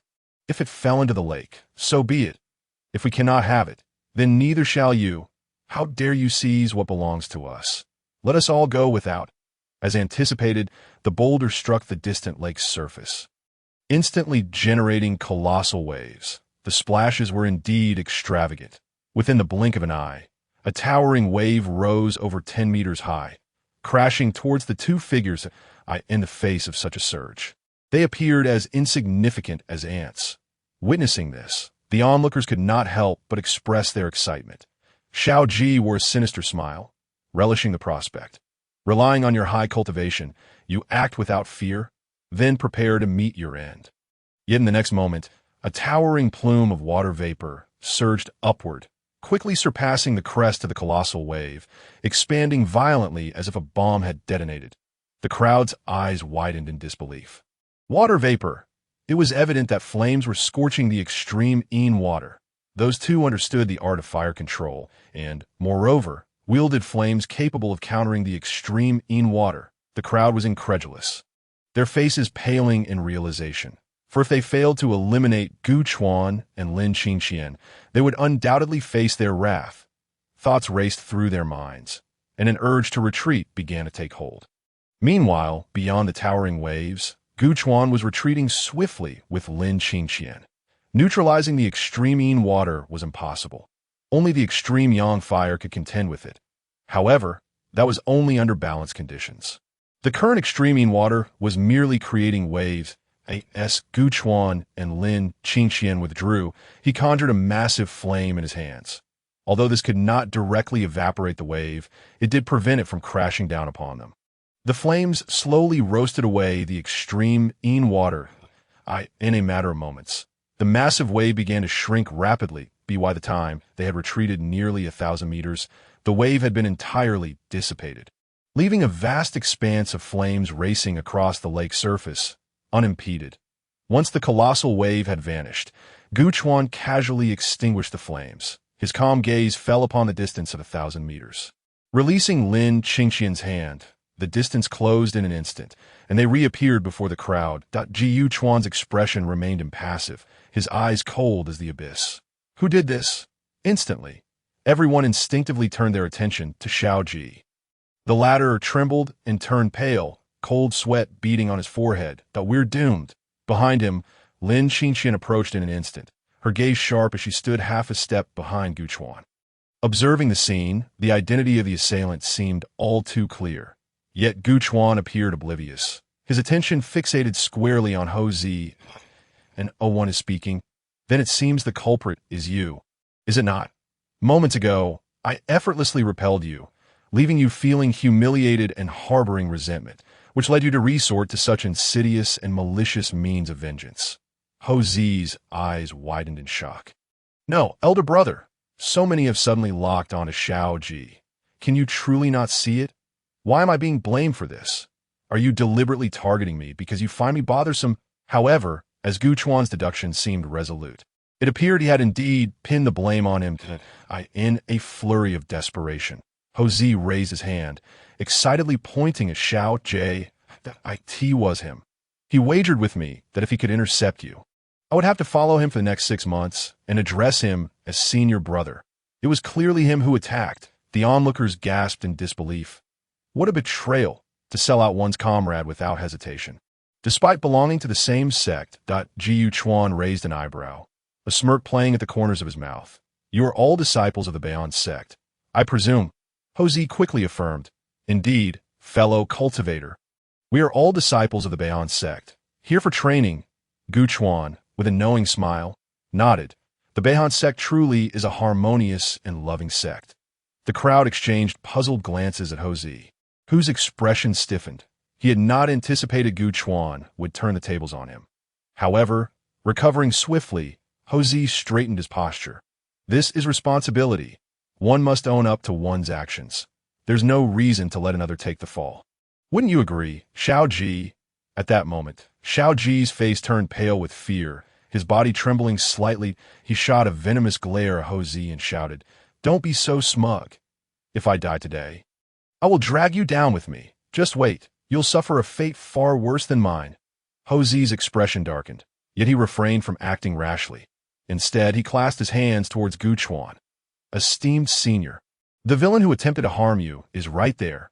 I implore you to punish that treacherous scoundrel. Such a vile individual tarnishes the reputation of our Beihan sect." "You!" Xiao Ji's eyes widened with fury as he hurriedly clasped his hands towards Gu Chuan. "Esteemed senior, I acknowledge my sins warranting death, but before I perish, I beseech you to allow me to eliminate this hypocritical scoundrel to uphold the honor of the Beihan sect. Afterward, you may execute me as you see fit without any complaints." The crowd stood in stunned silence that Ji Yuchuan couldn't help but applaud. This was a stark transformation from a comrade in arms to someone desperately seeking a scapegoat. That Ji Yuchuan extended his hand, a glimmer of anticipation in his eyes. "Please, commence your performance. If you truly manage to kill him, I shall spare you from death. How does that sound?" "Really?" Xiao Ji's eyes sparkled with newfound vigor, as if he had been invigorated with boundless energy. His eyes even reddened with excitement. "Rest assured, esteemed senior, I shall do my utmost to slay this villain." Chapter 60. The victor. The atmosphere had taken an exceedingly peculiar turn. Ji Yuchuan's space ring suddenly shimmered, and he produced a reclining chair, settling into it with ease. Lin Qingxian swiftly followed suit, bringing forth a table laden with fruits and snacks, then seating herself across from Gu Chuan. The onlookers stared, dumbfounded. Who brings such items along in their cultivation journey? Is that truly how one utilizes a space ring? Gu Chuan regarded Ho Zi with keen interest. This matter was initially none of your concern. Yet now you have been dragged into it. If you win this battle, and he perishes, I shall ensure you acquire an extreme Ghost Lotus, and I will personally accompany you to retrieve it. However, you must endure a single strike from me. As long as you survive, it shall be your fortune that if he survives, he can escape death. That not fair. Xiao Ji's expression darkened, while Ho Zi's eyes gleamed with excitement. Gu Chuan was willing to ensure he obtained an extreme Ghost Lotus. Such an opportunity. The enthusiasm was contagious. Nearby, Gu Chuan casually popped a grape into his mouth, a faint smile gracing his features. This arrangement was not without reason. Ho Zi had previously tried to seize the extreme Ghost Lotus from him, but Gu Chuan had effortlessly repelled him. Thus their enmity had been resolved. By intentionally involving him now, Gu Chuan recognized it as his fault. Hence, he would offer a boon. Should Ho Zi win, it would be his fortune. However, given Ho Zi's previous words, which clearly aimed to use Gu Chuan as a weapon against Xiao Ji, it was only fitting that he did not receive unmitigated benefits. Enduring a strike was a form of punishment. This way, their grievances would be settled, and all would be well, provided he survived. Meanwhile, Lin Qingxian reached for snacks on the table. Inching closer to Gu Chuan, in a hushed tone, she remarked, "So, you are quite the schemer, aren't you?" Gu Chuan feigned innocence. "Not at all. I am the epitome of virtue." Lin Qingxian stifled a laugh, and the surrounding disciples widened their eyes in astonishment. The usually cold-faced fairy could indeed smile. How stunning! But moments later, the disciples were taken aback as Lin Qingxian suddenly winced, clutching her eyes in pain. The onlookers were puzzled. What was happening? "Look again, and you may lose your heads." Lin Qingxian's voice was icy. "You should be grateful that it is Senior Gu who has intervened. Otherwise, before they could approach the extreme Ghost Lotus, they would likely have perished." The crowd shuddered at her words, no longer daring to avert their gaze. Whispers of the legendary Liuli fairy began to circulate in their minds that it was said that among the 5 fairies of the Kanglan Sword sect, this one was the most decisive and ruthless. What does decisive and ruthless mean? It means that if a task can be accomplished with one sword, she would never use 2. When dealing with others, there might be room for negotiation. But if faced with her, she would simply unsheath her sword without a second thought on the battlefield. The 2 combatants had been locked in deadly combat for some time. That it was evident that they were fighting for their lives, each move carrying lethal intent. This was no mere training. It was a true struggle for survival. As time passed, both fighters bore injuries. Hosea had rendered one of his arms useless, hanging limply by his side. Xiao Ji fared worse. Having suffered a grievous injury, his arm was shattered, blood cascading down his body, his severed limbs sinking into the lake. As their clash intensified, neither had yet secured victory. Ji Yuchuan remained unperturbed. This was the typical state of affairs for cultivators. Most disputes between cultivators were prolonged and grueling, where strength was not the only factor, but also the depth of their cultivation. Dramatic, explosive displays of power leading to instant victories were exceedingly rare, occurring only when one party was overwhelmingly superior. Minutes later, both fighters had become increasingly desperate, their energies waning significantly. Ji Yuchuan observed Xiao Ji, who, after taking a blow, suddenly lost a significant amount of strength, his body swaying perilously as he fell several meters. Seeing this, Hosea's excitement surged as he charged downward. It appeared that the tides of battle were about to turn. Nearby, Gu Chuan's expression remained calm as he murmured softly. Lin Qingqian, too, watched the battlefield intently. Just as Hosea lunged downward, a panicked Xiao Ji erupted, summoning a massive wave that surged toward Hosea. Hosea was left dumbfounded. He was moving too quickly to stop and was swept into the towering wave. Moments later, the tumultuous splash echoed, and Hosea vanished from sight. It seemed he had fallen victim to the same trick again. Clap, clap. The sound of applause resonated as Gu Chuan stood, an expression of mild amusement on his face. This was a deliberate act of feigning weakness. While it might fool others, it could not deceive someone of Gu Chuan's caliber. The outcome was clear.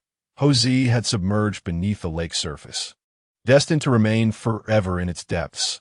A ghost drowned in sorrow. Ji Yuchuan clapped his hands, and the reclining chair dissipated. Young man, the victor has been decided. Congratulations on securing your chance to survive. Though you've lost an arm, a life rejuvenation pill will restore it. I keep my word. Your death sentence is lifted. Above the lake, Xiao Ji's chest heaved, his entire being seemingly drenched in crimson, his complexion pale to the extreme. After a moment of daze, he concealed the resentment within his heart and soon calmed himself, respectfully clasping his fist from a distance towards Gu Chuan. Senior, your magnanimity is greatly appreciated. I am eternally grateful for your mercy in sparing my life. Gu Chuan narrowed his eyes, a smile playing upon his lips. Yet ultimately, he chose not to utter another word and turned away, soaring into the distance. You seek vengeance. Then come forth. 10 years, no, 100 years, 1,000 years. I, Gu Chuan, shall await your retribution. If you possess the courage, then do come. Gu Chuan swiftly departed, leaving Lin Qingqian to tidy the table and chairs before glancing back at Xiao Ji. After a moment's hesitation, she turned and followed Gu Chuan down on the surface of the lake. Xiao Ji swayed, nearly plunging into the water, his body already slick with cold sweat. He had sensed it just moments ago. He had nearly met his demise beneath that celestial maiden's gaze. Chapter 61. The Southly Dynasty in midair. A boat sped past. Aboard were the departed Gu Chuan and Lin Qingqian. This moment. Their course differed slightly from their original route. They were now heading south, rather than back to the northwest. With the acquisition of the extreme Yin Ghost Lotus, the only missing element was the extreme Yang entity.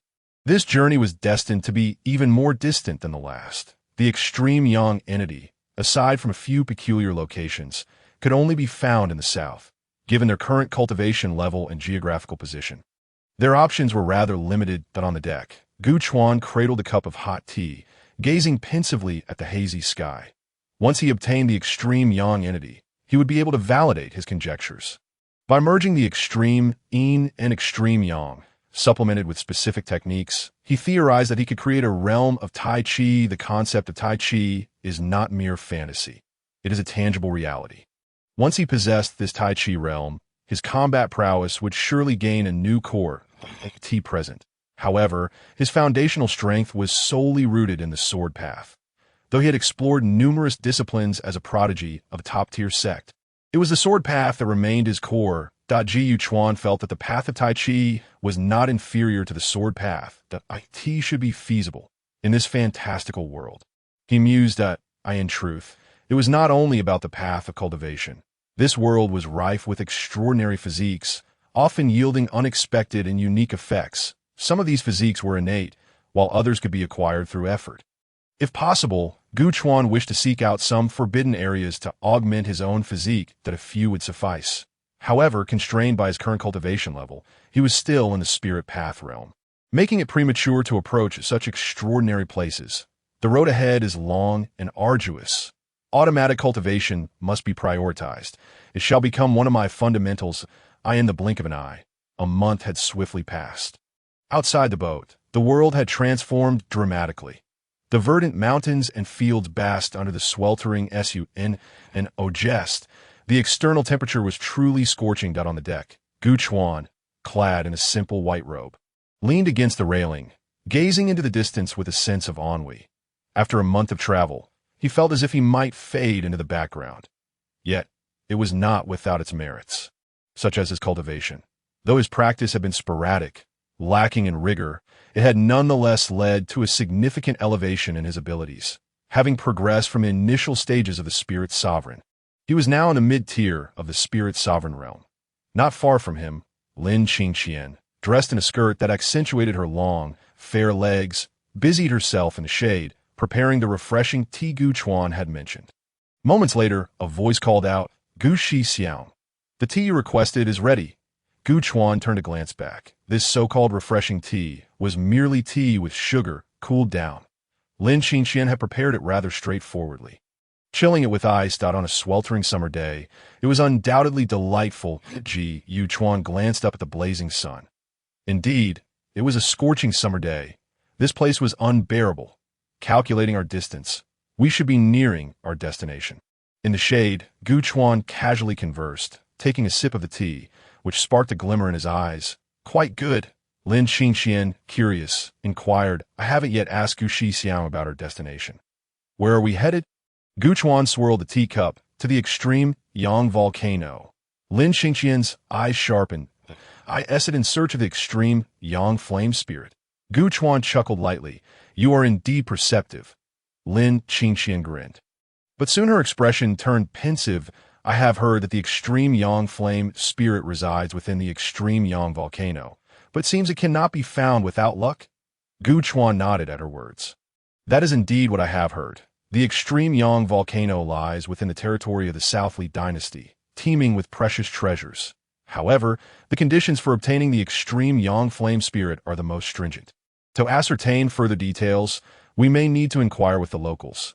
Lin Qingqian appeared thoughtful, her mind racing with possibilities. Could it be that in this South Li dynasty, we might have the chance to stay as we did previously?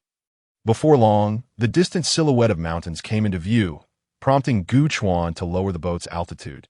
If his observations were correct, they were approaching the South Li mountain range. This stretch of mountains was the only expansive wilderness within the entire South Li dynasty, and he was confident there would be no errors in this regard. Upon reaching the base of the mountains, Gu Chuan beckoned Lin Qingqian to disembark. However, Lin Qingqian paused for a moment, suddenly recalling something. "Young master, wait for me." Gu Chuan, puzzled, watched as Lin Qingqian hurried back to her quarters.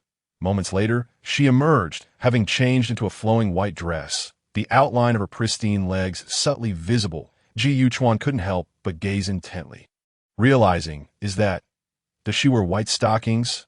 Lin Qingqian approached with a smile. "Now, it is appropriate. I felt the previous attire was a bit too revealing for public appearance." Gu Chuan chuckled. "Am I not human? It seems you are only concerned about appearances before others, yet not before me. Truly, it is remarkable." As they disembarked from the spirit boat, the two descended into the mountains, gliding gracefully through the trees. Upon entering the forest, the oppressive heat began to relent. The temperature here was indeed absurdly high. After traveling for about the time it takes to burn an incense stick, they finally sensed some presence ahead. It appeared to be a few humans, though their cultivation levels seemed rather low. Gu Chuan found this unremarkable. The South Li dynasty was a mortal realm. While there were traces of cultivators, their levels were generally not high.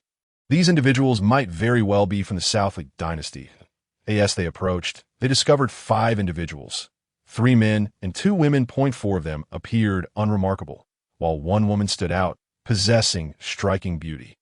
Unlike Lin Qingqian, this girl initially seemed innocent, akin to a stunning young maiden just past her 18th year. However, upon closer inspection, a hint of heroism lay concealed in her brow. This woman was likely not to be underestimated. At that moment, the 5 individuals were resting and chatting beneath a tree. Upon noticing Gu Chuan and Lin Qingqian's sudden appearance, their eyes widened in astonishment. The 2 were undeniably striking, the man remarkably handsome and the woman breathtakingly beautiful, albeit with a somewhat aloof demeanor, unlike the nearby youth, whose expression and demeanor exuded warmth, akin to a soothing spring. For a moment, everyone was taken aback, but soon they regained their composure, displaying no overt reactions. Yet the young girl suddenly raised her hand. Chapter 62. Xiaoqi. Please, esteemed friends, do stay. Initially, the other 4 had little reaction. After all, they were strangers. However, the unexpectedly charming girl's interruption drew everyone's attention, including her companions. With a warm smile, the girl seemed quite extroverted and hospitable. You 2 must also be heading to the extreme Yang volcano in search of luck? We are all headed there as well. Why not travel together? Gu Chuan and Lin Qingqian exchanged glances that Ji Chuan's eyes clearly sparkled with interest, while Lin Qingqian, as always, had little opinion when with Gu Chuan, generally deferring to his judgment. After observing the 5 individuals for a moment, Gu Chuan finally spoke. You all are merely a temporary group, aren't you? The other 4 looked at him in surprise. The girl, however, candidly nodded. I was initially traveling alone, while these 4 formed a team, as expected. Gu Chuan understood. The reason was clear. This group was mismatched. The girl's grace and appearance were in stark contrast to the other 4, as if they belonged to entirely different circles. Although the girl appeared warm and cheerful, Gu Chuan sensed that her demeanor might be somewhat contrived. Based on her attire and poise, Ji Chuan decided to introduce himself. You may call me Gu Gongzi. Lin Qingqian promptly expressed her stance, stating, my surname is Lin. This could be regarded as an agreement to travel together. Upon hearing this, the young girl revealed a look of delight on her face, saying, my surname is Wang. You may call me Miss Wang. Gu Chuan and Lin Qingqian exchanged a glance, nodding in acknowledgement. Since they were now companions, Gu Chuan naturally ceased his own activities as the 5 individuals took a moment to rest beneath the shade of the great tree. The group continued their idle chatter, which inevitably included complaints. This cursed weather is unbearably hot. Why does it feel like every year is hotter than the last? The conversation persisted for some time, with Gu Chuan quietly listening and absorbing a wealth of information. The extreme Yang volcano was located at a high point in the Nanli mountain range, standing as the tallest peak among them. There was also the extreme Yang flame spirit, which could only be obtained during a volcanic eruption. Under normal circumstances, it was utterly unattainable. The reason these individuals had ventured here was not for the flame spirit, which they scarcely dared to dream of, but rather for the fire-attributed treasures that the extreme Yang volcano produced. Ji Chuan had gathered a fair amount of insight regarding these 4 inconspicuous individuals. However, the young girl intrigued him. He sensed something peculiar about her. Before long, nearly an hour had passed, and they had ventured deeper into the Nanli Mountains. According to their accounts, all those who came seeking fortune would rationally halt before the extreme Yang volcano. For further descent would lead into a paradise for monstrous beasts. Should humans intrude, their demise was almost guaranteed. Ladies and gentlemen, this is the extreme Yang volcano. From this point onward, it shall be a matter of luck. Farewell. Both Miss Wang and Gu Chuan displayed no signs of surprise as they bid farewell to the 4 passers-by, leaving only the 3 of them in place. Ji Chuan contemplated that it was time for them to part ways as well. Thus he clasped his fists and spoke to his surprise. It was Miss Wang who spoke first. Young Master Gu, and this esteemed Fairy Lin. Gu Chuan, puzzled, awaited her next words. The girl hesitated momentarily before continuing. I have a rather unreasonable request. I wish to accompany you too. May I have your permission? Goodness. Gu Chuan cast a sidelong glance at Lin Qingqian. This girl was indeed not ordinary. Firstly, her identity appeared questionable. Gu Chuan had long felt she was not the child of an ordinary family. Her attire and demeanor were all too conspicuous, exhibiting a grace that was not typical, suggesting she held some higher status. In other words, her position was not lowly. Yet, she had ventured alone into these remote mountains. Gu Chuan hesitated for a moment.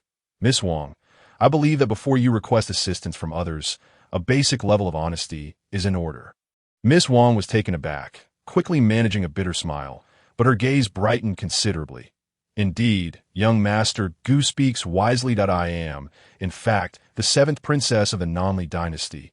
Good heavens! Here I was, casually stepping out, only to encounter a noble princess." Gu Chuan and Lin Qingqian exchanged a glance, finally reaching a tacit understanding. Lin Qingqian was evidently astonished as well. The seventh princess continued, "I observe that you two are not from the Nanli dynasty.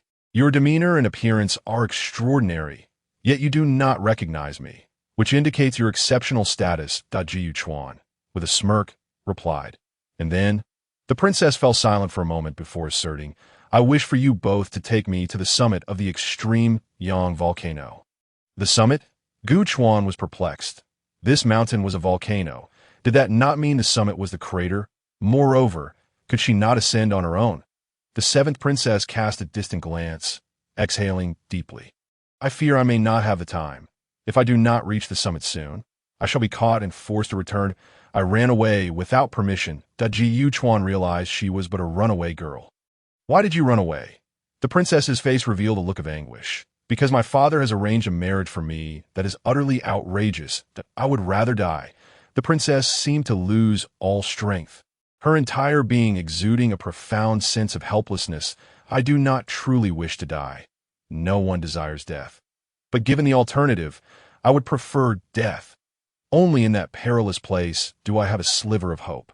Otherwise, if I am captured and returned, even the thought of dying would be a luxury." At this point, the seventh princess bowed deeply to Gu Chuan, acknowledging that she understood their identities must be exceptional, which was why she dared to speak frankly, that "I merely seek your assistance in allowing me to accompany you.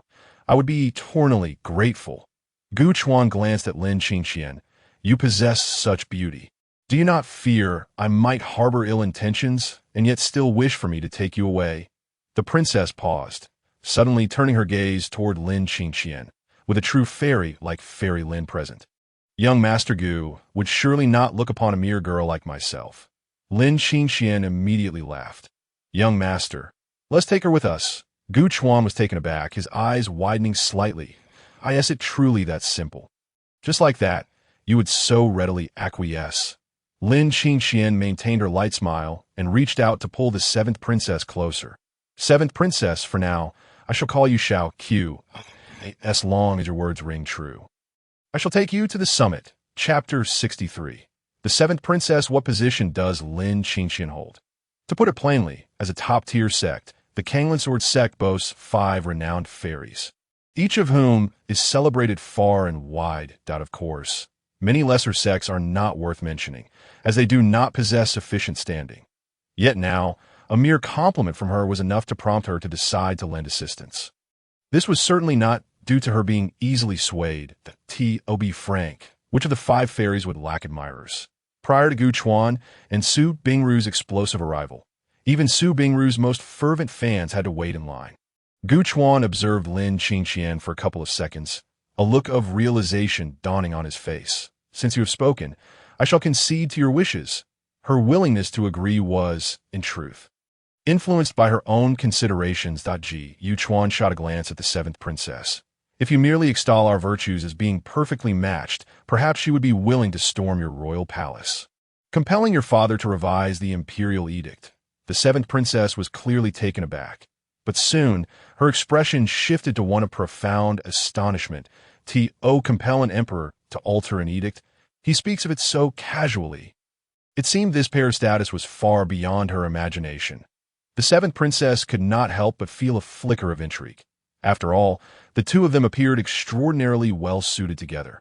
The phrase "a match made in heaven" seemed almost trite in their presence. They were akin to celestial beings descended to earth, a pair of divine lovers exploring the realms of mortals. Should she lavish such praise upon them, it would not feel disingenuous. Lin Qingxian shot Gu Chuan an exasperated glare. Young master only knows how to tease me. As she spoke, she adopted a rather sorrowful expression. Alas, poor me, just a delicate willow, unworthy of young Master Gu's attention. Even in the stillness of night, should we find ourselves alone, young master would not spare me a glance. The seventh princess was left utterly dumbfounded, her mind buzzing. Could it be that he is truly incapable? The princess, filled with skepticism, quickly dismissed the notion. With a face like that, she instinctively believed he could not possibly be lacking in virility. In truth, she was not one to equate worth with appearance. Yet with Gu Chuan, it seemed that good looks could indeed grant one the world. Nevertheless, even so, Lin Qingxian was undeniably a rare beauty. The maidens of the Nanli dynasty from the surrounding villages paled in comparison to her. It was a complete dimensional defeat, a violation of standards. The disparity between mortals and the ethereal was encapsulated in Lin Qingxian's beauty. Yet despite this, Gu Chuan appeared to regard Lin Qingxian with indifference. His status must surely be unfathomably high. Should she not try to curry favor with Gu Chuan? What if that garnered his attention? Although she was a princess in her own right, such a status rendered her disdainful of such actions. However, if it were Gu Chuan, perhaps it was worth considering. Often, the adage that beauty equates to power holds true. If it does not apply, it merely indicates that one's beauty is not exceptional. The more she observed Gu Chuan, the more her heart raced. That it is worth noting, the lofty princess was, in this moment, merely an ordinary girl. What dignity could she possibly claim? Young Master Gu, I am willing to serve you. Fortunately, despite her increasingly peculiar gaze, the seventh princess ultimately managed to restrain herself and refrain from uttering any inappropriate remarks. As Lin Qingxian was still present. Throughout their journey, Lin Qingxian had been carrying her aloft, and although the seventh princess could not discern the full extent of Lin Qingxian's prowess, it was evident that she possessed formidable strength. Such a being was not someone she could afford to provoke. Moreover, it was this very Lin Fairy who had first consented to rescue her, a kind-hearted celestial being. The seventh princess forcibly suppressed her thoughts and began to flatter in accordance with Gu Chuan's subtle hints. Lin Fairy is truly beautiful. Perhaps only someone like her is worthy of Gu Gongzi, right? For anyone else standing beside Gu Gongzi would merely appear as a maid, while only Lin Fairy could truly match him. Lin Qingxian remained silent, but in her heart, she was already overjoyed that Dio speak more. Do not stop. Gu Chuan observed the little princess with a smile in his eyes. Truly, she was a clever child raised in the palace. Having praised Lin Qingxian, she inadvertently brought him into the compliment as well done, of course. It was quite possible that not all his words were mere flattery. Perhaps they were sincere. Gu Chuan mused with amusement. Before long, the summit was in sight. Lin Qingxian channeled her spiritual energy, enveloping the seventh princess in a faint, icy blue shield. The temperature here was exceedingly high, and she feared it might be unbearable for her. The seventh princess was immensely grateful.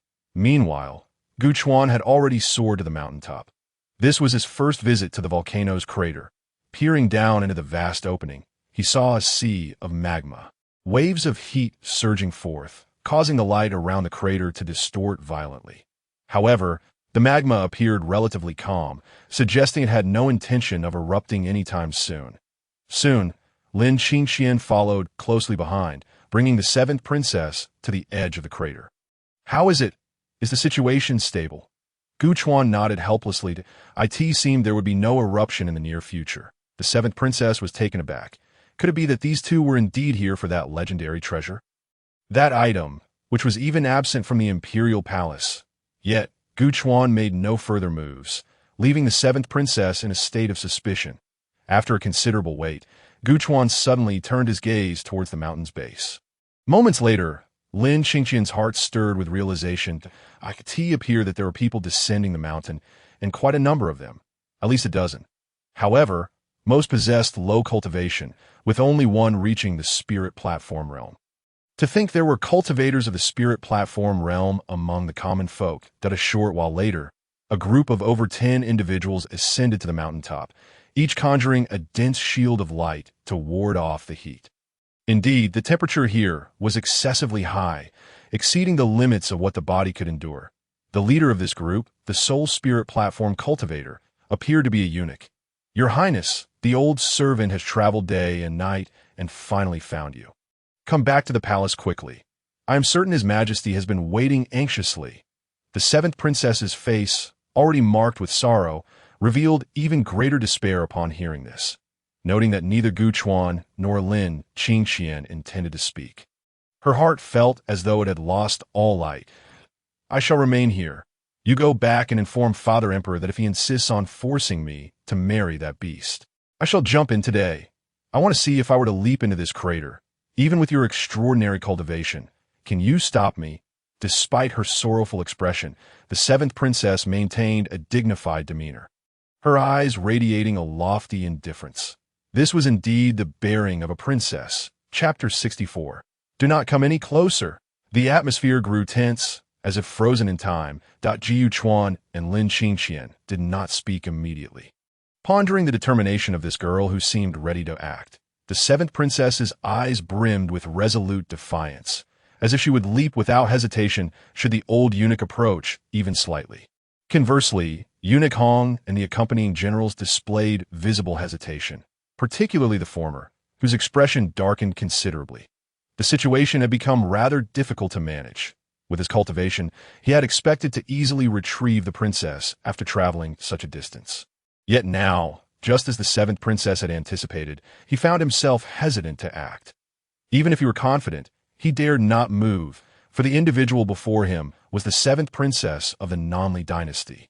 Any misstep could cost him his life, that he was utterly unwilling to act rashly. However, returning empty-handed would present a troublesome predicament before His Majesty. At this moment, Eunuch Hong found himself in a quandary. His mood deteriorating rapidly. It was then that he finally took the time to glance at Gu Chuan and Lin Qingxian. He had long noticed their presence, but had initially thought little of it, assuming they were merely companions ascending the mountain together. However, the atmosphere had shifted subtly, and these two remained unperturbed.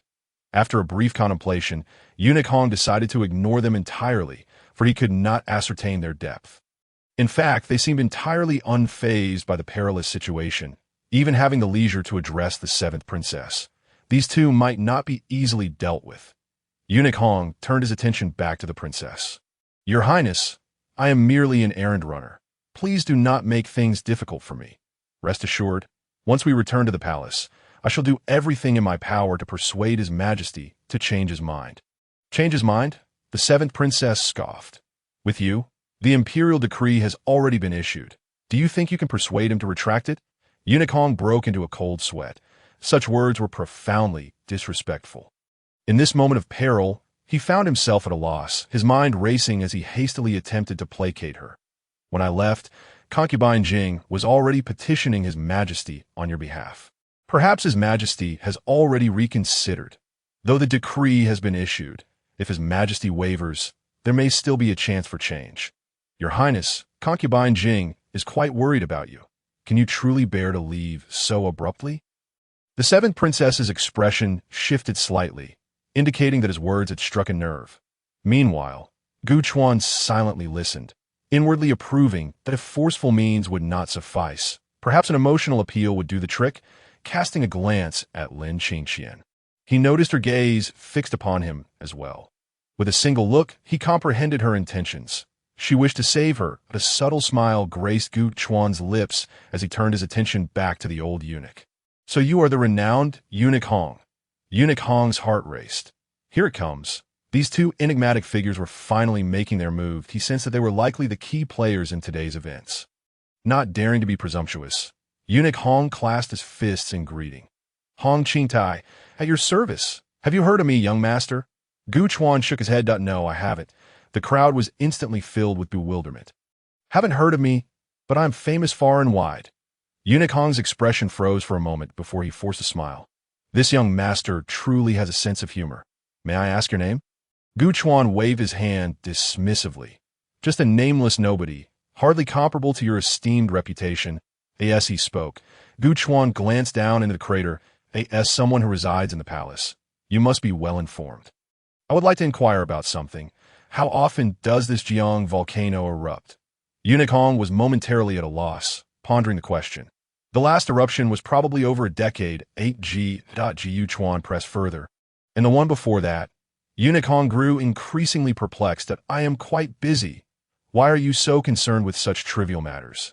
After a moment of contemplation, he replied, approximately 50 years, 8G. Gu Chuan, a mathematical prodigy, quickly calculated. So it seems we may have to wait another 30 years for the next eruption. The crowd looked on in confusion as Gu Chuan shook his head regretfully. That is rather too long. I do not have the luxury of waiting that long. Eunuch Hong's eyes narrowed. Oh, you are waiting for the volcano to erupt? Are you? After the Jiang flame spirit. A smile crept onto Gu Chuan's lips. A knowing smirk. Your Seventh Highness is here to threaten with her life. What do you suppose we are here for? Eunuch Hong's eyes widened in shock, a look of horror flashing across his face. This person was not to be trifled with. He might very well be a superpower capable of dominating the mortal realm.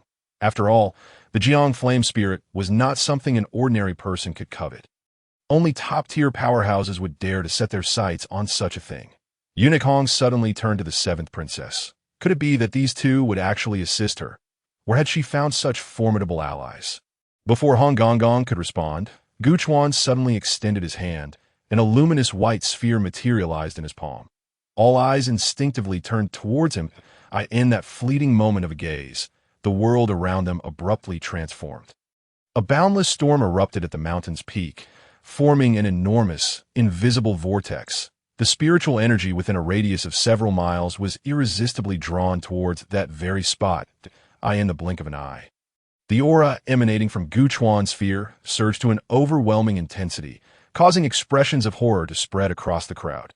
Even the seventh princess's face turned pale. However, she was quickly seized by Lin Qingxian, who pulled her close. This place is about to explode. Come with me. With that, Lin Qingxian lifted the seventh princess and soared into the clouds.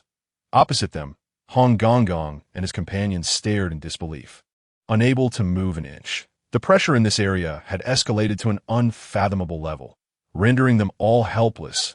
Even standing felt like a luxury. Gu Chuan gazed at the sphere in his hand with a smile, then suddenly turned to Hong Gong and strode towards him. Oh no! Hong Gong's legs trembled, nearly causing him to collapse. What are you doing? Don't come any closer. Chapter 65. Making him unsettled on the dragon throne, the scene was chaotic. With howling winds and shifting clouds on the mountaintop, Hong Gong's face was ashen, resembling a ghost, his spirit in disarray. Had it not been for the oppressive atmosphere, he would have surely collapsed to the ground. Keep that thing away from me. Gu Chuan, however, seemed unperturbed, casually draping his arm over Hong Gong's shoulder and playfully shaking the sphere before his eyes like a toy. No, I was wrong. I'm not taking the seventh princess away. I'm leaving right now.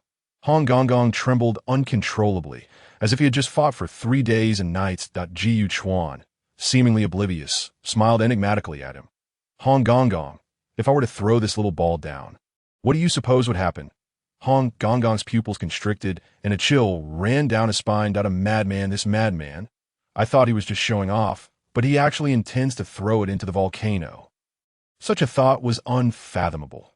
Everyone knew the peril of the extreme Yang volcano. The surrounding area was desolate for hundreds of miles. But who would dare to play such a dangerous game? As he observed the changing expressions of those around him, it was evident they were all envisioning the catastrophic scenario. Gu Chuan waited momentarily. Then suddenly his eyes lit up as he shouted. Boom! Screams erupted, one after another. Several accompanying generals and guards were so frightened they collapsed to the ground. Hong Gong shuddered as well, but with Gu Chuan's control, he managed to maintain some composure, observing the chaos around him.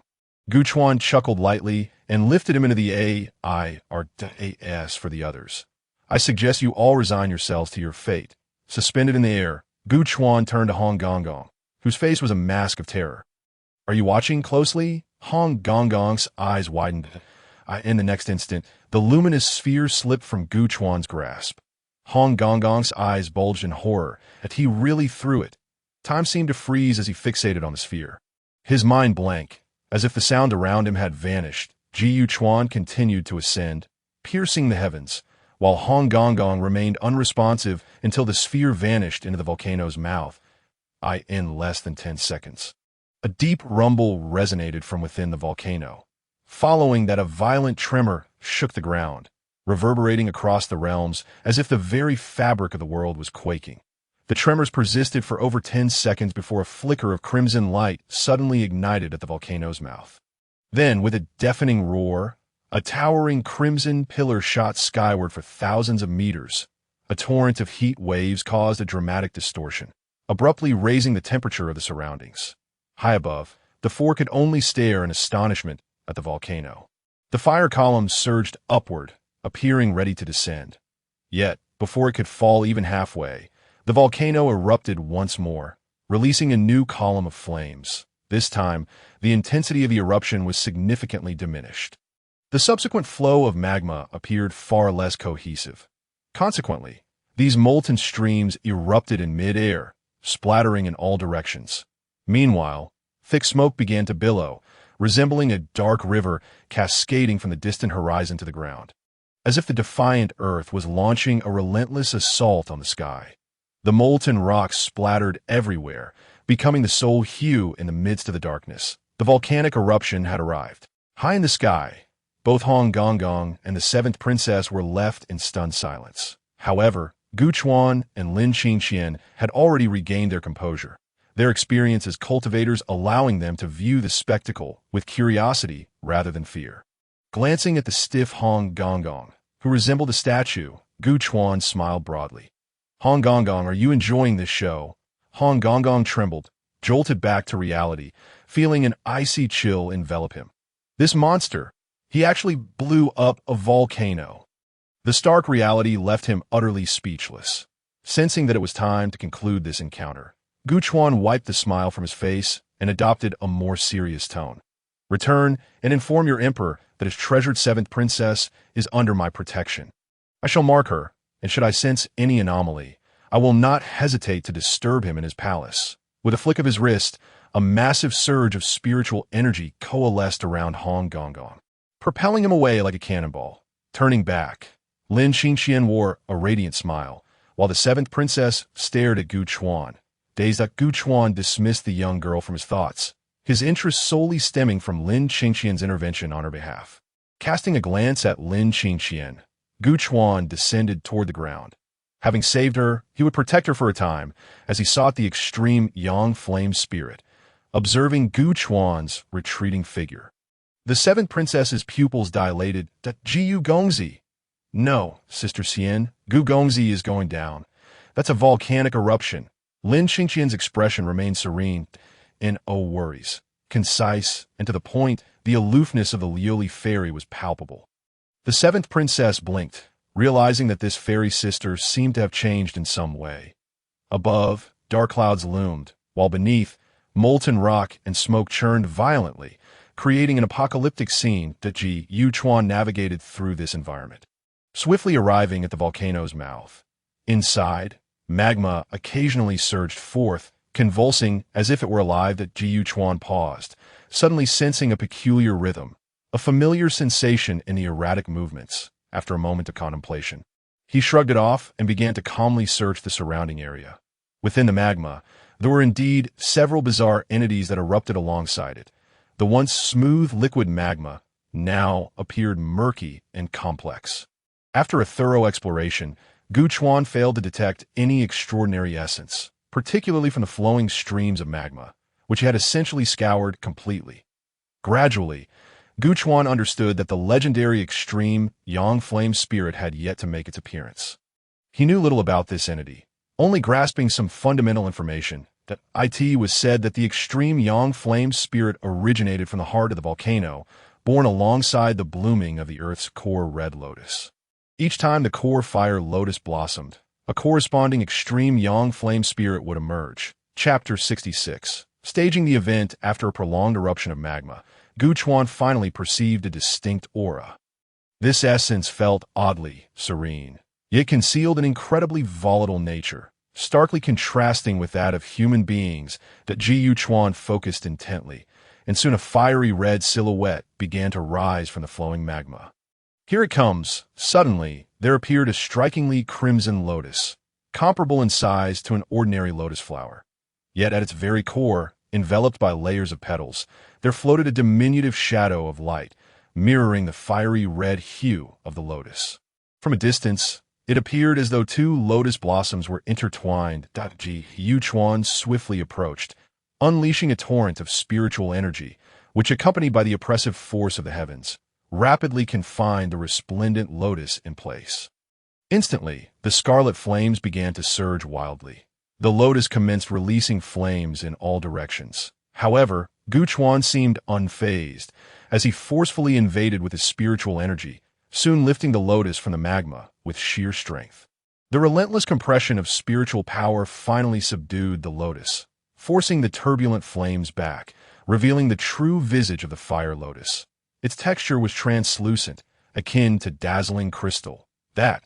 That is, in the heavens. The seventh princess gasped in astonishment. Lin Qingxian, on the other hand, merely exhibited a hint of joy upon witnessing Guchuan acquire what he desired. Meanwhile, Guchuan's gaze was filled with intrigue. The lotus, despite its outward appearance, was not what he sought. The true prize lay within. Yet this lotus itself was an exceedingly rare treasure, among the finest of its kind. That Ji Yuchuan retrieved a special vessel to contain the lotus. In the process, he plucked a peculiar pearl from its stamen. If the lotus represented a crystal, then this diminutive pearl was the epitome of purity. This was the essence of the earlier lotus illusion. In Guchuan's true objective, the extreme yang flame spirit, a brief observation revealed the illusion of the fire lotus, a unique manifestation of the extreme yang flame spirit. Satisfied with his acquisition, Guchuan felt a wave of elation wash over him. Thus, everything seemed to have come to fruition. With a few future experiments, his automatic cultivation technique would surely take shape. At that time, his prodigious talents would finally find their rightful place. What realm of cultivation could not be effortlessly attained? After all, he had never truly exerted himself in training, yet had already surpassed his peers and he had long transcended them. Ascending into the sky, Lin Qingxian gazed at him with a beaming smile, congratulating the young master. Guchuan smiled back, casting a glance at the seventh princess, who was clearly overwhelmed with astonishment. Ji Yuchuan casually summoned a spiritual vessel. Let us depart. Remaining here serves no purpose. We shall escort you back. Upon hearing the word back, the seventh princess became anxious. No, young Master Gu, I do not wish to return. Guchuan waved his hand. Do not worry. We will accompany you part of the way to it. It is said that a good deed should be carried through to the end. We shall see you safely to your father. The young girl was on the verge of tears. But, while you are here, my father may not dare to do anything to me. Yet once you leave, I will still be captured. Young Master Gu, if it is inconvenient for you to take me with you, you may simply drop me off at the foot of the mountain, for in this vast world, I can always wander far away.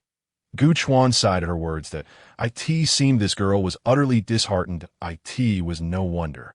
As an ordinary person raised in the palace, being driven to flee the depths of the palace indicated that her life had likely not been pleasant. Guchuan pondered for a moment, turning to Lin Qingxian. What do you think? Lin Qingxian hesitated upon hearing this. Her hesitation was not due to the difficulty of the situation, but rather because she needed to consider Guchuan's feelings. How much was Guchuan willing to sacrifice for this young girl? If it were merely herself, she could act according to her own preferences, but clearly, that was not the case now. After a moment of contemplation, Lin Qingxian proposed two options. First, we could stay in your imperial city for a few days and then provide you with protective spiritual artifacts. When the time comes and you are in peril, those artifacts will activate, and we shall storm the palace to rescue you. Just this once, your father should not dare to harm you again. The second option is that we still provide you with spiritual artifacts, and you may set off on your own journey, as you suggested. That Ji Yuchuan listened quietly, not responding immediately. Regardless, their goal had already been achieved. Spending a few days in the imperial city was hardly a significant matter. After all, where could they not wander? Moreover, the imperial city would undoubtedly be more bustling. As for anything further, Guchuan felt he could not extend himself beyond that. It was unrealistic to be at the beck and call of a girl they had only just met. It could be said that Lin Xingqian's suggestions were perfectly measured. The seventh princess was evidently not someone who lacked understanding of the situation. She recognized that these two had already shown her immense kindness. Had it been anyone else who would care about her troubles? After a moment of contemplation, the seventh princess finally made her decision on why Mother is still in the palace. I choose the first option. If possible, no one wishes to wander far away, do they? Gu Chuan smiled slightly at this. It seemed they could indeed visit the imperial city. Perhaps he would even get to enjoy a cup of tea there. Gu Chuan casually summoned the spiritual vessel, which appeared in all its grandeur. Leaving the seventh princess in awe, he ascended aboard, and Lin Xingqian urged the seventh princess, "Shall we go?" "Your Highness." The seventh princess was startled, exclaiming, "Sister Lin, please do not embarrass me. How could I still regard myself as a princess in front of Sister Lin?" Lin Xingqian gently patted her shoulder. "Do not be nervous. Let us go." Once aboard the spiritual vessel, it swiftly soared towards the horizon. In mere moments, the previously distant Hong Gong suddenly looked up, realizing a colossal object was rolling overhead. What is this? Hong Gong was left speechless. The imperial city. The seventh princess had mentioned that the imperial city seemed quite far away. Yet, in truth, it did not take long to arrive. Jiu Chuan had deliberately changed into a more elaborate attire, no longer clad in the simple long robe, but instead donning a splendid outfit. Upon reaching the skies above the imperial city, Gu Chuan made sure to hover the spiritual vessel directly above the palace gates. Then he conjured a long, ethereal staircase of spiritual energy to the base of the staircase. Gu Chuan and Lin Xingqian stood on either side of the seventh princess, with Lin Xingqian encouragingly patting her hand. "Go ahead. We shall remain in the imperial city. Once the spiritual artifacts are activated, we will rush to your aid." The seventh princess took a deep breath. At that moment, an overwhelming aura of spiritual energy emanated wildly into the surroundings. Chapter 67. Return to the palace. Since a spectacle was to be created, it was essential to put on a grand show. As the massive spiritual vessel glided overhead like a mythical beast, the turmoil in the imperial city began to unfold. Countless citizens looked up in either terror or excitement, believing they had witnessed a miracle. Such a sight was something an ordinary person would likely never see in their lifetime. Upon reaching the palace gates, the scene was even more astonishing. "I have forged a celestial staircase with my spiritual energy." This spectacle was truly grand enough for the young girl, not to mention the overwhelming aura of spiritual energy that followed in its wake. Such momentum was enough to instantly stir the entire city. In the palace, a middle-aged man clad in a white long robe stared intently at the colossal object in the distance, his expression grave. Within the depths of his profound gaze, it was difficult to discern any emotion. Truly the demeanor of an emperor. "Reports, Your Majesty, a long staircase has descended from the large vessel, appearing to be composed of gathered spiritual energy rather than a physical object. At the top of the staircase stands the seventh princess." "What?" Upon hearing this, the emperor, who had been as steady as a mountain, suddenly changed countenance. Outside, Hong Gong was still 1,000 miles away. Given such a lengthy distance, he would be lucky to cover even 1% of it at present. Meanwhile, Gu Chuan had already arrived. Thus, at this moment, the emperor was entirely unaware of the situation outside. His composure faltered. This little seven has actually found an immortal to assist her, if it truly is an immortal. What does it matter if the marriage alliance is nullified? A mere marriage cannot be compared to a celestial connection. After all, that is an immortal. The emperor waved his hand, eager to investigate further. Before the palace, the guards had long been frightened out of their wits, retreating far away. The seventh princess held up her skirt, which was also Lin Xingqian's, albeit slightly larger in size. After all, Lin Xingqian was accommodating and exceptionally tall. Yet her aura remained strikingly high, perfectly commanding the situation. As the seventh princess completed her ascent of the staircase, Lin Xingqian smiled and waved. "Little seven, we shall take our leave now. If you need anything, do not hesitate to summon us. There is no need to feel embarrassed. Remember?" Although her voice was ethereal and delicate, it was deliberately projected to reach a broader audience. The seventh princess hurriedly turned and waved. Acknowledging, I understand, Sister Lin. Farewell, young Master Gu. With a swish, the spiritual staircase vanished, and Gu Chuan and Lin Qingxian disappeared as well. The massive spiritual vessel slowly ascended, resembling an ancient behemoth, gradually drifting away into the distance.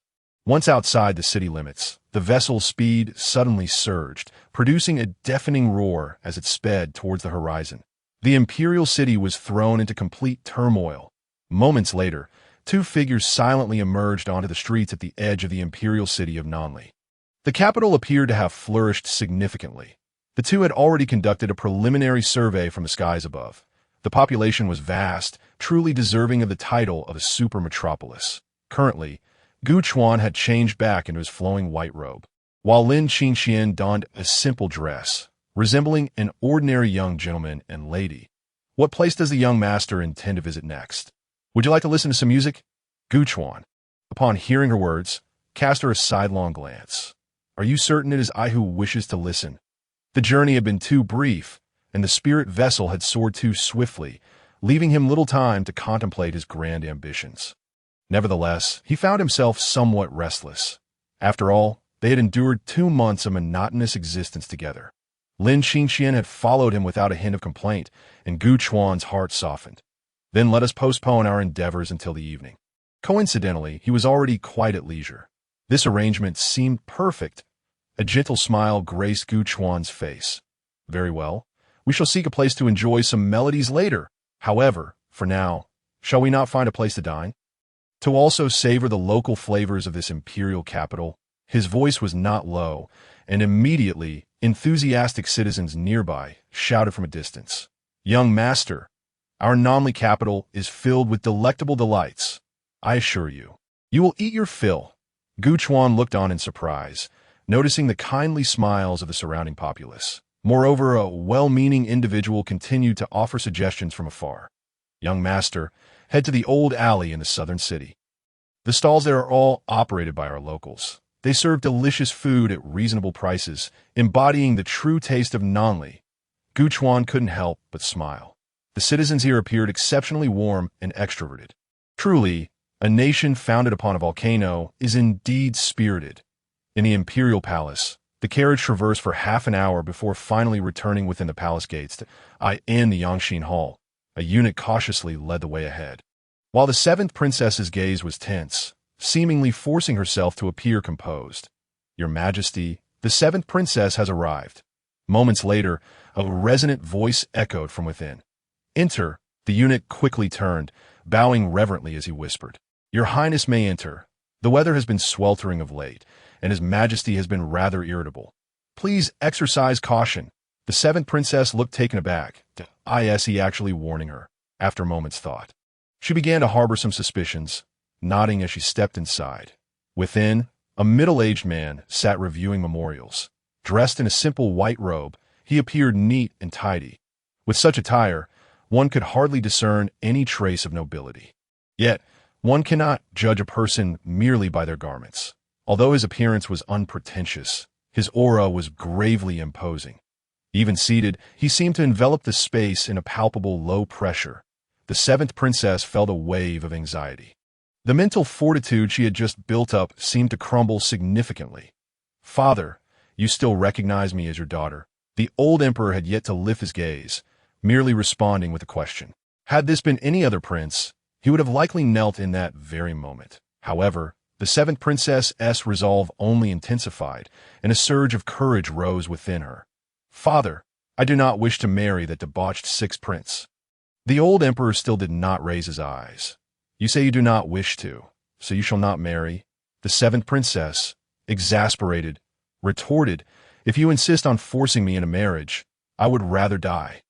Oh, for the first time, the old emperor finally lifted his gaze, his expression revealing a flicker of surprise.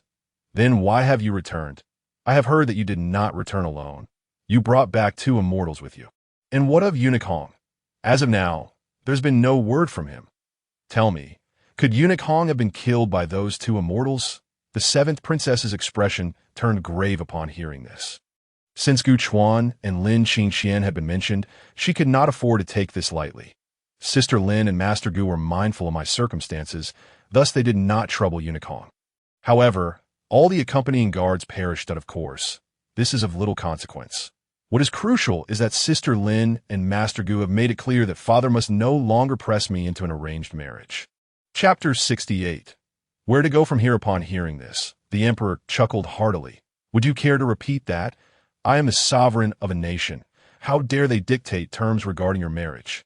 Absurd! You, as the seventh princess of Nanli, conspire with outsiders to threaten your own father. You truly are a delightful daughter. The seventh princess's face flushed with anger. T.O. marry her off to such a wretch. You are indeed a splendid father. Bang! With a resounding slap, the emperor struck the table, shattering it into splinters. He abruptly rose, his regal authority fully manifest. You are a royal daughter. How dare you act as if you were a commoner? Even common folk understand the importance of parental consent in matchmaking. What have you done? Although the seventh princess trembled in fear, she did not yield an inch. Common families would never marry their daughters to such filthy individuals. You, the old emperor, infuriated, pointed towards the door. Get out. The seventh princess performed a slight bow, saying, I take my leave, your majesty. With that, she turned and departed. The emperor's gaze remained cold as he watched her retreating figure, his expression shifting between stormy and calm. After a moment, when the seventh princess had presumably gone far, the old emperor finally spoke. Go. Investigate the identities and abilities of those two individuals, if they are mere mountain hermits. There is no need to report back. Humph. Do they truly believe that in this secular dynasty, we lack any means? Within the palace, the seventh princess hurried through the corridors, her expression pensive, although her father had been furious. She understood that, for the time being, she had navigated half the storm. Compared to the past, her father's earlier demeanor had merely been a facade. He no longer dared to act against her. Clearly, he still harbored some trepidation. It was only then that the seventh princess recalled how swiftly they had returned. Presumably, Unicong had only traveled a third of the way by now, perhaps even less. News from his end would take some time to reach the palace. Once the events at the extreme Yang volcano came to her father's attention, his apprehension would surely escalate. Perhaps this time, there would be no need for Sister Lin and Master Gu to intervene again. And her father would have no choice but to retract his decree, sparing her from the fate of an arranged marriage. However, today is today, and tomorrow is not the same as today. Now, with Sister Lin and Master Gu present, she could cling to their support. But what of the future? They would inevitably depart. Why then? Her own fate would likely be precarious. After all, she had irreparably severed ties with her father. As she pondered this, a sense of confusion enveloped her. Perhaps it was time to leave this place. Otherwise, she feared she would never find peace. The only source of comfort was that her mother stood by her side. Though she had not openly supported her escape from the palace, she was profoundly dissatisfied with the emperor's decree. However, as a woman of the inner palace, she lacked the courage to simply walk away. Now that the seventh princess contemplated leaving, her mother would likely support her decision. Her mother's faction, apart from her, also included a prince. Her elder brother was currently training in the military, and he was regarded favorably by their father. Meanwhile, her mother maintained close ties with a favored consort who provided assistance, and her relationship with the emperor was relatively amicable.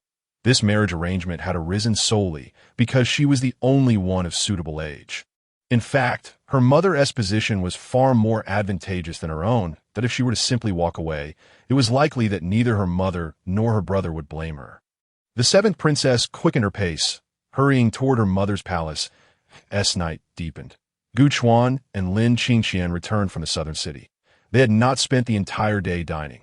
The afternoon had been dedicated to seeking a place to enjoy music and entertainment.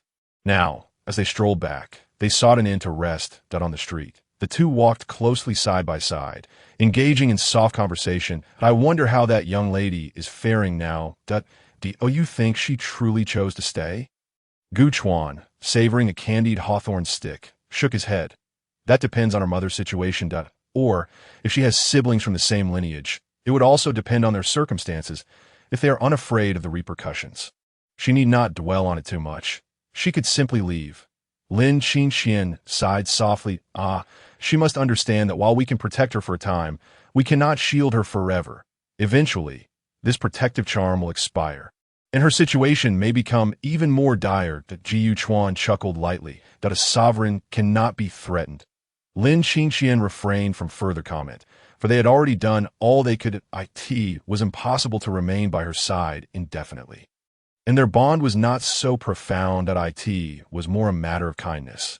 As fellow women, having encountered her, they wished to offer assistance, lest she lead a life steeped in sorrow. Jiu Chuan turned his head to glance at her. We could delay our departure just a bit. It matters not where we linger. Lin Qingxian's eyes brightened. Then shall we consider purchasing a residence? Gu Chuan turned back. You are quite wealthy, aren't you? Lin Qingxian scrunched up her little nose, exclaiming, "Oh, I am so impoverished. I can barely afford a meal." Yet, as she spoke, a smile graced her lips. However, if it comes to arranging a residence for the young master, I suppose I still have a smidgen of money left. Gu Chuan couldn't help but chuckle. Forget it. Finding an inn will suffice. At worst, we can seek out a better one to avoid disturbances. Lin Qingxian, taking the cue, casually pulled over a passerby. The best and most comfortable inn? That must be the Southlee Royal Post Station. It's a royal establishment, so its reputation is undoubtedly impeccable. She turned her head, inquiring, "It's run by the royal family. Shall we go?" Gu Chuan pondered briefly, a smirk playing at the corners of his mouth. Let's go there, then. After all, the old emperor will eventually realize they are still in the city. They have not been secretive, flaunting their presence daily. With their striking appearance and demeanor, they are exceedingly recognizable. Therefore, whether the inn is royal or not, it hardly matters. This inn was in close proximity to the palace, boasting an impressive 7-story structure. In this world, such height was certainly not trivial. Once Gu Chuan and Lin Qingxian reached their room on the 6th floor, Gu Chuan was unperturbed. Perhaps the top floor was reserved for special guests. He did not feel the need to contend for that position. The 6th floor was already quite satisfactory. He booked 2 rooms, exhibiting considerable generosity by paying for half a month up front. After inspecting the accommodations, he found them to be quite decent. In contemporary terms, it could be described as a 1-bedroom apartment with a terrace. The width of the balcony was ample enough to warrant the title of terrace. Standing on the terrace, he admired the view. Noting how close the palace was, satisfied, Gu Chuan closed the door and sat on the bed.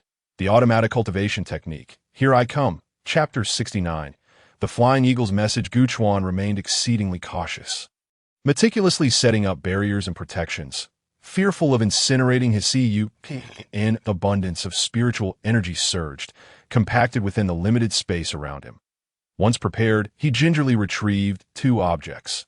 The extreme yin and extreme yang energies were separated on either side, their distinctly opposing essences clashing against one another, causing Gu Chuan to sense their restlessness. It was as if he were saying, "How can one sleep soundly on a bed shared with others?" He forcefully stabilized them, recalling his previous insights into Tai Chi. From 1 comes 2, from 2 comes 3, from 3 comes all things. That a profound essence began to envelop him, and soon the 2 entities on either side calmed considerably.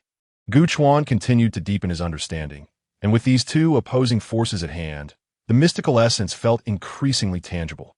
After a brief moment, the Tai Chi symbol began to faintly manifest beneath him. Then it began to rotate slowly, with the 2 entities on either side mirroring the motion. This is promising, Gu Chuan thought, his heart swelling with excitement. In the blink of an eye, night passed, as the first rays of morning light infiltrated the room.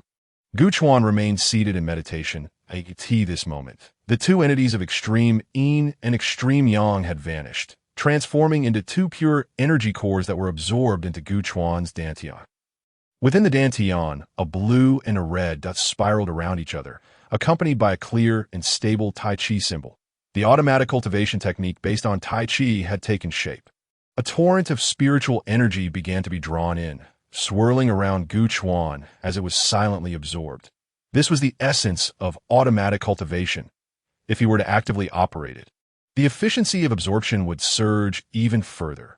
With the Tai Chi technique now completely stabilized, Gu Chuan estimated that if he continued this way, he would likely achieve an automatic advancement within a month. No golden finger? No matter. I shall create my own. Opening his eyes, Gu Chuan swiftly leapt from the bed, his feet gliding across the floor as he struck a pose. In an instant, an illusion emerged beneath his feet, forming a rotating Tai Chi symbol. This was not a deliberate act on Gu Chuan's part. It was a natural manifestation. Now, I too am a practitioner of Tai Chi.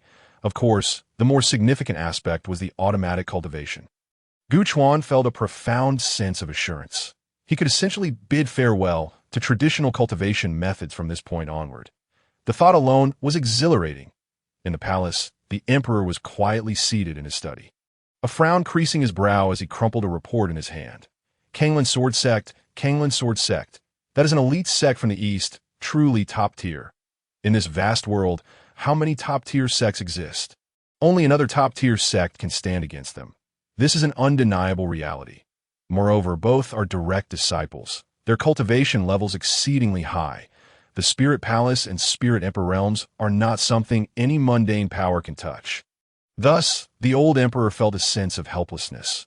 This time, he feared he had encountered a formidable opponent. Ignoring this matter was not an option. Furthermore, he had discovered their whereabouts. The two were currently in the imperial capital. Having checked into the royal inn last night, what? The old emperor sprang to his feet. That moment, a eunuch's voice called from outside, "Your Majesty." A flying eagle message. The emperor turned sharply. "Present it." The eunuch hurriedly entered. Upon opening the message, the emperor's expression darkened further. This flying eagle message was sent back by eunuch Hong, detailing all the happenings at the extreme Yang volcano. With a stern expression, the emperor sank heavily into a chair. The seventh princess was filled with rare delight today. Her father had issued an edict stating she would no longer have to marry that foreign scoundrel. This further confirmed a suspicion. Her sister Lin and young Master Gu were indeed of status too lofty to be reached, so much so that even her father could alter a decree. It was evident that yesterday, her father dared not voice even a hint of reproach. The seventh princess felt a mix of emotions. However, a certain thought within her solidified. She yearned to escape this wretched place. Yes, indeed, a wretched place. Perhaps it had not been so before. But now it certainly was. Since the falling out with her father, she realized this location could no longer be considered her home, that if she stayed any longer, it would lead to her inevitable demise. Yet, she was uncertain where Sister Lin and young Master Gu were at present. After contemplating, the seventh princess considered summoning her spirit artifact to bring them to her. But upon reflection, she felt it might be inappropriate, a waste of the goodwill from Sister Lin and young Master Gu. Never mind, I shall venture out to seek them. The seventh princess's gaze hardened, and without bringing anyone along, she gave a brief command to her maid and set out. That moment, Gu Chuan and Lin Qingxian had returned to the old alley of South City. Indeed, the local delicacies were quite delectable. After their meal, they sought out a refined place to enjoy some music on the third floor of a private room, just as the waiter set down the snacks. Gu Chuan paused in surprise. That girl has left the palace. Lin Qingxian was taken aback, her consciousness swiftly extending outwards, soon spotting the young maid at the palace gate. Shouldn't you call her over? Young master, she inquired. Jiu Chuan shook his head. You may call her. He wished to limit his interactions with her. Outside the palace, the seventh princess had only taken a few steps when she suddenly heard a voice beside her. In the third room of the third floor at the Drunken Jade Tower. Worried she might not understand, the voice added, Young Master Gu and I are waiting for you. The seventh princess immediately understood. A wave of intense envy washing over her. While she was unaware of the exact location of the Drunken Jade Tower, she knew it was certainly several streets away. The fact that someone could communicate with her from such a distance was a testament to celestial abilities beyond comprehension. Quickly, she called for a carriage and headed straight for the Drunken Jade Tower. However, the carriage driver's curious gaze puzzled her. Why is he looking at me like that? As she approached, the faint sounds of music reached her ears, causing the young girl to blush. And oh wonder that driver looked so oddly at me. The Drunken Jade Tower was not an ordinary tavern, but a place of elegance. What well-bred woman would frequent such a place? The seventh princess steadied herself before stepping inside. In the room, Lin Qingxian withdrew her gaze. What do you think, young master? Why has she come? Chapter 70. Qingshan City, Gu Chuan answered without much hesitation. She has changed her mind. She wishes to leave. Lin Qingxian followed Gu Chuan's line of thought and realized it seemed indeed plausible. According to their agreement, she had no reason to depart from the palace. She merely needed to await the activation of her spirit artifact. Then they could storm the palace and re-establish their authority. Now, her solitary arrival suggested only this possibility. After a moment's contemplation, Lin Qingxian let out a soft sigh. Alas, her father does not care for her happiness. That girl is in for hardship. Soon, a knock echoed through the air, heralding the arrival of the seventh princess. As anticipated, she had no intention of remaining in the capital any longer. Gu Chuan decisively returned a lodging fee to the innkeeper and promptly led her away. They journeyed northward, heading straight for the Central Plains. After several days' travel, Gu Chuan set her down by the roadside. With a city not far ahead, in this manner, he had fulfilled his duty of kindness and righteousness. Their encounter had merely been a fleeting one. Once the young lady departed, the atmosphere aboard the spirit vessel became considerably more relaxed. Most notably, Lin Qingxian casually discarded her outerwear, leaving only a light garment. Gu Chuan gazed for a moment before diverting his eyes. It was too much to behold. With the automatic cultivation now available, Gu Chuan's guilt about his previous idleness had entirely dissipated. Henceforth, he no longer needed to engage in cultivation. Yet, Lin Qingxian still required Gu Chuan sensed that she was not too far from the spirit's sovereign realm. It seemed that her progress had accelerated since their departure. Could it be that her mood had improved? If he were to assist her in regulating her endocrine issues, might she not thrive even more? Gu Chuan mused that this notion had considerable merit. Approximately 10 days later, when Lin Qingxian emerged from her seclusion, Gu Chuan halted the spirit vessel. With Lin Qingxian in close retreat, he found himself at a loss, feeling as if he were about to burst. However, the good news was that Lin Qingxian had reached the pinnacle of the spirit palace realm. The spirit sovereign realm was now within her grasp. This was undoubtedly a moment of joy. Dismounting from the spirit vessel, they soon found themselves before a small city. It appeared to be significantly inferior to the imperial capital of Nanli. This place lay beyond the borders of the Nanli dynasty, and Gu Chuan was unaware of its exact location. However, he noticed the inscription Qingshan City adorning the city gate. The city seemed rather unassuming. It was likely that Qingshan City had been established for a considerable time. Yet, as they approached, Gu Chuan detected something unusual at the city gate. There were unexpectedly numerous guards, conducting inspections with a rather stern demeanor. It was evident that every individual was to be thoroughly examined. Gu Chuan furrowed his brow slightly and grasped Lin Qingxian's arm, urging her to wait. Lin Qingxian turned her head and noticed Gu Chuan's displeasure. "Let us proceed directly," she suggested. Upon hearing this, Lin Qingxian was taken aback. She had never seen Gu Chuan so resolute before. Peering towards the city gate, she realized that the guards were indeed conducting meticulous searches, even requiring body searches. That the smirk crept onto Lin Qingxian's lips. No wonder. It seemed the young master was a tad jealous and did not wish such rough treatment to befall her. Her spirits lifted at this thought, and she acquiesced to his wishes. Gu Chuan then took Lin Qingxian's hand, and in an instant, they vanished, only to reappear in a narrow alley within the city. Casually stepping out of the alley, Lin Qingxian surveyed her surroundings and soon voiced her curiosity. This small city is so vigilant. Could it be a border town? In fact, it was not only at the city gate where such scrutiny was evident. Just ahead at a street corner, Gu Chuan also spotted a squad of guards marching in formation through the main thoroughfare. After a moment of contemplation, he remarked, "It doesn't seem like that. Perhaps something significant has transpired in this city." As he spoke, Gu Chuan pulled Lin Qingxian over to a street vendor. "What do you sell here?" he inquired. The vendor, a middle-aged man, looked up and was immediately taken aback, his posture becoming tense. While Gu Chuan listened to the vendor's prices, his thoughts wandered beyond the trivialities of the merchandise. Has anything significant occurred recently in this city? The vendor pondered for a moment before replying.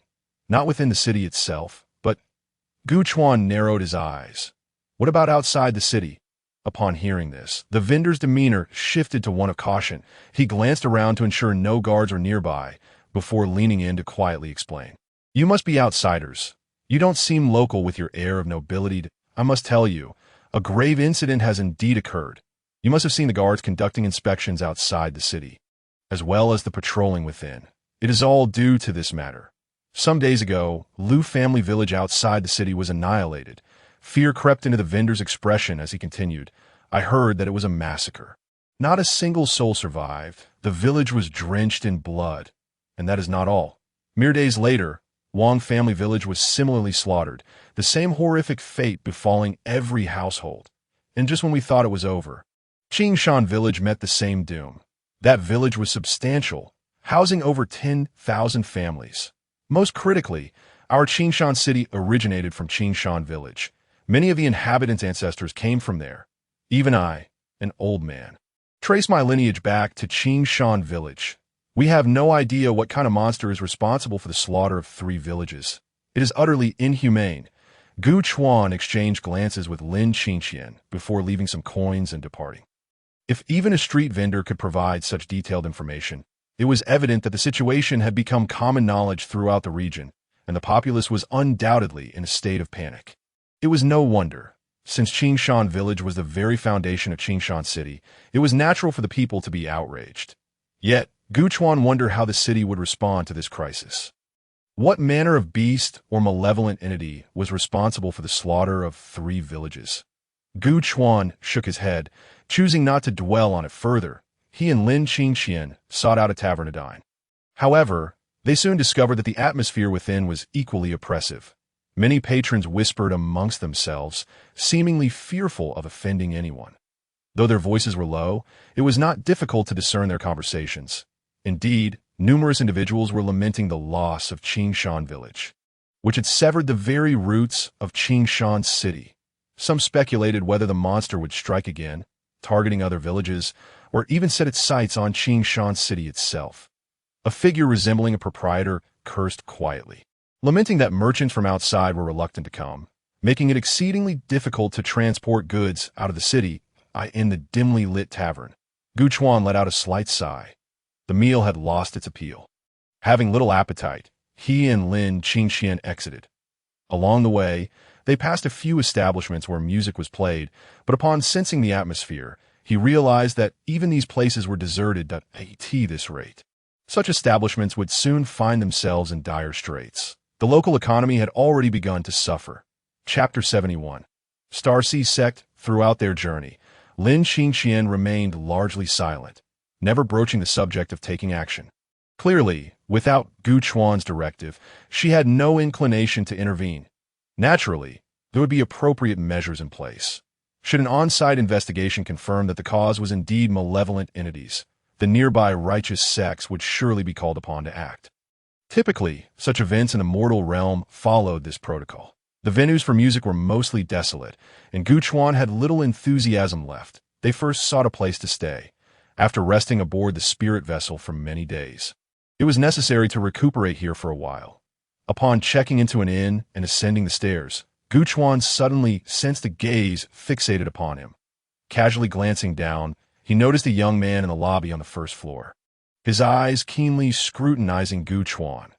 Upon meeting Gu Chuan's gaze, the young man appeared momentarily startled before hastily averting his eyes. Internally, a tempest began to swirl within him. He had sensed the extraordinary presence of the 2 individuals and had merely sought to investigate, not anticipating that he would be detected so swiftly. This indicated that the other's cultivation surpassed his own. The young man felt a chill run down his spine. In this small locale, there existed a practitioner of significant prowess. Given the current turbulent circumstances, the young man pondered for a moment before quietly informing his companion. Lin Shixiang, I just spotted 2 cultivators whose skills seem impressive. Lin Shixiang followed the direction of the young man's gaze, but could only catch a glimpse of a retreating figure before it vanished on the 3rd floor. His expression grew solemn, deep in thought that I did not sense them. Under his perception, the 2 appeared as ordinary citizens, devoid of any discernible cultivation aura. After a brief silence, Lin Shixiang inquired, Are you certain they're cultivators? The young man nodded. They were able to detect my probing. Lin Shixiang raised his brow and, after a moment, waved his hand dismissively. There is no need to concern ourselves. They may merely be wandering cultivators passing through. Let us not disturb them. Our priority is to address the situation outside and return home swiftly without inciting further troubles. Understood. The young man nodded. Albeit with a hint of curiosity in his gaze, he had noticed that the woman accompanying the male cultivator was exceptionally beautiful, even surpassing the renowned Feng Shiji from their sect. This had compelled him to investigate the male cultivator. Little did he expect that the individual would prove to be anything but ordinary. Within their room, Lin Qingqian flung herself onto the bed, as if she had returned home. "Oh my, is this the grand bed where the young master will sleep tonight? I wish to sleep here too." Gu Chuan, his expression devoid of emotion, opened the balcony door. "Then you may sleep here. I shall take the room next door." "Humph." Lin Qingqian had anticipated Gu Chuan's response, pouting as she propped her head on her arms. Those individuals downstairs appeared to be cultivators, yet they were shamelessly prying into my abilities. Having inspected the room thoroughly, Gu Chuan found nothing amiss, and no need to pay them any mind. They are likely from a nearby sect investigating the disturbances outside the city. Certainly, it is possible that they, like us, have ventured out for leisure. Upon hearing this, Lin Qingqian chose to remain silent, yet moments later, a slight smile graced her lips. "Young master, perhaps we should simply share a single room from now on. Keeping two is quite wasteful. You see, I only need to find a spot to meditate at night. As for you, whether you are cultivating or resting matters little, for the bed is reserved for you. This way, we will not disturb one another. And how splendid that would be." Gu Chuan turned his head, chuckling softly. "Are you certain it would be without disturbance?" Lin Qingqian pursed her lips, her little face turning away in defiance. "Yes, without disturbance." Gu Chuan merely smiled, remaining silent. Across the inn stood a tavern. As evening descended, Gu Chuan and Lin Qingqian made their way directly to the tavern, with the sun still lingering in the sky. It was indeed the perfect moment for a drink that Ji Chuan deliberately chose a table by the window, where the golden rays of the setting sun scattered across the surface. Before long, the waiter brought forth a succession of dishes, and Gu Chuan lifted his cup to take a sip. Delightful. Yet as the sun dipped below the horizon, a group arrived on the third floor that a casual glance revealed that one among them was the very individual who had spied on him earlier that day. The group evidently noticed Gu Chuan and Lin Qingqian as well, their expressions shifting subtly. It was Lin's senior brother who broke the silence. "What are you all staring at? Please, take a seat." Only then did the others snap back to reality. There were 7 of them in total, and they began to engage in conversation. Lin's senior brother casually swept his gaze towards Gu Chuan's direction, his eyes betraying a hint of scrutiny. He had already attempted to probe their cultivation levels earlier, and indeed, he could discern no trace of their true abilities. This confirmed their earlier observations. Their cultivation was undoubtedly superior to his OWN. It also indicated that his previous attempts to spy on them had not gone unnoticed. Yet they showed no sign of concern. Lin's senior brother felt a twinge of anxiety. He knew he must refrain from probing a third time. Perhaps, no, it was certain, they were utterly indifferent to him. But he must not overstep. Recalling what he had witnessed earlier, Lin's senior brother's thoughts began to stir. The distance between them was not great. Ji Chuan and Lin Qingqian chose to ignore the group. Yet both were discreetly aware of the unfolding situation. From snippets of their conversation, it appeared that the events occurring outside the city had been confirmed not to involve a large-scale beast. The village bore no signs of significant destruction, and the damage was minimal. However, it did not resemble the work of humans. They surmised that the likelihood of demonic involvement was high. The basis for this speculation lay in the manner of the villagers' demise, which involved the complete exsanguination of their bodies, indicative of a demonic predator at work. Regrettably, days had passed without uncovering further information. Although there was no lingering demonic aura at the scene, it could not be ruled out that it had simply dissipated recently. The investigation had reached an impasse. The two listened intently, but ultimately lost interest upon grasping the progress of the situation. After some time spent drinking, Gu Chuan finally discovered their origins, Xinghai sect. They were all disciples of the Xinghai sect. Ji Chuan had never heard of this sect, and both he and Lin Qingqian found themselves entirely uninterested. Lin Qingqian raised her cup, casting a playful glare at Gu Chuan. We've been seated here for quite a while, young master, and yet you have yet to toast me. Gu Chuan returned to the present with a chuckle, lifting his cup. I shall toast to either the dawn or life and death. Which do you prefer? Lin Qingqian paused, her interest piqued. The dawn is dull. I choose life and death. Gu Chuan raised an eyebrow, extending his cup to clink against hers, producing a melodious sound. Then let us toast to life and death. Chinner, you had better love me unto death. Lin Qingqian's eyes widened in surprise. Chapter 72. The invincibility of demonic cultivators. Aside from the day at the Endless Thunder Valley, Gu Chuan had never broached the subject of feelings with her. Thus, this sudden declaration left Lin Qingqian momentarily stunned. Yet, after a brief pause, she observed Gu Chuan break into a carefree smile, revealing his jest. With that, he tilted his head back and drained his cup in one go. Lin Qingqian remained frozen for a moment, a mix of embarrassment and irritation flickering in her gaze as she too downed her drink. The fiery liquid burned her throat. Her tolerance was not lacking. Yet she felt a sudden wave of discomfort, her eyes stinging with tears. You know full well my feelings for you, yet still choose to jest like this. Was it intentional? Lin Qingqian's eyes gleamed with a hint of reproach. A moment later, however, she suddenly regarded Gu Chuan with renewed focus, for she recalled that he did not strike her as a frivolous person. Throughout their journey, and indeed over the years, he had never taken advantage of her. Even when she had climbed into his bed in the dead of night, he had maintained his composure and treated her with respect. So, what had prompted such words today? Lin Qingqian felt a flicker of delight within her. Surely, this was a signal that he must have begun to accept her feelings. Otherwise, given Gu Chuan's nature, he would never have spoken so lightly. Perhaps this was indeed a positive development. Lin Qingqian swiftly composed herself, a radiant smile returning to her face. Young master, that jest of yours is hardly amusing. Gu Chuan gazed out the window, avoiding her eyes, his heart simmering with frustration. What had compelled him to utter such words? Upon reflection, it was simply a fleeting thought that had unexpectedly surfaced. Gu Chuan pondered deeply. It seemed he had indeed begun to harbor feelings. Seeing him silent, Lin Qingqian felt emboldened and leaned closer. Fixing her gaze on his eyes, if you wish it, I shall love you unto death in this life. Gu Chuan was taken aback, his body recoiling instinctively. Is it not getting late? Should we not return to rest? As Gu Chuan attempted to change the subject, Lin Qingqian smiled alluringly.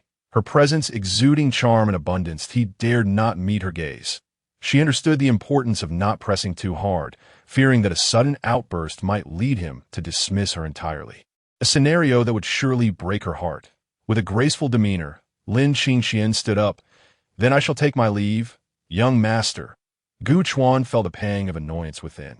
He was embarrassed by his own reaction. What was there to be afraid of? Lin Qingqian had clearly offered an escape route, and unwilling to remain in such an awkward situation, Gu Chuan joined her in settling the bill and exiting. Just as they descended the stairs, they overheard hushed conversations emanating from the table of the Shanghai sect nearby.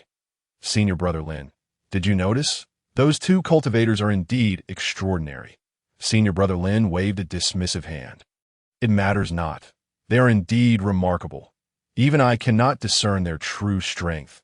Their cultivation must be profound, so let us not disturb them. Should we find ourselves in a predicament, we may need to seek their assistance. So we must tread carefully with them. You all remember?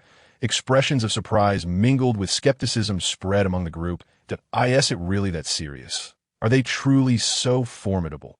Do we really need to seek their help? Senior Brother Lin's eyes darkened. After all, their origins are uncleared. I do not wish to approach them hastily. But what if we must? Ultimately, they are no ordinary individuals. You must not provoke them. Remember that. Outside, the night was enchanting. Yet the atmosphere was palpably awkward, most likely due to Gu Chuan's discomfort. The inn was just across the street, and the two were disinclined to linger further, opting instead to return to their respective rooms. Lin Qingqian entered her chamber, initially planning to visit him later that night.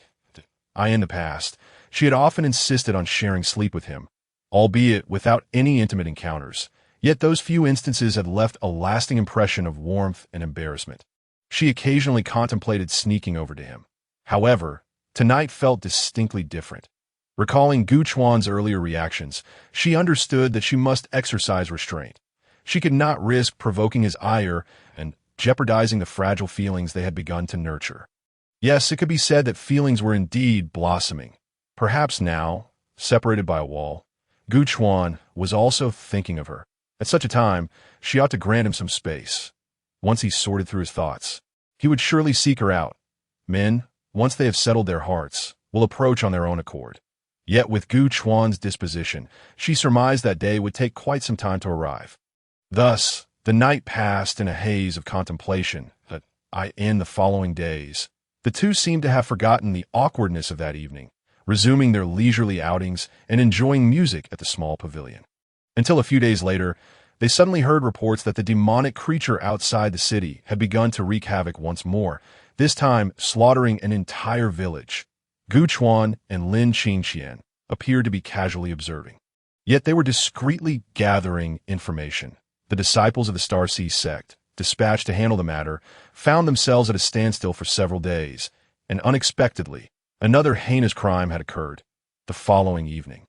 As the two were dining in a tavern across the street, they noticed the group of Star Sea sect disciples arriving and taking a seat not far from the third floor. Gu Chuan maintained his gaze ahead, feigning ignorance of their presence, while internally he sensed a lingering gaze upon him for several seconds. Before long, the atmosphere began to warm, and the conversations across the way grew increasingly animated. Of course, it was not merely banter. There were also curses exchanged. Gu Chuan discreetly scrutinized them and quickly discerned that they seemed to be a few members short. From their dialogue, it became evident that those individuals had already perished. According to their words, they had been stationed at various locations, and when the tragic incident occurred that night, they had indeed noticed it. However, despite their efforts to gather reinforcements, they were unable to prevent the massacre, and several of their own had also lost their lives in the process. Yet, what truly astonished Gu Chuan was not merely this. What was most shocking was that the perpetrator was not some monstrous creature, but a human cultivator. This practitioner behaved like a demon from hell, feasting upon human blood, intent on draining the life from his victims, his demeanor utterly deranged. Despite their combined efforts to hunt him down, they were unable to subdue him, and instead, several of their own disciples were killed.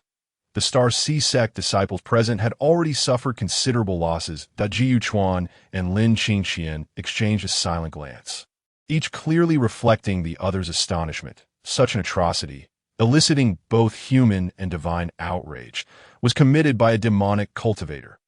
The slaughter of ordinary villages was an act that even the most malevolent of creatures would hesitate to undertake. Chapter 73. The blood-sucking fiend. The following evening, Gu Chuan had already shed his outer garments. Clad only in a light long robe as he lay down to rest, he had now acquired an automatic cultivation technique, allowing the Tai Chi within him to continuously circulate and enhance his cultivation effortlessly. Thus, he no longer needed to toil excessively in his practice. In a state between slumber and wakefulness, he suddenly heard a commotion outside. Gu Chuan, momentarily dazed, abruptly sat up. Someone was knocking at the door. Sensing the situation, he realized two individuals were standing outside, both possessing a modicum of cultivation, albeit not particularly high. One stood at his door, while the other was at Lin Qingqian's door next door. Gu Chuan furrowed his brow slightly and rose to open the door. No need to knock further. If you have something to say, just say it. The young cultivator at Lin Qingqian's door was taken aback. Observing Gu Chuan in his sleep attire, his expression unfriendly, as though ready to draw his sword at any moment. Particularly, his aura was imposing, evoking a sense of pressure. The young cultivator hastily halted his movements. The small cultivator across the way offered an apologetic smile. "Friend, I sincerely apologize for disturbing you at such a late hour. We wish to convey our regrets." Gu Chuan, expressionless, stated bluntly, "Speak plainly."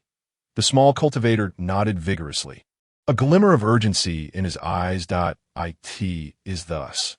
We are disciples of the Star Sea sect, and we have come to Qingshan City on a mission to capture a demon outside the city. However, that demon is indeed a demonic cultivator of considerable strength, and we are unable to subdue it. Although we have called for reinforcements from our sect, they cannot arrive immediately. Gu Chuan's brow knitted.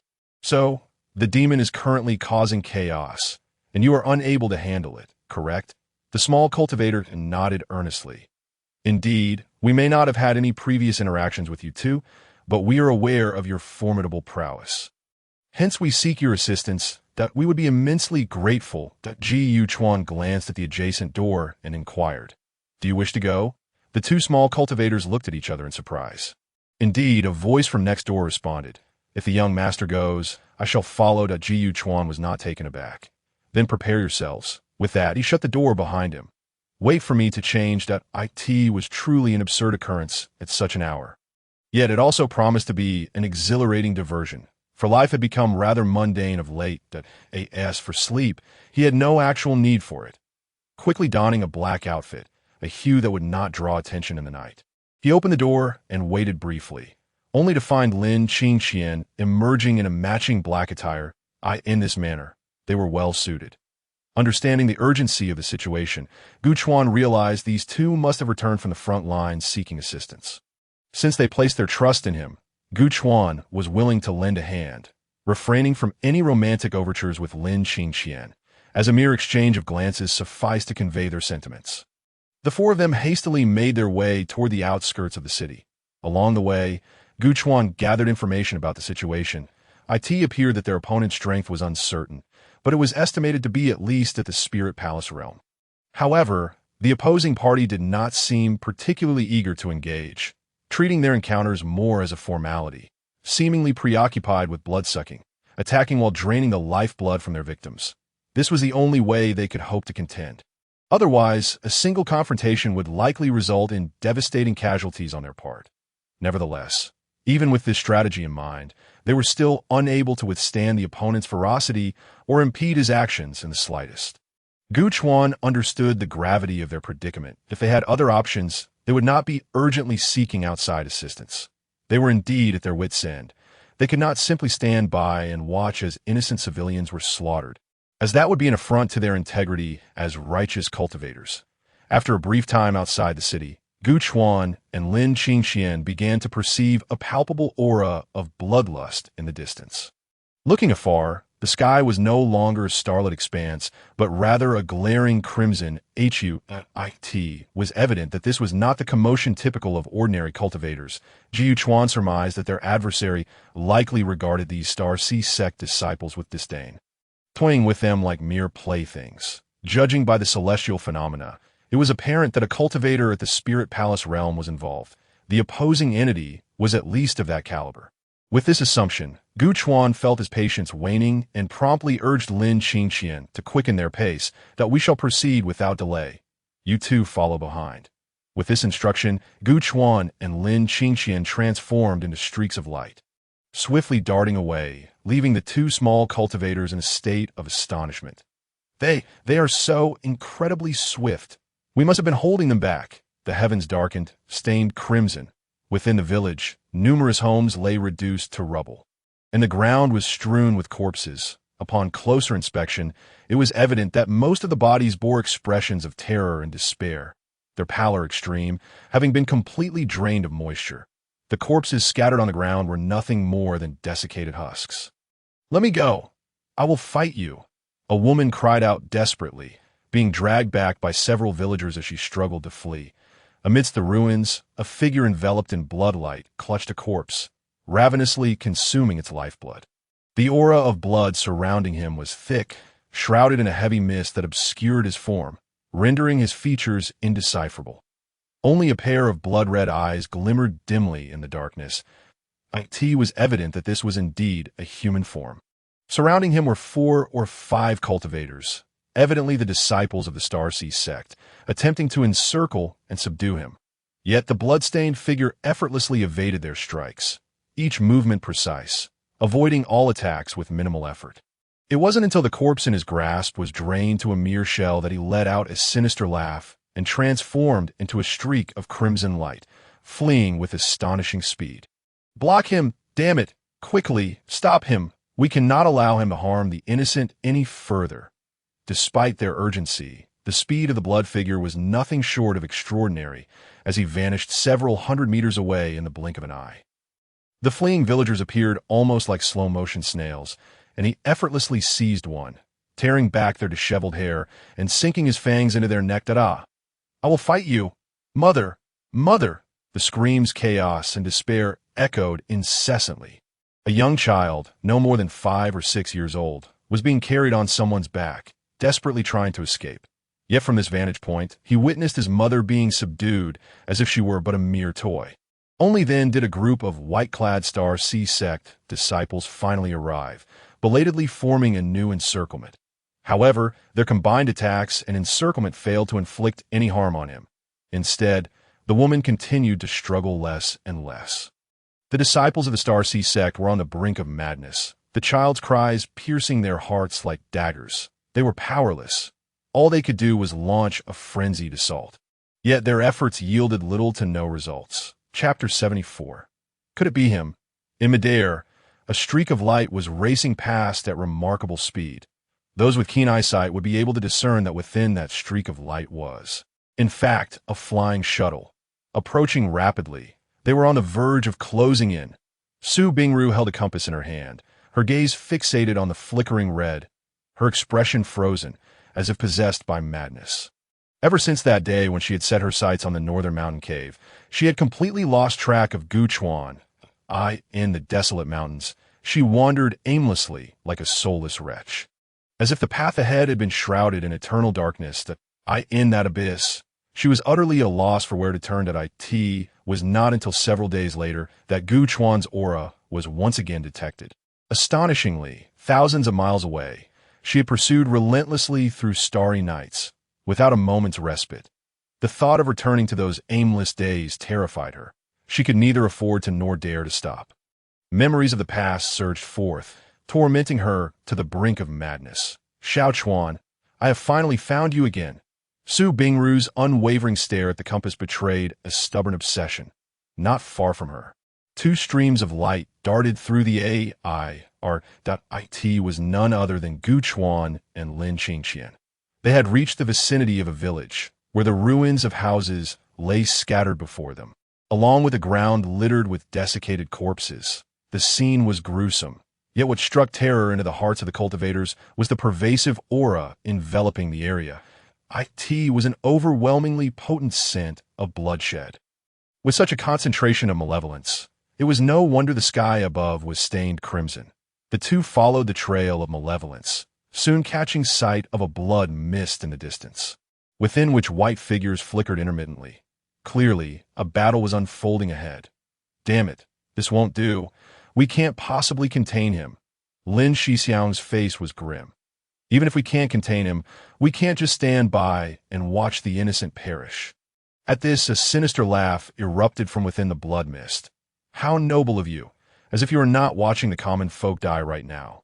With a casual flick, he discarded a withered corpse, inciting fury in all present. "You scoundrel, you'll pay for this? Oh, you think you can make me?" The blood figure laughed mockingly. Yet in the blink of an eye, that laughter abruptly ceased. Within the blood mist, he suddenly lifted his gaze towards the distance, where 2 streams of light were rapidly approaching. In that moment, the figure ceased its assault. The onlookers were left bewildered as to why he had suddenly halted. Regardless of the reason, they knew they could not afford to stop. Tragically, this individual had only to act casually to effortlessly fend off their onslaught, until the 2 streams of light arrived in the blink of an eye. Jiu Chuan showed no hesitation. His strike was a ruthless killing blow. Sword Chi slashed forth. With a mere flick, dazzling sword light manifested, instantly cleaving towards the blood figure. The crowd gasped in astonishment, retreating in haste. The aura emanating from Guchuan had far surpassed what they could contend with. Reinforcements had arrived. Could it be those 2 mysterious cultivators? They turned to look, and indeed, it was the 2 of them. The sword energy cleaved through the air, parting the blood mist, causing a rich blood light to ignite on the blood figure. Barely managing to withstand the exaggerated impact, yet the tremendous force still propelled him backward several dozen meters. Once the shockwave dissipated, Guchuan flicked the sword light to his side, raising an eyebrow slightly. This fellow possesses some skill he refrained from using by Yuan, as he recognized his opponent was merely at the Spirit Palace realm. Given his own foundation, he had expected to easily dispatch him with a casual strike. Yet he had managed to withstand it. Ordinary cultivators could not achieve such a feat that Jiu Chuan instinctively intended to continue. But unexpectedly, the blood figure spoke up. Jiu Shixiang's methods remain as fierce as ever. Gu Chuan's heart skipped a beat, and Lin Qingqian's expression shifted dramatically. That voice, indeed, the blood mist suddenly dispersed. There stood the figure with blood-red eyes. Though his complexion was unnaturally pale, his features unmistakably recognizable. Xiao Chun, Gu Chuan's pupils constricted to the size of pinpricks. He could never have anticipated that the person before him would be Xiao Chun, the same Xiao Chun who had been a carefree little junior brother on the 10,000 Sword Peak. Gu Chuan's heart trembled. Once, this boy had been 3 major realms beneath him. Yet in a mere span of time, he had ascended to the Spirit Palace realm. How old could he be? However, the corpses littering the ground, combined with his blood-red gaze and drastically altered appearance, suddenly brought clarity to Gu Chuan's mind. He must have taken the path of demonic cultivation. Moreover, it was the kind that was utterly devoid of morality. An unmitigated demon. He recalled how the sect had besieged him, only for him to escape by some unknown means. Now, to see him again, thousands of miles away in a foreign land. How far was this place from the sect? Even on the map, it would require a lengthy line to illustrate. A cold glint gradually surfaced in Gu Chuan's eyes. The Kanglan Sword sect has long since expunged you. Now you're under the Kanglan's bounty for your heinous deeds against humanity.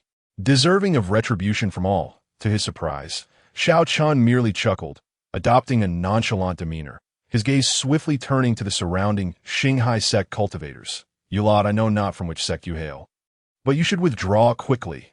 This is not a matter you should involve yourselves in. Otherwise, I shall not hold back. Upon hearing this, the surrounding individuals hesitated, for what he said held some truth. Just from their brief encounter, they had discerned that this person's cultivation was far beyond what they could handle. Simply retreat. They glanced at Gu Chuan. From their earlier exchange, it seemed they were acquainted, yet this scoundrel appeared to have been expelled, and it was rumored he belonged to the legendary Kanglan Sword sect. That was a top-tier sect in the East, among the most formidable forces on the continent. This matter seemed to run deep. Lin Shixiang pondered for a moment before finally clasping his fists. Gentlemen, this individual's cultivation is profound. We truly fear we cannot withstand him. Perhaps, Gu Chuan waved his hand dismissively. It would be best to leave, lest you impede matters here. Some matters could indeed be considered disgraceful for the sect, and Gu Chuan had no desire to publicize them. The individuals, understanding the situation, withdrew a good distance away, while Gu Chuan summoned by Yuan. As the white light flickered, Xiao Qin's expression grew solemn, but it was only for a moment. Soon, Xiao Chun flashed a charming smile. Jiu Shixiang, are you so eager to make a move? After all, it has been months since we last met.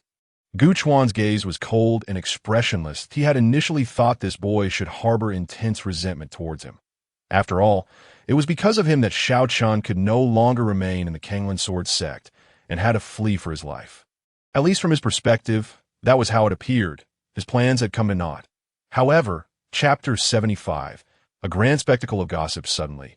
Xiao Chun smiled nonchalantly. Jiu Shixiang, if we were to truly assess our relationship, there isn't much enmity between us. Indeed, Gu Chuan remained silent.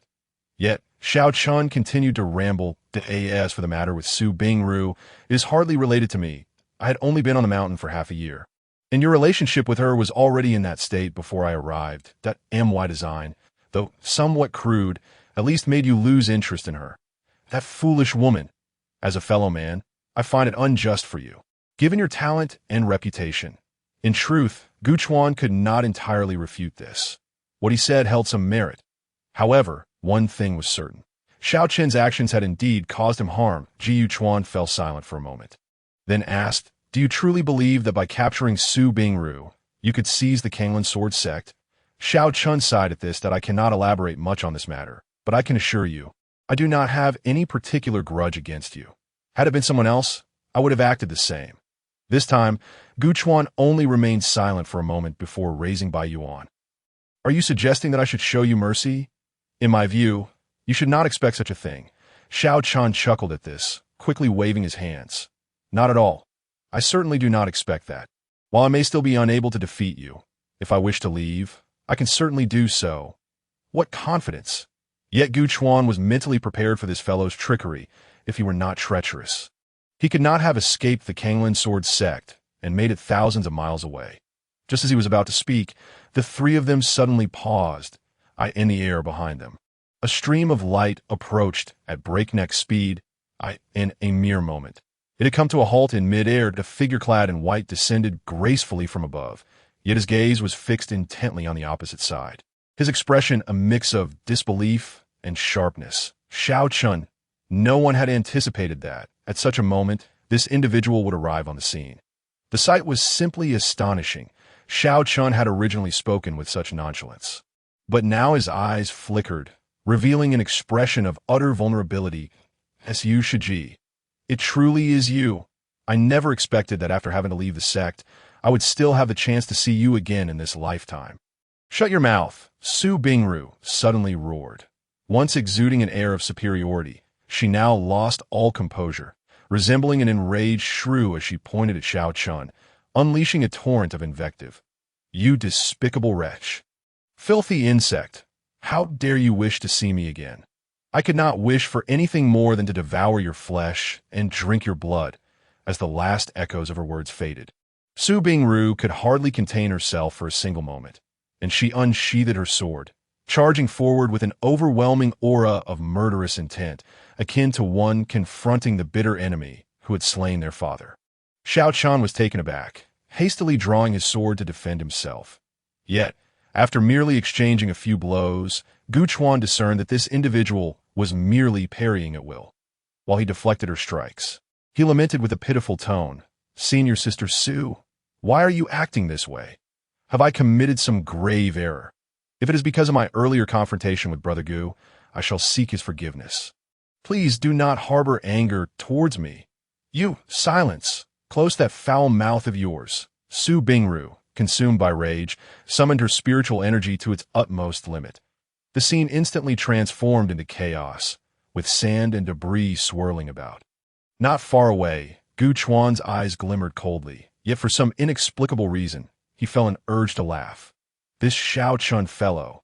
Gu Chuan inhaled deeply. He must not praise him. He is the enemy. Yes, indeed, the enemy.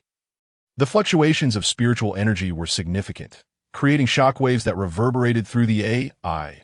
Jiu Chuan took a few steps back, deciding to observe the spectacle of their mutual animosity.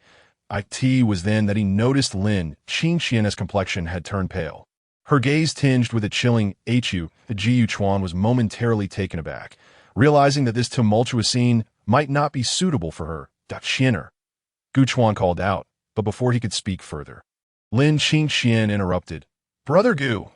Gu Chuan's expression froze. He saw Lin Qingxian force a smile. I am fine. This is merely a trivial matter. He furrowed his brows slightly, memories flashing through his mind. Over the years, Qianer had indeed frequented the Wanjian Peak more than anyone else. She was, after all, the outsider who understood those past events the best. Jiu Chuan found himself at a loss for words. This girl had suffered greatly over the years. Amidst the cacophony of insults, Su Bingru remained in a frenzied state, as if all the pent-up emotions of recent days had erupted in this unforeseen encounter. She harbored an intense hatred for Xiao Chun. Yet, Xiao Chun's performance was undeniably remarkable. He merely responded to her assaults, his words flowing like a stream.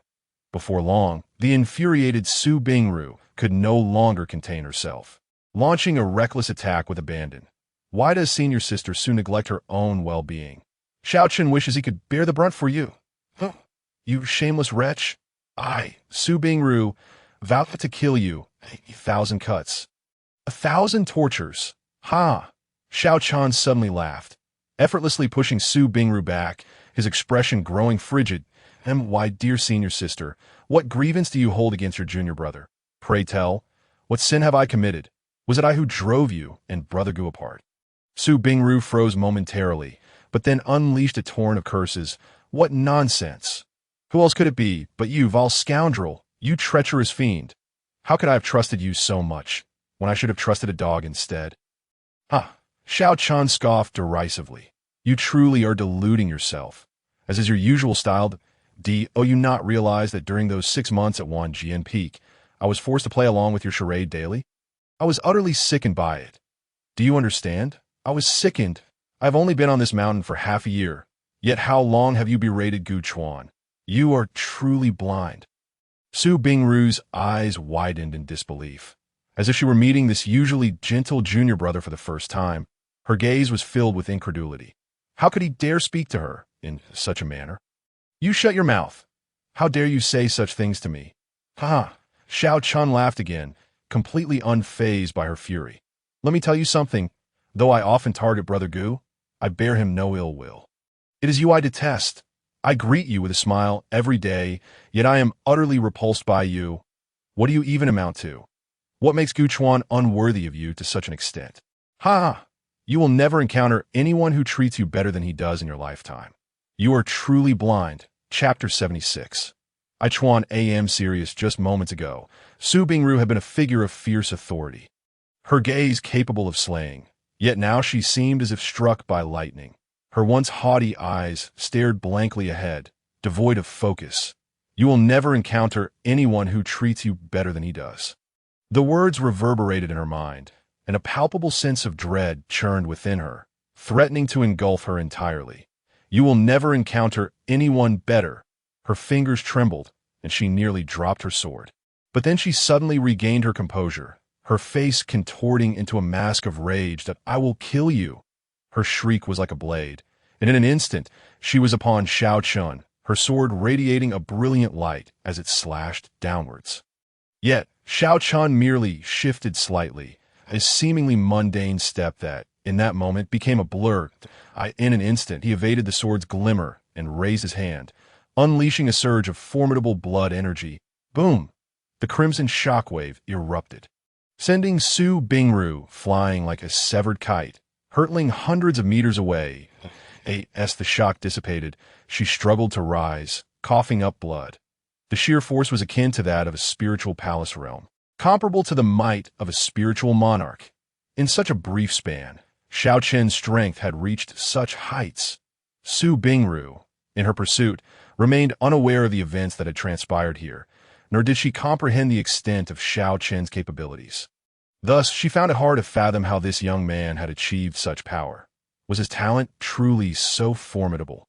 Yet, gazing at the blood-tinged light that enveloped him, the overwhelming aura of bloodlust made Su Bingru's face pale as she pressed her hand against the ground, a sense of disbelief creeping into her heart. Could it be that he, with a disdainful flick of his sleeves, after sending Su Bingru flying, Xiao Chan cast a contemptuous glance into the distance? Ah, my dear senior sister, do you truly believe yourself to be a paragon of virtue? I may not have witnessed everything, but in these 6 months I have seen enough that in the past, Brother Gu has undoubtedly favored you. Do you genuinely believe your ascension as one of the 5 fairy maidens was solely due to your own abilities? How utterly foolish, blissfully ignorant of your own ignorance. Su Bingru, consumed by rage, could no longer contain herself and spat out another mouthful of blood. Yet, when she lifted her gaze again, she no longer looked at Xiao Chun. Instead, her eyes fell upon the figure beside Lin Qingxian. Clad in dark attire, he stood alongside Lin Qingxian, and despite having been struck back for quite some time, he had not once glanced back. Su Bingru's heartache surged uncontrollably, and tears streamed down her cheeks without restraint. Observing that the tumult had finally subsided, Gu Chuan, who had been watching the spectacle for quite some time, lifted his sword once more. Have you said everything you wish to? Then prepare to meet your end. You have slaughtered countless villages, and I cannot allow you to live. The Kanglan Pursuit Order also demands justice. Today, we shall settle both new and old grievances, Xiao Chun. With that, Gu Chuan softly instructed Lin Qingxian. You need not intervene, before charging forward with his sword drawn. This time, he held nothing back, in mere moments. As he reached Xiao Chun, an overwhelming pressure radiated from him, a torrent of force that twisted the very air around them. With a sweeping strike, it was as if the heavens and earth were collapsing under the sheer impact. Crush the mountain. Faced with such might, the previously calm Xiao Chen's countenance shifted entirely, He had indeed sparred with Gu Chuan numerous times. In fact, when he had first ascended the mountain, Gu Chuan had often looked after him, guiding his sword techniques. Back then, Gu Chuan had suppressed his own cultivation to a level even lower than Xiao Qian's, allowing them to practice together, during which Xiao Qian had witnessed the crush the mountain technique. Yet the current manifestation of that technique was akin to comparing a mere mound to a towering peak. He could never have anticipated that the true power of the crush the mountain technique, which he had faced countless times, could be exaggerated to such an extent as the swords merely brushed against one another. Xiao Qian felt an immense force akin to 1,000 weights bearing down upon him, in the face of such impact, any form of resistance would crumble like dried twigs. Instinctively, Xiao Qian altered his swordplay, swiftly transitioning from offense to defense, his footing faltering as he realized he had to retreat. His frail body could scarcely withstand such a violent impact. He could only devise a way to dissipate the force. Otherwise, it would seem that his internal organs might be shattered, in an instant. The long sword in his hand was forcefully pressed down before him, prompting Xiao Qian to immediately extend his other hand to brace against the sword's body. With both hands resisting, a sanguine glow erupted from his entire being. Yet Xiao Qian's figure was still sent skidding away. The ground beneath him bore witness to this, with his feet carving a lengthy trench that extended several hundred meters. However, before Xiao Qian could catch his breath, he suddenly sensed an overwhelming force gathering before him once more down the opposite side of the trench. Gu Chuan had raised his long sword high above his head, a white sword light howling forth, cleaving directly down the trench. The earth was cleaved. This was Gu Chuan's accustomed sword momentum, capable of shattering mountains and splitting the ground. Xiao Qian's complexion paled slightly. Having just withstood one strike, he had yet to recover. Yet another wave of sword energy was already upon him. He came as swiftly as a thunderclap.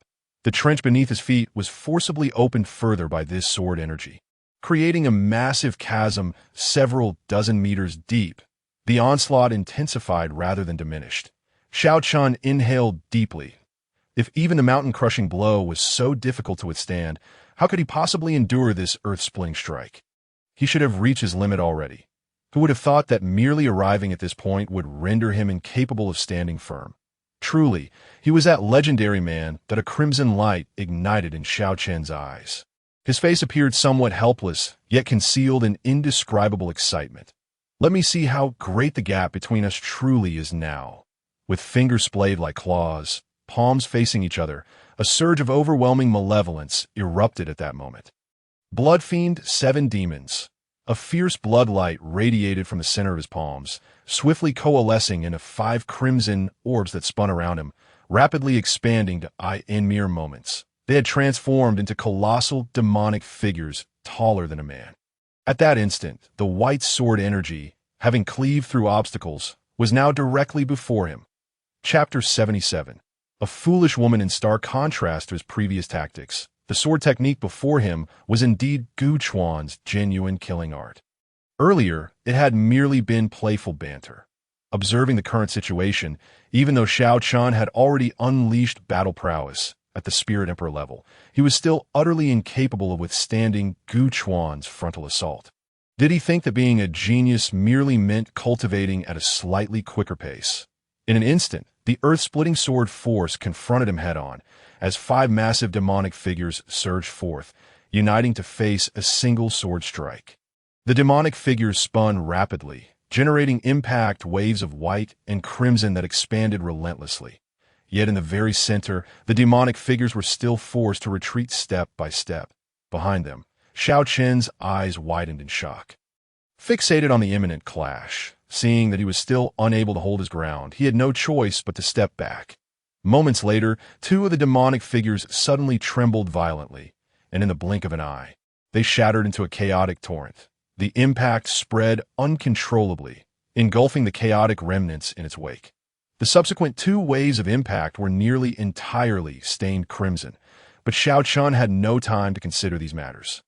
The moment the 2 demonic figures exploded, an ominous premonition surged within him that if 5 demonic figures could not withstand the onslaught, and now only 3 remained, what hope did he have?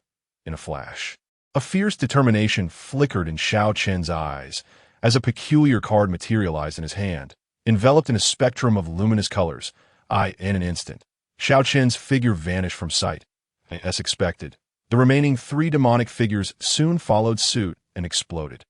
The roaring sword energy surged forth unimpeded, as if riding the winds, cascading outwards. From a distance, a white sword energy cleaved through the earth, resembling a colossal plow machine, carving a gaping chasm that rushed forward. The ground bore a scar that extended for several thousand meters, seemingly endless. Far in the distance, at the source of the chasm, Gu Chuan stood with his long sword at his side, gazing intently at Xiao Chun, a slight frown creasing his brow. That moment, was it a spatial fluctuation? Though it felt like it, it was not entirely so. Such a peculiar disturbance was something he had never encountered before. What kind of technique could enable him to shift laterally over several dozen meters in an instant? Indeed, it was a lateral shift. The sensation was akin to the 2 spaces instantaneously swapping places, and Xiao Chun, within that space, was naturally displaced. Jiu Chuan suddenly recalled Xiao Qian's escape under the siege of the sect. If such a bizarre technique was at play, it seemed plausible after all that if it were merely a standard spatial traversal, there would be ways to counter it, simply by employing spatial barriers.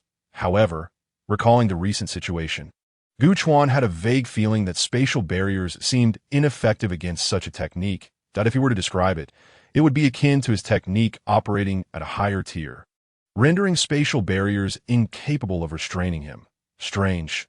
Indeed, to survive under the Bloodkill order until now, this Xiao Chun possessed considerable means. From a distance, Xiao Chun wore a grave expression. For him, the previous situation had been exceedingly perilous. Had he been even a moment slower to react, he would have been pierced through. Yet, moments later, Xiao Chun burst into a hearty laugh. Truly, Gu Shi Xiao. Rumors say that while you may not need to concern yourself with Gu Chuan, one must never underestimate Bai Yuan. Bai Yuan is invincible. A hint of admiration glimmered in Xiao Qian's gaze. Jiu Shi Xiao. I have placed great importance on you. You are far stronger than I had imagined. Gu Chuan, upon hearing these words, displayed no particular reaction. He was well aware of the context behind those rumors. In truth, he seldom resorted to the Bai Yuan sword, as most situations could be resolved without requiring such seriousness. However, as a swordsman, his sword techniques were his greatest strength. Thus, over time, people came to believe that while Gu Chuan might be a challenge, the true threat lay in Gu Chuan wielding Bai Yuan. Hence, the saying arose, Bai Yuan is invincible. It was indeed a reference to him. Should he engage you casually, there would be no issue, and he might even toy with you without causing harm. But once you noticed him unsheathing his sword, do not hesitate, and flee without a moment's delay. Gu Chuan regarded Xiao Chun with an impassive expression. I asked that how you escaped the sect. Xiao Chun was taken aback, quickly shaking his head. With such a distance, I hardly made it a few steps before being caught up. I certainly could not rely solely on that. Jiu Chuan remained silent, raising his long sword once more. At that moment, Xiao Qian's eyelids twitched. Another strike, surely, given our past acquaintance. You have already struck me 3 times. Do you truly wish to kill me? Gu Chuan's gaze was frigid. What acquaintance do I have with you? All I know is that you are a wanted criminal of the Kanglan Sword sect. Hearing this, Xiao Chun couldn't help but smile slightly. Perhaps it was because he had just scolded Su Bingru. But he sensed that although Gu Chuan harbored murderous intent and had not held back earlier, it did not seem to reach the level of life and death. He vaguely speculated that Gu Chuan's demeanor stemmed more from his stance. Casting a glance behind, Xiao Chun noticed Lin Qingqian's radiant expression. For Su Bingru, that foolish woman had at least managed to rise to her feet. She must have taken some healing pills. At this moment, she was staring blankly at Gu Chuan's back. Xiao Chun laughed heartily. That certain foolish woman, could it be she has never witnessed Gu Shi Xiang's true prowess? Bai Yuan is invincible. Do you think it is merely due to Gu Shi Xiang's good fortune that everyone praises him? Ha. A foolish woman is a foolish woman. Do you still believe yourself to be significant? In truth, before Gu Shi Xiang, you are nothing. Yet such a Gu Shi Xiang, and you, an exceptional fool, still disdain him. Ha. In the distance, Su Bingru's expression darkened, a deep resentment flickering in her eyes. This man truly deserves death. She wished to explain herself to Gu Chuan, at the very least to prevent him from viewing her so unfavorably. Yet, what could she possibly explain? Every word Xiao Chun uttered was like a precious gem, as she found herself unable to counter even a single word. Gu Chuan furrowed his brow slightly. Xiao Chun, I have severed all ties with her. Such words need not be spoken again. Xiao Chun was momentarily taken aback, casting a glance at Lin Qingxian in the distance. He appeared contemplative. Oh, you are currently here with Fairy Lin? Gu Chuan's expression remained impassive. That is none of your concern. Xiao Chen's heart was suddenly enlightened, after observing Lin Qingxian for a moment. He laughed heartily. Quite the catch. Fairy Lin is far superior to that foolish woman. Hiss. No, wait. Xiao Chun sincerely cupped his fist toward the distant Lin Qingxian. My apologies. I did not intend to insult you. I should say, any woman is far superior to that foolish woman. And Fairy Lin, she must be the best among the 5 fairies. Jiu Shi Xiang, congratulations. Gu Chuan, I have yet to do anything, so what is there to congratulate? However, thank you. Of course, such sentiment cannot be openly expressed, yet Gu Chuan felt that he should be able to comprehend. Chapter 78. The card. In truth, Gu Chuan had never anticipated that in this lifetime he would have the chance to reunite with this former junior disciple. As for his feelings towards this old acquaintance, if one were to speak of hatred, perhaps it would not be entirely absent. After all, this lad had skillfully manipulated Su Bingrao, leaving her utterly flustered. Yet it would be an exaggeration to claim that there existed any profound enmity. Both the original host and Gu Chuan himself shared this sentiment. This, perhaps, is the essence of contrast, with Su Bingrao standing there. Even someone like Xiao Chun appeared less detestable. Although the animosity was not particularly intense, it nonetheless categorized him as an adversary. However, he had not expected their reunion to manifest in such a manner. The stance and rhetoric of this junior disciple were rather astonishing. One must admit. Witnessing him retaliate with scorn was truly satisfying. Previously, Gu Chuan had severed ties with her, yet had never resorted to such insults. A sense of exhilaration welled up within Gu Chuan. Look, this is the Xiao Chun you have always favored. Ha! How does it feel now? You deserve it. Regardless, their current positions should be adversarial, though Gu Chuan harbored no intent to kill him. The aura of menace surrounding him was quite palpable. Have all the trivialities been addressed? Bai Yuan gestured, exuding an imposing presence. Upon witnessing this, Xiao Chen's expression faltered, and he sighed inwardly. Very well, let us cease reminiscences here. Gu Shi Xiang, this is where we part ways. Jiu Chuan frowned slightly, and the sword of Bai Yuan glimmered ominously. Who said we are parting ways? As his words fell, the sword light suddenly surged, and amidst the stillness, the sound of turbulent waves seemed to echo faintly in his ears. Xiao Chun could not help but widen his eyes. The tide of the breaking sea, you truly intend to strike me? Before the sword light descended, Xiao Chun produced a card from his hand, shimmering with vibrant hues, enveloping him in a flash and vanishing. Jiu Shi Xiao. Until we meet again. The scene reverberated with an empty echo. Standing still, Gu Chuan fixed his gaze upon the spot where Xiao Chun had disappeared, a deeper contemplation reflected in his eyes. Indeed, it was this method once more. The disappearance of this lad was unlike before. In this vicinity, there was no trace of his presence whatsoever.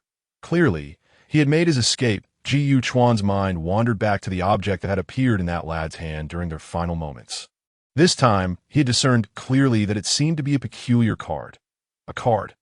What kind of spiritual artifact possesses such a level of spatial efficacy and assumes the form of a card? Moreover, in this world, could such items truly exist? In the depths of his heart, Gu Chuan found himself harboring a vague suspicion. Yet, lacking evidence, he could not ascertain its truthfulness. However, if it were indeed true, then this world would be rather fantastical. Could it be that this lad is the fabled child of fortune? Fortunately, the matters between them were not of significant grievance. Jiu Chuan lowered his long sword, gradually retracting his aura. Behind him, Lin Qingxian stepped lightly. Young master, should we pursue him? Lin Qingxian's beautiful eyes held a trace of shock. The sword's momentum, despite being only partially displayed before being withdrawn, was still formidable enough to evoke trepidation. The power of Gu Shixiang's martial prowess was indeed fearsome. Gu Chuan regained his composure and lightly shook his head. There is no need. Even if we were to catch up, it seems we could not detain him for long. Lin Qingqian nodded slightly, then recalled the woman behind her. That loathsome woman was now able to stand, her face etched with shock and bewilderment. Lin Qingqian found herself amused by Xiao Chen's words. She was utterly oblivious to Gu Chuan's true strength. It was simply absurd at this moment. Gu Chuan also remembered that there was indeed another person present. Yet he did not utter a single word more, merely stating to Lin Qingqian, "Let us go back." Lin Qingqian obediently nodded. The two turned to retrace their steps as Yu Binghua stood there, instinctively parting her lips as Gu Chuan approached. Xiao Chuan, you listen to me." Before she could finish, Gu Chuan had already brushed past her, his gaze not lingering even for a second, as Yu Binghua froze on the spot, her expression turning bitter as tears streamed down her cheeks. And they had already walked far away. The aftermath clearly did not require Gu Chuan to ponder extensively. Upon returning to the inn, he retired early to rest. Having feigned a confrontation, he was entitled to a good night's sleep. However, on the following day, the cultivators of the Xinghai sect paid him a visit. Observing the individuals at the door, all of whom bowed in unison, Gu Chuan contemplated briefly before nodding decisively. They wished to invite Gu Chuan to dine at their establishment to express their gratitude in person. Gu Chuan, curious, readily agreed. After they departed, Gu Chuan knocked on Lin Qingqian's door. Moments later, sensing that only he had come, a voice from within called out, "The door is not locked. Young master, you may come in." Gu Chuan paused, shaking his head secretly. "You invited me and I have entered." Taking a deep breath, Gu Chuan opened the door and stepped inside. However, the living room was empty, and only a shadow could be faintly discerned behind the screen. "Young master must have come for a reason. Please come closer." Gu Chuan lifted the curtain to steal a glance and saw a graceful figure reclining on the bed, one fair leg casually extending beyond the covers. The delicate toes glimmering with polished nails. Gu Chuan swiftly dropped the curtain. "Damn it, I had a feeling. Nevertheless, she will eventually be mine. A fleeting glance is nothing to shy away from." After comforting himself, Gu Chuan called out in a stern voice, "Get dressed and come out to speak." However, Lin Qingqian's soft voice replied, "Qingqian does not wish to get up. Young master, just come in and talk." At noon, in the private room on the top floor of the opposite tavern, a large table was set. Gu Chuan and Lin Qingqian sat side by side, while the several cultivators of the Xinghai sect occupied the opposite seats. Today, 3 individuals had arrived, with Lin Shixiang among them. "Thank you both for your righteous assistance. Without you two, our outcome would have likely been fatal," Lin Shixiang expressed earnestly. "Indeed, the methods of that demonic cultivator were beyond our capabilities. The prolonged entanglement was merely due to his lack of intent to kill us," he continued. "However, that wretch has harmed innocent lives. We cannot turn a blind eye if the situation persisted. It was only a matter of time before he lost his patience. And our demise would be inevitable. We shall forever remember the great favor you have shown us." The formalities were said with sincerity, reflecting the true circumstances. Xiao Chun had indeed exercised restraint, likely wishing to avoid provoking the Xinghai sect to send experts after him. However, Gu Chuan's concern lay elsewhere. Chapter 79. The Xinghai sect at the dining table. Gu Chuan spoke for the first time, yet did not acknowledge their gratitude. Instead, he inquired, "How have the commoners been settled?" Lin Jing responded promptly, "We have communicated with the Qing Shan City authorities. They will send people to handle the aftermath." Upon hearing this, Gu Chuan nodded, yet his mind wandered back to the events of the previous night when he sensed a child's cries for his mother. And the woman that child had been left without parents, merely 4 or 5 years old, and it was uncertain how he would survive moving forward. Perhaps as he grew up, resentment would take root within him.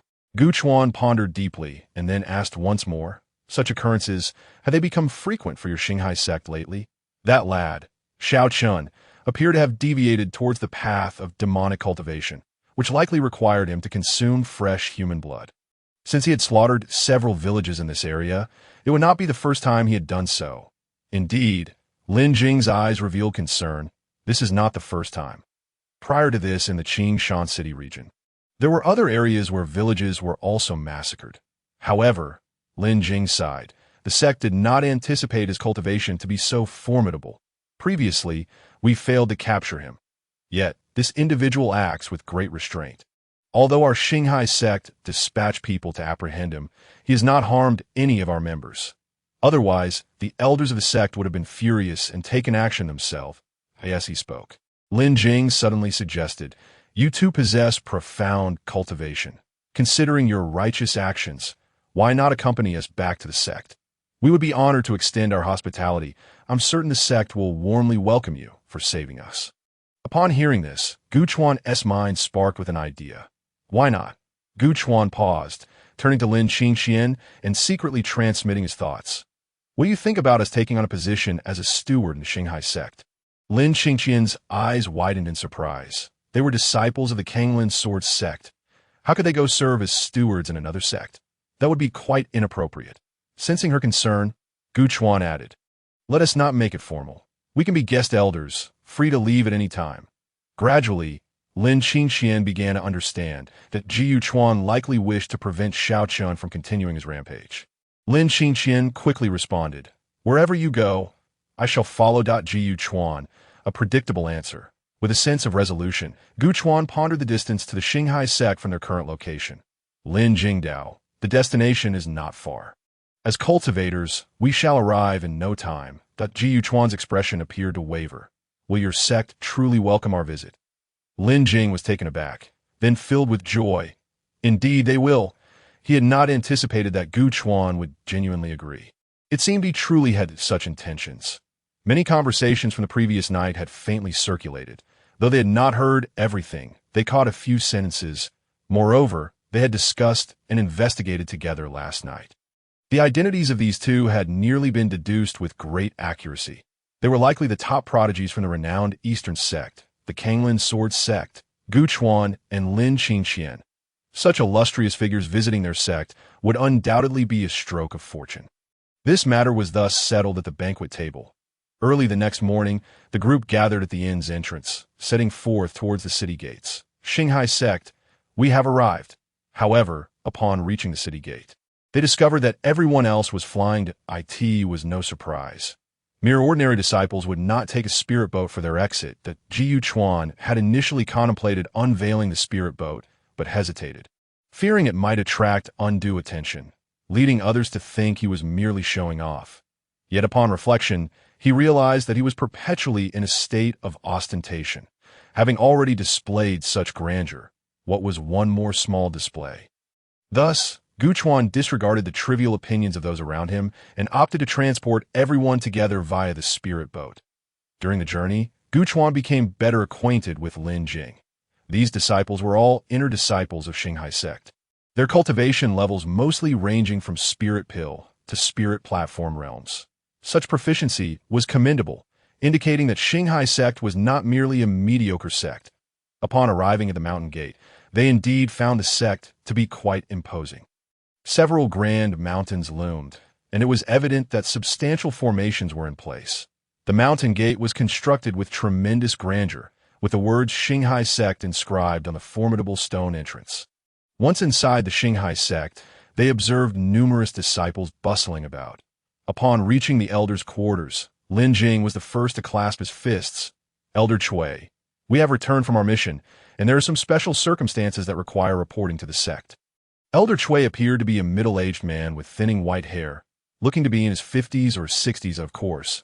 This was not his actual age, but it was clear he had seen considerable years. "Speak, what is the matter?" Elder Cui was focused on something, not lifting his gaze. Lin Jing proceeded to report the truth, including their eventual rescue. Upon hearing that they had been saved, Elder Cui glanced up with a hint of skepticism. But with that single glance, he suddenly shot up, his gaze fixating on Gu Chuan and Lin Qingxian. Seeing this, Lin Jing spoke, "Elder Cui, these two are the friends who came to our aid." Jiyu Chuan remained calm. Introducing himself, "I am Gu Chuan, a disciple of Kanglin sword sect." Elder Cui's eyes widened in shock as he stood upright. "You are from the Eastern Kanglin sword sect? Gu Chuan, is it truly you?" Gu Chuan smiled silently. Lin Qingxian then chimed in, "Greetings, Elder Chui. I am Lin Qingxian, also a disciple of Kanglin's sword sect." Elder Chui took a deep breath, instinctively averting his gaze, only to pause again. Lin Qingxian? I recall that Kanglin's sword sect has a girl known as the Luminous Fairy, named Lin Qingxian. Lin Qingxian smiled gracefully. "It is merely flattery from outsiders. I am honored by your words, Elder Chui." Elder Chui's breath hitched, and after a moment of stunned silence, he turned to Lin Jing. "Quickly, summon the sect master." Gu Chuan's heart leapt. "Summon the sect master? Oh, then it shall be well." Lin Jing hurried off. Elder Chui exhaled deeply, then revealed a warm smile. "You two are indeed the top prodigies of Kanglin's sword sect, renowned throughout the realm. Even in this remote corner, we have heard of your names. Your benevolent assistance in saving my sect's disciples warrants my sincere gratitude." Gu Chuan understood that he could no longer feign humility and decisively shifted the conversation. "Elder Chui, you flatter us, as fellow righteous sects. It is only natural to assist each other in the face of demonic cultivators. There is no need for you to take it to heart." Elder Chui smiled in response. "Indeed, it is commendable to see such righteousness in young prodigies." After some casual conversation, Elder Chui did not delve into excessive details, opting for light-hearted topics, demonstrating great tact. Soon after, the sect master arrived. Chapter 80. The courteous sect master, it was evident that although he was an elder, he treated Gu Chuan and Lin Qingxian with utmost courtesy. Now, as the sect master entered, he exhibited the same level of respect. Upon entering, the sect master surveyed Gu Chuan and Lin Qingxian. Elder Chui had already risen. Adopting a serious demeanor, the sect master nodded slightly, then displayed a warm smile. "You must be the prodigies from Kanglin's sword sect." The sect master appeared to be in his early middle age. Dressed appropriately, his expression balanced, neither overly cold nor excessively warm. His demeanor was commendable, and he did not reveal his own identity prematurely. Gu Chuan raised his hands in salute. "Greetings, sect master. I am Gu Chuan, and this is my fellow disciple, Lin Qingxian." The sect master displayed a satisfied and joyful expression. "Though you are still young, your reputations have already spread far and wide. I have long heard of you. I am Song Chongwei, the current sect master of Xinghai sect. I have heard some accounts of your recent endeavors. Why not step aside for a more private discussion?" Gu Chuan felt pleased and replied, "I would be grateful for your guidance, sect master." The two followed him to another location. Inside the quiet chamber, adorned with ancient charm, the sect master casually took a seat. "Feel free to sit. There is no need for formalities." Gu Chuan and Lin Qingxian chose adjacent seats, and the serene atmosphere allowed for more comfortable conversation. Song Chongwei began addressing the matter at hand. "I have gathered some information about your sect. According to my disciples, you intervened to stop a certain individual who bore the Kanglin Bloodkill order." Gu Chuan did not conceal the truth. "Indeed, that is the case that I did not expect that this person had turned into a demonic cultivator, harming innocent mortals, which is intolerable for righteous sects. In saving your sect's disciples, I unexpectedly discovered his whereabouts. I have heard that he has been frequently causing trouble nearby, committing heinous crimes. Thus my companion Lin and I thought it prudent to visit your sect for a while." Song Chongwei chuckled. "To merely visit would be an underestimation of your talents. Both of you are prodigies, and such a gesture would imply that we do not know how to cherish you." With a smile, Song Chongwei continued, "Why not take on a nominal role as guest elders? What do you both think?" Gu Chuan, puzzled, inquired, "Guest elders?" Song Chongwei shook his head with a smile. "No, I mean guest elder positions." Both were taken aback. "Guest elder? Are we worthy of such a title?" Song Chongwei chuckled. "If the legends of Bai Yuan are to be believed, then if you are not worthy, how can my elders at Xinghai sect be considered genuine?" He waved his hand reassuringly. "You need not feel pressured. It is merely a nominal title that imposes no restrictions on you. If you have the time, simply offering guidance to our outstanding disciples would already be a great honor for Xinghai sect." Gu Chuan and Lin Qingxian exchanged glances, confirming their mutual understanding. Since the sect master had extended such an offer, to decline would be an affront to his generosity. Thus, they acquiesced to the sect master's arrangement. Song Chonghui visibly relaxed, his demeanor becoming even friendlier. He designated a location for them on Elder Peak, personally instructing the junior disciples to prepare accommodations, and soon informed the elders at Elder Peak. The young junior disciples who arrived were taken aback upon seeing Gu Chuan and Lin Qingqian. Wait, they are so young. Aren't they younger than me? Elders, is there a mistake? Yet, since these orders came directly from the sect master, it was impossible for there to be any error. The junior disciples were exceedingly courteous, leading Gu Chuan and Lin Qingqian to Elder Peak. Most residents of Elder Peak were sect elders, along with their disciples. Along the way, the junior disciple introduced some basic information about the sect, allowing them to gain further insight into its workings. However, having spent time at Kanglan Sword Sect, such trivial matters were not particularly novel to them. Upon arriving at Elder Peak, they casually chose 2 adjacent rooms to their surprise. The following day, there were visitors in the small courtyard. Gu Chuan and Lin Qingqian lounged in chairs, engaged in light conversation, when they noticed 2 figures approaching from outside. Their male companion was an elderly man with a head full of white hair, while the female companion appeared to be a young girl, likely only 14 or 15 years old. Upon reaching the entrance, the elderly man clasped his fists first. "I am the 7th elder of the inner sect, here to extend greetings to the 2 newly appointed guest elders." Gu Chuan pondered, observing the young girl with a thoughtful expression.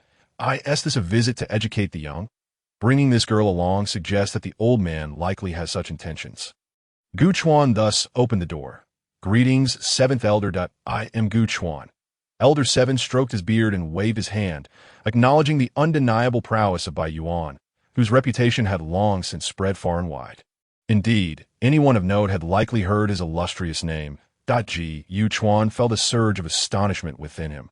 Could it truly be that his fame resonated so profoundly? He could only manage a humble smile, attributing it all to the exaggerated tales of outsiders, and expressed his apologies for causing Elder 7 any amusement. Elder 7 waved his hand dismissively, stating, "Why must Elder Gu be so modest? The very fact that your name has reached such heights is a testament to your abilities, far surpassing my OWNAS." He spoke. Elder 7 rested his hand on the shoulder of a young girl named Bai Shun, who, despite her impressive intellect, had traversed her path with an undue sense of ease. Lacking a sense of reverence, if Elder Gu were not too busy, might he lend a hand to this child? The elder would be eternally grateful. Last, Gu Chuan's gaze settled on the young girl. To his surprise, she met his eyes with a remarkable confidence, her gaze almost condescending, as if she were surveying a subordinate. "So, you are Gu Chuan?" she declared imperiously. "Elder 7 has spoken highly of you, and I have come today to challenge you." With that, she strutted to the side, placing her hands on her hips and puffing out her chest. "Since you are so formidable, I ask you, do you dare to face me in combat?" She seemed to have a moment of concern and quickly added, "Oh, and you need not feign humility by lowering your cultivation. Show me your true prowess, and let me see if the esteemed guest elder is merely a fade. Do you dare?" Gu Chuan and Lin Qingqian exchanged bewildered glances. Where had such an extraordinary child come from? Gu Chuan discreetly glanced at Elder 7, who wore a smile tinged with resignation, clearly indicating that the girl had always been this way. This suggested that her innate talent was remarkably high. If she lacked genuine ability, she would hardly possess the audacity to be so presumptuous. Yu Chuan couldn't help but feel a mix of amusement and exasperation. As a current elder of the sect, it wouldn't be wise to sit idly by, as it might invite ridicule. Thus, he thought, why not teach the child a lesson? At the very least, it would alleviate the tedium. He extended his hand toward the girl. Then, "I invite you to enlighten me." The girl paused, her eyes wide. You want me to strike first? Or shall I allow you the honor? We must avoid any semblance of unfairness.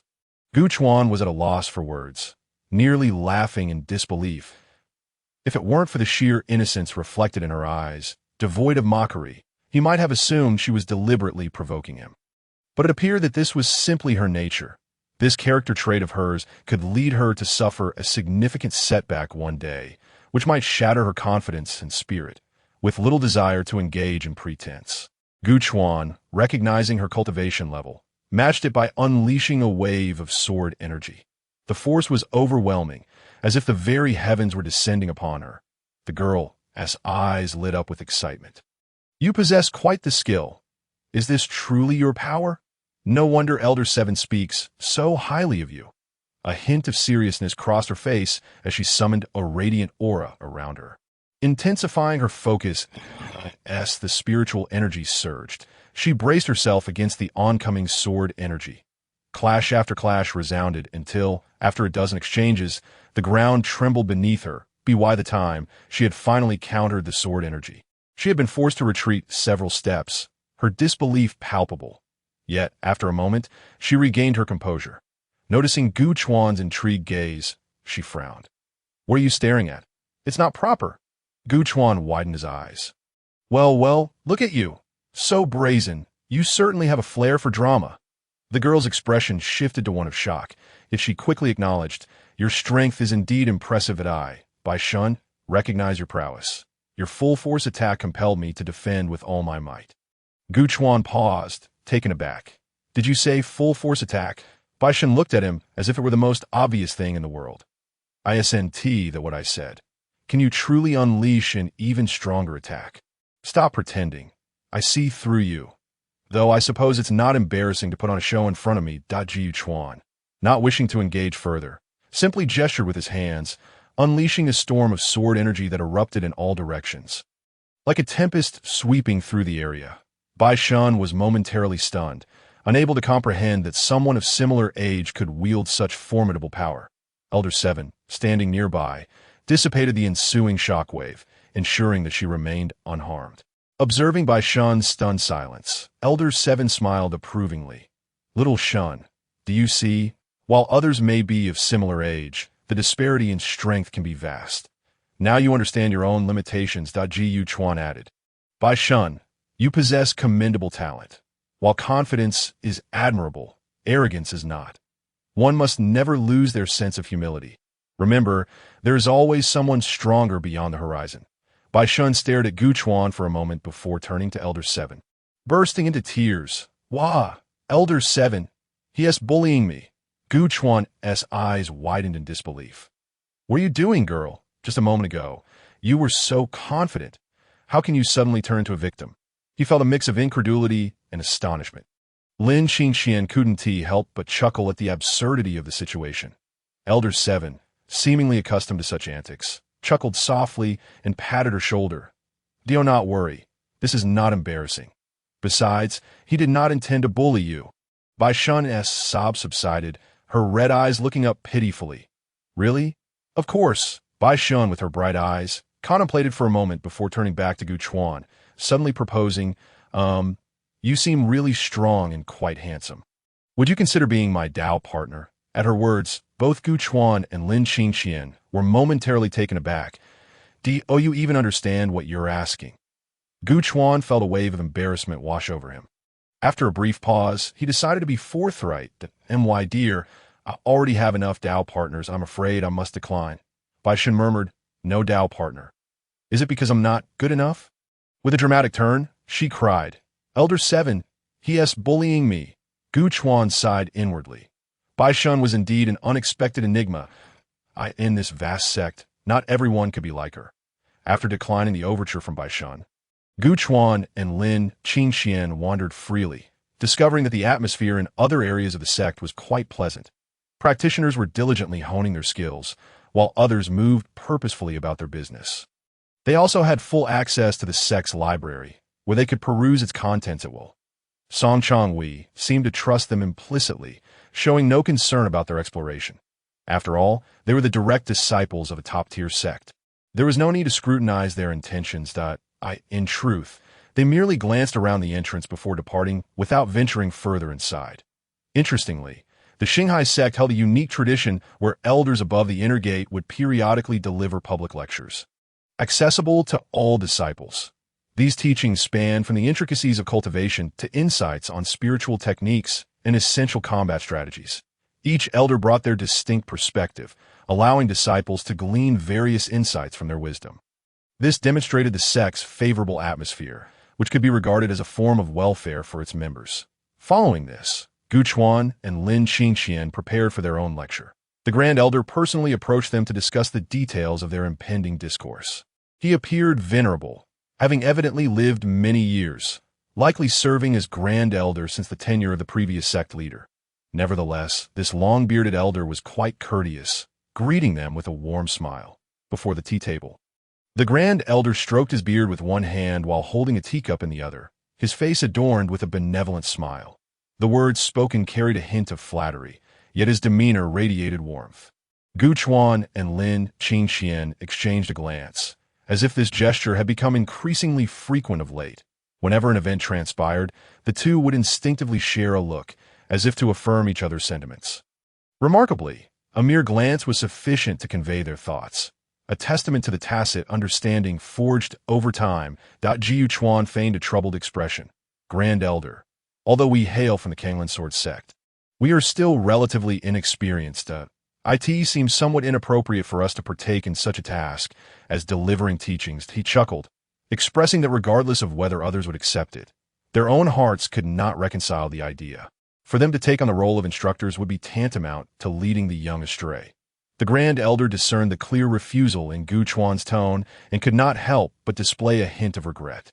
In truth, he had not anticipated that Gu Chuan would genuinely expound on any profound teachings. His primary intention was to bolster their reputation, which would serve to inspire the disciples even more. Additionally, it concerned the Kanglan Sword sect. Although the distance was considerable, if this news were to reach them, might it not enhance the relationship between the two sects? Alas, Gu Chuan had declined. The Grand Elder dared not press too hard, for he recognized the value of such individuals. What if they were to leave? That would be a grave misstep on his part. Understanding Gu Chuan's stance, the Grand Elder promptly took a step back. You two have indeed considered this matter thoughtfully. Such humility is commendable. It is no wonder that despite your youth, you have already achieved remarkable success. It is I who have not been considerate enough. Gu Chuan responded with a congenial smile. There is no need for the Grand Elder to be overly polite. After all, we are merely guest disciples of the sect. I wonder if the Grand Elder is aware of Elder Qi? Some time ago, he sent over an exceptional disciple for us to mentor guest disciples. They wish to contribute to the sect in some way, and the task arranged by Elder Qi was particularly fitting. The essence of this statement was rather straightforward. They could partake in training, but it should not be overly ostentatious. They were, after all, still affiliated with the Kanglan Sword sect and could not simply go to another sect to teach without consequence. After some discussion, the Grand Elder seemed to grasp his meaning. Following a pleasant conversation, he allowed them to depart. Once free from the Grand Elder's presence, Gu Chuan and Lin Qingxian resumed their leisurely stroll within the sect. With troublesome matters set aside, they found this peaceful existence quite enjoyable. As dusk fell, they encountered a serene pavilion elevated amidst the surroundings. From this vantage point, the breathtaking twilight unfolded before them, the warm golden light cascading down, draping the mountains in a fiery-hued, gentle breeze whispered through the pavilion, enveloping them in comfort. Yu Chuan reclined on a lounge chair, swaying gently, unable to suppress a cheerful tune. Life was indeed blissful. The only pressure stemmed from his cultivation. However, even that was no longer a concern, for the Taiji method now operated independently within him. What was there to worry about? It seemed all that remained was to relish life. In recent days, Gu Chuan's cultivation had reached the pinnacle of the Spirit Emperor realm, surpassing his previous level. Beyond the Spirit Emperor realm lay the Spirit Sovereign realm, and the breakthrough was tantalizingly within reach. Remarkably, it had only been the first year since leaving the sect, with less than half a year having passed, that Jiu Chuan felt that his progress this year would be swifter than ever before. By the end of the year, he anticipated that reaching the Spirit Sovereign realm would be inevitable. He estimated that there was hope for a breakthrough into the Spirit Rhythm realm, an unprecedented pace of advancement. Achieving 2 realms in a single year. As for Lin Qingxian, she had already attained the Spirit Emperor realm, having smoothly broken through recently, as if it were a natural progression. This was undoubtedly a source of joy. With life unfolding so favorably, Gu Chuan's thoughts began to shift toward new aspirations, particularly concerning his own foundation. In this world, some prodigies possessed unique physical constitutions that conferred remarkable abilities, while certain constitutions were innate. Others could be cultivated over time. Gu Chuan pondered whether it would be possible to develop such a unique constitution. It was not only his desire. Lin Qingxian shared this aspiration as well. As she willingly followed him, Gu Chuan naturally wished to include her in all matters. Regarding the autonomous cultivation method, it was worth noting that there was no concept of taiji in this world. This technique was unique to him. Lin Qingxian could not practice it. Surprisingly, even in the mountains, life felt quite enjoyable, far more so than during their time in the sect. Nearby, Lin Qingxian stood, gazing at the distant twilight, unable to suppress a soft sigh. Perhaps this was the essence of their unspoken connection. After a moment, she turned and smiled. I just realized that being in the sect wasn't so bad after all. I feel quite content now, largely because when I was in the sect, you were not truly mine, but now, though perhaps not entirely mine, at least you no longer reject me. Gu Chuan felt a warmth in his heart at her words and replied with a gentle smile. From now on, you shall likely find joy in every day. Lin Qingxian paused, her lips curving into a sweet smile. Just then, an unfamiliar presence drew near, and within moments, a young man approached with measured steps. Clad in azure robes, he stood tall, exuding an air of ethereal elegance. Judging by his appearance, he was not particularly old, yet his cultivation had already reached the Spirit Emperor realm, a formidable presence among his peers. Gu Chuan and Lin Qingxian exchanged glances, intrigued by this individual whose age and identity remained a mystery. Such cultivation would typically suggest a status akin to that of an elder to their surprise. The young man approached directly, his gaze fixating on Lin Qingxian with evident admiration, before shifting to Gu Chuan. Which peak do you disciples belong to? So young, and yet wasting your time here. Are you perhaps a couple? Lin Qingxian frowned slightly, bewildered by the audacity of his words. That Gu Chuan, however, remained unperturbed, merely casting a dismissive glance in his direction. What business is it of yours? The young man was momentarily taken aback, but quickly regained his composure, his posture exuding an air of superiority. What do you mean? What business is it of mine? I am an elder of the Xinghai sect. How dare you speak to me like that? He continued, since you are disciples of the sect, you must adhere to the elder's guidance. Which peak do you belong to? Gu Chuan, unyielding, simply withdrew his gaze, responding with a terse remark that we are not disciples. The young man frowned in confusion. Not disciples. If you are not disciples of the sect, what brings you here to squander your time? Are you from another sect? After a brief silence, he inquired, are you a couple? Just as Gu Chuan was about to respond, Lin Qingxian's cold voice interjected, that's none of your concern. Go away. Huh. Gu Chuan struggled to suppress his laughter. The young man, however, widened his eyes in disbelief, his face contorted with outrage. You dare to be disrespectful. I am an elder of the Xinghai sect. You have insulted me. The young man turned to Gu Chuan, declaring, I see you are quite defiant. Do you dare to fight me? Gu Chuan shot him a disdainful glance. You wish to resort to violence over a disagreement? You must be quite foolish. Unbeknownst to him, Gu Chuan's indifferent attitude only served to bolster the young man's confidence. Look, this kid is afraid to accept my challenge. The young man strode closer to the pavilion, continuing his tirade. Are you even capable of acting like a man? I've said it plainly, yet you remain unmoved? Yet, just a few steps forward, he suddenly felt a piercing sword intent lock onto him. Take another step, and I shall sever your arm. The cold, steely voice now carried a palpable aura of menace. The young man visibly flinched, halting in his tracks. However, he soon erupted in laughter, as if he had heard the most ludicrous joke. What did you say? Sever my arm. You think you can? With that, he seemed eager to provoke further, stepping boldly forward. Come, I dare you to try. Before he could finish his taunt, Gu Chuan's figure vanished from the lounge chair, leaving only its swaying in his wake. In an instant, Gu Chuan appeared before the young man, making no grand gestures, merely delivering a swift upward strike. Yet a tempest of spiritual energy erupted, intertwined with an intensely sharp blade aura. Everything transpired in a heartbeat. The cataclysmic sword energy erupted, soaring from one mountain peak to another. The radiant brilliance illuminated the surroundings, rendering everything below crystal clear. Even more astonishing was the razor-sharp essence of the energy. It was likely that the entire sect would sense such a disturbance. In an instant, countless gazes turned toward the source of the commotion. Meanwhile, the young man's figure had already vanished from sight. A severed arm splattering blood, as if discarded refuse, tumbling down the mountain. The young man himself had been sent hurtling over 1,000 meters away. Withdrawing his hand, Gu Chuan reflected on the details of his earlier actions. Nodding slightly after a moment, the intensity was quite acceptable. Indeed, it was a testament to the pinnacle of the Spirit Emperor realm. Now, it felt even smoother than before.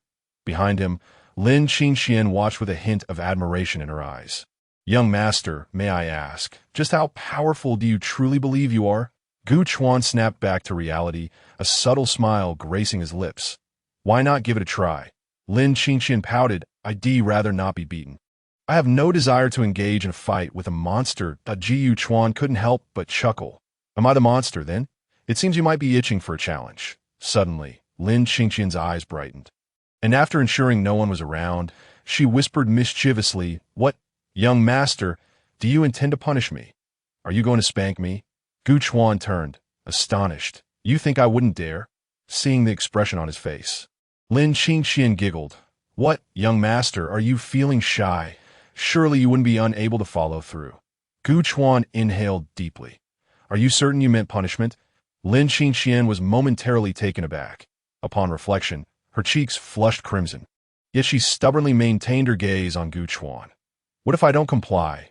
Surely the young master must demonstrate some authority, right? Will you truly do nothing?" Instantly, a fierce glint appeared in Gu Chuan's eyes. "Woman, you are playing with fire. However, this is the wilderness, and we're still within the sect.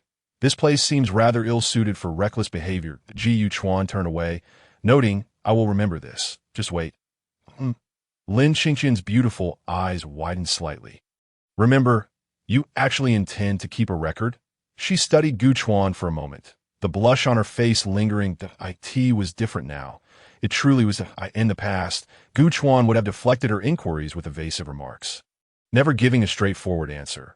But now, although he had yet to take any tangible action, at least he was willing to keep a record of her mischief. Ji Chuan was increasingly open to her. Moments later, Lin Qingxian suddenly chuckled softly to herself, as if recalling something amusing. Ji Chuan glanced at her, puzzled.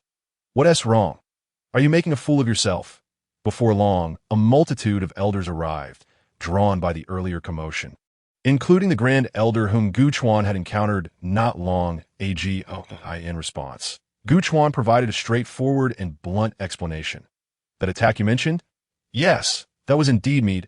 An impolite fellow insulted me, and I simply gave him a taste of his own medicine.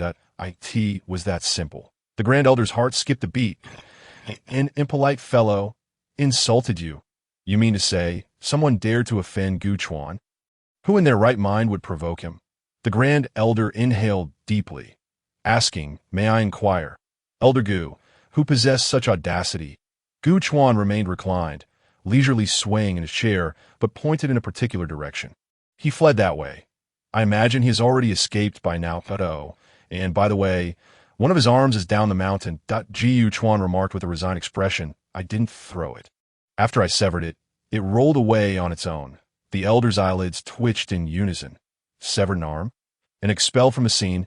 Yet, the observers had only sensed a brief surge of energy. What did this imply? It indicated that there had been no prolonged battle between them. However, the other party had lost an arm. This clearly suggested that Elder Gu possessed overwhelming strength, sufficient to crush his opponent utterly. Such a conclusion rendered the situation quite intriguing. Ji Chuan's reputation was indeed as formidable as rumored. In that moment, a sense of trepidation flickered in the eyes of the elders. This individual was not to be trifled with. His high birthright was one thing. Moreover, he was not only powerful, but also unafraid to take action. Who would dare provoke such a ruthless person? Chapter 84. Methods. The figure amidst the blood mist cackled uncontrollably, his voice infused with madness and a thirst for blood. The cultivators from the Shanghai sect exchanged fearful glances, their eyes wide with dread. This level of power and such methods were utterly despairing, akin to a nightmare. "Senior Lin, do we truly need to continue fighting?" a disciple asked, trembling. Senior Lin gritted his teeth, a flicker of struggle crossing his gaze. As righteous cultivators, it was excruciating to witness innocent lives being slaughtered before their eyes. Yet if they persisted in this futile struggle, they risked total annihilation without even making a dent in the enemy's forces. Just as everyone found themselves at a standstill, two streaks of light suddenly raced toward them from a distance. Reinforcements, someone exclaimed joyfully. The crowd's spirits lifted as they looked up. Two figures soared through the skies, swiftly arriving before them. The foremost individual donned a black robe, exuding an extraordinary presence. The other was a breathtaking beauty, dressed in a gown as dark as ink. Together, they were a striking pair, resembling celestial beings. Thank you both for your timely arrival. Senior Lin hastily clasped his fists in gratitude. Ji Yuchuan nodded nonchalantly, though his gaze remained fixed on the swirling blood mist. Within the mist, the figure seemed to sense something, abruptly ceasing its movements. Oh, an intriguing aura. A low, gravelly voice emerged. In the next moment, the blood mist churned, and a figure stepped forth. For the first time, the crowd beheld the true visage of this demon. It was a tall young man, strikingly handsome, yet bearing a sickly pallor. His eyes glowed with an uncanny crimson hue, and fresh blood still clung to the corners of his mouth. Long time no see, Gu Chuan. The young man grinned, revealing a set of pearly white teeth. Ji Yuchuan's brow furrowed as he scrutinized the newcomer. After a moment, a flicker of recognition crossed his eyes. Zhang He. The utterance of this name startled Lin Qingqian and the cultivators of Xinghai sect. Ji Yuchuan actually knew this demon. Zhang He's smile widened even further. I'm touched that you still remember me. Before he could finish, Zhang He transformed into a streak of blood, hurtling towards Gu Chuan. Watch out, Lin Qingqian cried out. Yet Gu Chuan remained unmoved, merely gazing indifferently at the approaching shadow, just as the blood shadow was about to collide with him. An invisible force erupted. Boom! The blood shadow was violently repelled, crashing to the ground. Zhang He staggered to his feet, astonished. Your cultivation. Gu Chuan maintained his stoic expression. You have changed significantly. Zhang He scoffed. Indeed, I have grown stronger. Thanks to you righteous cultivators, I have obtained such formidable power. He licked the blood from the corner of his mouth, eyes brimming with madness. The taste of human blood is simply divine, especially the blood of cultivators. It's a true elixir, and my current strength far surpasses what it once was. So, how about it? Would you care to experience my might? Before he finished speaking, Zhang He morphed into a blood shadow once more, launching himself at Gu Chuan. This time, his speed was even greater, his momentum more ferocious. Yet Gu Chuan remained utterly still, simply raising his hand. In an instant, the world shifted. A terrifying pressure erupted from Gu Chuan, as if the heavens were collapsing. Zhang He's form hesitated abruptly, disbelief etched on his face. How? How is this possible? Boom! With a deafening sound, Zhang He was sent flying like a kite with its string cut, crashing heavily to the ground, spitting out a mouthful of fresh blood. The cultivators of Xinghai sect stood agape, scarcely believing their eyes. The fearsome demon, previously a source of dread, had been defeated with a single strike. Who exactly was this Gu Chuan? Lin Qingqian's eyes sparkled with a hint of amusement, clearly unperturbed by the outcome. Zhang He struggled to rise, terror swirling in his gaze. How could you be so powerful? Gu Chuan coldly regarded him. Did you think that consuming the blood of mortals and lesser cultivators would render you invincible? How laughable. Zhang He faltered momentarily before breaking into a sinister grin. And what of it? I have now tasted the sweetness of power. As long as I continue to consume more blood, one day, I will surpass all of you. Gu Chuan's eyes flashed with disgust. You have lost your mind. I offered you a chance, yet you chose this path of no return. If that is the case, do not blame me for being merciless. As soon as the words left his mouth, Gu Chuan vanished from sight. In the next instant, he reappeared before Zhang He. Zhang He's pupils constricted, but before he could react, Gu Chuan's hand was already pressing down on his crown. Oh, please, Zhang He screamed in terror. Yet, it was too late. Ji Yuchuan applied a slight pressure with his fingers, and an overwhelming force cascaded downward. Boom!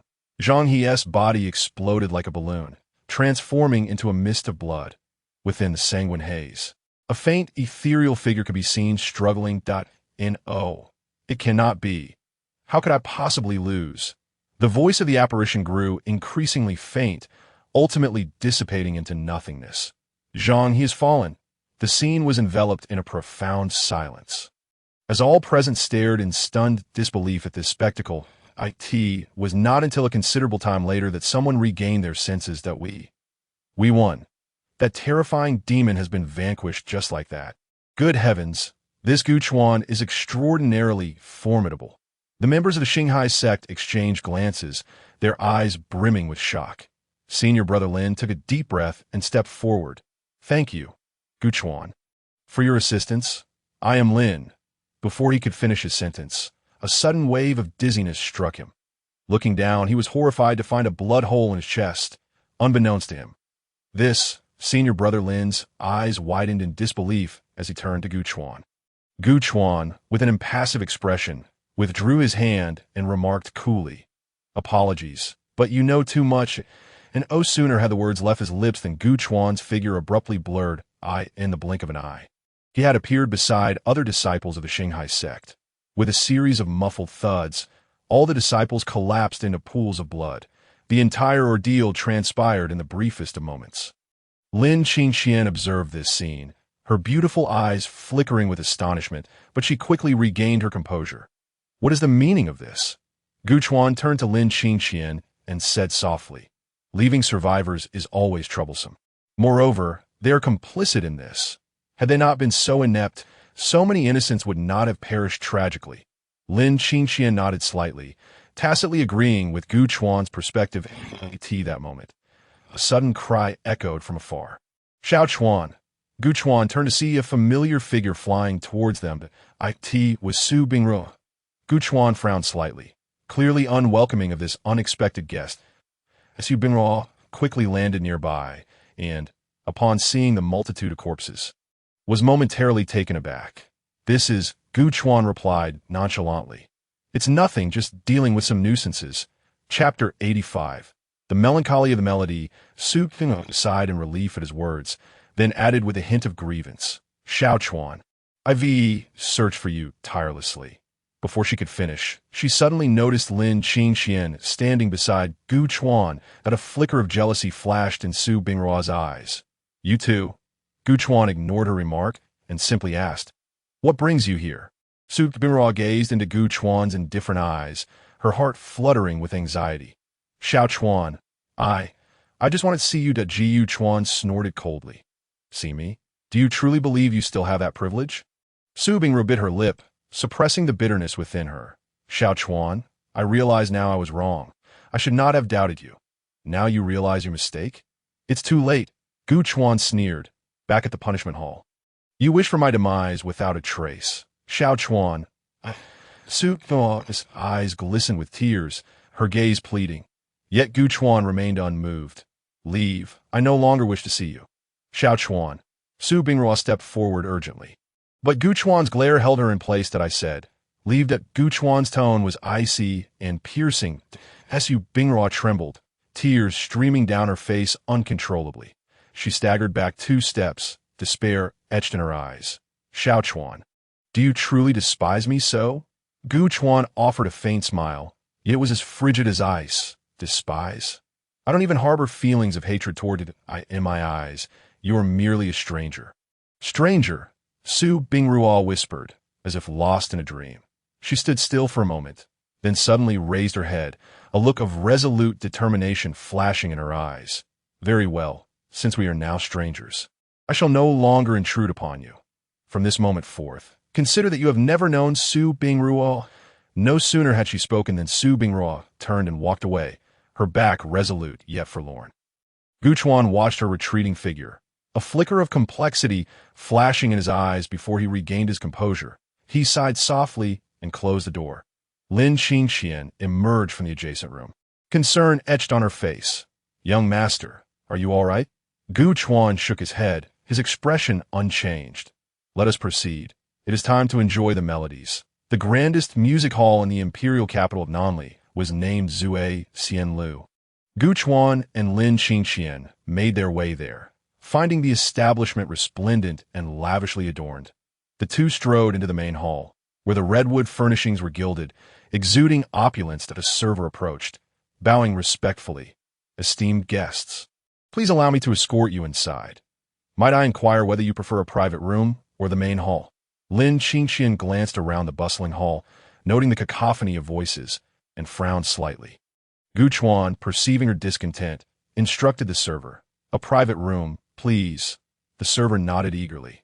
"Certainly, esteemed guests. Please follow me." He then led them upstairs. The private room was spacious and bright, with exquisite decor. The server poured tea for them and respectfully inquired, "May I ask what melodies you wish to hear?" Gu Chuan casually replied, "What is your best performance? Let us have a complete set." The server understood and nodded in agreement, retreating to prepare. Shortly thereafter, the air filled with the melodious sound of a guqin and the soft notes of a shao. A young girl in a pink dress gracefully approached, her beauty captivating, exuding charm with every gesture. She performed a graceful bow, her clear voice ringing out, "I am Shun Die, pleased to meet you." "Esteemed guests, pleased to meet you, Miss Shun," Gu Chuan acknowledged with a nod. Lin Qingqian, however, scrutinized Shun Die with a discerning gaze, causing the latter to feel a sense of unease. Shun Die felt somewhat awkward but quickly composed herself, revealing a bewitching smile as she began to sing. By the willow shore, amidst the dawn breeze and waning moon, her voice floated like a gentle breeze, sweet and lingering. After completing her song, Gu Chuan merely offered a bland commendation, while Lin Qingqian remained impassive. Shun Jie felt a pang of surprise, thinking to herself that these two were indeed hard to please, determined to win their favor. She sang another piece, pouring all her effort into it. Upon finishing, she eagerly awaited their response. Jiu Chuan continued to nod in approval, while Lin Qingqian raised an eyebrow, speaking softly, "Miss Shun, your reputation precedes you. You are indeed exceptional and a rare sight to behold." Hearing this, Shun Jie's heart leapt with joy, and she quickly replied, "You flatter me, miss. My voice pales in comparison to yours," with a graceful bow. She displayed utmost humility. Lin Qingqian, however, allowed a cold snort, her demeanor icy. "Before this celestial being, you dare to call yourself a lady?" Shun Jie was taken aback, lifting her gaze to see Lin Qingqian as aura suddenly transform into something fierce, akin to a celestial maiden descending to earth. Celestial maiden," Shun Jie exclaimed in shock, trembling as she fell to her knees. "I, a mere girl, failed to recognize the mountain before me. I beg for your forgiveness." Lin Qingqian's gaze remained indifferent, not sparing her a glance, merely stating, "Depart." Shun Jie, trembling in fear, dared not linger, scurrying away in haste. Jiu Chuan chuckled. "What was the need for that? She is merely a songstress." Lin Qingqian glared at him. "Is it not to avoid certain individuals engaging in deceitful practices?" Gu Chuan laughed awkwardly. "One acts while the heavens observe. Your young master has always been honorable, never engaging in such activities." Lin Qingqian huffed. "Indeed, but weren't you quite concerned about that seventh princess?" Gu Chuan was at a loss for words. "That was to save a life. Weren't you eager to assist as well?" Lin Qingqian pouted. "That was only for your sake." Jiu Chuan chuckled. "Very well, I concede to your wishes." Lin Qingqian finally nodded in satisfaction. The two continued to listen to several more songs. But each songstress who approached sang nervously, retreating with trepidation, fearful of incurring Lin Qingqian's ire. Jiu Chuan soon grew bored and suggested to Lin Qingqian, "Let us leave and explore elsewhere." Lin Qingqian agreed. As they descended the stairs and were about to exit, they were suddenly confronted by a throng of individuals entering. At the forefront was a burly middle-aged man with a rugged appearance, clearly not a benign character. The man scanned the hall and abruptly fixed his gaze upon Gu Chuan, his eyes gleaming with recognition. "Oh, is this not the illustrious Gu Chuan? Truly a stroke of luck. Finding you here without any effort." Gu Chuan's heart stirred, his brow furrowing. Though he had never encountered this man, he could discern from the tone that this individual was seeking him out. The middle-aged man strode closer, clasping his fists in greeting. "I am Lin Feng. Pleased to meet you." Jiu Chuan regarded Lin Feng coldly, noting the fierce countenances of his 10 or so followers behind him, all exuding a menacing aura. He scoffed. I wonder what Lin Xiong seeks from me. Lin Feng chuckled darkly, his gaze sharp. Gu Gongzi, you certainly possess an audacious tongue. Do you not realize that within this imperial city, no one dares to speak to me in such a manner? Gu Chuan curled the corners of his lips into a mocking smile. And what of it? I am not a citizen of this imperial city. Naturally, I have no fear of you. Well. Lin Feng's anger turned to laughter, his voice dripping with venom. Gu Gongzi, what an arrogant tone. Alas, it is a pity that young Master Gu is destined to fall into my grasp today. Bring him to me. With a commanding shout from Lin Feng, more than a dozen attendants swiftly drew their weapons and encircled Gu Chuan and his companion. Chapter 86. The distress of the seventh princess Lin Qingqian let out a cold snort. Waving her delicate hand as a flash of ice-blue light surged forth, before the attendants could react, they were enveloped by this radiant glow, instantaneously transforming into a collection of ice sculptures. Lin Feng was taken aback, his face paling as he bellowed, How dare you? Who are you truly? Gu Chuan replied with a faint smile, his fingertip tracing a line of sword light directed at Lin Feng's brow. Who we are is of little consequence. What matters is that you have provoked the wrong individuals. Lin Feng felt a chill at his brow, an unprecedented terror swelling within him. Trembling, he fell to his knees, repeatedly bowing his head, Please spare me. Young Master Gu, I realize my error and shall not repeat it. Gu Chuan's cold smile widened. Do you acknowledge your transgressions? Lin Feng, utterly terrified, stammered. I know my sins. I should not have trespassed into your esteemed presence. Nor should I have offended young Master Gu.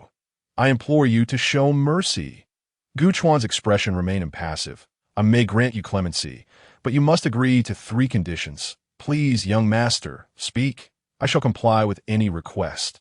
First, from this day forth, you shall revere me as you would a deity. Whenever you see me, you must kneel and bow. I shall obey. Second, you are to publicly sing a rendition of 2 tigers on the grandest street in the imperial city. Lin Feng hesitated at this. Gu Chuan raised an eyebrow. What? Are you unwilling? Lin Feng hastily shook his head. No. I shall do it at once. Third, from this moment on, you shall refer to yourself as Xiao. Lin Feng trembled, his face paling like paper. However, upon seeing Gu Chuan's frosty gaze, he gritted his teeth and stammered. I shall obey. I am Qiao Guden, bowing before young Master Gu. Only then did Gu Chuan retract the sword energy. Remarking coolly, Now, begone. Lin Feng, as if granted a reprieve, scrambled away in a hasty retreat. Lin Qingqian watched his panicked departure, covering her mouth with a light laugh. Young master, your strategy is splendid. Gu Chuan sighed. I do not relish such confrontations. But some individuals require a lesson to comprehend their own insignificance. Lin Qingqian nodded, linking her arm with Gu Chuan's. Come, young master, let us return to the eye and Gu Chuan smiled indulgently, walking side by side with Lin Qingqian.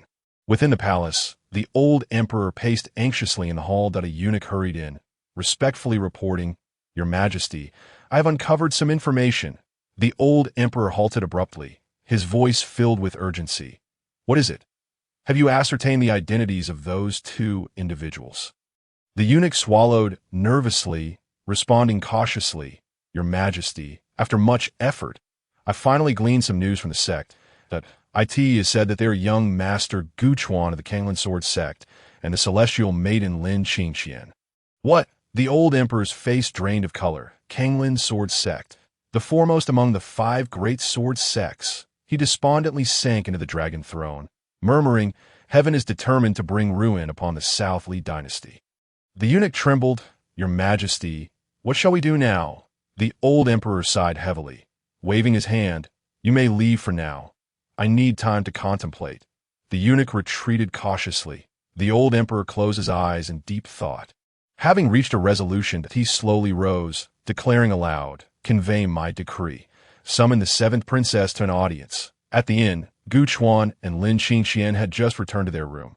Suddenly, a series of urgent knocks echoed at the door. Young master, Miss Lin, The meals you requested have arrived, a respectful voice from outside announced. Ji Chuan and Lin Qingxian exchanged glances, both reflecting a hint of surprise. Come in, Gu Chuan replied calmly. The door opened gently, revealing a servant in a blue robe, carrying a tray with great reverence. Young master, Miss Lin, the Royal Relay Station has specially prepared the most exquisite and delectable meals for you. Please enjoy. The attendant carefully placed the tray on the table, bowed deeply, and then quietly withdrew. With a soft click, the door was gently closed. The room once again fell into tranquility. Lin Qingxian winked at Gu Chuan. Have we been granted royal treatment? How intriguing! A glimmer of amusement flickered in Gu Chuan's eyes. This emperor, it seems, is quite adept in the art of human interaction. Although the previous conversation concluded with the emperor's fury, he did not unleash his wrath upon Gu Chuan and Lin Qingxian. On the contrary, he specifically instructed the royal inn to extend their utmost hospitality. This is indeed the mark of a clever mind. He must be eager to glean something from us. Lin Qingxian mused thoughtfully. The fact that the seventh princess sought our assistance surely raises some eyebrows. Thus, he wishes to ascertain our true identities. Ji Chuan nodded in agreement. However, it is unfortunate that we possess little of interest to uncover. We are merely passing cultivators, and our involvement with the seventh princess was simply a matter of goodwill. Lin Qingxian chuckled softly. You jest, my lord. With your current cultivation, I dare say there are no formidable opponents in the entire Southernly dynasty. Their desire to probe into our backgrounds seems rather foolish. Ji Chuan chose not to respond, reaching instead for the cup upon the table. The vessel held a dark red liquid, exuding an intoxicating aroma. This is indeed fine wine. Ji Chuan raised the cup, taking a delicate sip, a spark of appreciation igniting in his eyes. It appears that this emperor possesses genuine sincerity. Lin Qingxian also lifted her glass. Taking a small taste, her eyes brightening instantly. My lord, this wine is truly exquisite. It is smooth on the palate with a lingering aftertaste, undoubtedly a treasured vintage aged for many years, Ji Chuan acknowledged with a hum. Sipping again, yet suddenly furrowed his brow. Noticing this, Lin Qingxian quickly inquired, My lord, is there something amiss with the wine? Gu Chuan shook his head. No harm done. It merely seems that something peculiar has been added to this wine. Upon hearing this, Lin Qingxian furrowed her delicate brows. Could it be poison? Gu Chuan chuckled softly. If they truly dared to poison the wine, it would be a grave underestimation of our worth. That I suspect rather that this wine contains some substance that compels one to speak the truth. Realization dawned on Lin Qingxian. That explains why His Majesty specially offered us this wine. It appears he harbors such intentions. Ji Chuan sighed lightly. Very well. We have nothing to conceal. Let them exhaust their efforts in vain. With that, Gu Chuan raised his cup and downed its contents in one go. Lin Qingxian, seeing this, chose to remain silent, quietly accompanying him in finishing their drinks. Moments later, the young attendant in green knocked on the door once again. My lord, Miss Lin, do you require more food and drink? Gu Chuan responded nonchalantly. Thank you, we are quite satisfied. Understood. Should you and Miss Lin require anything, do not hesitate to command me, the attendant said respectfully. Bowing before exiting, the door closed softly once more. Ji Chuan and Lin Qingxian exchanged a knowing smile, both reflecting a hint of helplessness in their eyes. It seems we have thoroughly piqued His Majesty's interest. Lin Qingxian sighed softly. I wonder what schemes they are concocting to... In no matter, she continued. We do not intend to linger here for long. We shall set off in a few days, and by then, they will be of no concern to us. Lin Qingxian nodded in agreement. Indeed, we are merely passing through. Lingering too long may invite unnecessary troubles. Just then, a hurried sound of footsteps echoed from outside. Suddenly, the door burst open with a bang. A young girl dressed in palace attire stumbled in, her face a mask of panic. Sister Lin, Lord Gu, save me. The seventh princess fell to her knees, tears streaming down her cheeks in desperation. Ji Chuan and Lin Qingxian exchanged glances, their expressions turning grave. Seventh princess, what has happened? Lin Qingxian hurried forward to help the princess to her feet. The seventh princess sobbed, my father has gone mad. He insists on marrying me off to the sixth prince. or else he will kill my mother and elder brother. He has already placed them under house arrest. If I do not comply." Unable to contain her emotions, the seventh princess broke down into tears once more. Lin Qingxian quickly comforted her, gently patting her back. Ji Chuan's expression hardened, a glint of determination flashing in his eyes.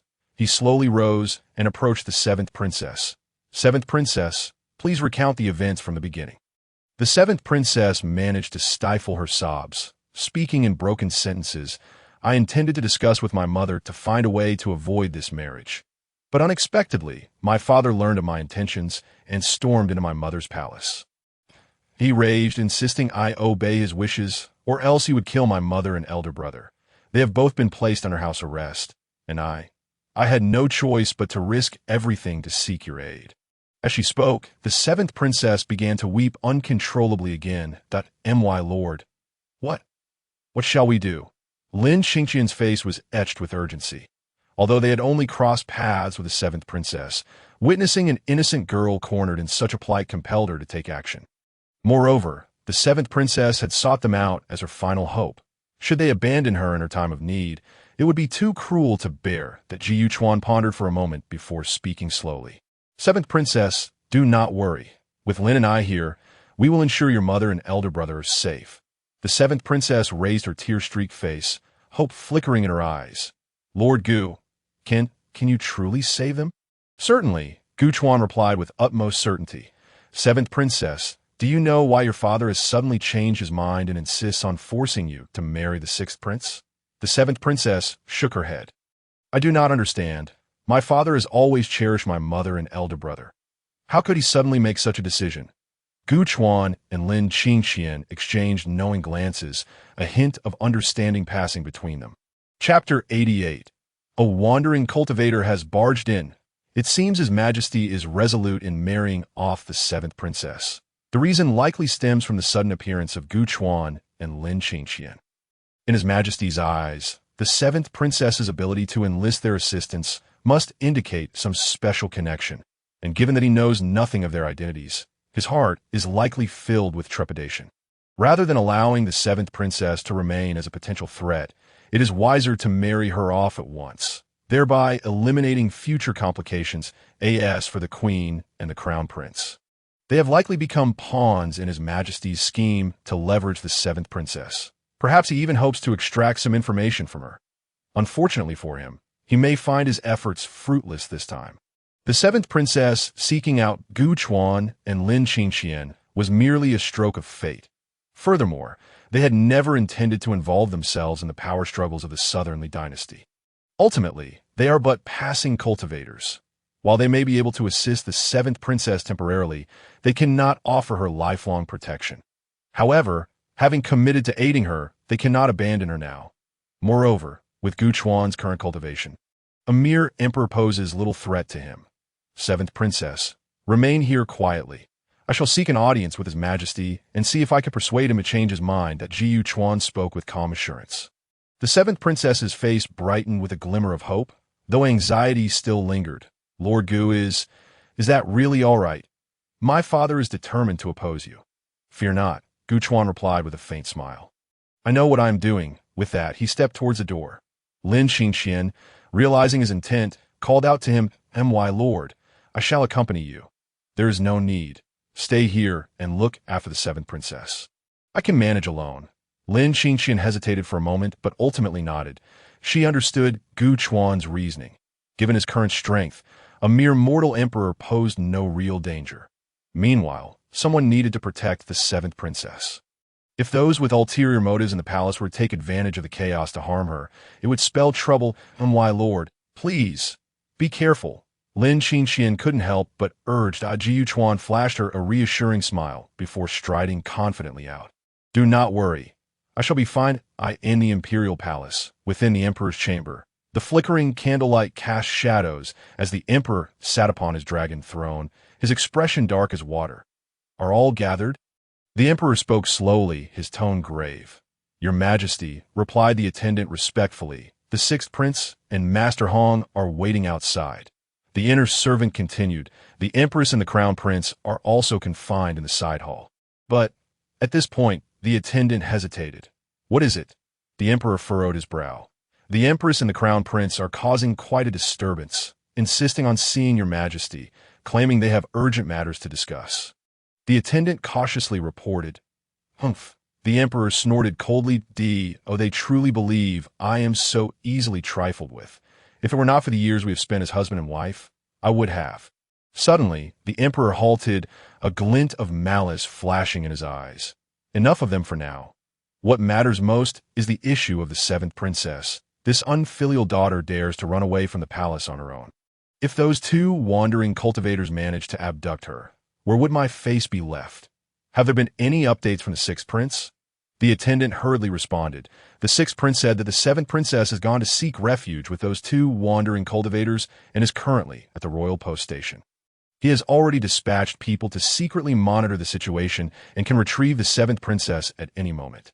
Excellent. The emperor's smile was ominous. It seems this unfilial daughter is determined to oppose me. Very well, I shall oblige her. Issue an edict for the sixth prince to lead a team to the royal post station and bring back the seventh princess at any cost. If those two wandering cultivators dare to obstruct the way, they shall be dealt with ruthlessly. Yes, your majesty. The attendant bowed and prepared to withdraw when the emperor suddenly called him back. Hold on. What further orders does your majesty have? The attendant inquired, bowing deeply. Just then, a flurry of hurried footsteps echoed from outside the hall. Immediately after, an attendant rushed in, panic evident on his face, beads of sweat glistening on his forehead. Your majesty, it is dire, the attendant stammered. Outside, a wandering cultivator claiming to be Gu Chuan has arrived. What of him? The emperor's brow knitted tightly. He claims he wishes to see your majesty, stating that he has urgent matters to request. The attendant relayed, trembling, Your majesty, that man's cultivation level seems extraordinarily high. I was unable to stop him. What? The emperor's countenance darkened. Are you saying that this wandering cultivator is currently within the palace? The attendant nodded vigorously. His face is pale as a sheet. Your majesty, he has already reached the outer hall in May. Before he could finish, the hall doors were suddenly kicked open. A figure strode in with great confidence. None other than Gu Chuan. Gu Chuan, oh, you possess an audacity unmatched. The emperor sprang to his feet, pointing an accusatory finger at Gu Chuan. Who do you think you are to intrude upon the imperial palace? Yet Gu Chuan remained unperturbed, clasping his fists and speaking loudly. I am Gu Chuan, here by the decree of heaven and the great Tao, to plead for the seventh princess. Plead? The emperor let out a cold laugh. Whom my daughter chooses to marry is of no concern to you. Gu Chuan shook his head, his tone solemn. Your majesty, this matter is not trivial. Although the sixth prince and the seventh princess are not of the same mother, they are still bound by blood. Should they be forcibly united in marriage, it would surely contravene the natural order, inviting divine retribution. The emperor's lips twitched at these words. Blood relation, divine retribution. Huh. Do you truly believe I care for such things? The sixth prince is my most capable assistant. If the seventh princess marries him, it benefits my realm without detriment. As for divine retribution, I have never regarded it. Hearing this, Gu Chuan's eyes flashed with pity. Your majesty, when a sovereign speaks, who among the populace would dare defy? However, the great Tao of heaven cannot be obstructed by mere mortals. Should one stubbornly oppose the celestial order, even if you ascend the throne, you cannot escape the wrath of heaven. Nonsense. The emperor roared in anger, slamming his palm on the dragon throne. What celestial order? What divine retribution? They are but tricks employed by you wandering cultivators to instill fear. Gu Chuan sighed softly. It seemed this emperor was resolutely determined to defy the heavenly path. Very well, he had not anticipated that mere words could persuade such a ruler. Thus, he would have to resort to more forceful measures. Since your majesty is so obstinate, do not blame me for my rudeness. Before he finished speaking, Gu Chuan's figure flickered and he appeared instantaneously before the emperor. Chapter 89. Unless she is not your biological daughter. The emperor felt a flash before his eyes as a figure suddenly appeared before him, the speed so great that he could hardly react. What do you intend to do? The emperor gasped, retreating repeatedly. Guards, protect me. Yet there was not a single response in the vast hall. The guards and attendants had vanished without a trace. Your Majesty, why call for help? Gu Chuan stood calmly, hands clasped behind his back. In this palace, who could possibly save you? Only then did the emperor realize that he was utterly alone in the grand hall with Gu Chuan. His guards and attendants had inexplicably disappeared. This cannot be. The emperor stammered, his face turning ashen, that he finally understood that this seemingly ordinary wandering cultivator was far beyond his capability to contend with Jiu Chuan. What do you truly want? The emperor forced himself to regain composure and asked solemnly. I do not seek your Majesty's throne or dominion. Gu Chuan replied coolly. I have come solely to seek justice for the seventh princess. Although she and the sixth prince are of different mothers, they are still siblings by blood. To force their union would indeed violate the principles of humanity. Should your Majesty disregard these natural laws and proceed with this folly, divine retribution may descend. And even the might of the emperor may not suffice to protect you. Unless, Gu Chuan's tone shifted, unless the seventh princess is not your Majesty's biological daughter, then it would be a different matter altogether. The emperor's expression darkened immediately. He fixed a steely gaze upon Gu Chuan, his throat tightening, and after a moment managed to utter a few words through clenched teeth. How do you know? The emperor's voice trembled. Disbelief lacing his tone. Jiu Chuan, however, remained unperturbed, speaking leisurely. Your Majesty, why the surprise? The circumstances surrounding the seventh princess are likely no longer a secret. When you forcibly married her mother, did you ever consider this day would come? Upon hearing this, the emperor's face turned pale. He clenched his teeth, anguish flickering in his eyes. That I too was powerless. The emperor slumped back onto the dragon throne, his voice heavy to tea that time. The empress dowager was pressuring me to establish a consort. Yet, among the many beauties of the harem, none captured my heart. Until one day, I fortuitously encountered the mother of the seventh princess outside the palace. She was the daughter of a renowned sect leader. As beautiful as a celestial being, her demeanor ethereal, I was captivated at first sight and resolved to take her as my consort. However, her father would not consent to marry his daughter to me. The emperor, they practiced righteous cultivation and looked down upon us common folk. I exhausted every effort to trick her into the palace and forced her compliance. Yet, I never anticipated that on our wedding night. At this point, the emperor's expression hardened, and he found himself unable to continue. Jiu Chuan smiled slightly. Your Majesty, might I venture a guess? Was it not on the wedding night that the mother of the seventh princess revealed to you that she already had another beloved, and that the child she carried was not of your blood? The emperor shot up, his eyes wide with disbelief. How could you know? He stammered, dread written across his face. Jiu Chuan smiled faintly, explaining, I sensed no trace of your Majesty's aura within the seventh princess. Rather, there was a faint air of a righteous cultivator. Coupled with her exceptional talents, it is evident she is not of ordinary lineage. Thus, one can deduce that her father must be an extraordinary cultivation genius. In the entire realm of cultivation, how many could claim to have secretly pledged their lives to the daughter of a renowned sect leader? The emperor's face turned a deep shade of anger. He locked his gaze on Gu Chuan, and after a long moment managed to squeeze out a few words. Indeed, it is so. That night, on our wedding night, she revealed everything to me. She said she had a partner, and that she was with child. That I was enraged and nearly killed her. Yet, I could not bear to. The emperor's expression was one of anguish, his voice nearly breaking. That I loved her to madness. Loved her to the brink of insanity. Yet, in her heart, there was no longer room for me. Since that day, I have not dared to approach her. Not even once did I lay eyes upon the seventh princess after her birth. At this point, the emperor was overcome with emotion, his voice trembling with tears. For so many years, I forced myself to despise her, to loathe the man who stole her away. I believed that if I hardened my heart, I could sever this entangled fate. Yet, I found myself incapable. The mere thought of the seventh princess conjures her youthful visage, so beautiful, so pure, yet eternally beyond my grasp. The emperor raised his head, his gaze filled with sorrow. Gu Chuan, now you understand. The greatest regret of my life is having missed her. I would willingly relinquish this vast empire for a single smile from her. He slowly approached the emperor and spoke solemnly. Your Majesty, in this life, who among us is without regret? The day you forcibly wed the seventh princess's mother was a consequence of your own entanglements. Yet, all these years, while you loved her, you chose to conceal your feelings with hatred.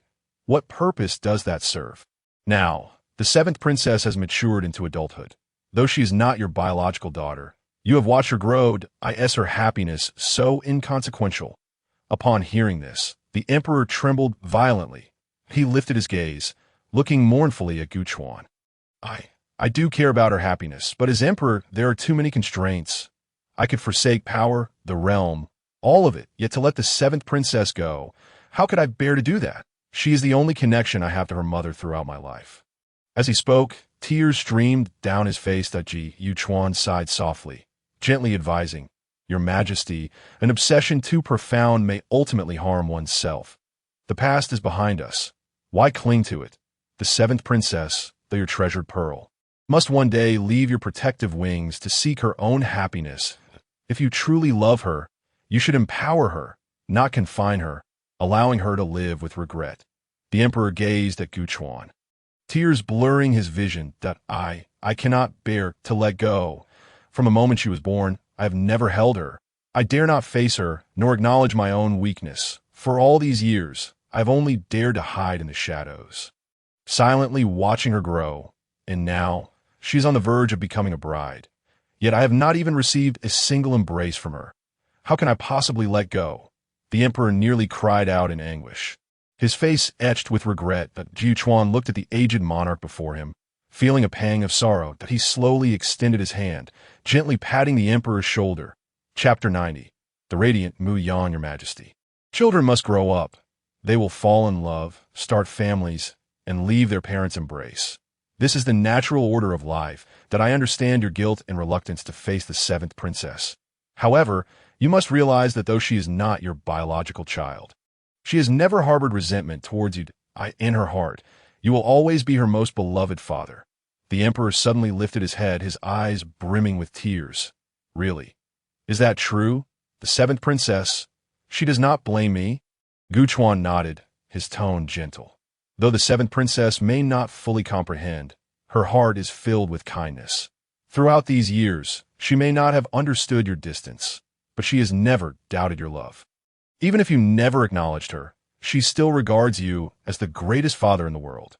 Now, she has finally found her own love, someone she wishes to cherish for a lifetime. If you truly love her, you should bless her and empower her, rather than imprison her and deprive her of freedom. The emperor gazed blankly at Guchuan, his tears flowing freely. He seemed to want to say something, but was choked with emotion. After a long pause, he finally managed to speak. I understand now. I shall send for the seventh princess. I need to tell her face to face that father was wrong, the emperor said, his voice breaking with emotion. Seeing this, Guchuan gently patted his shoulder. Go, Your Majesty. This time, you must confront your heart with sincerity.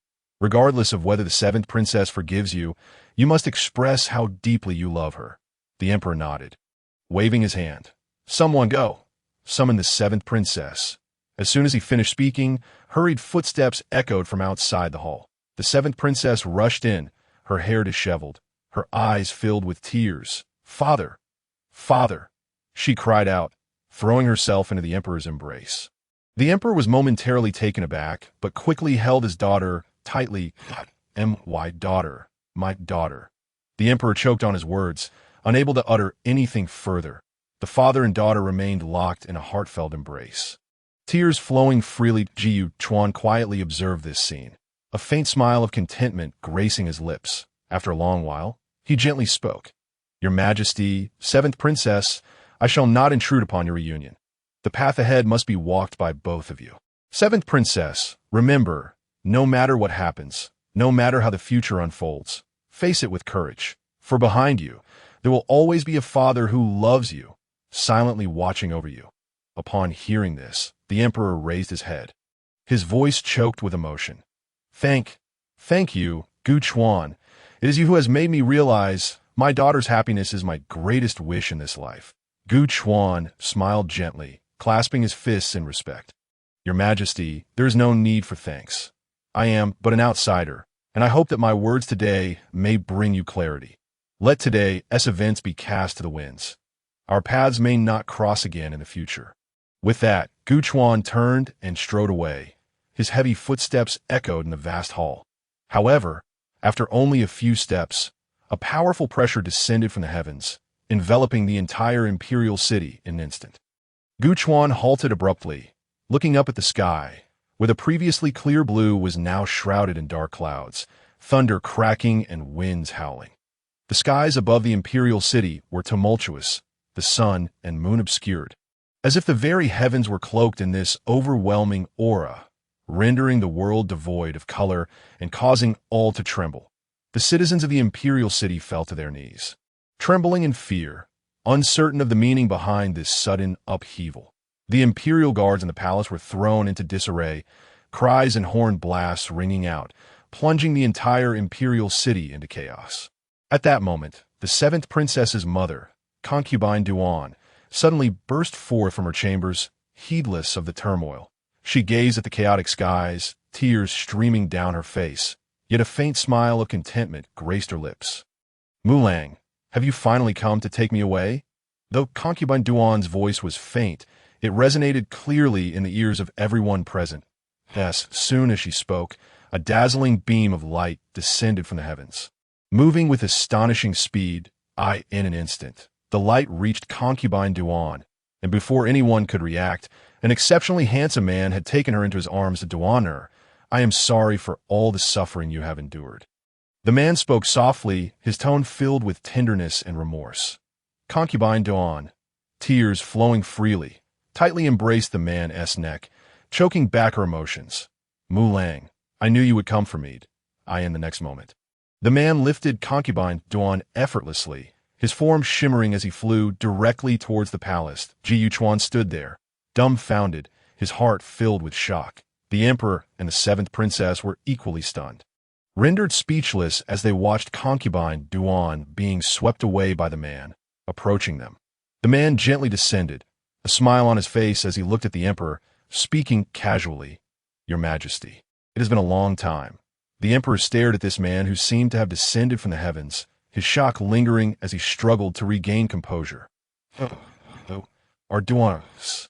The emperor stammered, his voice filled with disbelief.